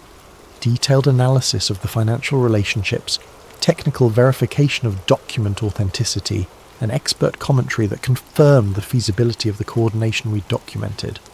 For 48 hours, it seemed like we'd succeeded in exposing the truth. But then the counter-narrative began. The same news outlets that had initially covered the story began running follow-up pieces questioning the interpretation of the evidence. Expert sources appeared who offered alternative explanations for the coordination patterns, legitimate policy cooperation, standard bureaucratic relationships, normal business arrangements between contractors and agencies. The documents were real, these experts acknowledged, but they represented routine governmental and corporate activities rather than evidence of conspiracy. Climate policy required coordination, they explained. International cooperation was essential for addressing global challenges. The patterns we'd identified were exactly what effective governance should look like. Social media platforms began flagging our evidence as disputed information and potentially misleading content.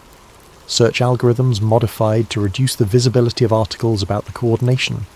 Discussion forums where people shared our documents were closed for policy violations. Within a week, public attention had moved on to other stories. The comprehensive evidence that Elena and I had risked our lives to gather was dismissed by mainstream discourse as another conspiracy theory promoted by people who didn't understand the complexity of modern governance. But we had succeeded in one crucial way. We'd created a permanent record that couldn't be completely suppressed.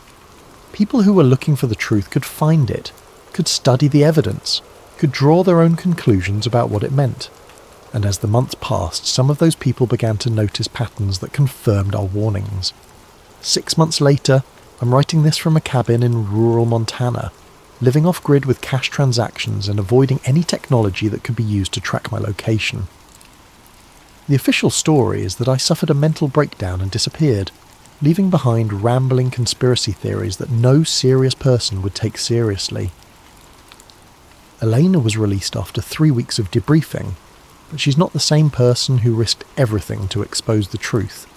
When she appears in public now, she speaks about the importance of international cooperation and the necessity of accepting temporary restrictions on personal freedom to address climate change. Her eyes have a vacant quality that suggests pharmaceutical management of her personality. Our evidence is still available to anyone persistent enough to look for it, but it's been successfully marginalised through the same techniques we documented: expert counter-narrative, algorithmic suppression, and social media manipulation.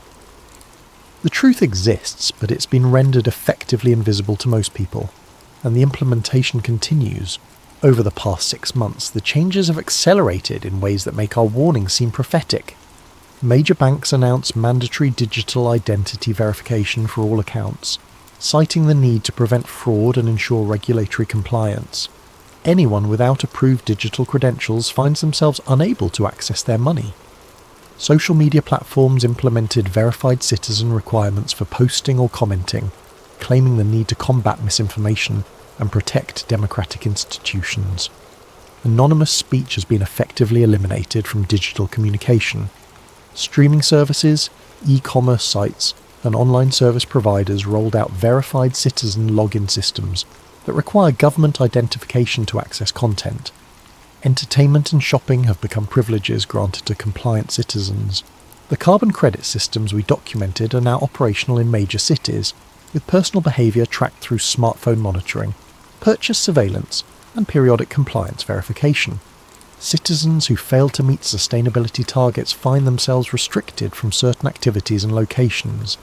Employment in most major corporations now requires participation in behavioural modification programs that monitor everything from dietary choices to social media activity. Non-compliance results in professional exclusion that makes economic survival difficult. The changes happen gradually enough that each new restriction seems reasonable in isolation, justified by immediate crises, and presented as temporary measures that will be relaxed once stability is achieved. But people with longer memories can see the pattern. Each temporary restriction becomes permanent infrastructure for the next phase of control. I'm sitting in a library in a small town where they haven't yet installed biometric scanners for internet access. The computer I'm using doesn't require government identification, though I know that's changing. Signs posted throughout the building announce that new security measures will be implemented next month to ensure patron safety and prevent unauthorised access. On the news website, a UN representative is speaking about the success of digital identity programs in reducing fraud and improving service delivery. She announces that by 2030, all essential services will be tied to universal digital identification to ensure equitable access and protect vulnerable populations. As she speaks, the library computer screen freezes. A message appears: "Session terminated. Credentials required." I look around the library and notice that half the computers now display the same message. A technician is installing new card readers at each terminal, requiring government identification to access the internet. Outside the library windows, construction workers are installing biometric scanners at the entrance to the grocery store across the street. A small crowd has gathered to watch, some curious, others concerned. But no one is protesting. The changes are presented as upgrades to improve efficiency and security.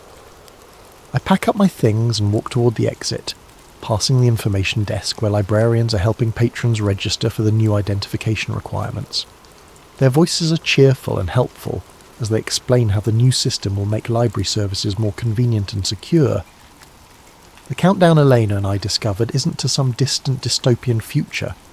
It's to the completion of a transformation that's already underway, implemented gradually enough that most people don't recognise the scope of what's changing. As I walk past the grocery store with its new biometric scanners, I whisper into the voice recorder I've been using to document these final observations. We're not waiting for 2030 anymore, it's already here. The recording device clicks off, and I realise this might be the last time I'm able to document the truth without sophisticated countermeasures to detect and suppress it. Soon, even whispered testimony in small-town libraries will be monitored and analysed by systems designed to prevent the spread of dangerous ideas. Elena was right about one thing. The people implementing these systems genuinely believe they're saving humanity from itself. They may even be correct about the severity of the crises we face, but they're fundamentally wrong about the solution. Freedom isn't a luxury that humanity can't afford. It's the foundation that makes everything else worth preserving. Without the right to make our own choices, to speak our own thoughts, and to determine our own futures, survival becomes indistinguishable from sophisticated imprisonment. The evidence Elena and I gathered will survive in hidden archives and encrypted networks, waiting for a generation that might remember what freedom felt like. Maybe someday, people will rediscover the courage to choose uncertainty over security, autonomy over optimization, and human dignity over species management.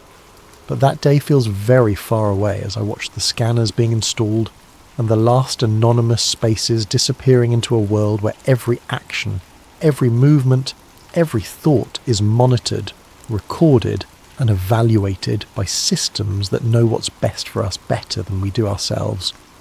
The 2030 directive isn't coming, it's here. Before we begin tonight's story, I want to thank Ryan McPherson for suggesting this fascinating topic. The Kecksburg incident has captivated researchers for decades, and tonight we explore it through the eyes of someone who was actually there. If you have story suggestions, please leave them in the comments below, and don't forget to like and subscribe to Sleep Theories if you enjoy these deep dives into mysterious events. December the 9th, 1965. The date still sends a chill through my bones 40 years later. Most people remember where they were when Kennedy was shot, or when man first walked on the moon. Me? I remember exactly where I was standing when that fireball tore across the Pennsylvania sky and changed everything I thought I knew about the world we live in.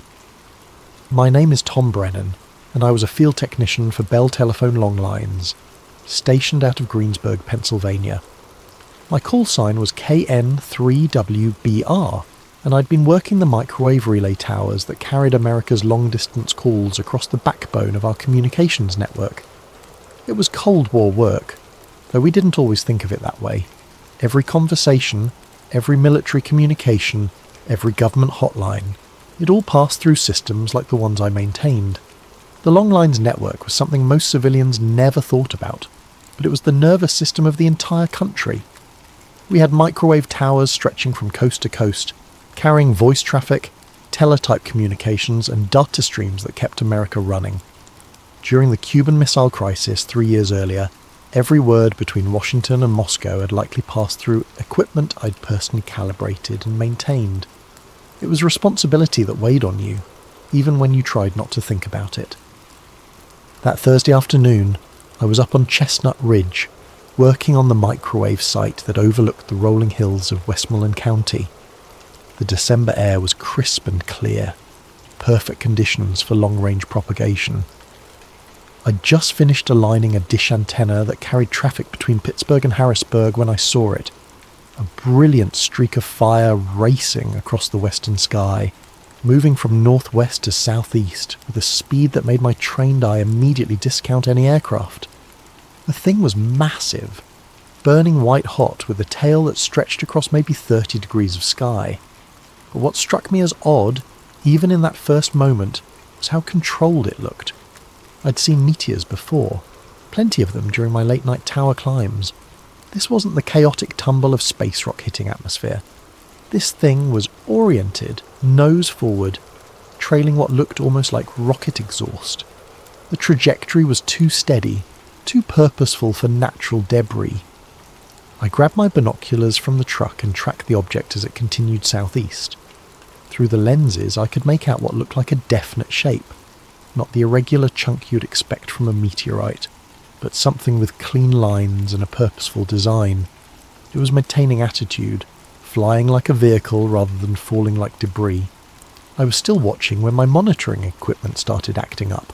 The westbound long lines hop, the one carrying traffic from Chicago to Philadelphia, showed a sudden 2 to 3 decibel fade right as the fireball passed overhead. That was unusual. Atmospheric events didn't typically affect microwave propagation unless they involved significant ionization. Simultaneously, a cluster of dial switches at the Latrobe Exchange dropped into holdover mode, a protective state they only entered during serious system anomalies or electromagnetic interference. The timing wasn't coincidental. Whatever that object was, it was putting out enough electromagnetic energy to disrupt solid-state communications equipment across a wide area. That suggested either exotic propulsion or significant electrical systems still operating during what should have been a catastrophic re-entry. Then KDKA broke into their regular programming. "We're receiving reports of a brilliant fireball seen across western Pennsylvania and eastern Ohio," the announcer said, his voice carrying that professional tension of breaking news. The object was visible for several minutes and appeared to impact somewhere in the wooded hills southeast of Pittsburgh. "We're dispatching news teams to investigate. If you witnessed this event, please call our newsroom." I checked my watch. 4:47 p.m. Eastern Standard Time. I made a note in my logbook. Standard procedure for any unusual events that might affect network operations. Little did I know that notation would become one of the most important entries I'd ever make. My field radio crackled to life 20 minutes later. It was dispatch sending me to check a cutover hut near Kecksburg after locals reported something in the woods that might have damaged our equipment. The cutover hut housed switching equipment for several rural telephone exchanges, and any damage there could isolate entire communities from the outside world. "Brennan, we're getting reports of power fluctuations and equipment failures in the Kecksburg area," the dispatcher said. "It could be related to that meteor everyone's talking about. I need you to check the remote terminal and make sure our lines are still operational." Standard procedure. When weird things happen, check the phone lines first. Communications infrastructure was critical enough that we investigated any potential threat, no matter how unlikely it seemed. I loaded my gear into the company truck. Test equipment, spare components, toolkit, emergency repair supplies, and my camera for documenting any damage. The drive to Kecksburg would take about 40 minutes through winding country roads that followed the ridgelines and valleys of southwestern Pennsylvania. I drove through the gathering dusk, past farms and small communities that most people pass through without noticing. The radio chatter was picking up. State police dispatchers coordinating response to multiple calls about the fireball, fire departments being put on standby, and civil defense officials asking about radiation monitoring equipment. Whatever had come down was generating serious official interest. The sun was setting behind the ridgelines, painting the winter sky in shades of orange and purple. Bare trees stretched skeletal branches against the darkening sky, and the first stars were becoming visible in the clear air. It was the kind of peaceful Pennsylvania evening that made you forget about Cold War tensions and space races and all the other anxieties of the modern world. I had no idea I was driving towards something that would haunt me for decades. The first sign something was seriously wrong came at the intersection of Route 982 and what the locals called Meteor Road, a name that would prove prophetic. A Pennsylvania State Police cruiser sat across the lane, its red and blue lights cutting through the gathering dusk. Trooper R. Hale stepped out as I approached, his hand resting casually on his service weapon. Hale was a big man, the kind of rural cop who commanded respect through presence rather than bluster. He'd probably been dealing with curiosity seekers and reporters all evening, and his patience was clearly wearing thin. "Roads closed," he said simply, shining his flashlight through my windshield to get a look at me. I showed him my Bell telephone identification and work order. "Got a report of equipment damage. Need to check the cutover hut up this road." Hale studied my credentials for a long moment, comparing the photo to my face and checking the official letterhead. These guys were thorough, more thorough than you'd expect for a routine traffic control situation. "Phone company," he called to his partner, who was manning a radio in the cruiser. "Let him pass, but I want his name and time logged." He handed back my ID and stepped aside, but I noticed he made a note on his clipboard. That level of documentation wasn't standard for blocking roads around a meteor impact. Someone was keeping very careful track of who went in and out of that area. The narrow lane wound through dense woods, oak and maple trees that had shed their leaves weeks ago, leaving skeletal branches that scraped against my truck. The road surface was rough, more of a logging trail than a proper road, with potholes and ruts that forced me to drive slowly. But as I got deeper into the forest, something felt fundamentally wrong. The air itself seemed different, charged with an ozone smell that reminded me of high-voltage equipment after a lightning strike, mixed with the acrid scent of hot phenolic resin, the kind we used in electrical insulators. There was also something else, a metallic tang that I couldn't identify, but that made the hair on the back of my neck stand up. Then I saw the trees. They weren't burned exactly. They were snapped inward, all leaning toward a central point maybe 50 yards off the road. The pattern was too regular, too precise to be wind damage.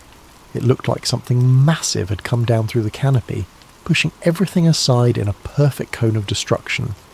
Some of the larger oaks had been snapped completely in half, their trunks showing fresh white wood where they'd broken under tremendous force. But what really caught my attention was the electromagnetic signature. My portable field strength meter, which I used for checking microwave path clearance, was showing readings that made no sense. There was a strong RF field emanating from somewhere ahead, cycling through frequencies in a pattern that definitely wasn't natural. Whatever was out there was still electrically active. I grabbed my flashlight and test equipment, following what looked like a shallow furrow carved into the forest floor. The groove was maybe 3 feet wide, scraped clean of leaves and topsoil, running in a straight line toward a small clearing ahead. The earth was compressed and fused in places, as if exposed to intense heat, but there was no evidence of fire damage to the surrounding vegetation. The furrow led me through about 100 yards of damaged forest, before opening into a natural clearing where the real mystery waited. Chief Dombrowski of the Kecksburg Volunteer Fire Department was there when I arrived, along with 3 of his men. They stood in a loose semicircle around something that made my engineer's mind struggle to categorise what I was seeing. It was an acorn.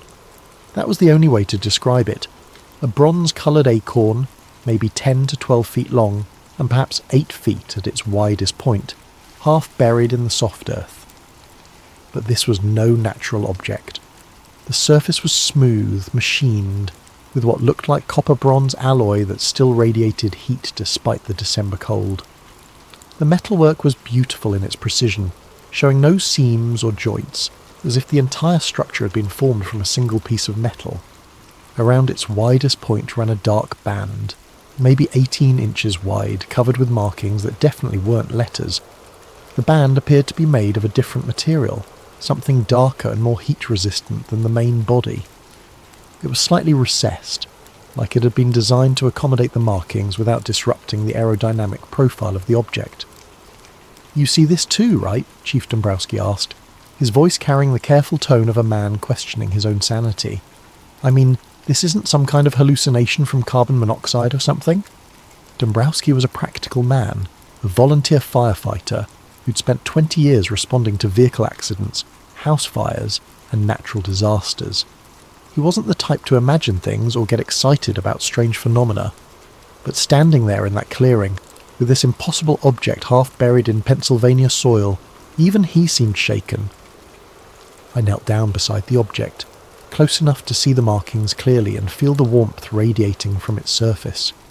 The heat wasn't intense, but it was definitely there, a gentle warmth that suggested significant thermal mass cooling down from much higher temperatures.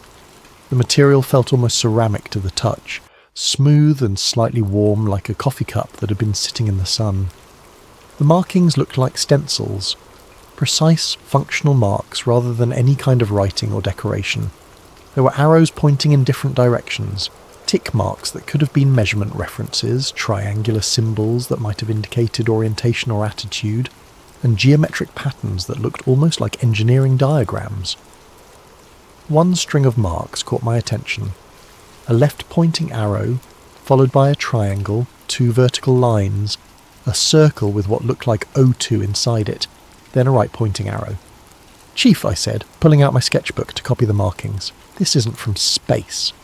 At least not the way people think." The symbols had a functional quality that reminded me of the stenciled markings on military equipment. Serial numbers, part designations, maintenance instructions, safety warnings. These weren't decorative or ceremonial markings. They were the kind of practical notations you'd find on any piece of complex aerospace equipment. As I sketched the markings, I noticed other details that reinforced my growing suspicion that this wasn't extraterrestrial. The object's surface showed what looked like ablation patterns, areas where material had been deliberately burned away during atmospheric entry. The nose cone had the characteristic blunting you'd expect from a heat shield designed to survive re-entry.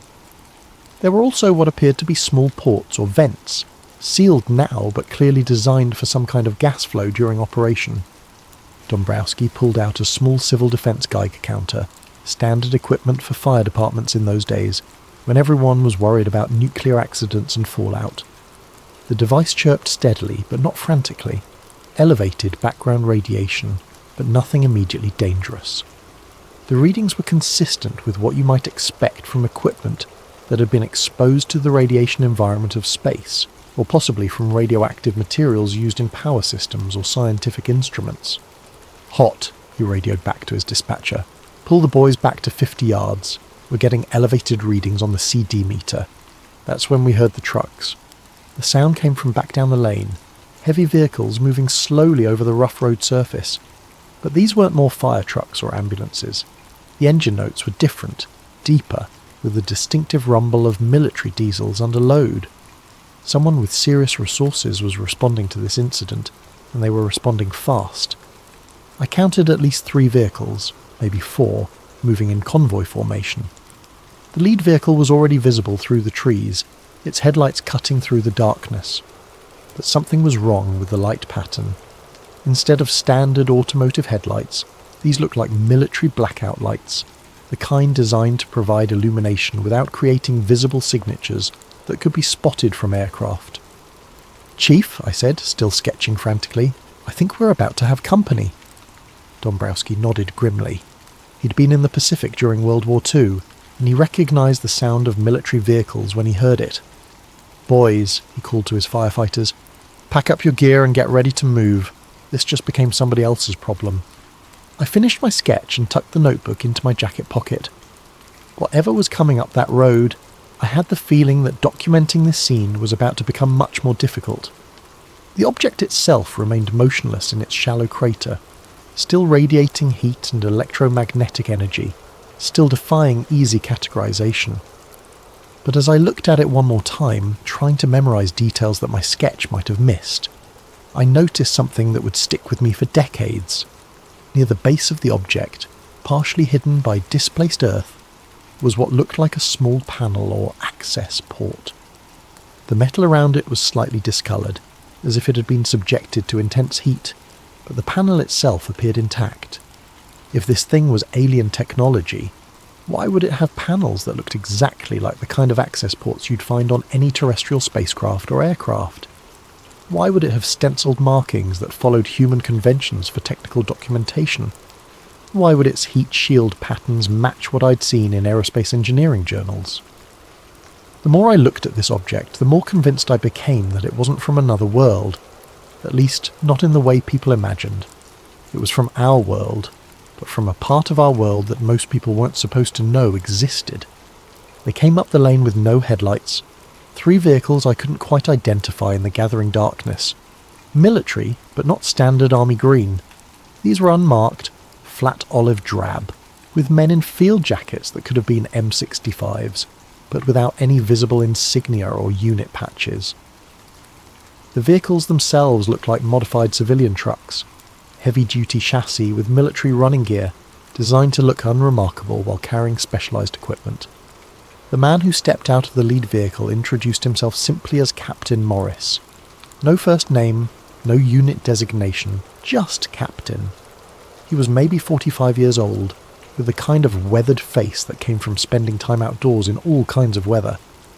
His uniform was military in cut, but deliberately anonymous. No branch insignia, no unit patches, no ribbons or badges that might identify where he came from or who he worked for.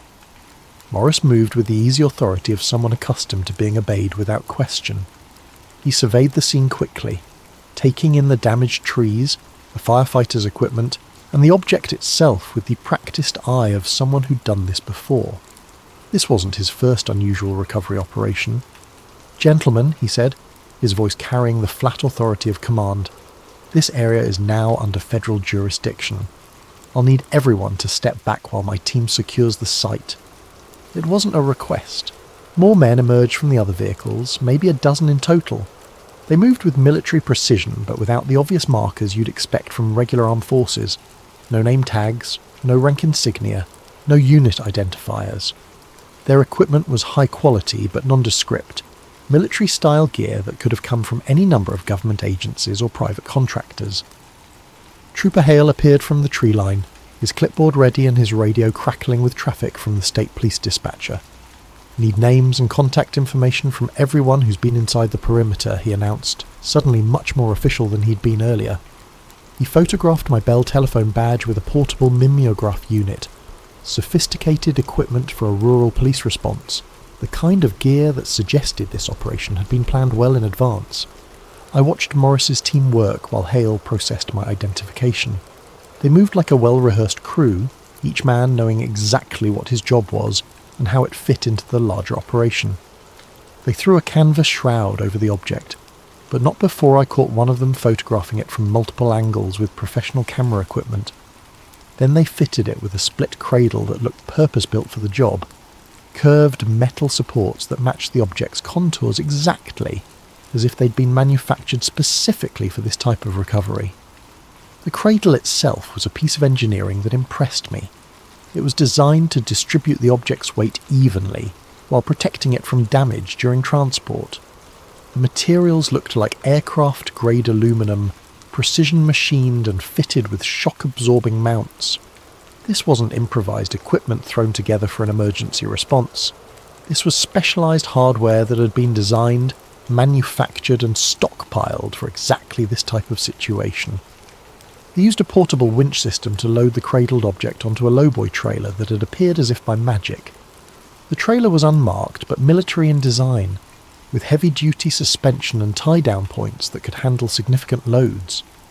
The entire loading operation took less than 30 minutes, every movement practiced and efficient. While they worked, I walked the perimeter of the site, ostensibly checking for damage to our communications equipment, but actually trying to document as much as I could without drawing attention to myself. What I found was interesting for several reasons. First, there was indeed real damage to our infrastructure. A burned waveguide isolator at a nearby microwave repeater, the ferret core cracked and discoloured by what looked like intense electromagnetic energy. The damage was recent and severe enough to explain the signal anomalies I detected earlier. This wasn't staged or faked. Something had genuinely disrupted our equipment. Second, the electromagnetic signature was still strong. My field strength meter continued to show elevated readings centred on the crash site, even with the object covered by the canvas shroud. Whatever was generating that energy was still active, still putting out enough RF power to interfere with sensitive electronics. Third, and most intriguingly, I found evidence of previous activity in the area. Tyre tracks in the soft earth that didn't match any of the emergency vehicles currently on scene. The tracks were from heavy trucks, probably military, and they were at least several hours old. Someone had been here before the official response began, someone who'd known exactly where to look and what they'd find. I pocketed the damaged ferret isolator without thinking much about it at the time. Standard procedure for a field technician was to collect failed components for analysis and replacement. But that particular piece of hardware would turn out to be one of the most important pieces of evidence I'd ever handle. By 2300 hours, the convoy was gone. The object, whatever it had been, disappeared under heavy tarps and chains, headed southeast toward what Morris had mentioned in passing was a secure facility for proper analysis. I later learned that the route they took led directly toward Lockbourne Air Force Base in Ohio, which specialised in handling sensitive materials and classified research programs. The cleanup was thorough and professional. Morris's team raked the impact site, collected soil samples that glowed faintly under their ultraviolet inspection lights, and even gathered fragments of damaged bark from the affected trees. They worked systematically, methodically, leaving nothing to chance. By morning, the only evidence of what had happened would be the broken trees themselves, and even those could be explained as storm damage to anyone who didn't know what to look for. But what struck me most about the entire operation was how routine it felt for Morris and his team. They weren't improvising or figuring things out as they went. They had procedures, equipment, and protocols specifically designed for this type of recovery. They'd done this before, probably multiple times, and they expected to do it again. As the last truck disappeared down the lane, I stood in the empty clearing with Chief Dombrowski and tried to process what we'd just witnessed. The forest was quiet now, except for the normal sounds of a December night. Wind through bare branches, the distant hum of traffic on Route 982, the occasional call of a night bird. "Tom," Dombrowski said quietly, "what do you think that really was?" I looked at my sketch one more time before putting it away. "Chief, I think it was ours. I think it was something we built, something that was supposed to come down somewhere else, and now somebody's got a lot of explaining to do to people with security clearances higher than ours." He nodded slowly. "That's what I was thinking too. But if it was ours, why all the secrecy? Why not just say it was a satellite or a test vehicle?" "Because," I said, "sometimes the truth is more dangerous than the mystery. Sometimes people would rather have you wondering about little green men than asking questions about what kind of technology we're actually capable of building." We packed up our equipment and headed back to the road, leaving behind only tyre tracks and trampled vegetation. But we both knew we'd witnessed something significant, something that would stay with us long after the official explanation started appearing in the newspapers. The drive back to town was quiet, each of us lost in our own thoughts. But as I reached the main road and saw the normal traffic of a Thursday evening, commuters heading home from late shifts, teenagers cruising the strip, families returning from dinner out. I realised how quickly the extraordinary could become routine again. In a few hours this would all feel like a dream, something that might have happened to someone else. But I had my sketch, and I had the damaged isolator, and I had a growing certainty that what I'd seen in those woods was just the tip of a much larger iceberg that most Americans would never be allowed to see. The official story appeared in the papers the next day, just as I'd expected it would. A meteor had been observed across several states, probably fragments from the annual Geminid shower arriving early. Ground searches in the Kecksburg area had found nothing of significance. Some scorched earth and broken trees, but no meteorite fragments or other debris. Case closed, move along, nothing to see here. The Pittsburgh Post-Gazette ran a small item on page 3. Meteor search yields no evidence. The article quoted state police officials confirming that extensive ground searches had failed to locate any meteorite fragments, despite numerous eyewitness reports of an object impacting in the Kecksburg area. What people saw was probably a very bright meteor that burned up completely before reaching the ground, explained a spokesman for the Allegheny Observatory. KDKA ran both versions, the official meteor explanation and eyewitness accounts of something being recovered from the woods. But they presented the eyewitness stories as curiosities, human interest pieces about people who thought they'd seen something unusual. The official explanation got top billing and authoritative sources. The eyewitness accounts got relegated to the strange but true category that every local news operation used to fill time on slow days. Most people chose to believe the official version. It was tidier, less troubling to the comfortable order of things. Meteors were natural phenomena that happened all the time. Secret government recovery operations were the stuff of science fiction movies and paranoid conspiracy theories. In December 1965, most Americans still trusted their government to tell them the truth about important matters. I went back to my regular duties, maintaining the microwave relays that carried America's conversations across the continent. The damaged isolator was replaced with a standard unit from our repair stock, and within a week the entire communications path was back to normal operation. The incident was noted in my maintenance log as equipment failure due to electromagnetic interference from natural phenomena, which was technically accurate even if it didn't tell the whole story, but I couldn't shake what I'd seen. The image of that bronze acorn half buried in Pennsylvania soil kept returning to me during quiet moments. The precise markings on its dark band, the professional efficiency of the recovery operation, the obvious familiarity that Morris's team had shown with the entire procedure, all of it suggested something much more complex than a simple meteor impact. I labelled a shoebox KECKSBURG and filed away a Polaroid of the damaged isolator, my hand-drawn sketch of the band markings, and the time slips from that evening. I wasn't sure why I was saving them, but some instinct told me they might be important someday. Then I tried to get on with life. The 1970s brought significant changes to the communications industry. The longlines network was gradually being converted from analog microwave to digital systems.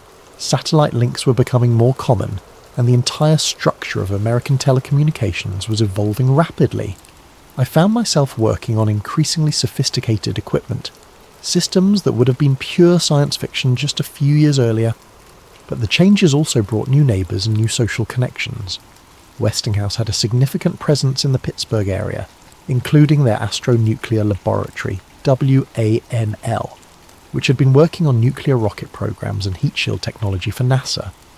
The NERVA project, which was developing nuclear thermal rockets for deep space missions, had generated a lot of advanced research into materials that could survive extreme temperatures and radiation environments. Over backyard barbecues and community events, I started picking up fragments of conversation from Westinghouse engineers who worked on these programs. They talked about ablative heat shields designed to protect spacecraft during atmospheric re-entry, about beryllium copper alloys that could withstand tremendous heat loads, about phenolic resin composites that charred away in controlled patterns to carry away thermal energy. I logged these conversations in a notebook, not sure why, but following an instinct that someday the pieces might fit together. The technical details they mentioned, the materials, the design approaches, the testing procedures, All seemed somehow relevant to what I'd seen in that forest clearing. But the connections remained tantalisingly vague, hints and suggestions rather than concrete evidence. During this period, I also became more aware of the broader context of aerospace development in the 1960s. The space race between the United States and Soviet Union had generated enormous investments in advanced technology, much of it classified and developed in parallel with the public NASA programs. Military research into reconnaissance satellites, communication platforms, and strategic defense systems was creating capabilities that the general public knew nothing about.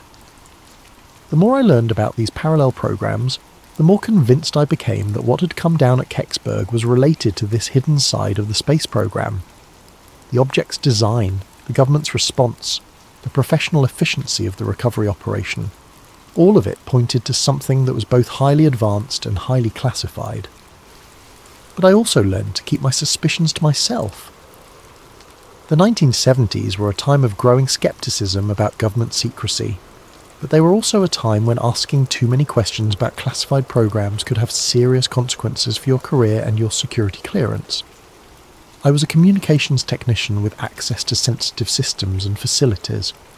Drawing attention to myself by pursuing conspiracy theories would not have been a wise career move, so I kept my documentation, maintained my notes, and waited for more information to surface. I had the patience that comes from working in technical fields, the understanding that complex problems often take years or decades to resolve, and that the most important insights often come from seemingly unrelated developments that suddenly reveal new patterns and connections. I also developed relationships with other technical personnel who might have relevant information.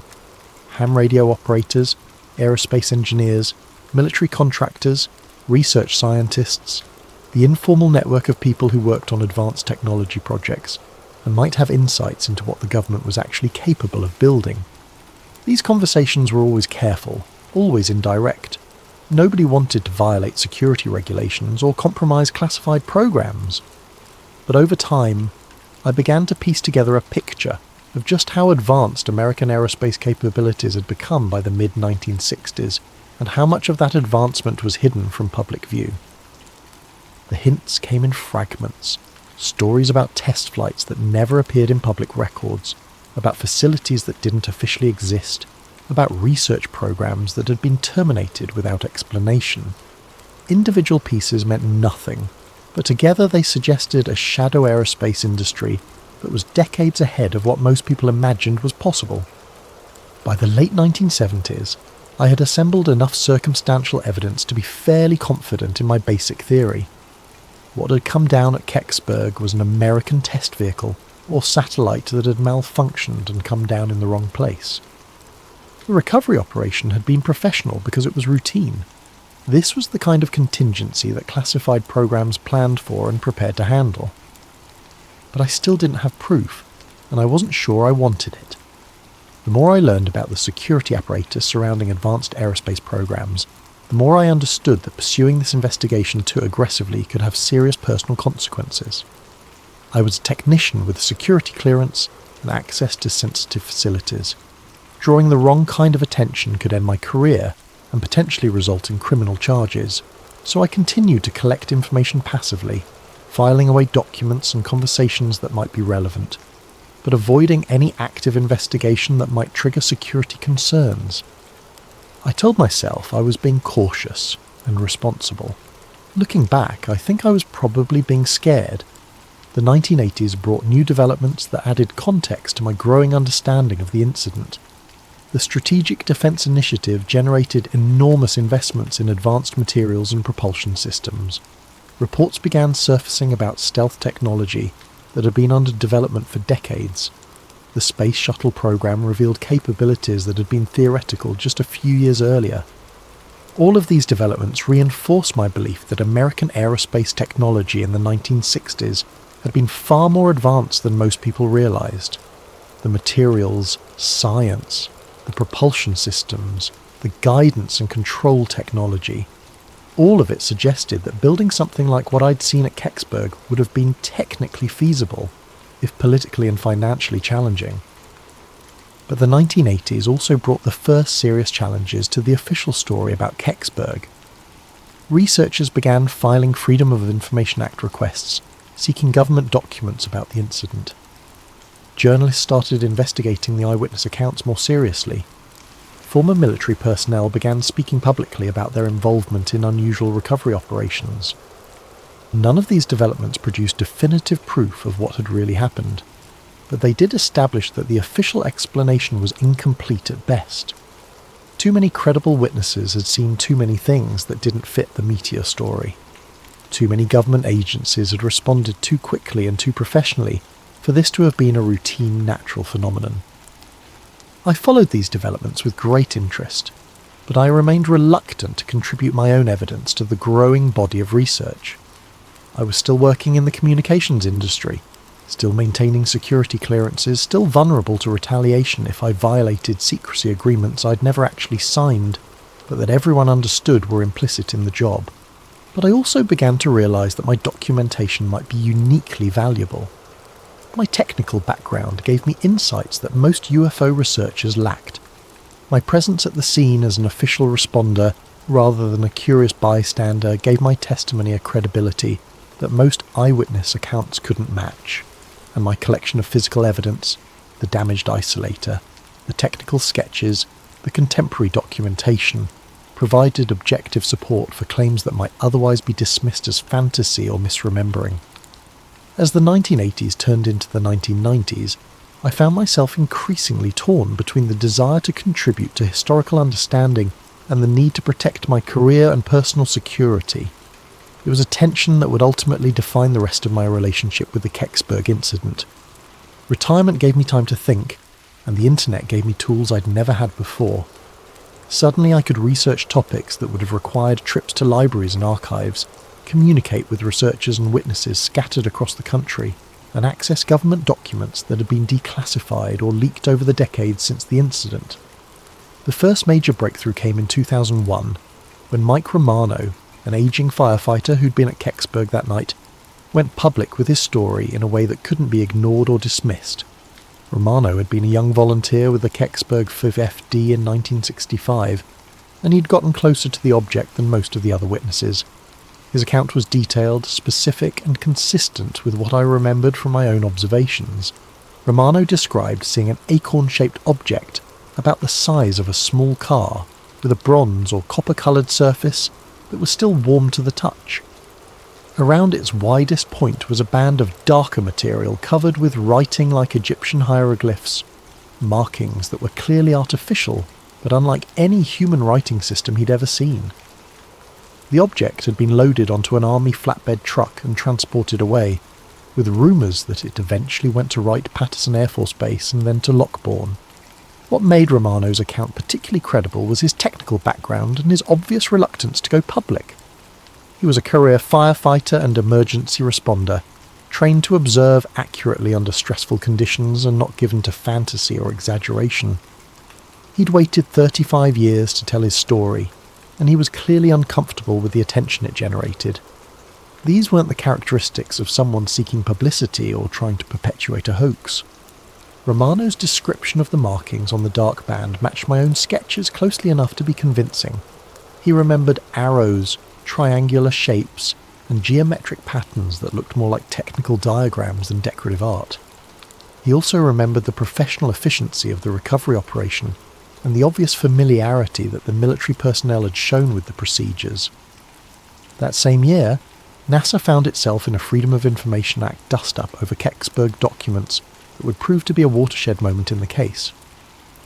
Researchers had been filing FOIA requests with various government agencies for years, usually receiving responses that claimed no relevant documents existed or that any relevant documents were classified and couldn't be released.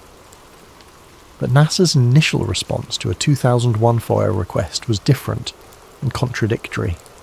They claimed to have no records related to the Kecksburg incident, but researchers had already found references to the incident in archived NASA memos and technical reports. The contradiction was obvious enough to attract media attention and generate pressure for a more thorough document search. The controversy made national news, with major newspapers and television networks running stories about the government's contradictory claims regarding Kecksburg. For the first time since 1965, the incident was receiving serious attention from mainstream media outlets, rather than just UFO researchers and conspiracy theorists. I followed these developments closely, comparing the new information with my own documentation and memories. What emerged was a picture that was both more complex and more mundane than either the official meteor explanation or the extraterrestrial theories that had grown up around the incident. I pulled out my old sketch of the band markings and started comparing them to technical documents I could access online. The internet had made available enormous amounts of previously classified or restricted aerospace documentation, technical papers, research reports, declassified military studies, and academic research that had been inaccessible to civilian researchers in previous decades. What I found in an old AIAA paper made my hands shake. The markings I'd copied in 1965 weren't hieroglyphs or alien writing. They were re-entry orientation stencils, the kind used to indicate pitch, roll, and attitude references on test vehicles and spacecraft. The left arrow, triangle, parallel lines, circle with O2, and right arrow made perfect sense if you read them as pitch reference, nose attitude indicator, roll markers, oxygen system designation, and thrust vector indicator. These were maintenance stencils as mundane and functional as the identification plates on any piece of complex equipment, but they were also sophisticated enough to suggest advanced aerospace technology. The precision of the markings, the materials used in the band itself, and the integration with what was obviously a carefully designed heat shield system all pointed to something much more advanced than what most people imagined was possible in 1965. I arranged a coffee meeting with Ellen Brooks, a retired Westinghouse engineer I'd met through the local historical society.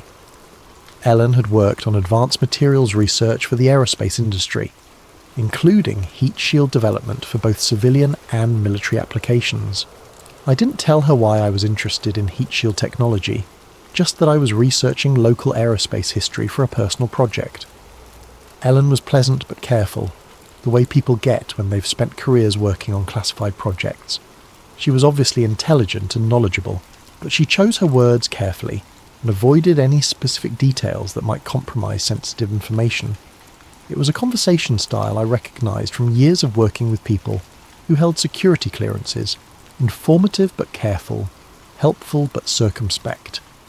But when I mentioned Kecksburg, her demeanour shifted slightly. Not dramatically, but enough to suggest that the name meant something to her. She paused for a moment, studying my face, then asked quietly why I was interested in that particular incident. I told her I'd been there that night as a Bell telephone technician, that I'd seen the object before it was recovered, and that I'd been puzzled by it ever since. I showed her my sketch of the band markings, explaining that I'd been trying to understand what they might have meant. Ellen studied the sketch for several minutes, occasionally glancing up at me with an expression I couldn't quite read. Finally, she slid a napkin across the table and began writing on it in careful block letters: phenolic impregnated carbon ablator, beryllium copper studs, Mark Series, not Cosmos 96. She finished her coffee and left without another word, but she left the napkin behind. Back home, I researched the terms Ellen had written. Phenolic impregnated carbon was an advanced ablative material used in heat shields for spacecraft and re-entry vehicles. Beryllium copper alloys were used in high-temperature applications where both strength and thermal conductivity were important. The Mark Series designation suggested a family of related vehicles or test articles, and not Cosmos 96 was particularly intriguing. Cosmos 96 was a Soviet spacecraft that had reportedly failed during re-entry in 1965, and some researchers had suggested it might have been what came down at Kecksburg. Yet Ellen's note was telling me that whatever had crashed at Kecksburg was made of sophisticated American materials, was part of a series of related vehicles, and was definitely not the Soviet spacecraft that some people had theorized. It was American technology, advanced American technology, and it was part of a larger program that had produced multiple similar vehicles. I took another look at the ferry isolator I'd pocketed in 1965, 35 years after the incident. By this time, I had access to better testing equipment through a friend at the local college who ran a materials analysis laboratory. We could perform spectroscopic analysis that would have been impossible in 1965, and the results were fascinating. The spectrum analysis showed clear evidence of sodium-potassium contamination, NaK, the liquid metal coolant used in space nuclear power systems. There was also an odd bismuth trace that could have come from neutron-shielding materials used in nuclear reactors or radioisotope thermoelectric generators. The contamination patterns suggested exposure to operating nuclear systems, not just residual radiation from natural sources or weapons testing fallout. This was physical evidence that whatever had come down at Kecksburg had been equipped with nuclear power systems of some kind. In 1965, that technology existed, but was highly classified and limited to the most advanced military and space programs. It wasn't the kind of capability that appeared in natural phenomena, or even most conventional spacecraft. The implications were becoming clear, even as they raised more questions than they answered. What had crashed at Kecksburg was an American nuclear-powered spacecraft or re-entry vehicle, sophisticated enough to require advanced heat shield materials, and precise enough to need detailed orientation markings for maintenance and handling. It was part of a series of similar vehicles, suggesting an ongoing program rather than a one-off experiment, but it was also something that the government considered sensitive enough to require immediate recovery and continued secrecy decades after the fact. That level of protection suggested technology that was either still classified or related to programs that remained sensitive for political or strategic reasons. By 2003, I had assembled what I believed was a coherent picture of what had happened at Kecksburg. It wasn't extraterrestrial. It wasn't a simple meteor. It was a classified American re-entry vehicle or nuclear-powered satellite that had malfunctioned and come down intact in the wrong place, revealing technology the government preferred to keep secret. The evidence was circumstantial but compelling. The sophisticated materials Ellen had identified, the nuclear contamination I'd found in the isolator, the professional efficiency of the recovery operation, the ongoing secrecy surrounding government documents related to the incident. Individual pieces might be explained away, but together they painted a clear picture of advanced American aerospace technology, operating under deep classification. But proving this theory and making it public were two different things. I had evidence, but much of it was technical and difficult for non-experts to evaluate. I had connections to knowledgeable people, but most of them were constrained by security agreements and professional obligations. And I had personal risks to consider. Even in retirement, revealing classified information could have serious legal consequences. I began to draft a comprehensive report documenting my theory and the evidence supporting it. My plan was to contact a journalist who'd been covering the NASA FOIA controversy and provide them with a complete package that would finally explain what had really happened at Kecksburg. It would include photographs of the damaged isolator, my original sketch of the markings, the spectroscopic analysis results, Ellen's materials identification, and a detailed timeline connecting all the pieces. I spent weeks preparing the report, checking facts, verifying sources, and organising the evidence in a way that would be compelling to both journalists and the general public. This would be my contribution to historical understanding, my way of finally revealing the truth about an incident that had shaped my life for nearly 40 years. I was preparing to mail the package when I heard the knock at my door.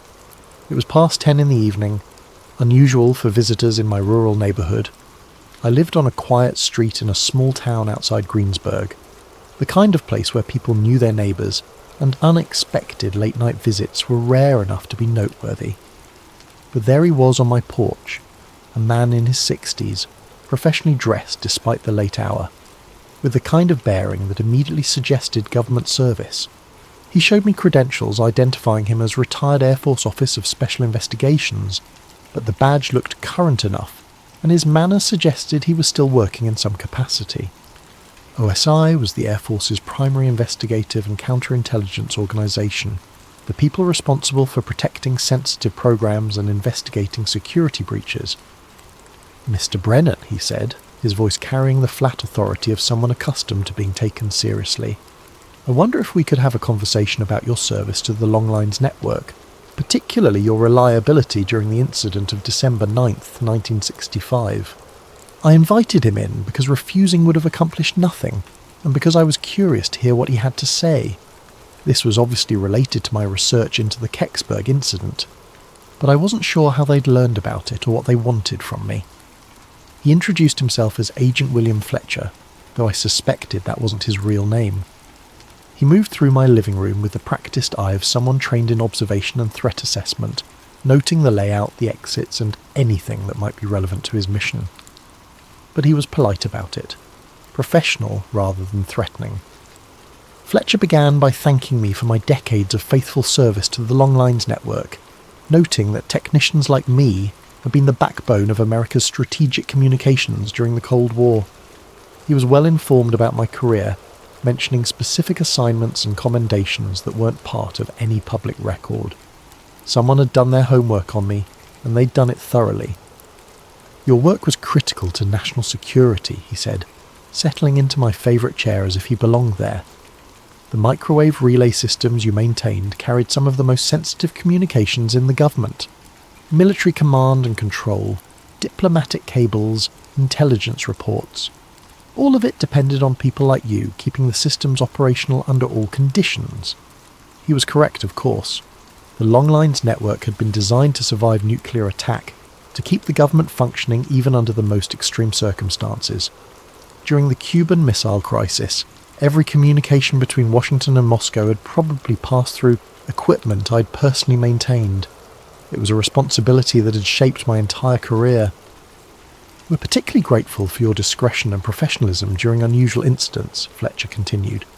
"The events of December the 9th, 1965, for example. Your response was exemplary. You focused on your technical responsibilities, documented equipment damage appropriately, and didn't allow curiosity to interfere with operational security." Then he placed 2 documents on my kitchen table: a pension enhancement agreement that would significantly increase my retirement benefits, and a non-disclosure agreement with specific references to events observed during routine maintenance activities in Westmoreland County, December 1965. The pension enhancement was substantial, enough to make a real difference in my quality of life during retirement.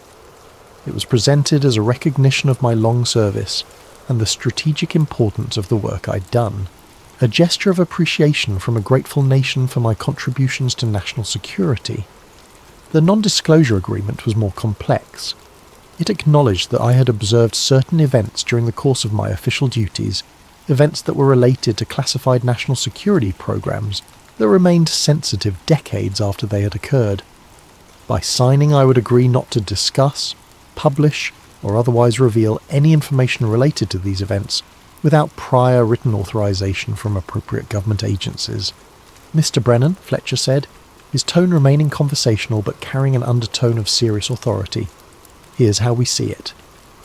If what came down at Kecksburg was ours, we don't publish details about classified defense programs. Those programs were designed to protect American interests during a dangerous time, and revealing their capabilities could still compromise national security or give advantages to potential adversaries." He paused to let that sink in, then continued. "If what came down wasn't ours, we definitely don't publish details about our response to unknown intrusions into US airspace. The procedures for handling such incidents, the capabilities we bring to bear, the facilities we use for analysis, all of that information could be valuable to people who might want to test our defences or exploit our vulnerabilities." The logic was compelling, even if I didn't like the implications. Fletcher was telling me that either way, whether the object was American technology or something else entirely, revealing the truth would damage national security. It was a perfect catch-22, a logical trap that made secrecy the only acceptable option, regardless of what had actually happened. "Either way, publication serves no constructive purpose," Fletcher concluded. "The incident has become folklore, a modern mystery that generates books and documentaries and tourism revenue for the local area. People are free to speculate and theorize, but hard evidence, official documentation, technical analysis that crosses the line from harmless mystery into potential security compromise." He was polite, even friendly, but the message was clear. I could keep my theories and my memories, but my evidence needed to disappear, and my public silence needed to be guaranteed. I looked at the pension enhancement agreement.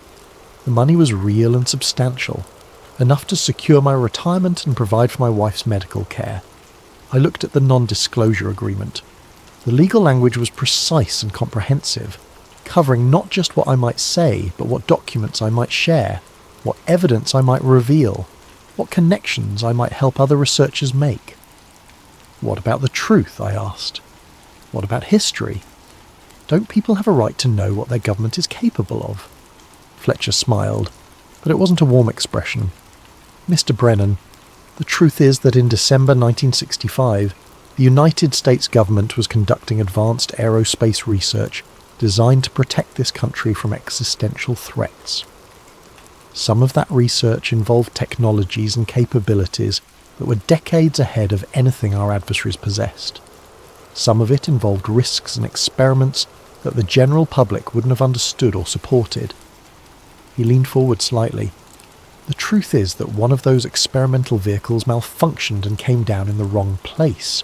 The recovery operation worked exactly as planned.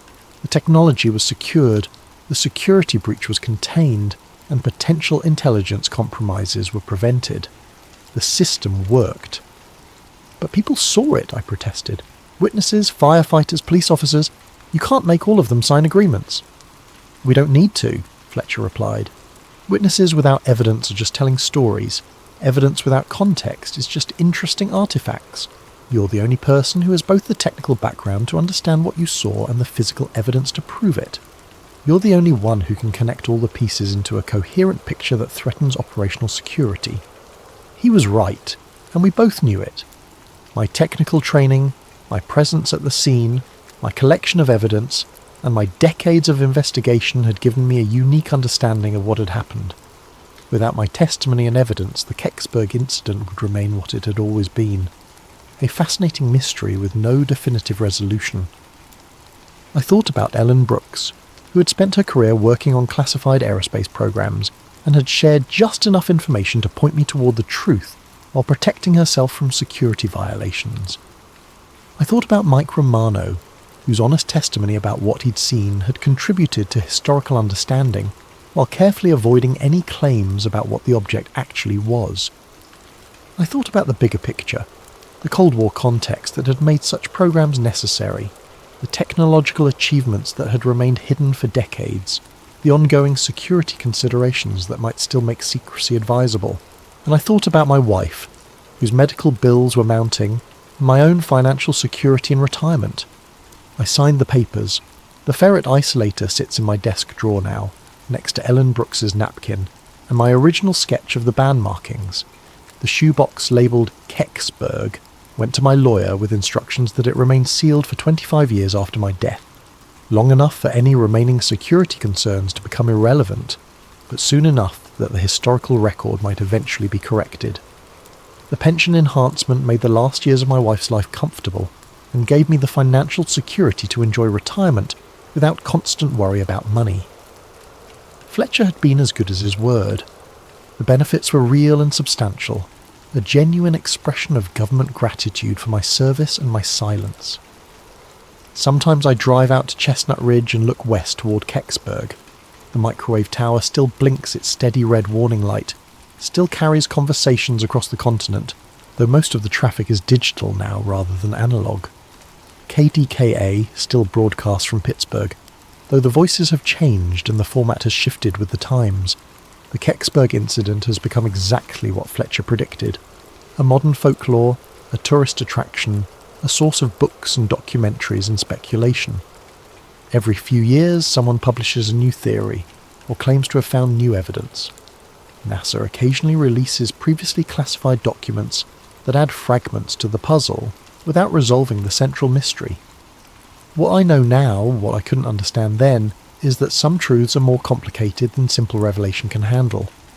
The object that came down in those woods was real, but it was also part of a larger story about American technological capabilities during the Cold War, about the costs and benefits of secrecy in a democratic society, about the tension between public curiosity and national security. The acorn-shaped vehicle was almost certainly an American experimental re-entry vehicle, probably nuclear-powered, possibly part of a reconnaissance or early warning satellite program, that was decades ahead of publicly acknowledged capabilities. The markings on its band were maintenance stencils, the materials were advanced heat shield composites, and the recovery operation was professional because it was routine, the kind of contingency that classified programs plan for and prepare to handle. But proving that wouldn't have served any constructive purpose.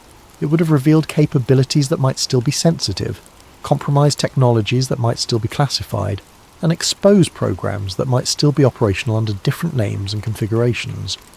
The real cover-up at Kecksburg wasn't about hiding proof of extraterrestrial visitation. It was about maintaining operational security around classified defense programs during the height of the Cold War. The object that came down was exotic enough to be worth protecting, but terrestrial enough that protection was both possible and necessary. Fletcher was right about something else too. The mystery serves a purpose that the facts might only diminish. Kecksburg has become a place where people can project their hopes and fears about technology, government secrecy, and humanity's place in the universe. It's a space where the impossible feels possible, where the boundaries between known and unknown remain negotiable. Maybe that's more valuable than the truth. Maybe some mysteries are worth preserving. But on clear nights, when I'm up late and can't sleep, I sometimes take out the ferret isolator and hold it up to the light. The crack patterns in the ferret core tell a story about electromagnetic forces and thermal stress, about technology pushed beyond its design limits in service of purposes I can only guess at. The truth is in there, waiting in that damaged component like a message in a bottle. Someday, when the security considerations have faded and the political concerns have become irrelevant, maybe someone will decode that message and understand what really fell from the sky on December 9th, 1965. Until then, the mystery endures, and maybe that's exactly how it should be. The Kecksburg incident taught me that truth isn't always about revelation. Sometimes it's about understanding the difference between what we can know and what we should say, between what happened and what it means, between facts and their consequences. I kept my word to Fletcher, but I also kept my evidence. The story will survive, even if it has to wait for a better time to be told. And in the meantime, people are free to wonder, to speculate, to imagine possibilities that might be more interesting than the mundane reality of classified aerospace programs and bureaucratic cover-ups. The acorn still turns in its crater in my dreams, bronze surfaces gleaming in the December twilight, its band of markings spelling out secrets in a language only engineers understand. It was ours, but we built it to touch the impossible. In the end, maybe that's alien enough. What if I told you that everything Bob Lazar said was true? What if the most controversial UFO whistleblower in history wasn't lying, wasn't delusional, and wasn't seeking fame? What if buried beneath the Nevada desert sits a craft so advanced that the government would kill to keep it secret? Tonight, we're going deep into the classified world of S4, following a trail of evidence that leads to a discovery so terrifying it changed everything I thought I knew about what's really out there. But first, I want to thank Danny, that one guy 412, for suggesting this story. If you have ideas for future episodes, drop them in the comments below. And if you're enjoying these deep dives into the unknown, hit that like button and subscribe to Sleep Theories. It helps more than you know. This is my story. This is what I found. And this is why I'll never sleep soundly again. My name doesn't matter. What matters is what I found, and what found me in return. I'm just a guy with a microphone, a cheap audio setup, and an unhealthy obsession with the truth that powerful people don't want you to know. My podcast, Fringe Frequencies, barely scraped together a few thousand downloads per episode. I covered the usual suspects: Bigfoot sightings, ghost encounters, government conspiracies, the kind of stories that make people roll their eyes and change the subject at dinner parties. But everything changed 3 months ago when a package arrived at my P.O. box with no return address. Inside was a weathered VHS tape and a single sheet of paper with 2 words scrawled in shaky handwriting: "Play alone." The label on the tape read S4/Lazar in faded black marker. My hands actually trembled as I fed it into the old VCR I kept, specifically for moments like this. The screen flickered with static before resolving into grainy black and white security footage. The timestamp read March 15th, 1989, 2:47:33. What I saw next made my blood run cold. The footage showed a massive hangar, clearly underground based on the concrete walls and industrial lighting. In the centre of the frame, barely visible in the shadows, was something that defied every rational explanation I'd ever clung to. A disc-shaped craft, maybe 30 feet across, being carefully manoeuvred by what appeared to be a specialised lifting apparatus. The object was smooth, seamless, reflecting the harsh hangar lights in ways that seemed almost liquid. But it was the people that really got to me. Figures in white hazmat suits moved around the craft with the careful precision of bomb disposal experts. Even through the grainy footage, their body language screamed caution, fear, respect for something they didn't fully understand. The audio was mostly static, but I could make out fragments of radio chatter. Moving element 7 to storage bay 9. Propulsion system remains active. Maintain minimum safe distance. Element 7, storage bay 9. The words echoed in my head as I rewound and watched the footage again. And again. By the fourth viewing, I noticed something that made my stomach drop. In the bottom right corner of the screen, barely visible, was a small placard that read, S4 authorised personnel only. S4, Site 4, the legendary facility that Bob Lazar claimed to have worked at in the late 1980s, where he said the government was reverse engineering extraterrestrial technology. The same facility that officials insisted never existed, that Lazar's critics said was a product of his imagination or delusion. Yet here it was, captured on security footage with a timestamp that perfectly aligned with Lazar's timeline. I must have watched that tape 100 times over the next week, freeze-framing every detail, analysing every pixel. The more I studied it, the more convinced I became that this was genuine. The lighting was consistent, the shadows fell naturally, and most importantly the technology visible in the background, the lifting equipment, the monitoring devices, even the hazmat suits, all matched exactly what would have been available in 1989. This wasn't some modern hoax created with digital effects. This was real. But the tape raised more questions than it answered. If this was element 7, what happened to elements 1 through 6? Lazar had claimed there were 9 craft total at S4. Where were the other 8? And why was this particular craft being moved with such extreme caution? I tried tracing the package, but the post office had no record of who sent it. The tape itself bore no manufacturer markings that I could identify. Whoever sent this had been very careful to remain anonymous. That's when I made the decision that changed everything. I couldn't just sit on this footage and hope someone else would investigate. I had to find out the truth myself. 3 days later, I loaded my car with camping gear, recording equipment, and every piece of research I'd compiled about Bob Lazar and S4. I was heading to Nevada, to the desert where this all began. I was going to find out what really happened to the 9th craft. Looking back now, I realised that was the moment my old life ended. The moment I stopped being just another podcaster chasing internet legends and became something else entirely. A witness, a target, a man who knew too much. The drive to Nevada took 2 days. 2 days to think about what I was really doing, to second-guess myself, to wonder if I was making the biggest mistake of my life. But every time I considered turning back, I thought about that footage, about the careful way those technicians moved around something they clearly didn't understand but deeply feared. Element 7, the 9th craft. Whatever it was still out there somewhere, and I was going to find it. The Nevada desert in November is a special kind of desolate.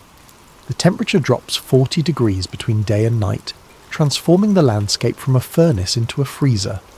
I pulled into Rachel, Nevada, population 98, as the sun was setting behind the distant mountains, painting the sky in shades of orange and red that seemed almost alien against the stark desert backdrop. Rachel exists for one reason. It's the closest town to Area 51. The Little Ale Inn, a combination restaurant, bar and UFO memorabilia shop, serves as the unofficial headquarters for anyone crazy enough to come looking for answers in this corner of nowhere. The walls are covered with blurry photographs, newspaper clippings, and testimonials from people claiming to have seen things the government insists don't exist. I ordered coffee and a burger from Janet, the 60-something waitress who seemed to know everyone's story before they finished telling it. When I mentioned I was researching Bob Lazar, her expression shifted from friendly curiosity to cautious interest. "You media?" she asked, refilling my coffee cup without being asked. "Podcaster, small time." I showed her my business card. "Just trying to understand what really happened back in the late 80s. She studied the card for a moment, then glanced around the nearly empty restaurant.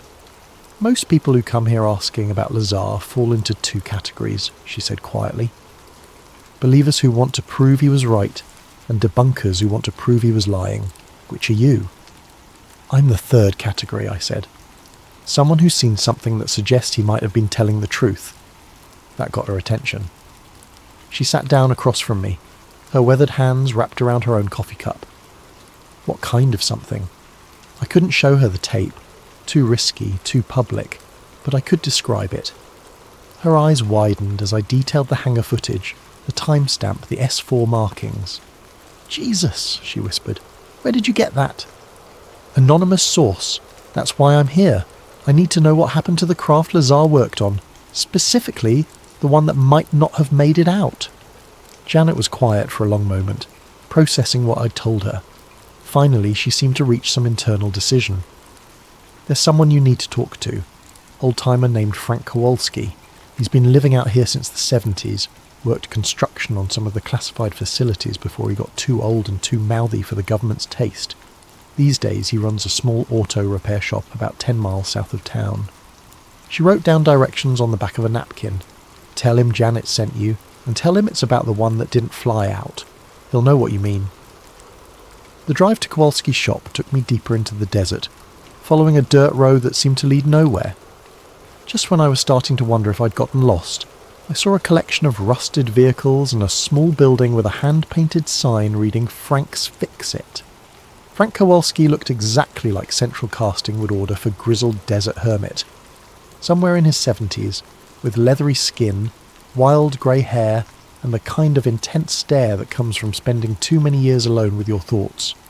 He was elbow-deep in the engine of an old pickup truck when I pulled up. "You lost?" he called out without looking up. "Janet sent me.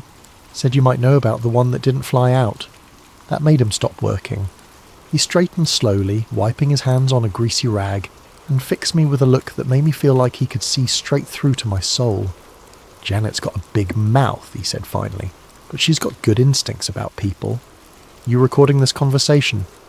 I showed him that my phone was off. My recorder was in the car. He nodded approvingly.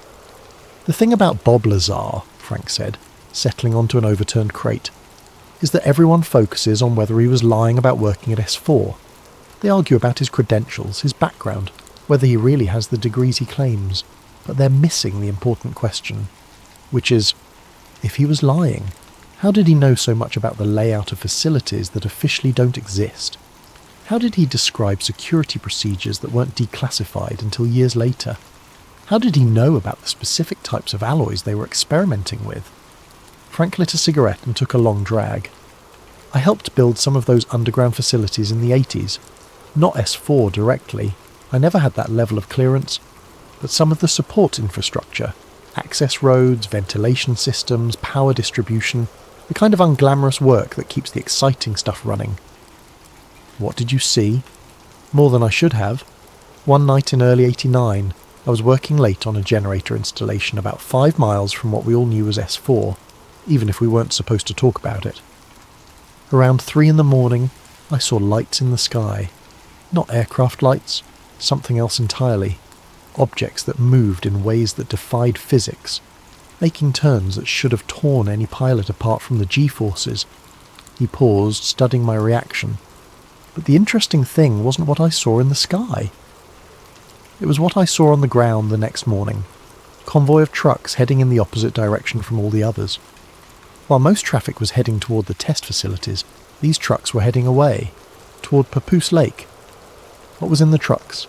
Couldn't see the cargo directly, but the way they were loaded, the way the drivers were moving, something heavy, something important, and something they wanted to get as far away from S4 as possible." Frank finished his cigarette and flicked the butt into the desert. About a week later, word started filtering through the construction crews. There had been an incident during a test flight. One of the experimental aircraft had malfunctioned, nearly crashed. Instead of risking another failure, they decided to mothball it. Mothball it where? That's where it gets interesting. Most of the experimental craft were eventually moved to other facilities when the program ended. But according to my sources, one was never moved. They sealed it underground and left it there. My heart was pounding. Where underground? Frank stood up, walked over to a battered filing cabinet and pulled out a sheet of paper covered with hand-drawn maps and notations. This is everything I've pieced together over the years. Underground facility networks, access points, ventilation systems. If I had to guess where they'd hide something they didn't want found, it would be here. He pointed to a location near Papoose Lake, marked with a red X. Old access tunnel that was supposed to be filled in when they decommissioned part of S4. But the paperwork shows it was only sealed, not destroyed. He handed me the map. But I'm warning you, son. If what you told Janet is true, if there's really evidence that Lazar was right about everything, then you're walking into something that powerful people have spent 30 years trying to keep buried. They've killed for less. The weight of his words settled over me like a cold blanket, but I'd come too far to turn back now. One more thing, Frank said as I prepared to leave. If you find what I think you're going to find, don't try to take it public directly. They'll discredit you, destroy your life, make you disappear if necessary. Document everything, but be smart about how you release it. I thanked him and headed back toward Rachel as the desert night closed in around me. But I didn't go back to my motel room. Instead, I drove to the coordinates Frank had marked on the map, parking about a mile away and hiking in with a flashlight and my camera. The access tunnel was exactly where he said it would be. A concrete opening set into a hillside sealed with a metal door that bore faded warnings about authorised personnel only. But Frank was right about something else too. The door wasn't welded shut or filled with concrete. It was sealed with a heavy padlock that looked much newer than the rest of the installation. Someone had been here recently. Someone who wanted to be able to get back in. Standing in the desert darkness, staring at that sealed door, I realised I'd reached the point of no return. Everything up to this moment had been research, investigation, the kind of work any curious person might do. But breaking into a classified government facility was something else entirely.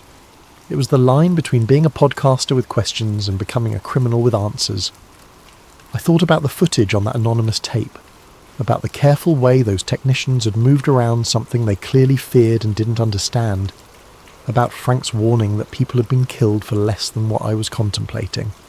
Then I thought about the truth, about the possibility that 30 feet underground, sealed in a concrete tomb, sat proof that we are not alone in the universe, proof that the government had been lying to us for decades.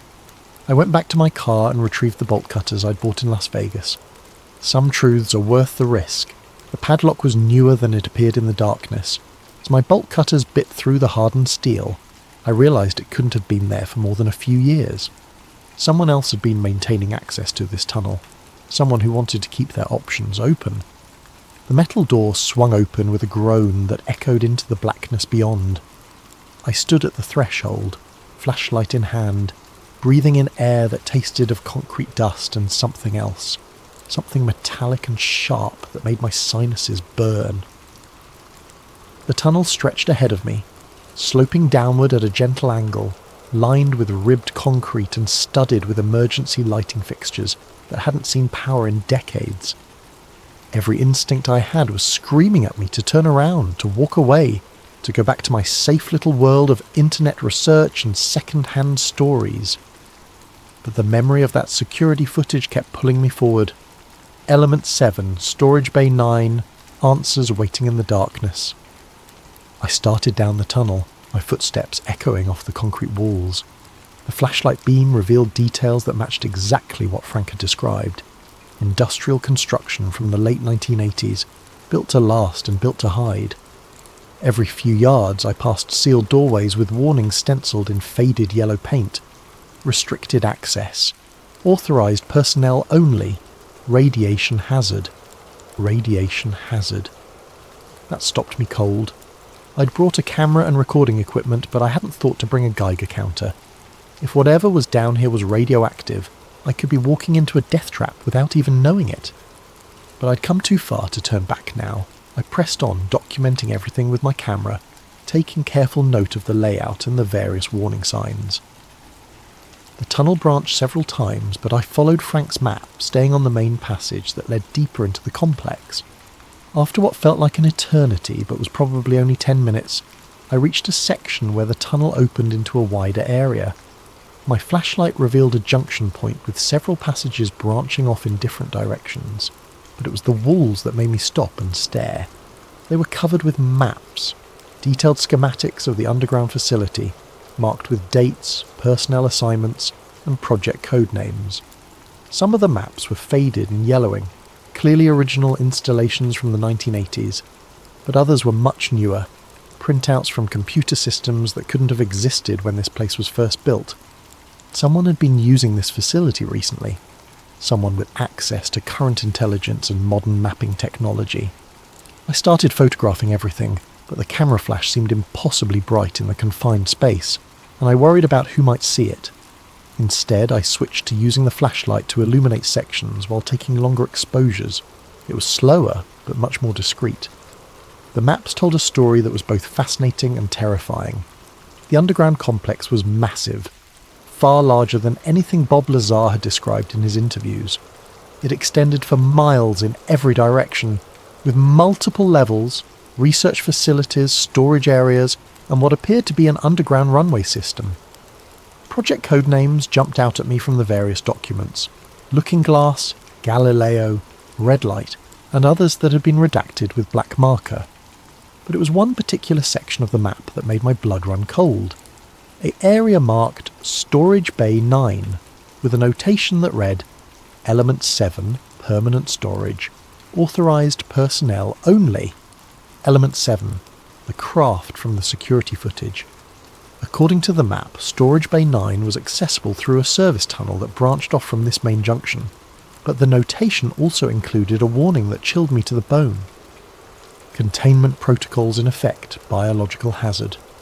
Biological hazard, not radiation. Whatever was in Storage Bay 9 was dangerous to living tissue in ways that went beyond simple radiation exposure. I checked Frank's map against what I was seeing on the wall schematics. The service tunnel to Storage Bay 9 was the third passage on the right, marked with additional warnings and what appeared to be a security checkpoint. But according to the newer notations, the security checkpoint had been decommissioned pending facility review. Someone had deliberately disabled the security measures protecting Storage Bay 9. The service tunnel was narrower than the main passage, and the air grew noticeably colder as I descended. My breath began to fog in the flashlight beam, and I realised that this section of the facility was still climate controlled. Somewhere, power was still flowing to maintain environmental conditions in Storage Bay 9. After another 5 minutes of careful navigation, I reached a blast door that looked like something from a nuclear submarine. It was massive, easily 8 inches of reinforced steel, with warning symbols that I recognised as international biohazard markers. But the door was standing open, held by what appeared to be an emergency override system. Beyond the blast door was an airlock chamber with decontamination showers and radiation monitoring equipment. All of it was inactive, but the LED displays were still glowing, indicating that power was flowing to the system. Someone had recently passed through this airlock and left it in standby mode. The inner door of the airlock was also open, revealing a chamber beyond that was illuminated by emergency lighting. The air that drifted through the airlock was warm and humid, carrying scents that I couldn't identify, something like ozone and copper, with an underlying sweetness that reminded me uncomfortably of decay. I stepped through the airlock and into Storage Bay 9.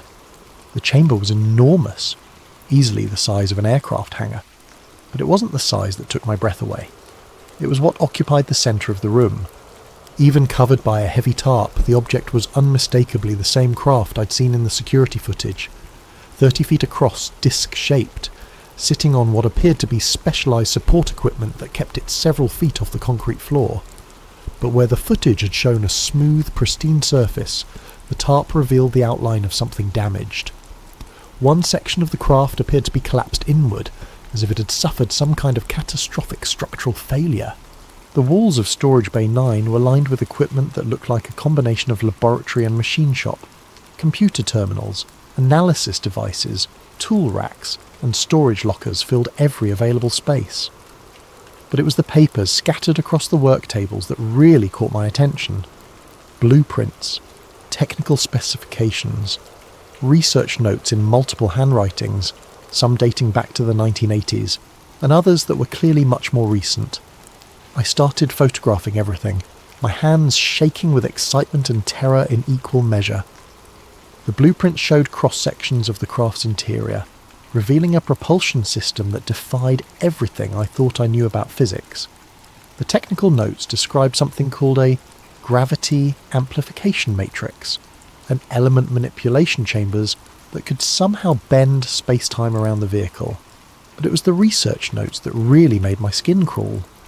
References to biological integration protocols and consciousness interface systems suggested that this wasn't just a machine. It was something that required living interaction to function properly, and the newest notes, written in a handwriting I didn't recognise, described reactivation attempts and containment failures that dated back only a few months. Someone had been trying to get this thing working again. Recently, I was so absorbed in photographing the documents that I almost missed the sound of footsteps in the outer tunnel. Heavy boots on concrete, moving with the measured pace of someone who knew exactly where they were going. Someone was coming.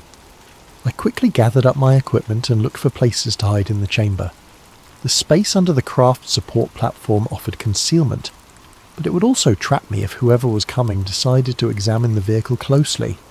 Instead, I found a gap between two equipment racks that offered a view of the entrance while keeping me hidden in shadow.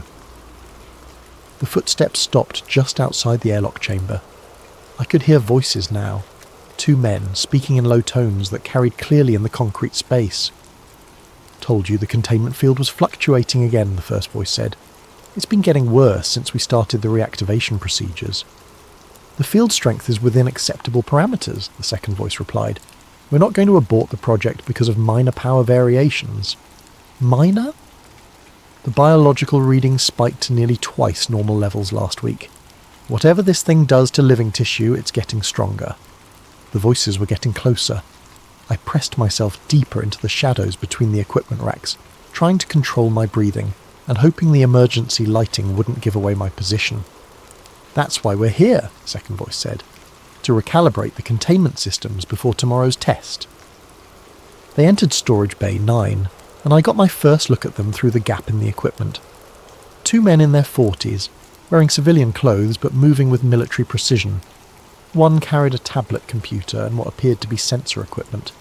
The other had a large toolbox and wore the kind of expression that suggested he'd rather be anywhere else. "I still think this is a mistake," the first man said as they approached the covered craft. "This technology was sealed for a reason.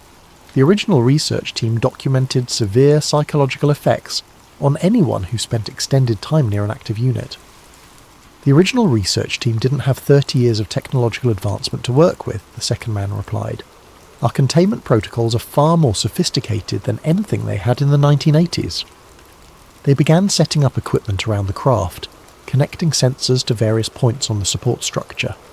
The man with the tablet started taking readings, his frown deepening as the numbers appeared on the screen. "The ambient energy field is definitely increasing," he said. "It's almost like the craft is sensing our presence and responding to it." "That's exactly what it's doing," the second man replied. According to the original notes, these vehicles were designed to interface with their operators on a neurological level. The more people interact with it, the more active it becomes. They pulled back the tarp, and I saw the craft clearly for the first time. It was beautiful and terrifying in equal measure. The hull was a seamless metallic surface that seemed to shift colour as the light hit it from different angles, sometimes silver, sometimes bronze, sometimes a deep blue that hurt to look at directly.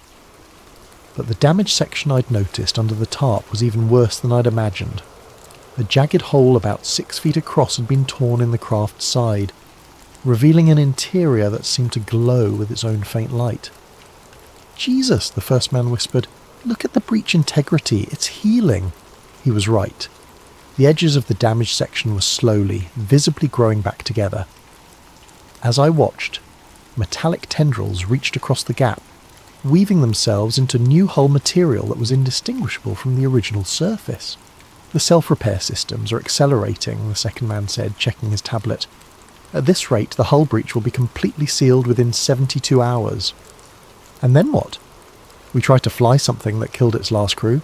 We follow the protocol. Full activation sequence, unmanned test flight, then human crew if everything checks out. They worked in silence for several minutes, taking readings and adjusting settings on equipment I couldn't identify. But it was clear from their body language that something was making them increasingly uncomfortable. They kept glancing at the craft as if they expected it to suddenly move or make noise. Finally, the first man stood up and backed away from the vehicle. That's it. I'm done. The neural activity readings are off the charts. This thing is trying to make contact. It's just responding to our presence, the second man said, but he didn't sound convinced. The original research indicated that prolonged exposure could cause hallucinations and paranoid episodes. Then maybe we should listen to the original research and leave this thing buried where we found it. They began packing up their equipment, moving with the quick efficiency of people who wanted to be somewhere else as soon as possible.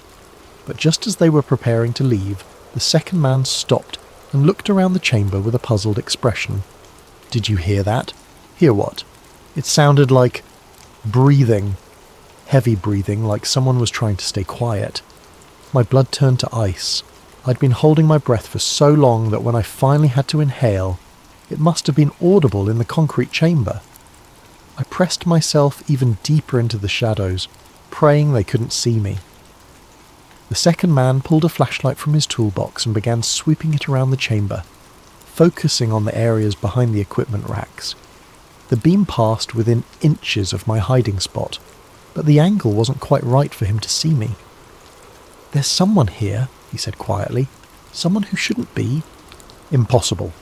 The access tunnel was sealed and the security sensors would have detected any intrusion. Then explain the breathing sounds. And look at this. He walked over to the work tables where I'd been photographing documents. These papers have been moved. Someone's been going through the research files. The first man pulled out what looked like a radio. Control, this is Assessment Team 2. We have a possible security breach in Storage Bay 9. Request immediate backup and a full facility sweep. The radio crackled with static before a voice responded, Copy, Assessment Team 2. Backup is en route. Estimated arrival in 15 minutes. Maintain your position and do not approach any unauthorized personnel. 15 minutes. I had 15 minutes to get out of Storage Bay 9, through the airlock, up the service tunnel, through the main facility, and out to the surface before armed security teams sealed the entire complex. The two men positioned themselves near the entrance to the chamber, effectively blocking my direct route out. But I'd noticed something while they were working. A ventilation grate in the far wall that appeared to lead to a different section of the facility. If I could reach it without being seen, I might be able to find another way out. The problem was that crossing the chamber to reach the ventilation grate would require me to pass within 10 feet of the covered craft. And based on what the men had said about the vehicle responding to human presence, getting that close might trigger something that would give away my position. But I didn't have a choice. In 13 minutes, this place would be crawling with security personnel who would shoot first and ask questions later. I took a deep breath and started moving. Moving through Storage Bay 9 while staying hidden required every stealth skill I'd never learned. The two technicians were focused on the entrance, watching for security backup that would arrive in just over 10 minutes, but their positioning meant I had to cross the most exposed section of the chamber to reach the ventilation grate. I waited until they were both looking toward the airlock, then made my move, staying low and using the equipment racks for cover. But as I passed the closest point to the craft, something extraordinary happened. The hull began to glow. It started as a faint luminescence, barely visible in the emergency lighting, but it quickly intensified to a soft blue-white radiance that seemed to pulse in rhythm with my heartbeat. The effect was so mesmerizing that I almost forgot I was supposed to be hiding. Control, this is Assessment Team 2, the radio crackled. The craft is showing activation responses. Repeat, we have spontaneous activation in Storage Bay 9. Copy Assessment Team 2, are you near the vehicle? Negative. We're maintaining safe distance at the chamber entrance. The activation appears to be triggered by an external presence. External presence. Me. Somehow, the craft was responding to my proximity in ways that sophisticated sensor equipment couldn't replicate. As I crouched behind an equipment rack, I could feel something that I can only describe as pressure building in my head. Not painful, but definitely present, like someone gently pressing their fingers against my temples. The ventilation grate was only 20 feet away, but those 20 feet might as well have been 20 miles. Every step I took seemed to intensify the craft's response, and the glow was now bright enough that it would certainly reveal my position if I moved into open space. That's when I noticed something that changed everything. The equipment racks I was hiding behind weren't just random laboratory furniture. They were covered with papers, blueprints, and technical specifications that told the story of 30 years of secret research. And some of those documents were dated less than 6 months ago. Someone had been actively working on this project recently, very recently. I started photographing everything I could reach without exposing myself to the technician's view. The documents revealed a timeline that was both fascinating and terrifying. The craft had been discovered in 1987, not built by human hands, but recovered from what the files described as a controlled crash landing in the Nevada desert. Initial attempts to understand the technology had resulted in several deaths among the research team, leading to the project being classified at the highest levels and eventually sealed. But the research hadn't stopped. It had just gone deeper underground, literally and figuratively. The more recent documents described breakthrough discoveries in what they called consciousness interface technology. According to the research notes, the craft wasn't just a vehicle. It was a living machine that required direct neural connection with its operator. The alien technology had been designed to merge with the pilot's nervous system, creating a hybrid entity that was part human, part machine. And they'd been testing it on human volunteers. The medical reports were horrifying. Subjects who underwent the interface procedure reported complete sensory integration with the craft, describing the ability to feel electromagnetic fields and see gravitational distortions. But the process was irreversible and ultimately fatal. The longest anyone had survived the full interface was 72 hours before their nervous system completely burned out from the neural overload.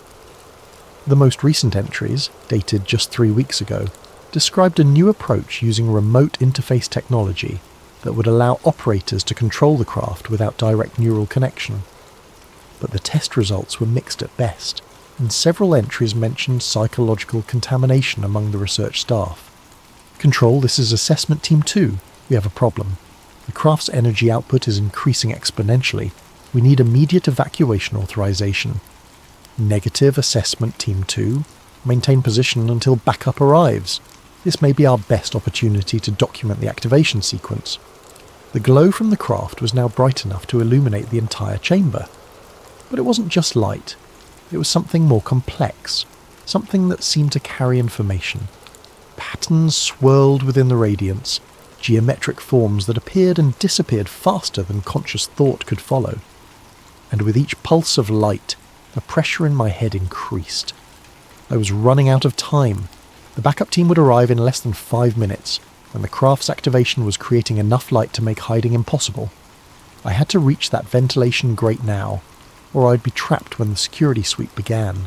But as I prepared to make my final dash across the exposed space, something incredible happened.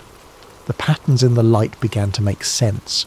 Not in any logical way. I wasn't suddenly able to read alien mathematics or understand exotic physics. But on some deeper level, the information being transmitted by the craft started to feel familiar. Like remembering a song you'd forgotten you knew, or recognizing a face from a childhood dream. The craft was trying to communicate with me. The realization hit me with such force that I actually staggered, barely catching myself before falling into the open space where the technicians would see me. But the moment of mental connection had given me something else, a sudden, inexplicable understanding of the facility's layout that went far beyond anything I'd seen on the wall maps. I knew there was another way out. The ventilation system didn't just connect to other parts of the facility, it tied into a network of maintenance tunnels that extended all the way to the surface. But more importantly, I somehow knew that the tunnels were unmonitored, designed as emergency escape routes for personnel working on classified projects. How I knew this, I couldn't say. The information had simply appeared in my mind, complete and certain, like accessing a memory that wasn't my own. Assessment Team 2, be advised that backup has arrived at the facility entrance. ETA to your position is 3 minutes. 3 minutes. I looked at the ventilation grate, then back at the glowing craft. The neural pressure in my head was becoming overwhelming, but I couldn't leave without physical proof. I spotted a fragment of the craft's hull material that had broken off during the original damage, a piece about the size of a smartphone sitting on a nearby workbench. It looked impossibly dense, almost black in the craft's blue glow, but somehow I knew it was what I needed. Moving quickly, I grabbed the fragment and made my dash for the ventilation grate.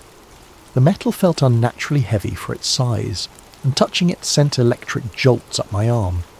But I managed to reach the grate just as footsteps echoed from the main tunnel. The grate was secured with standard screws, and I used my multi-tool to remove them as quickly as possible. Behind me, the craft's glow was intensifying, and I could hear the technicians talking nervously into their radios. "Control, the energy output is off the charts. We need immediate evacuation." I squeezed through the ventilation opening just as armed figures appeared in the airlock. The maintenance tunnel was cramped and dark, but somehow I knew exactly which direction to go. The alien fragment in my pocket seemed to pulse with warmth, guiding me through passages that led steadily upward.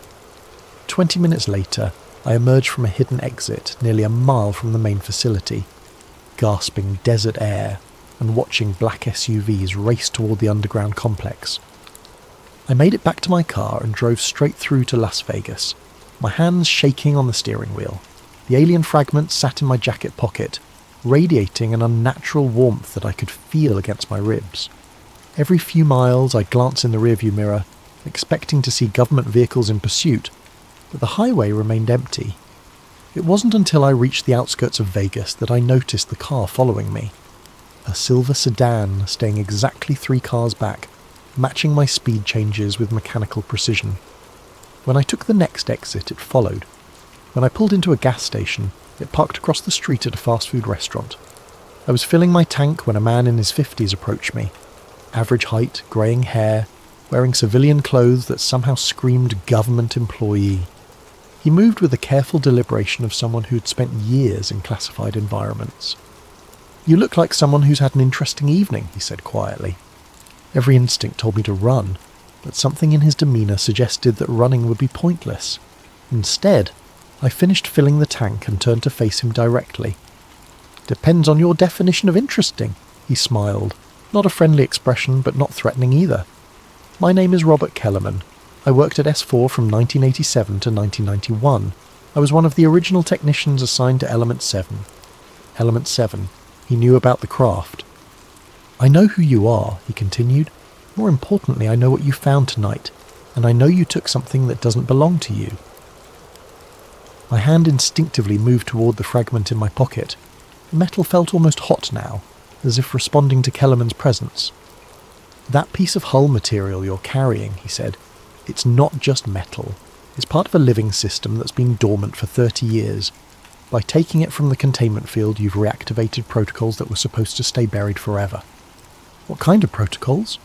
Kellerman glanced around the gas station, then gestured toward a coffee shop next door. "The kind we can't discuss in public. Buy me a coffee, and I'll tell you why Bob Lazar was both completely right and completely wrong about what we found at S4. 10 minutes later, we sat in a corner booth while Kellerman told me a story that redefined everything I thought I knew about the government's UFO programs. There were 9 craft originally, he said, but they weren't recovered from crash sites like everyone assumes. They were gifts. Gifts from who? From them. The original pilots. First contact didn't happen in the 1940s with Roswell. It happened in 1983 in the Nevada desert, when they landed voluntarily and offered to share their technology. Kellerman stirred his coffee, his eyes distant with memory. The problem was that their technology wasn't just advanced machinery. It was biological, living metal that interfaced directly with the pilot's nervous system. They tried to teach us how to use it safely, but we were too primitive, too impatient. What happened? The first 8 craft were successfully adapted for human use, more or less. We learned to create containment fields that limited the biological integration, allowing our pilots to control the vehicles without permanent neural fusion. But Element 7 was different. It was their command ship, the one with the strongest biological components. He paused, studying my reaction. When we tried to test it, the craft bonded with the pilot so completely that separating them would have meant killing both. The pilot lasted 3 days before the neural integration burned out his brain. We sealed the craft immediately, hoping to contain whatever biological contamination might spread to other personnel. But it didn't stay contained. No, the craft went dormant, but it didn't die. For 30 years, it's been slowly healing, slowly rebuilding its biological systems. And now, thanks to your little visit tonight, it's starting to wake up. Kellerman pulled out a tablet and showed me real-time sensor data from the S4 facility. Energy readings that were climbing steadily, biological activity indicators that were off the charts, and most disturbing of all, electromagnetic emissions that were reaching into space. "It's calling them," he said quietly. "The original pilots, or others like them. The fragment you're carrying is acting like a beacon, telling them that their command ship is active again." The implications hit me like a physical blow. By stealing a piece of alien technology, I hadn't just committed theft. I'd potentially triggered a new round of extraterrestrial contact. How long before they respond? Based on the emission patterns, probably 72 hours, maybe less if they have ships in the outer solar system. "What do you want from me?" Kellerman leaned forward, his expression intense. "I want you to give me that fragment, and I want you to forget everything you saw tonight. In exchange, I'll make sure you live long enough to go back to your normal life. And if I refuse, then in 3 days, when the sky lights up with ships that officially don't exist, you'll be the person they blame for ending the world as we know it." I looked at the tablet screen, watching the energy readings climb. The fragment in my pocket felt like it was burning now, and I could swear I was hearing something. Not voices exactly, but something like music playing at the very edge of audible range. "There's a third option," I said finally, "which is, I keep the fragment, but we work together.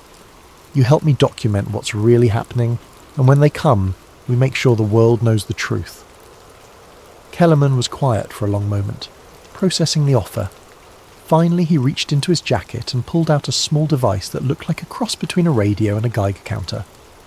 "This is a biosignature detector," he said. "It monitors the biological activity of alien technology. If you're going to keep that fragment, you need to understand what you're dealing with." He turned on the device and pointed it toward my pocket. The readings were immediately off the scale, with biological activity indicators that were higher than anything shown in the S4 data. "The fragment isn't just active," he said. "It's evolving, learning, adapting to human biology in ways that the original craft never could. Whatever happens next, you're not just a witness anymore. You're part of it." We drove back toward the facility in Kellerman's car, leaving mine at the gas station.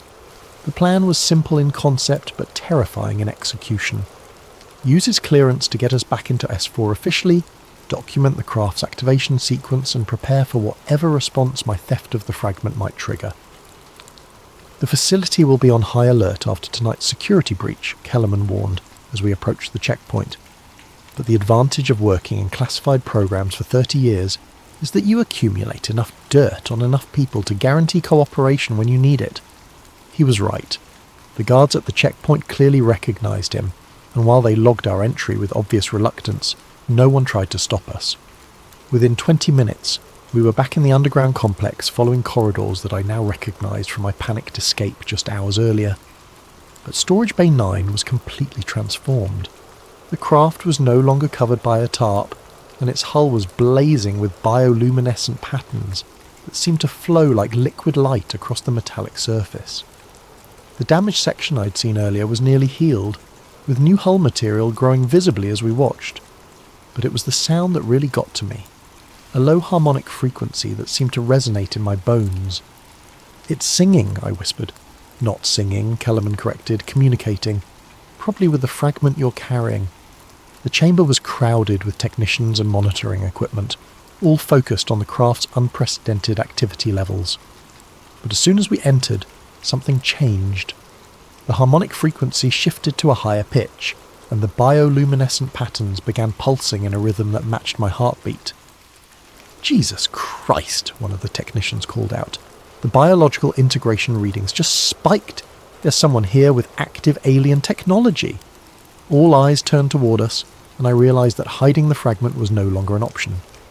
I pulled it from my pocket, and the effect was immediate and dramatic. The craft's song became a roar. The bioluminescent patterns exploded into brilliant cascades of colour that bathed the entire chamber in shifting light. And the air itself seemed to thicken, carrying scents and sounds that had no earthly origin. "Get everyone out!" Kellerman shouted over the noise. "Full evacuation now!" But it was too late.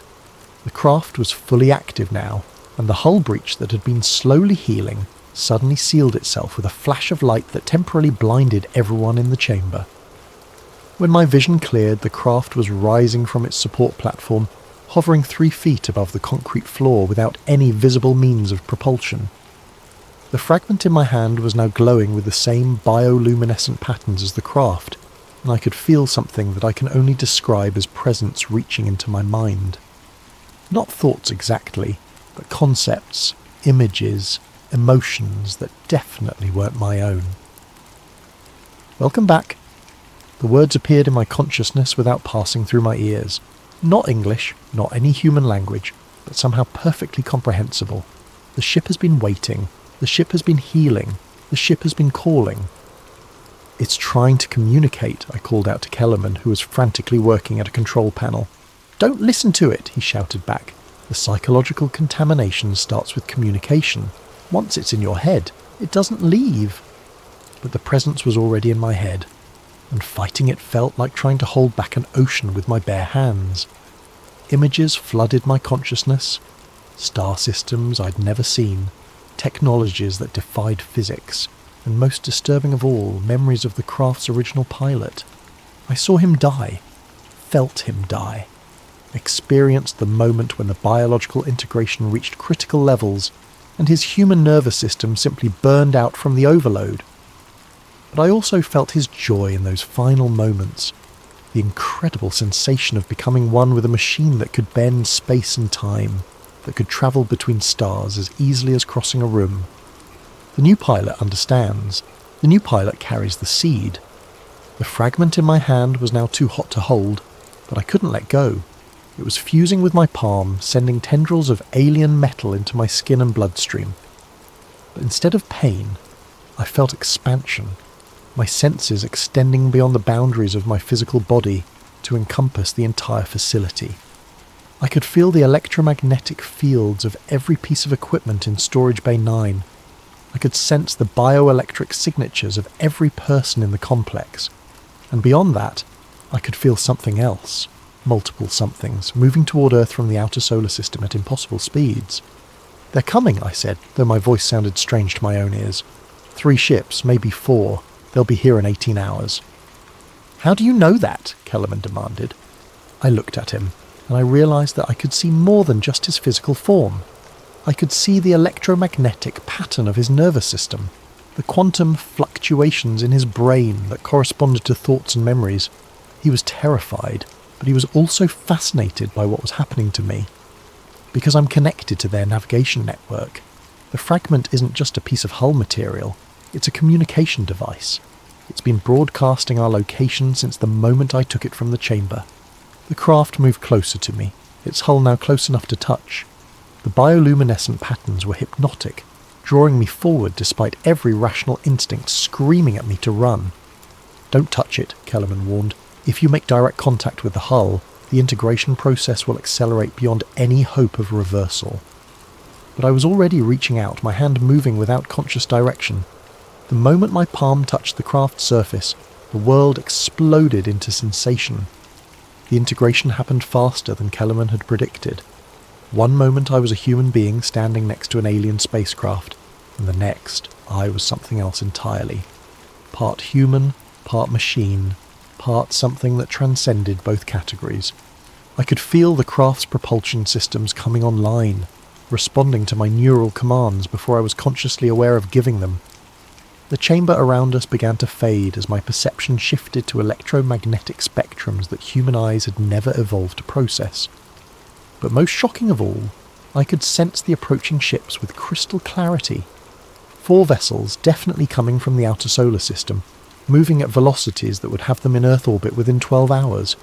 But these weren't rescue ships coming to retrieve their lost technology. They were enforcement vessels coming to contain a contamination that should never have been allowed to spread. The child species has broken containment, the alien presence in my mind observed with something like sadness. The hybrid cannot be allowed to survive. "What are you talking about?" I tried to say, but the words came out as harmonic frequencies that resonated through the craft's hull. Biological integration was forbidden for your species. Too primitive, too unstable. The command ship was damaged to prevent this exact outcome. The truth hit me like a physical blow. The craft hadn't malfunctioned during testing. It had been sabotaged by its own creators to prevent humans from achieving full integration with their technology. And now, by accidentally triggering the very process they'd tried to prevent, I'd created a situation that threatened both species. "We have to get out of here," Kellerman shouted, though his voice sounded distant and muffled through my transformed senses. "The facility will be locked down in minutes, and if they can't contain this situation, they'll sterilize the entire complex." Sterilize. Nuclear sterilization. I could sense the weapon systems being activated throughout the facility. Fail-safes designed to prevent alien technology from falling into unauthorized hands. But I could also sense something else. Escape routes that the craft's navigation systems had mapped during its decades of dormancy. The hybrid can escape, the alien presence confirmed, but escape leads only to detection. The enforcement fleet will follow the bioelectric signature anywhere on this planet. "Then we go off-planet," I said, the words forming as pure intention rather than sound. Impossible. The hybrid lacks the neural development for interstellar navigation. Attempting such a journey would result in immediate death. But even as the alien consciousness tried to discourage me, I could feel the craft's systems responding to my commands. The gravitational manipulation systems that provided propulsion were incredibly complex, but they felt as natural to control as moving my own limbs. More natural, actually, like I'd been meant to operate this technology all along. The blast doors that had been sealing Storage Bay 9 began to buckle and warp as the craft's gravity field destabilized the surrounding space. Kellerman and the remaining technicians scrambled for the exits as pieces of the ceiling began falling around us. "The facility is collapsing," Kellerman called out through the chaos. "Whatever you're doing, you need to stop." But I couldn't stop. The integration process was accelerating beyond my ability to control, and the craft was responding to biological imperatives that overrode conscious thought. We rose through the collapsing chamber, through levels of concrete and steel that parted like water before the craft's exotic matter field. In less than 30 seconds, we burst through the desert surface into the star-filled Nevada sky. The freedom was intoxicating. After decades of confinement in underground storage, the craft, and by extension I, rejoiced in open space and unlimited movement. We climbed rapidly, leaving the lights of Las Vegas far below, racing toward the stratosphere where human aircraft couldn't follow. But the celebration was short-lived. My enhanced senses detected military jets scrambling from Nellis Air Force Base, armed with weapons I somehow knew could damage the craft's hull.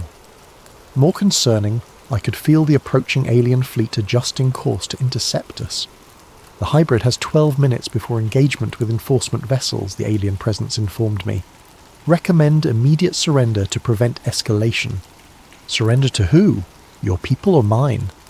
Both species will demand termination of the hybrid. The contamination cannot be allowed to spread. I realized that I was caught between two forces that both wanted me dead. The human military saw me as a stolen alien weapon that had to be stopped at any cost. The alien enforcement fleet saw me as a biological contamination that threatened their carefully maintained isolation. But I had advantages that neither side expected. The craft's propulsion systems could outrun anything in Earth's atmosphere, and the neural integration gave me access to technologies that even the original alien pilots had never fully explored. The hybrid should not attempt experimental navigation, the alien consciousness warned. as I pushed the craft's systems beyond their normal parameters. Untested combinations of human creativity and alien technology have unpredictable consequences. Unpredictable is exactly what we need right now. I dove back toward the surface, using the craft's gravity manipulation to create a wake of distorted space-time that would confuse both human radar and alien sensors. The pursuing jets fell behind immediately, unable to match our acceleration or maneuverability. But the alien fleet was adapting, adjusting their approach to account for my erratic flight patterns. That's when I felt something that changed everything. A transmission from Earth, broadcast on frequencies that only the integrated craft could detect. Someone else was out there, someone with access to alien communication technology. The signal was coming from a location in the desert about 50 miles from our current position. Someone who knew about the craft, who understood the integration process, and who was offering help. Do not trust the transmission, the alien presence warned. Humans frequently use deception in tactical situations. But I was out of options.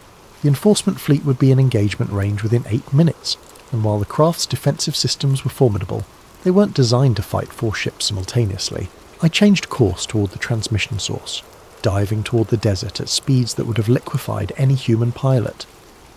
But through the integration, the G-forces felt like gentle pressure, and the craft's inertial compensation systems protected my hybrid physiology from the worst effects. The transmission source was a small facility built into a mesa, camouflaged to look like a natural rock formation, but my enhanced senses could detect the electromagnetic signatures of advanced technology hidden beneath the desert camouflage.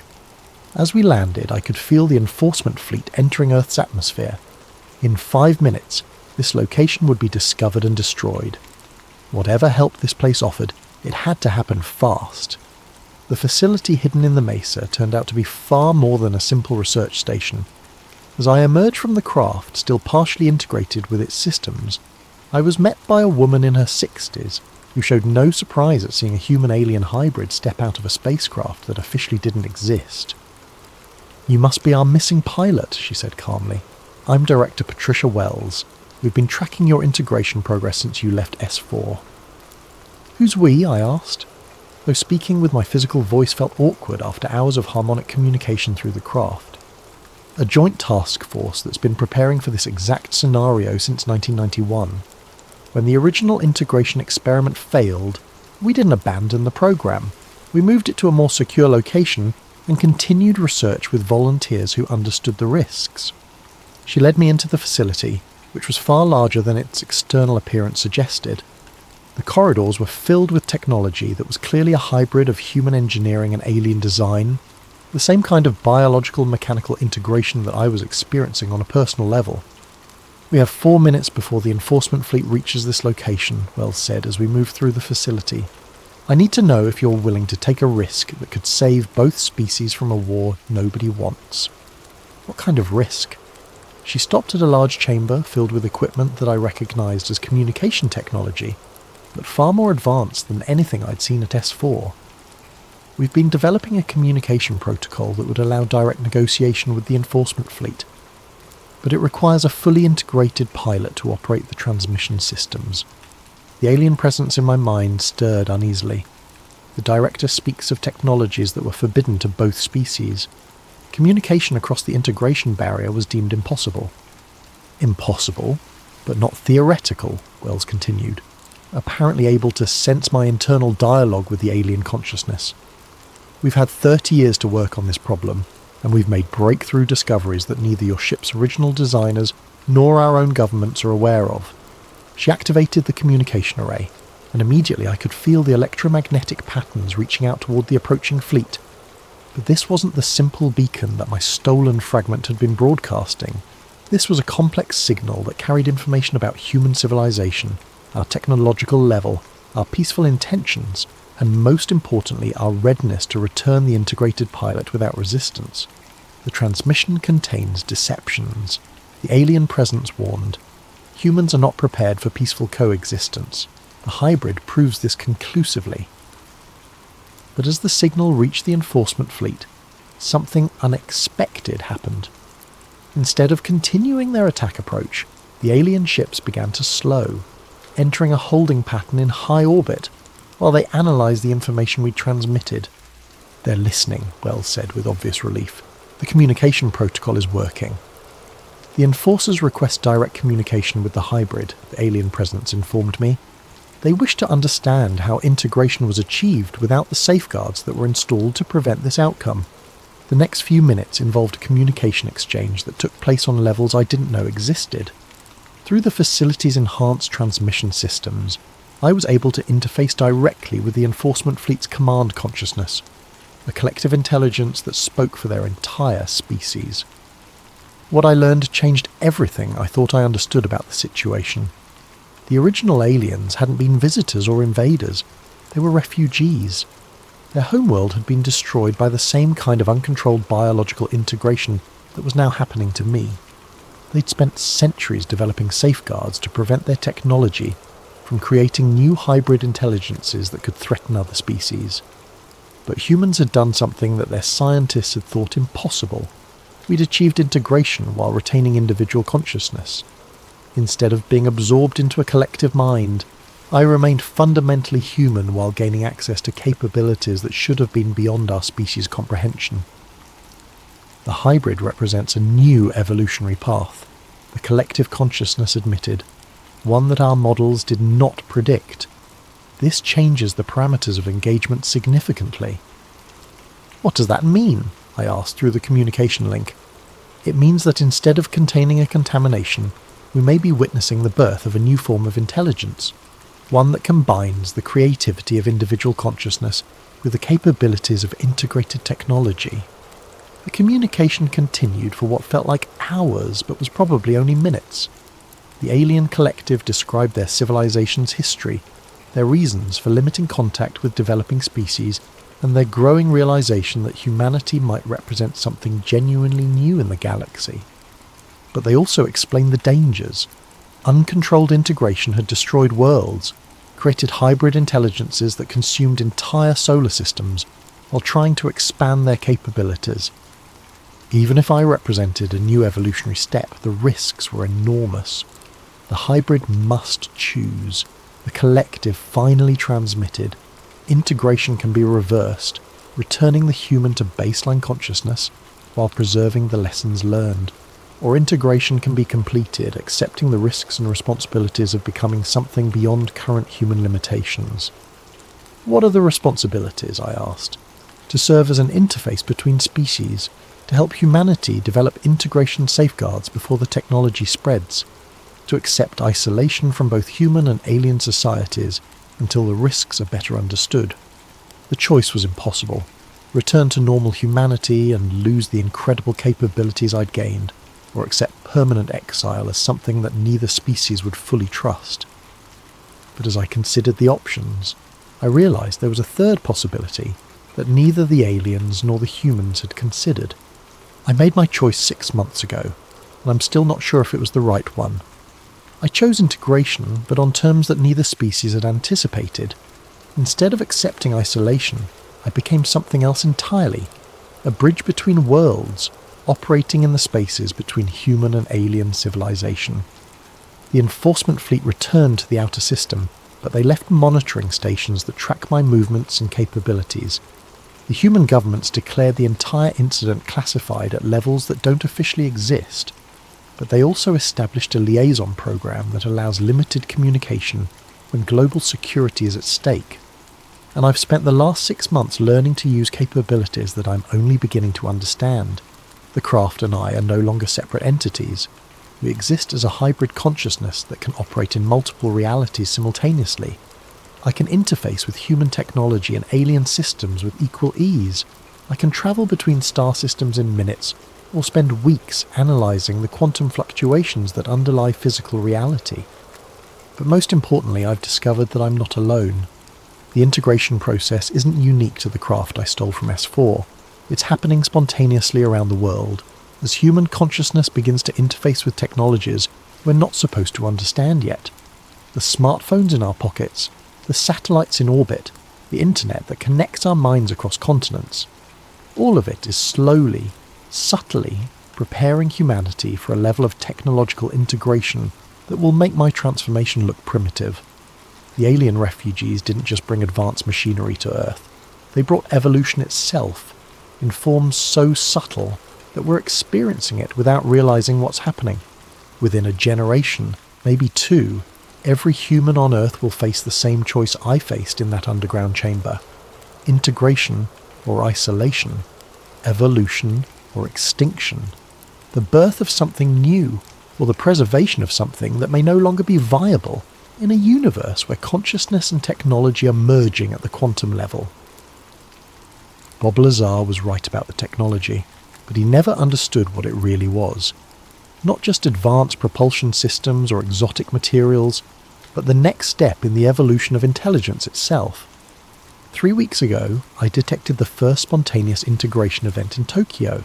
A programmer who'd spent so much time interfacing with quantum computers that the boundary between his consciousness and the machine began to blur. Last week there was another case in Geneva, involving a physicist working on consciousness research who achieved temporary integration with an AI system.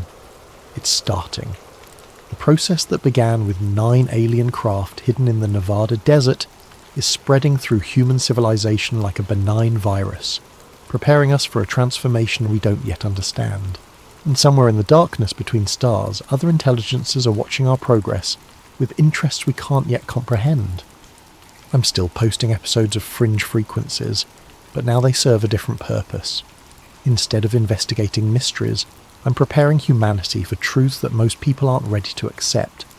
Each episode plants seeds, raises questions, gets people thinking about possibilities that mainstream science insists are impossible. Because the truth is too big for a single revelation. It has to be absorbed gradually, one mind at a time, until enough people understand what's really happening that disclosure becomes inevitable. The 9th craft is flying again, not just the one I integrated with, but others that are awakening as human consciousness evolves to the point where we can safely interface with technology that operates on principles we're only beginning to discover. Bob Lazar was right about the government hiding advanced technology, but he was wrong about why they were hiding it. It wasn't to maintain control or preserve military advantages. They were hiding it because they knew that once humanity started down the path of consciousness integration, there would be no way to stop the process, no way to contain evolution itself. And now that process has begun. The sky lights up most nights now if you know how to look. Ships that aren't quite alien and aren't quite human, piloted by intelligences that are becoming something new. The next step in the evolution of consciousness itself. Keep watching the skies, keep asking questions, keep preparing for a future that will arrive whether we're ready or not. The 9th craft was just the beginning, and we're all going to fly. Welcome back to Sleep Theories, where we dive deep into the shadows of history that refuse to stay buried. Before we begin tonight's tale, I want to give a special thanks to Lily Lamouche for suggesting this particular story. Your idea sparked something truly compelling. As always, if you have ideas for future episodes, drop them in the comments below. And if you're enjoying these late-night journeys into the unknown, make sure to hit that like button and subscribe to Sleep Theories for more stories that blur the line between fact and fiction. The fluorescent lights in the Los Angeles County Coroner's Archive hummed their eternal dirge, casting everything in that particular shade of institutional yellow that made even the living look dead. Ben Norton had grown accustomed to the pallor after 18 years filing away the city's final mysteries, but some cases still managed to catch the light differently.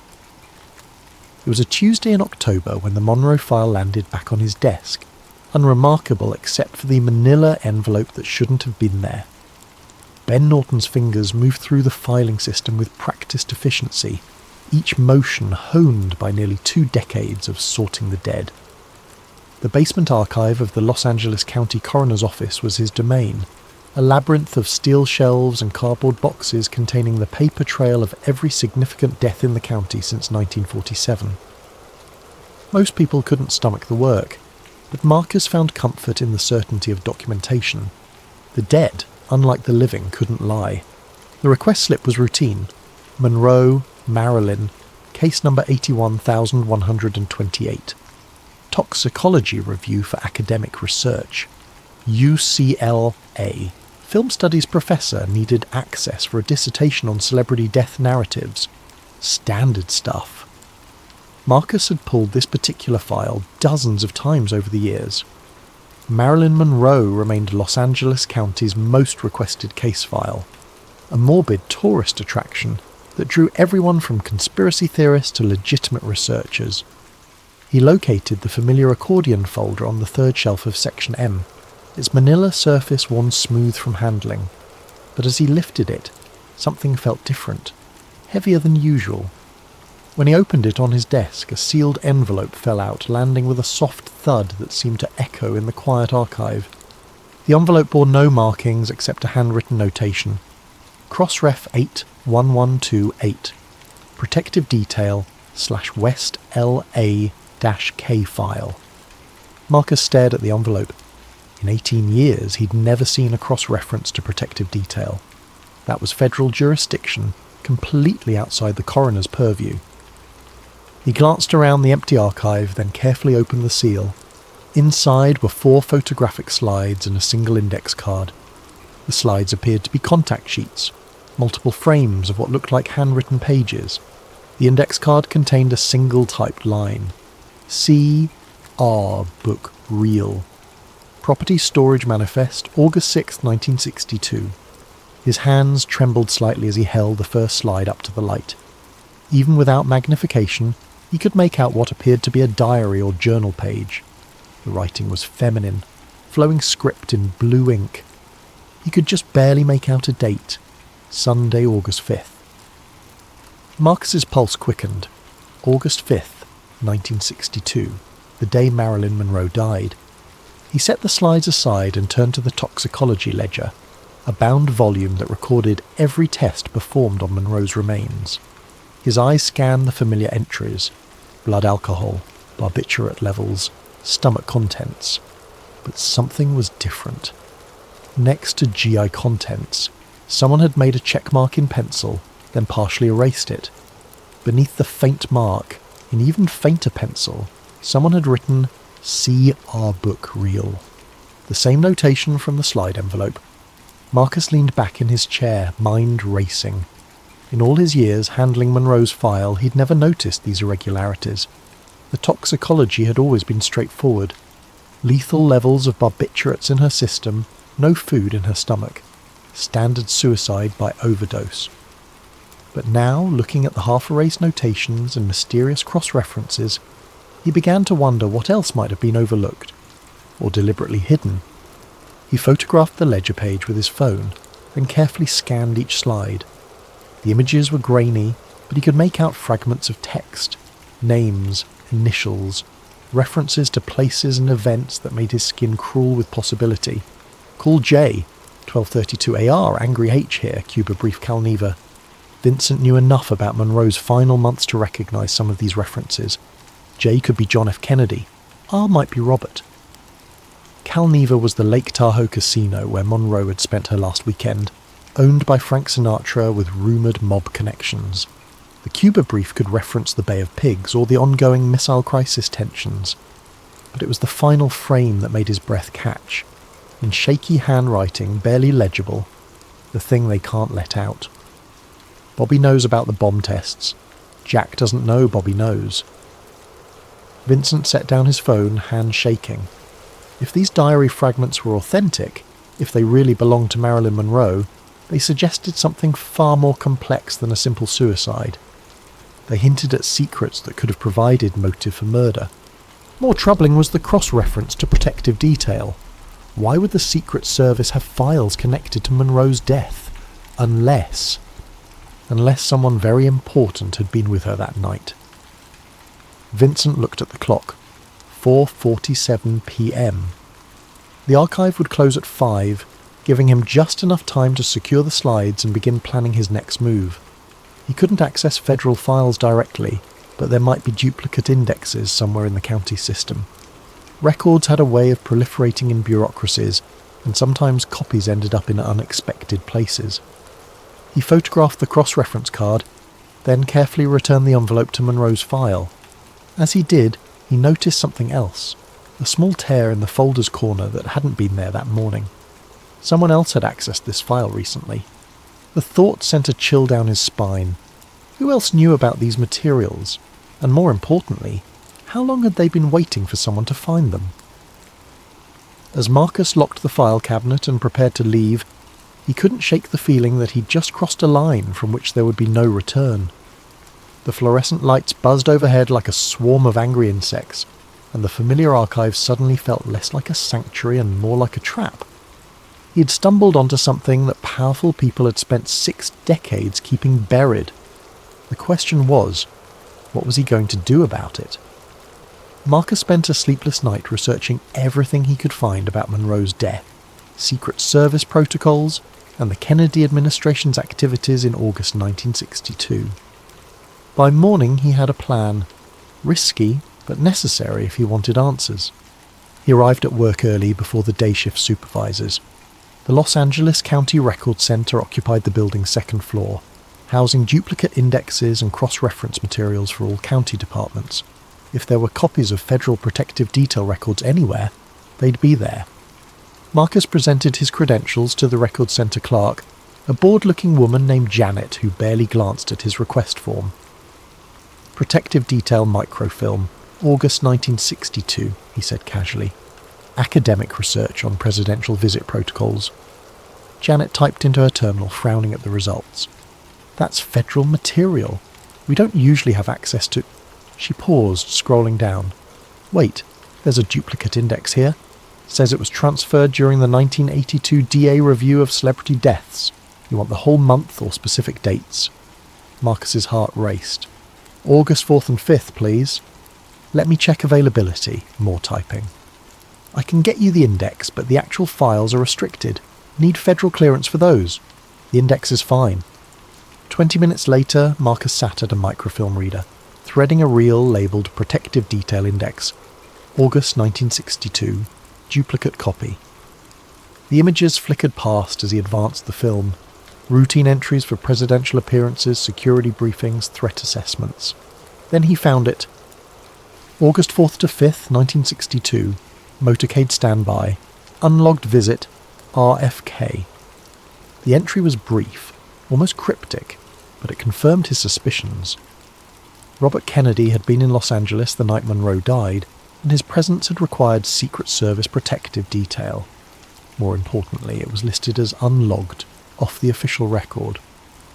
Marcus photographed the screen, then continued searching. Additional entries mentioned asset protection and communication intercepts for the same date range. Someone had been monitoring communications around Monroe's death, and that someone had federal authority. He returned the microfilm and headed back to the archive, mind spinning with possibilities. If RFK had been with Monroe the night she died, it changed everything about the official narrative. It also explained why certain evidence might have gone missing or been altered. Back in the archive, Marcus retrieved the 1982 DA review box, a collection of materials from the district attorney's reopened investigation into Monroe's death. He'd glanced through it before, but never with this new context. Buried in the administrative notes, he found a handwritten memo dated September 15th, 1982. Request for federal intercept materials denied. COMINF. West L. A. Tap summaries. August 62 classified above county level. No jurisdiction over federal assets. Personal diary mentioned in property report unaccounted for. Council claims privilege. COMINF. Communications intelligence.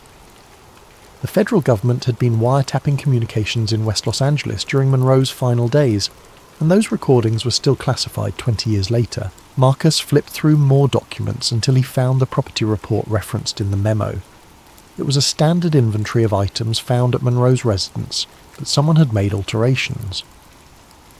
Next to small red leather journal, the original entry read, "To Council," but that had been lined out in different ink with a notation, "Item not recovered." The diary had existed. It had been turned over to Monroe's attorney, then somehow disappeared from the official record. But if the slides in the cross-reference envelope were authentic, someone had photographed its contents before it vanished. Marcus was so absorbed in the documents that he didn't notice the soft footsteps approaching until a shadow fell across his desk. "Finding everything you need, Mr. Webb?" Marcus looked up to see Albert Grayson, the audit liaison, standing beside his desk with an expression of mild curiosity. Grayson was a thin, pale man who appeared periodically to conduct quality control reviews of the archive. Nobody knew exactly who he worked for, but his credentials were always in order. "Just routine research," Marcus replied, casually closing the file folder. "UCLA professor needs background material on toxicology procedures." Grayson's smile was perfectly pleasant and utterly without warmth. "Of course. Though I notice you've been accessing quite a few different files lately. Monroe, some organised crime materials, federal indexes, quite eclectic research interests." The comment hit like ice water. Grayson had been monitoring his access patterns. "Academic research tends to follow unexpected paths," Marcus said carefully. "Indeed." Grayson picked up a random file from the nearby shelf, glancing at its label with apparent disinterest. "I'll need to conduct a spot audit of some recent materials. Monroe file, the DA review boxes, and those organised crime summaries you pulled yesterday. Just routine quality control." Marcus's mouth went dry. He hadn't pulled any organised crime files yesterday, but clearly someone else had been tracking his research. "When do you need them?" Now would be convenient. For the next hour, Marcus watched helplessly as Grayson methodically photographed every document he'd been reviewing. The man worked with mechanical precision, never asking questions or making comments, but Marcus could feel the weight of scrutiny in every click of the camera. When Grayson finished, he packed his equipment with the same methodical care. "Thank you for your cooperation, Mr. Webb. Oh, and there's been a security upgrade in the archive, new camera system." He gestured toward the ceiling where a small black dome had appeared overnight, for asset protection. After Grayson left, Marcus sat in stunned silence. The message was clear. He was being watched, and his investigation had attracted the wrong kind of attention. But instead of deterring him, the surveillance only convinced him that he was onto something significant. That afternoon, Marcus decided to take a different approach. Instead of accessing files directly, he would seek out human sources, people who had been involved in Monroe's case, and might remember details that never made it into the official record. Kenneth Yamamoto had been a toxicology technician at the coroner's office for 32 years before retiring in 1994. Marcus found his address in the employee records and drove to a modest bungalow in Gardena after work, hoping the old man would be willing to talk. Yamamoto answered the door slowly, a frail man in his 80s with sharp, intelligent eyes. When Marcus explained who he was and why he'd come, the old man's expression grew wary. "Monroe case," Yamamoto repeated slowly. "Why are you asking about that now?" "I found some irregularities in the files. Thought you might remember details from the original examination." Yamamoto studied Marcus for a long moment, then stepped aside to let him in. The house was neat and sparse, filled with the quiet dignity of old age. They sat in a small living room decorated with photos of grandchildren. "You know," Yamamoto said carefully, "I always wondered when someone would come asking the right questions." "What do you mean?" The old man was quiet for so long that Marcus thought he might not answer. Finally, Yamamoto spoke in a voice barely above a whisper. "The stomach contents bottle. It was empty when I processed it." Marcus leaned forward. "Empty?" "Completely clean, like it had been washed out. But the paperwork said we'd tested gastric contents. I checked 3 times thinking I'd mixed up the samples. But no, Monroe's bottle was empty, and the test results were already typed up." "Did you report the discrepancy?" Yamamoto's laugh was bitter. "To who?" "The lead investigator. He's the one who handed me the typed results and told me to file them. Said the tests had been conducted off-site due to equipment problems." Marcus felt pieces of the puzzle clicking into place. "So there never were any stomach contents tested?" "Not by us. And if there were no contents, then she couldn't have swallowed all those pills like the official report claimed."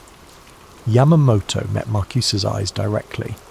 That woman didn't kill herself by overdose, at least not the way they said she did.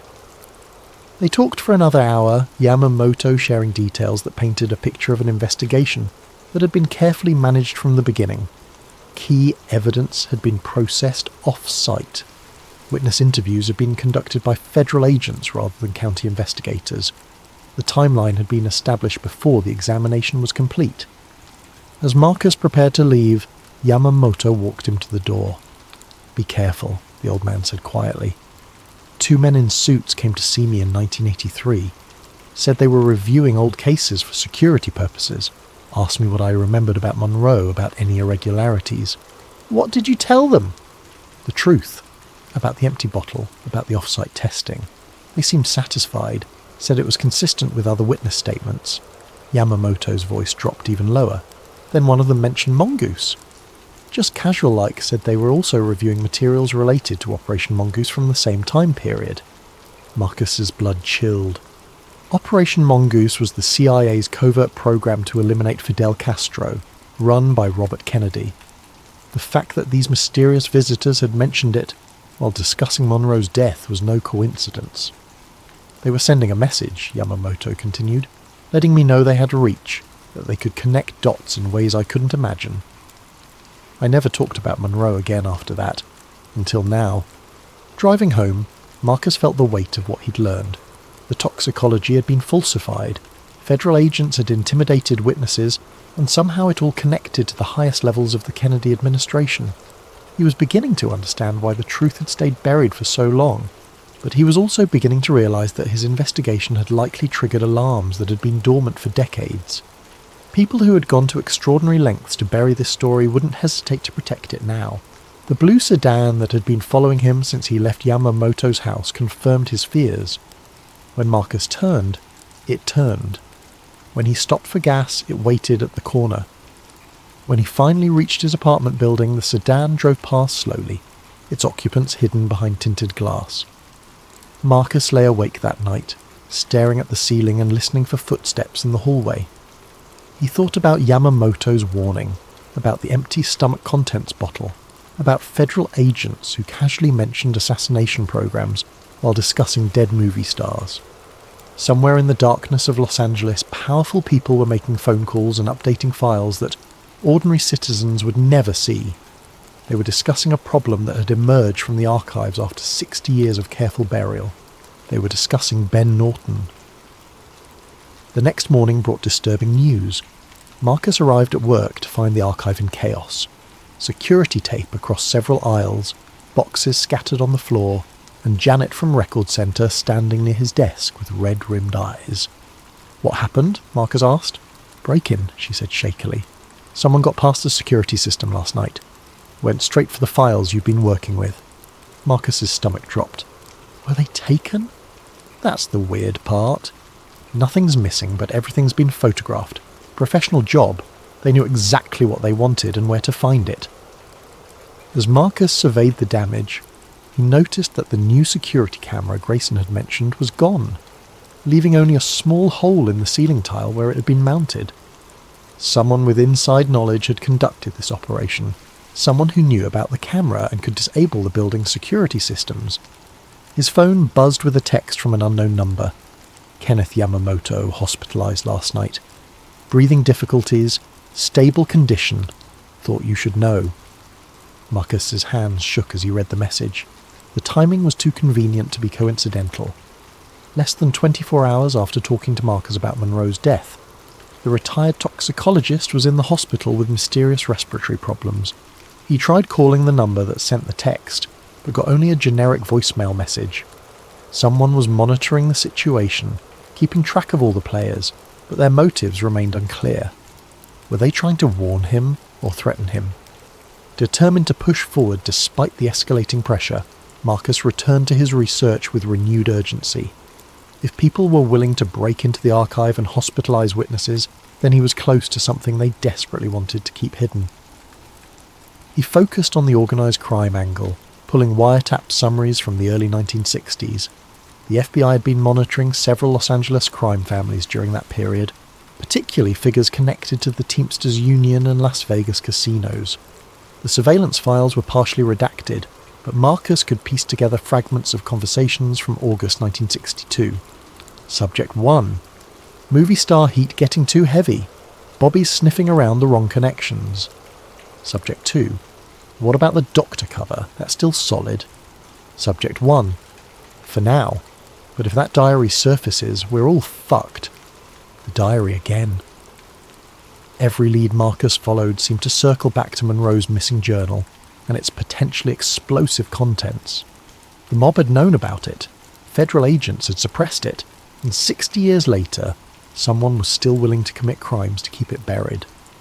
Marcus cross-referenced the dates and locations in the wiretap summaries with Monroe's known movements during her final weeks.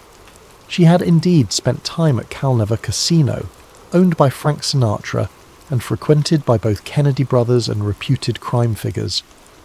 The casino had been a nexus where Hollywood glamour, political power and organised crime intersected. If Monroe had been keeping a diary during this period, documenting her relationships with both Kennedy brothers while surrounded by mob-connected individuals, the implications were staggering. Such a record could have destroyed political careers, toppled governments, and exposed criminal conspiracies that reached the highest levels of American society. As Marcus delved deeper into the files, he began to understand the mechanism by which Monroe's death had been contained. It wasn't a simple cover-up. It was a coordinated information management operation involving multiple agencies and interests. The coroner's office had been just one piece of a larger machine designed to control the narrative. But now, 6 decades later, that machine was reactivating. Phone calls were being made, resources were being mobilized, and people like Kenneth Yamamoto were being silenced before they could share what they knew. Marcus realized he needed to find the missing microfilm, the R-book reel referenced in the misfiled envelope. If it contained photographic copies of Monroe's diary, it would be the smoking gun that proved everything he suspected.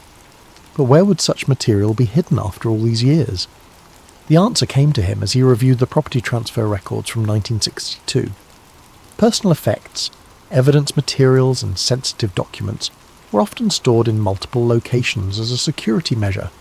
If the diary had been photographed before disappearing, those images might have been misfiled or misplaced rather than destroyed.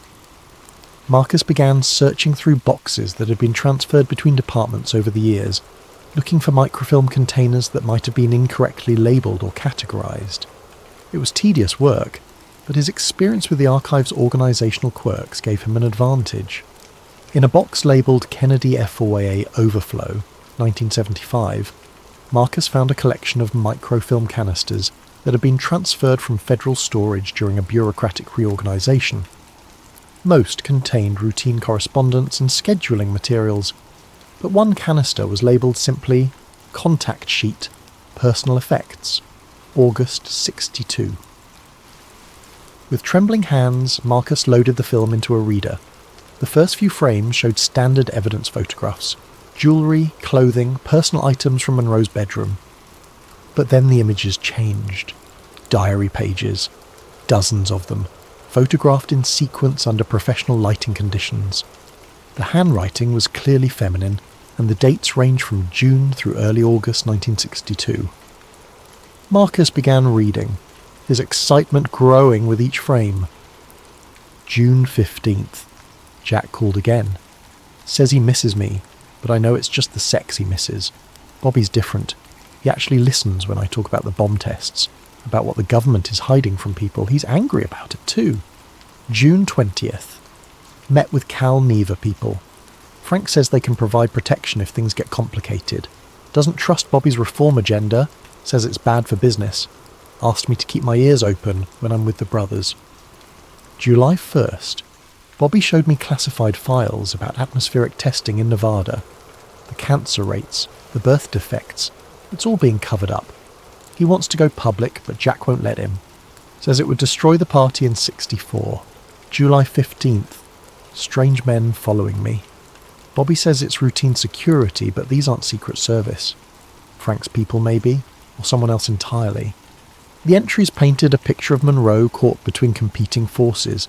The Kennedy brothers, organised crime figures, and federal intelligence agencies.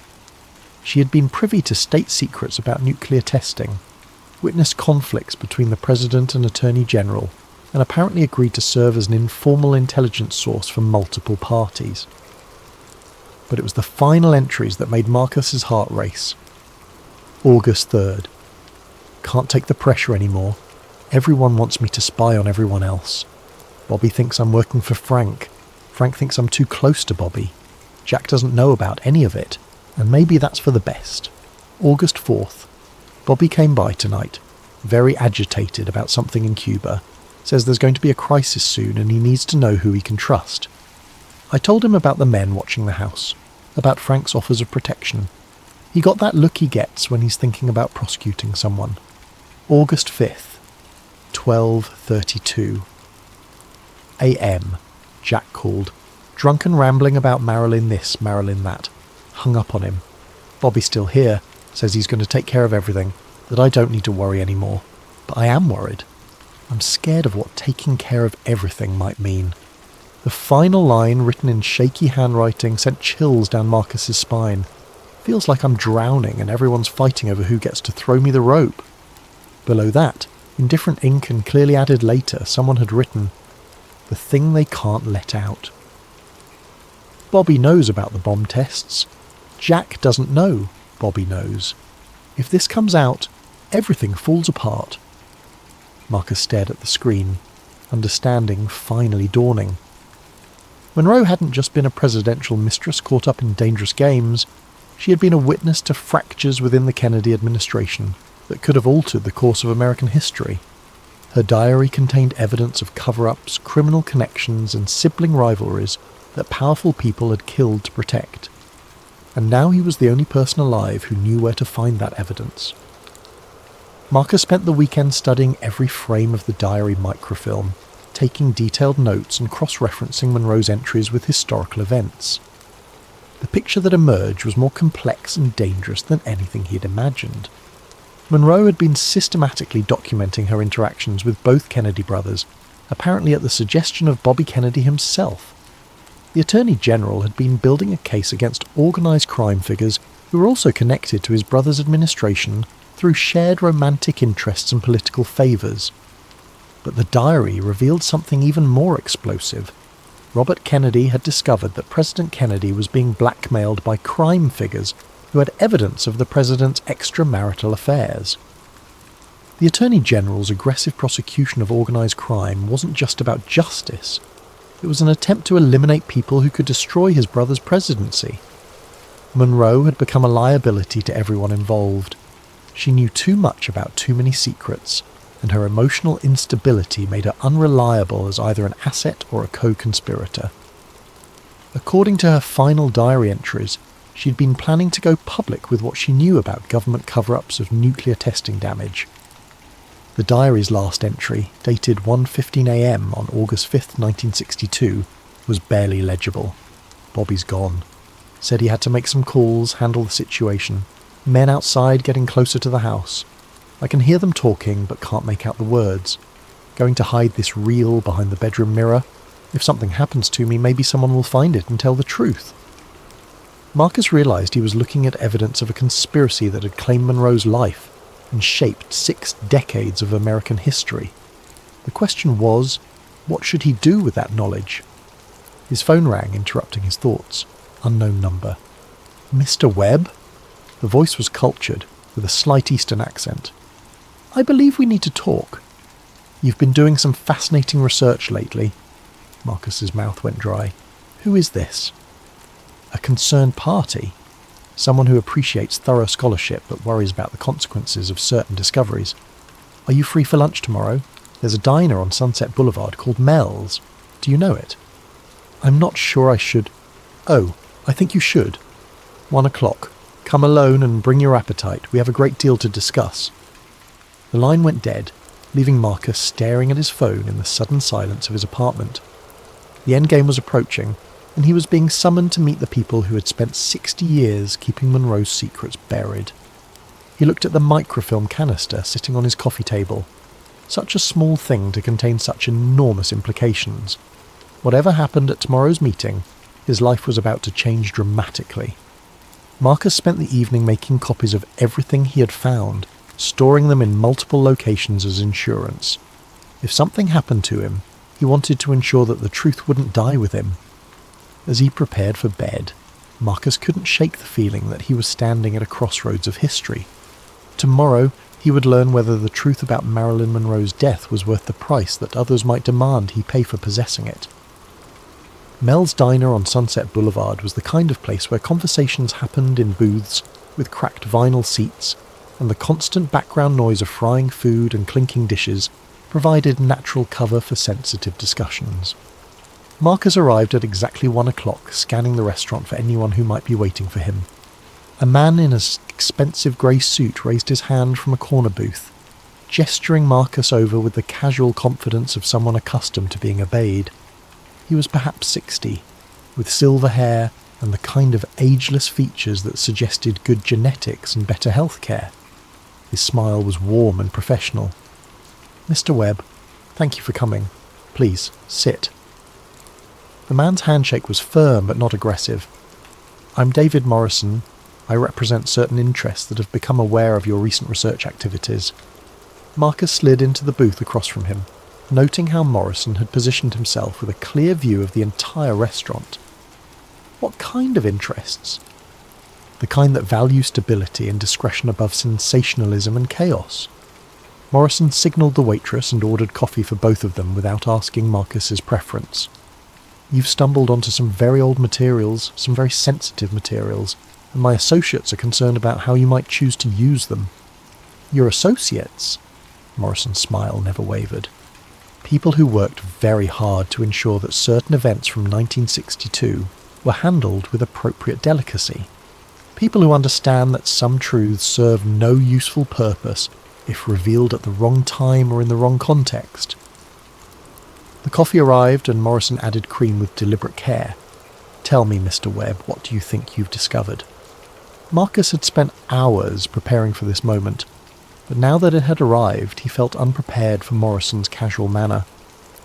The man seemed more like a friendly uncle than a government agent or criminal enforcer. "Evidence that Marilyn Monroe was murdered," Marcus said carefully. "That her death was covered up by federal agencies and organised crime figures working together to protect the Kennedy administration." Morrison nodded as if discussing the weather. "And what do you intend to do with this evidence?" "I haven't decided." "Good. That shows wisdom." Morrison reached into his jacket and withdrew a manila envelope. "Before you make any decisions, I'd like you to consider some additional information." The envelope contained photographs, surveillance images of Monroe's house on the night she died, taken from multiple angles. They showed several cars parked outside, men in suits moving purposefully between vehicles, and what appeared to be a coordinated operation unfolding over several hours. These were taken by a federal surveillance team that had been monitoring Monroe for several weeks, Morrison explained. As you can see, her death was indeed managed. But not for the reasons you might think. Marcus studied the photographs, trying to make sense of the timeline they suggested. Then why? Morrison leaned back in the booth, his expression growing serious for the first time. Marilyn Monroe was killed by a Soviet intelligence asset who had been using her relationship with the Kennedy brothers to gather information about American nuclear capabilities and Cuba policy. The diary you found contained some accurate information, but it was also being used to feed disinformation back to Moscow through Monroe's handlers. The revelation hit Marcus like a physical blow. She was a spy. Unwittingly, yes, the Soviets had identified her relationships with the Kennedy brothers as a valuable intelligence opportunity.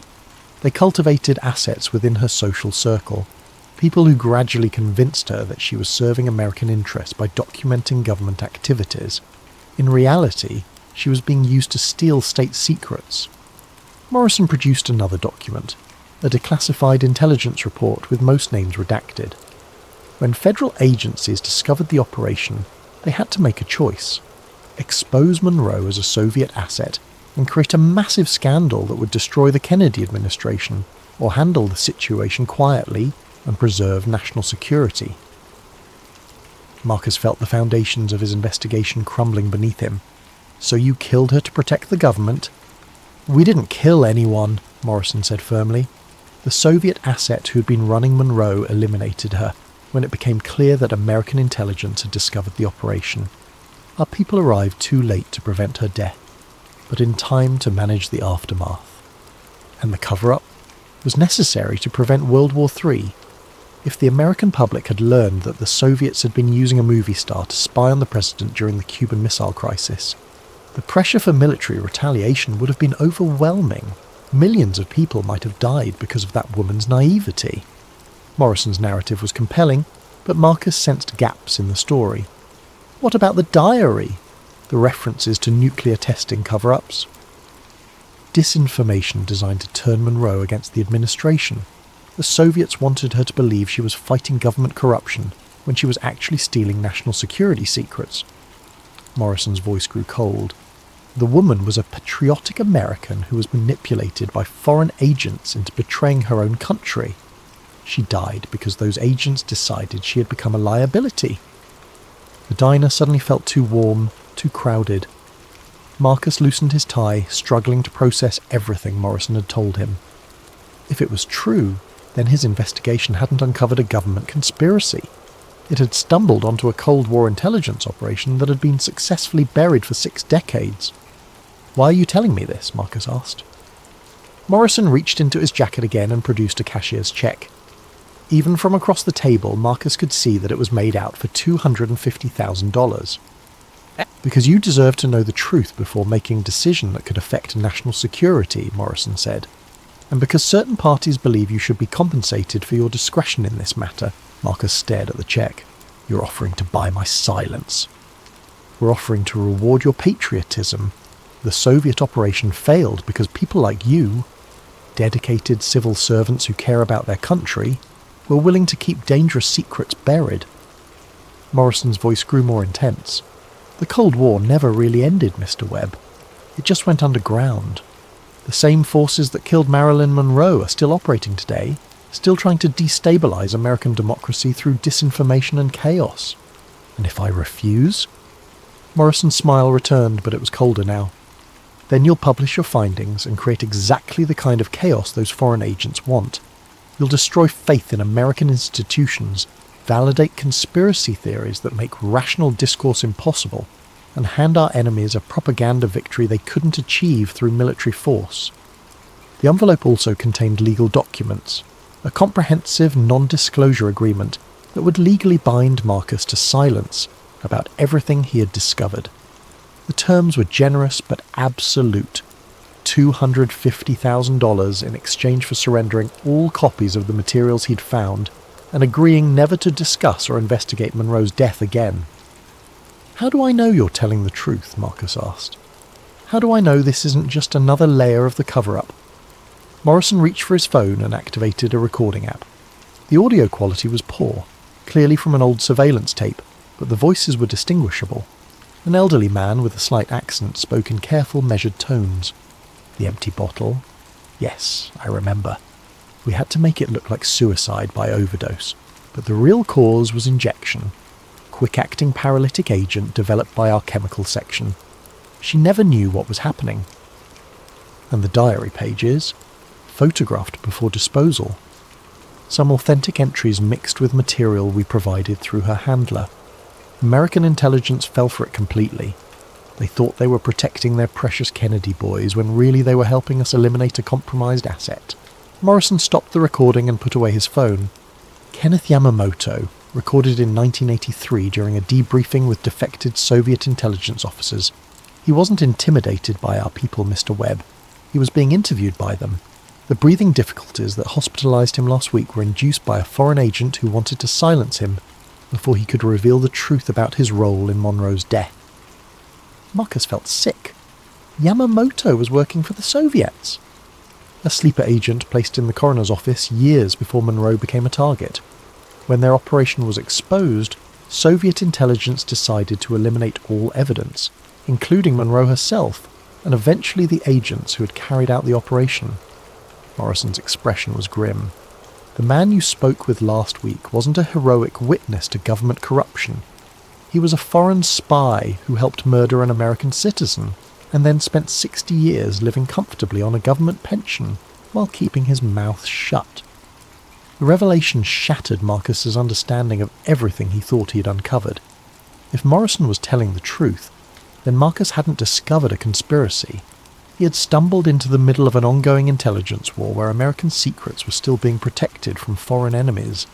The microfilm, Marcus said weakly, the diary entries, contained enough authentic material to be convincing, mixed with disinformation designed to make American intelligence agencies look corrupt and incompetent. Classic Soviet tactics. Morrison leaned forward. You found exactly what they wanted someone to find, Mr. Webb. The question is, are you going to help them complete their mission? Marcus stared at the cashier's check, at the NDA, at the photographs that seemed to support Morrison's version of events. Everything he had believed about his investigation was crumbling, replaced by a narrative that was both more complex and more disturbing than any conspiracy theory. I need time to think, Marcus said. Of course. But not too much time. Morrison stood and dropped a $20 bill on the table. There are other parties interested in this information, and they're not as generous or as patient as we are. Make the right choice, Mr. Webb, for your country and for your own sake. Marcus drove home in a daze, Morrison's words echoing in his mind. Everything he thought he had discovered about Monroe's death had been turned upside down. Instead of uncovering a government conspiracy, he had apparently walked into a decades-old intelligence operation that was still active. But something about Morrison's story bothered him. The man had been too prepared, too polished, with evidence that conveniently supported his narrative. After 18 years in the archives, Marcus had developed an instinct for detecting fabricated documents, and some of the materials Morrison had shown him had felt wrong, too clean, too perfectly aligned with the story being told. Back in his apartment, Marcus spread out all his research materials and began examining them with fresh eyes. If Morrison was lying, there should be inconsistencies in his narrative, details that didn't match the evidence Marcus had independently discovered. The first discrepancy was in the timeline. Morrison claimed that Soviet agents had killed Monroe when their operation was exposed, but the wiretap summaries Marcus had found suggested that organised crime figures had been discussing Monroe's death before it happened. If the Soviets were responsible, why were American criminals involved in planning the cover-up? The second problem was Kenneth Yamamoto's story. Morrison claimed the old man was a Soviet sleeper agent, but Yamamoto's personnel file showed he had been thoroughly vetted when he joined the coroner's office, including a background check that went back to his childhood in a Japanese-American internment camp during World War II. It was possible, but unlikely, that Soviet intelligence could have placed an agent so deep in American society so early. The third inconsistency was the most troubling. Morrison had claimed that American intelligence agencies had been deceived by Soviet disinformation, but the cross-reference card Marcus had found suggested that federal agencies had been actively involved in managing Monroe's file from the beginning. If they were being fooled, why were they coordinating the cover-up? Marcus realised he needed more information before making any decisions. He called the hospital where Yamamoto was being treated, using his official credentials to inquire about the patient's condition. Mr. Yamamoto was discharged this morning, the nurse informed him, released to family care. Can you give me a contact number for his family? I'm sorry, but there's no family listed in his file. He was picked up by representatives from a private care facility. Marcus felt a chill. Yamamoto had been taken somewhere by unknown people, just hours after Morrison had revealed the old man's alleged role as a Soviet agent. Either Morrison's story was true, and American intelligence was protecting a valuable defector, or Yamamoto was being silenced permanently to prevent him from contradicting Morrison's narrative. That evening, Marcus made a decision that would either save his life or end it. He called the number Morrison had given him and arranged another meeting. But this time he would be recording the conversation and asking much more specific questions. They met at a different location, a parking garage downtown where Morrison's voice would echo enough to mask any recording equipment Marcus might be carrying. The federal agent seemed more relaxed this time, confident that his previous arguments had been persuasive. Have you made a decision, Mr. Webb? I'm leaning toward accepting your offer, Marcus lied smoothly, but I need to understand a few more details before I sign anything. For instance, how did Soviet intelligence initially recruit Monroe as an asset? Morrison seemed pleased by the question. Through her psychiatrist, a man named Ralph Greenson. The Soviets had compromised him years earlier using financial pressure and blackmail. He gradually convinced Monroe that she was serving American interests by documenting her interactions with the Kennedy brothers. And the organised crime connections? How do they fit into a Soviet operation? The Soviets used existing criminal networks to maintain plausible deniability. If the operation was exposed, it would look like a mob hit rather than foreign espionage. Morrison's explanation was smooth and confident. Very sophisticated tradecraft. Marcus nodded as if satisfied, but internally he was noting another problem with Morrison's story. Ralph Greenson had been Monroe's psychiatrist, but he was also a respected member of the psychoanalytic community with no known criminal or intelligence connections. It would have been extremely difficult for foreign agents to compromise him without detection. What about the diary microfilm? How did it end up in the Federal Archives if it was Soviet disinformation? Our people recovered it during the cleanup operation and kept it as evidence of the Soviet infiltration. It was supposed to be destroyed years ago, but bureaucratic incompetence led to it being misfiled instead. Morrison shrugged. Government efficiency at work. But Marcus knew that wasn't true either. The microfilm canister had been labelled and filed according to standard federal archival procedures, not hastily misfiled during a crisis. Someone had deliberately preserved Monroe's diary photographs and hidden them where they might eventually be discovered. The conversation continued for another 30 minutes, with Morrison providing increasingly elaborate explanations for every inconsistency Marcus raised. By the end, Marcus was convinced that Morrison was lying about almost everything, but he still wasn't sure what the truth actually was. "I'll need the weekend to review the legal documents," Marcus said finally. "Can I call you Monday with my decision?" "Of course. But don't wait too long. Other parties are becoming impatient and they may not be as generous as we are." As they parted ways, Marcus noticed that Morrison's casual confidence had been replaced by something harder and more calculating. The federal agent was beginning to suspect that Marcus wasn't as convinced as he pretended to be. Marcus spent the weekend conducting his own investigation into David Morrison, using public records and online resources to trace the man's background. What he found was disturbing. Morrison existed in official records, but his history was suspiciously clean, and his government connections were vague and difficult to verify. More importantly, Marcus discovered that Morrison's story about Kenneth Yamamoto being a Soviet agent was completely fabricated. The old man's military service record showed he had served with distinction in Vietnam, and his decades of work at the coroner's office had been exemplary. There was no evidence whatsoever of foreign intelligence connections. Marcus realised that Morrison was part of a different kind of conspiracy. Not Soviet espionage, but an ongoing American operation to suppress information about Monroe's death that could still damage powerful interests 60 years later. But if Morrison was lying about Soviet involvement, what was the real truth about Monroe's death? Marcus returned to the diary microfilm with fresh eyes, this time focusing not on the political implications but on the personal relationships Monroe described. The picture that emerged was of a woman caught between competing American power structures, political, criminal, and intelligence, all of whom had been using her for their own purposes. The Kennedy brothers hadn't been innocent victims of Soviet manipulation. According to Monroe's own words, they had been actively using her as an informal intelligence source, asking her to report on organised crime figures she encountered through her Hollywood connections. At the same time, those same crime figures had been pressuring her to spy on the Kennedys. Monroe's death hadn't been the result of foreign espionage. It had been the inevitable outcome of domestic power struggles that had spiralled out of control. Armed with this understanding, Marcus made a decision that would change everything. Instead of accepting Morrison's offer or going public with his discoveries, he would set a trap to expose the people who were still actively covering up Monroe's murder. Monday morning, Marcus called Morrison and arranged to meet that afternoon to sign the NDA and accept the financial settlement. But instead of going to the meeting, he spent the day making copies of all his evidence and distributing them to multiple journalists, historians, and government oversight organisations. By the time Morrison realised he had been deceived, it would be too late to suppress the information. Marcus also prepared a detailed written account of his investigation, including recordings of his conversations with Morrison and evidence of the ongoing cover-up activities.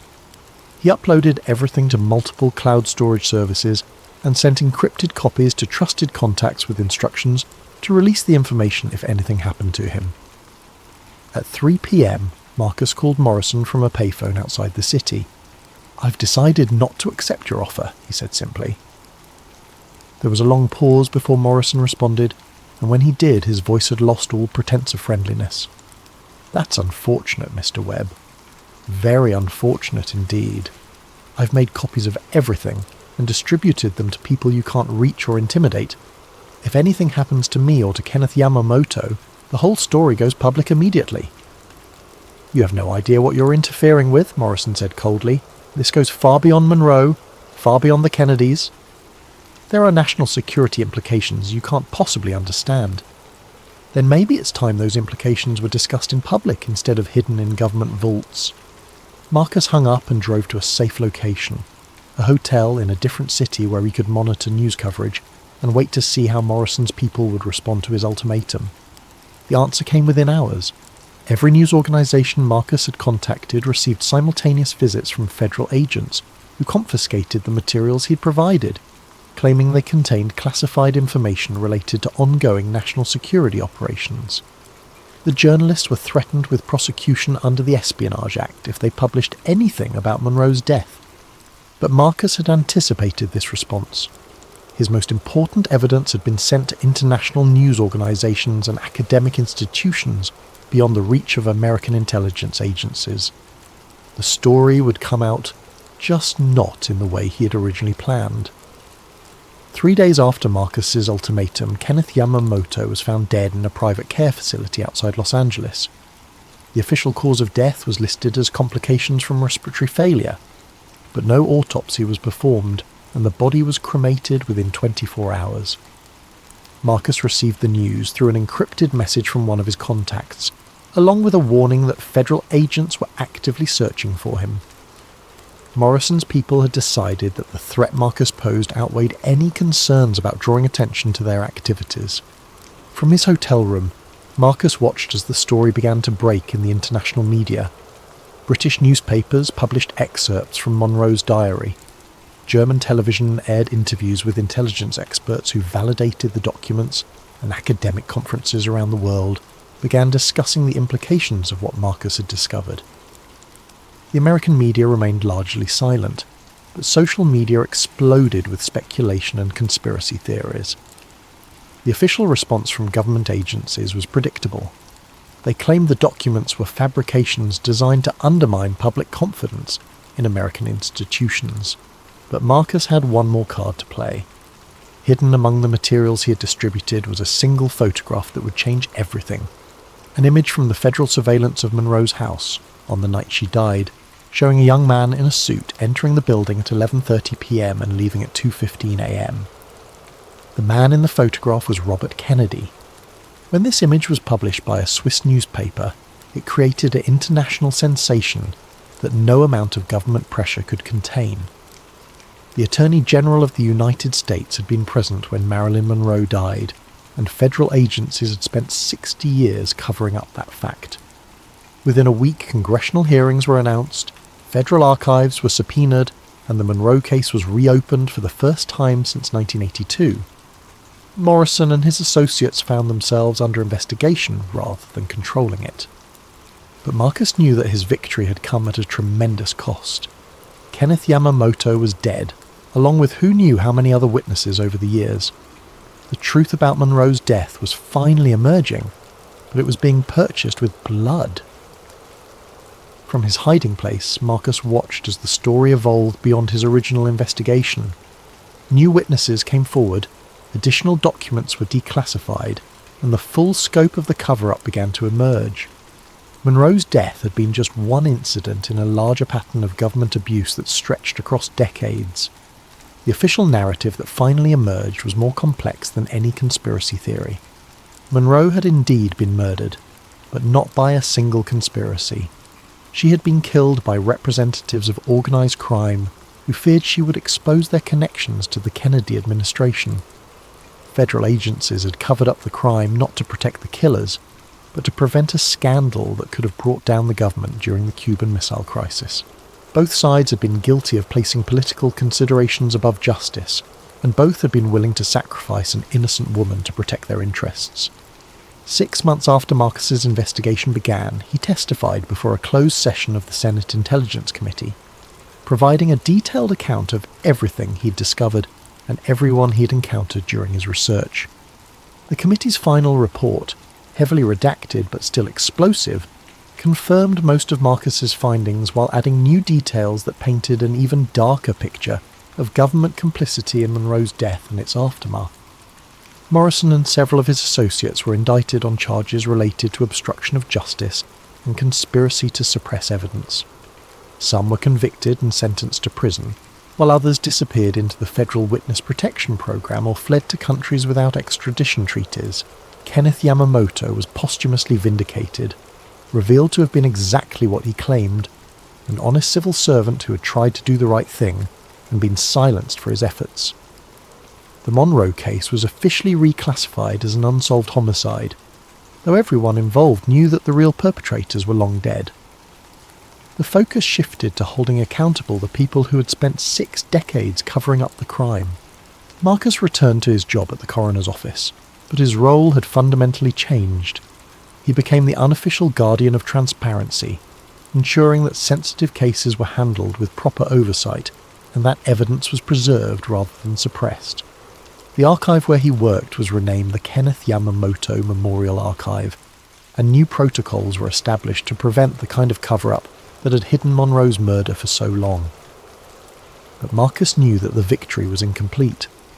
Powerful people still had powerful secrets, and the machinery of government secrecy was still operating in ways that the public never saw.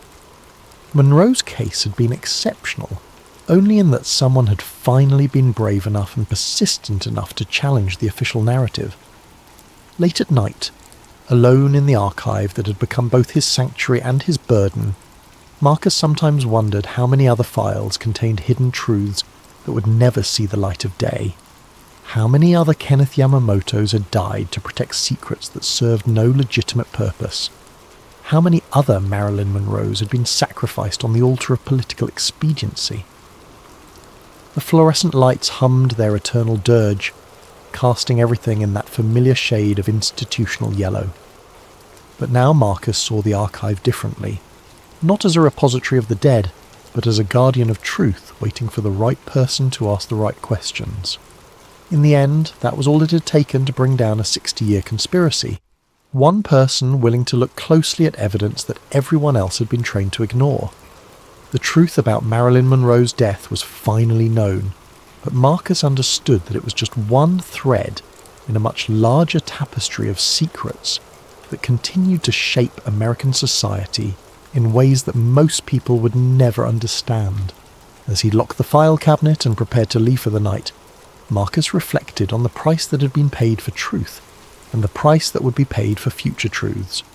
Kenneth Yamamoto's sacrifice had not been in vain, but it had been a stark reminder that some knowledge came with a cost that few people were willing to pay. The archive fell silent except for the humming of the lights and the soft whisper of air through the ventilation system. In the darkness between the filing cabinets, the ghosts of American history waited patiently for the next brave soul to ask the questions that powerful people preferred to leave unanswered. Ben Norton had done his part to honour the dead by revealing how they had truly died.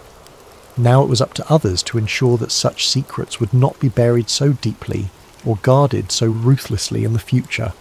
The truth about Marilyn Monroe was finally free, but the struggle for truth itself would continue long after the fluorescent lights went dark and the archive fell silent. In the end, that was the real lesson of the Kennedy cut, that democracy depended not on the wisdom of leaders or the efficiency of institutions, but on the courage of ordinary people to seek truth, even when that truth was dangerous to know. The file room had yielded its secrets, but somewhere in the vast machinery of government, new secrets were being created that would someday require new heroes to expose them. The eternal cycle of truth and concealment would continue as it always had, as it always would, until the day when transparency finally triumphed over secrecy, and the people could trust their government to tell them the truth about their own history. That day had not yet come, but Ben Norton had moved it a little closer,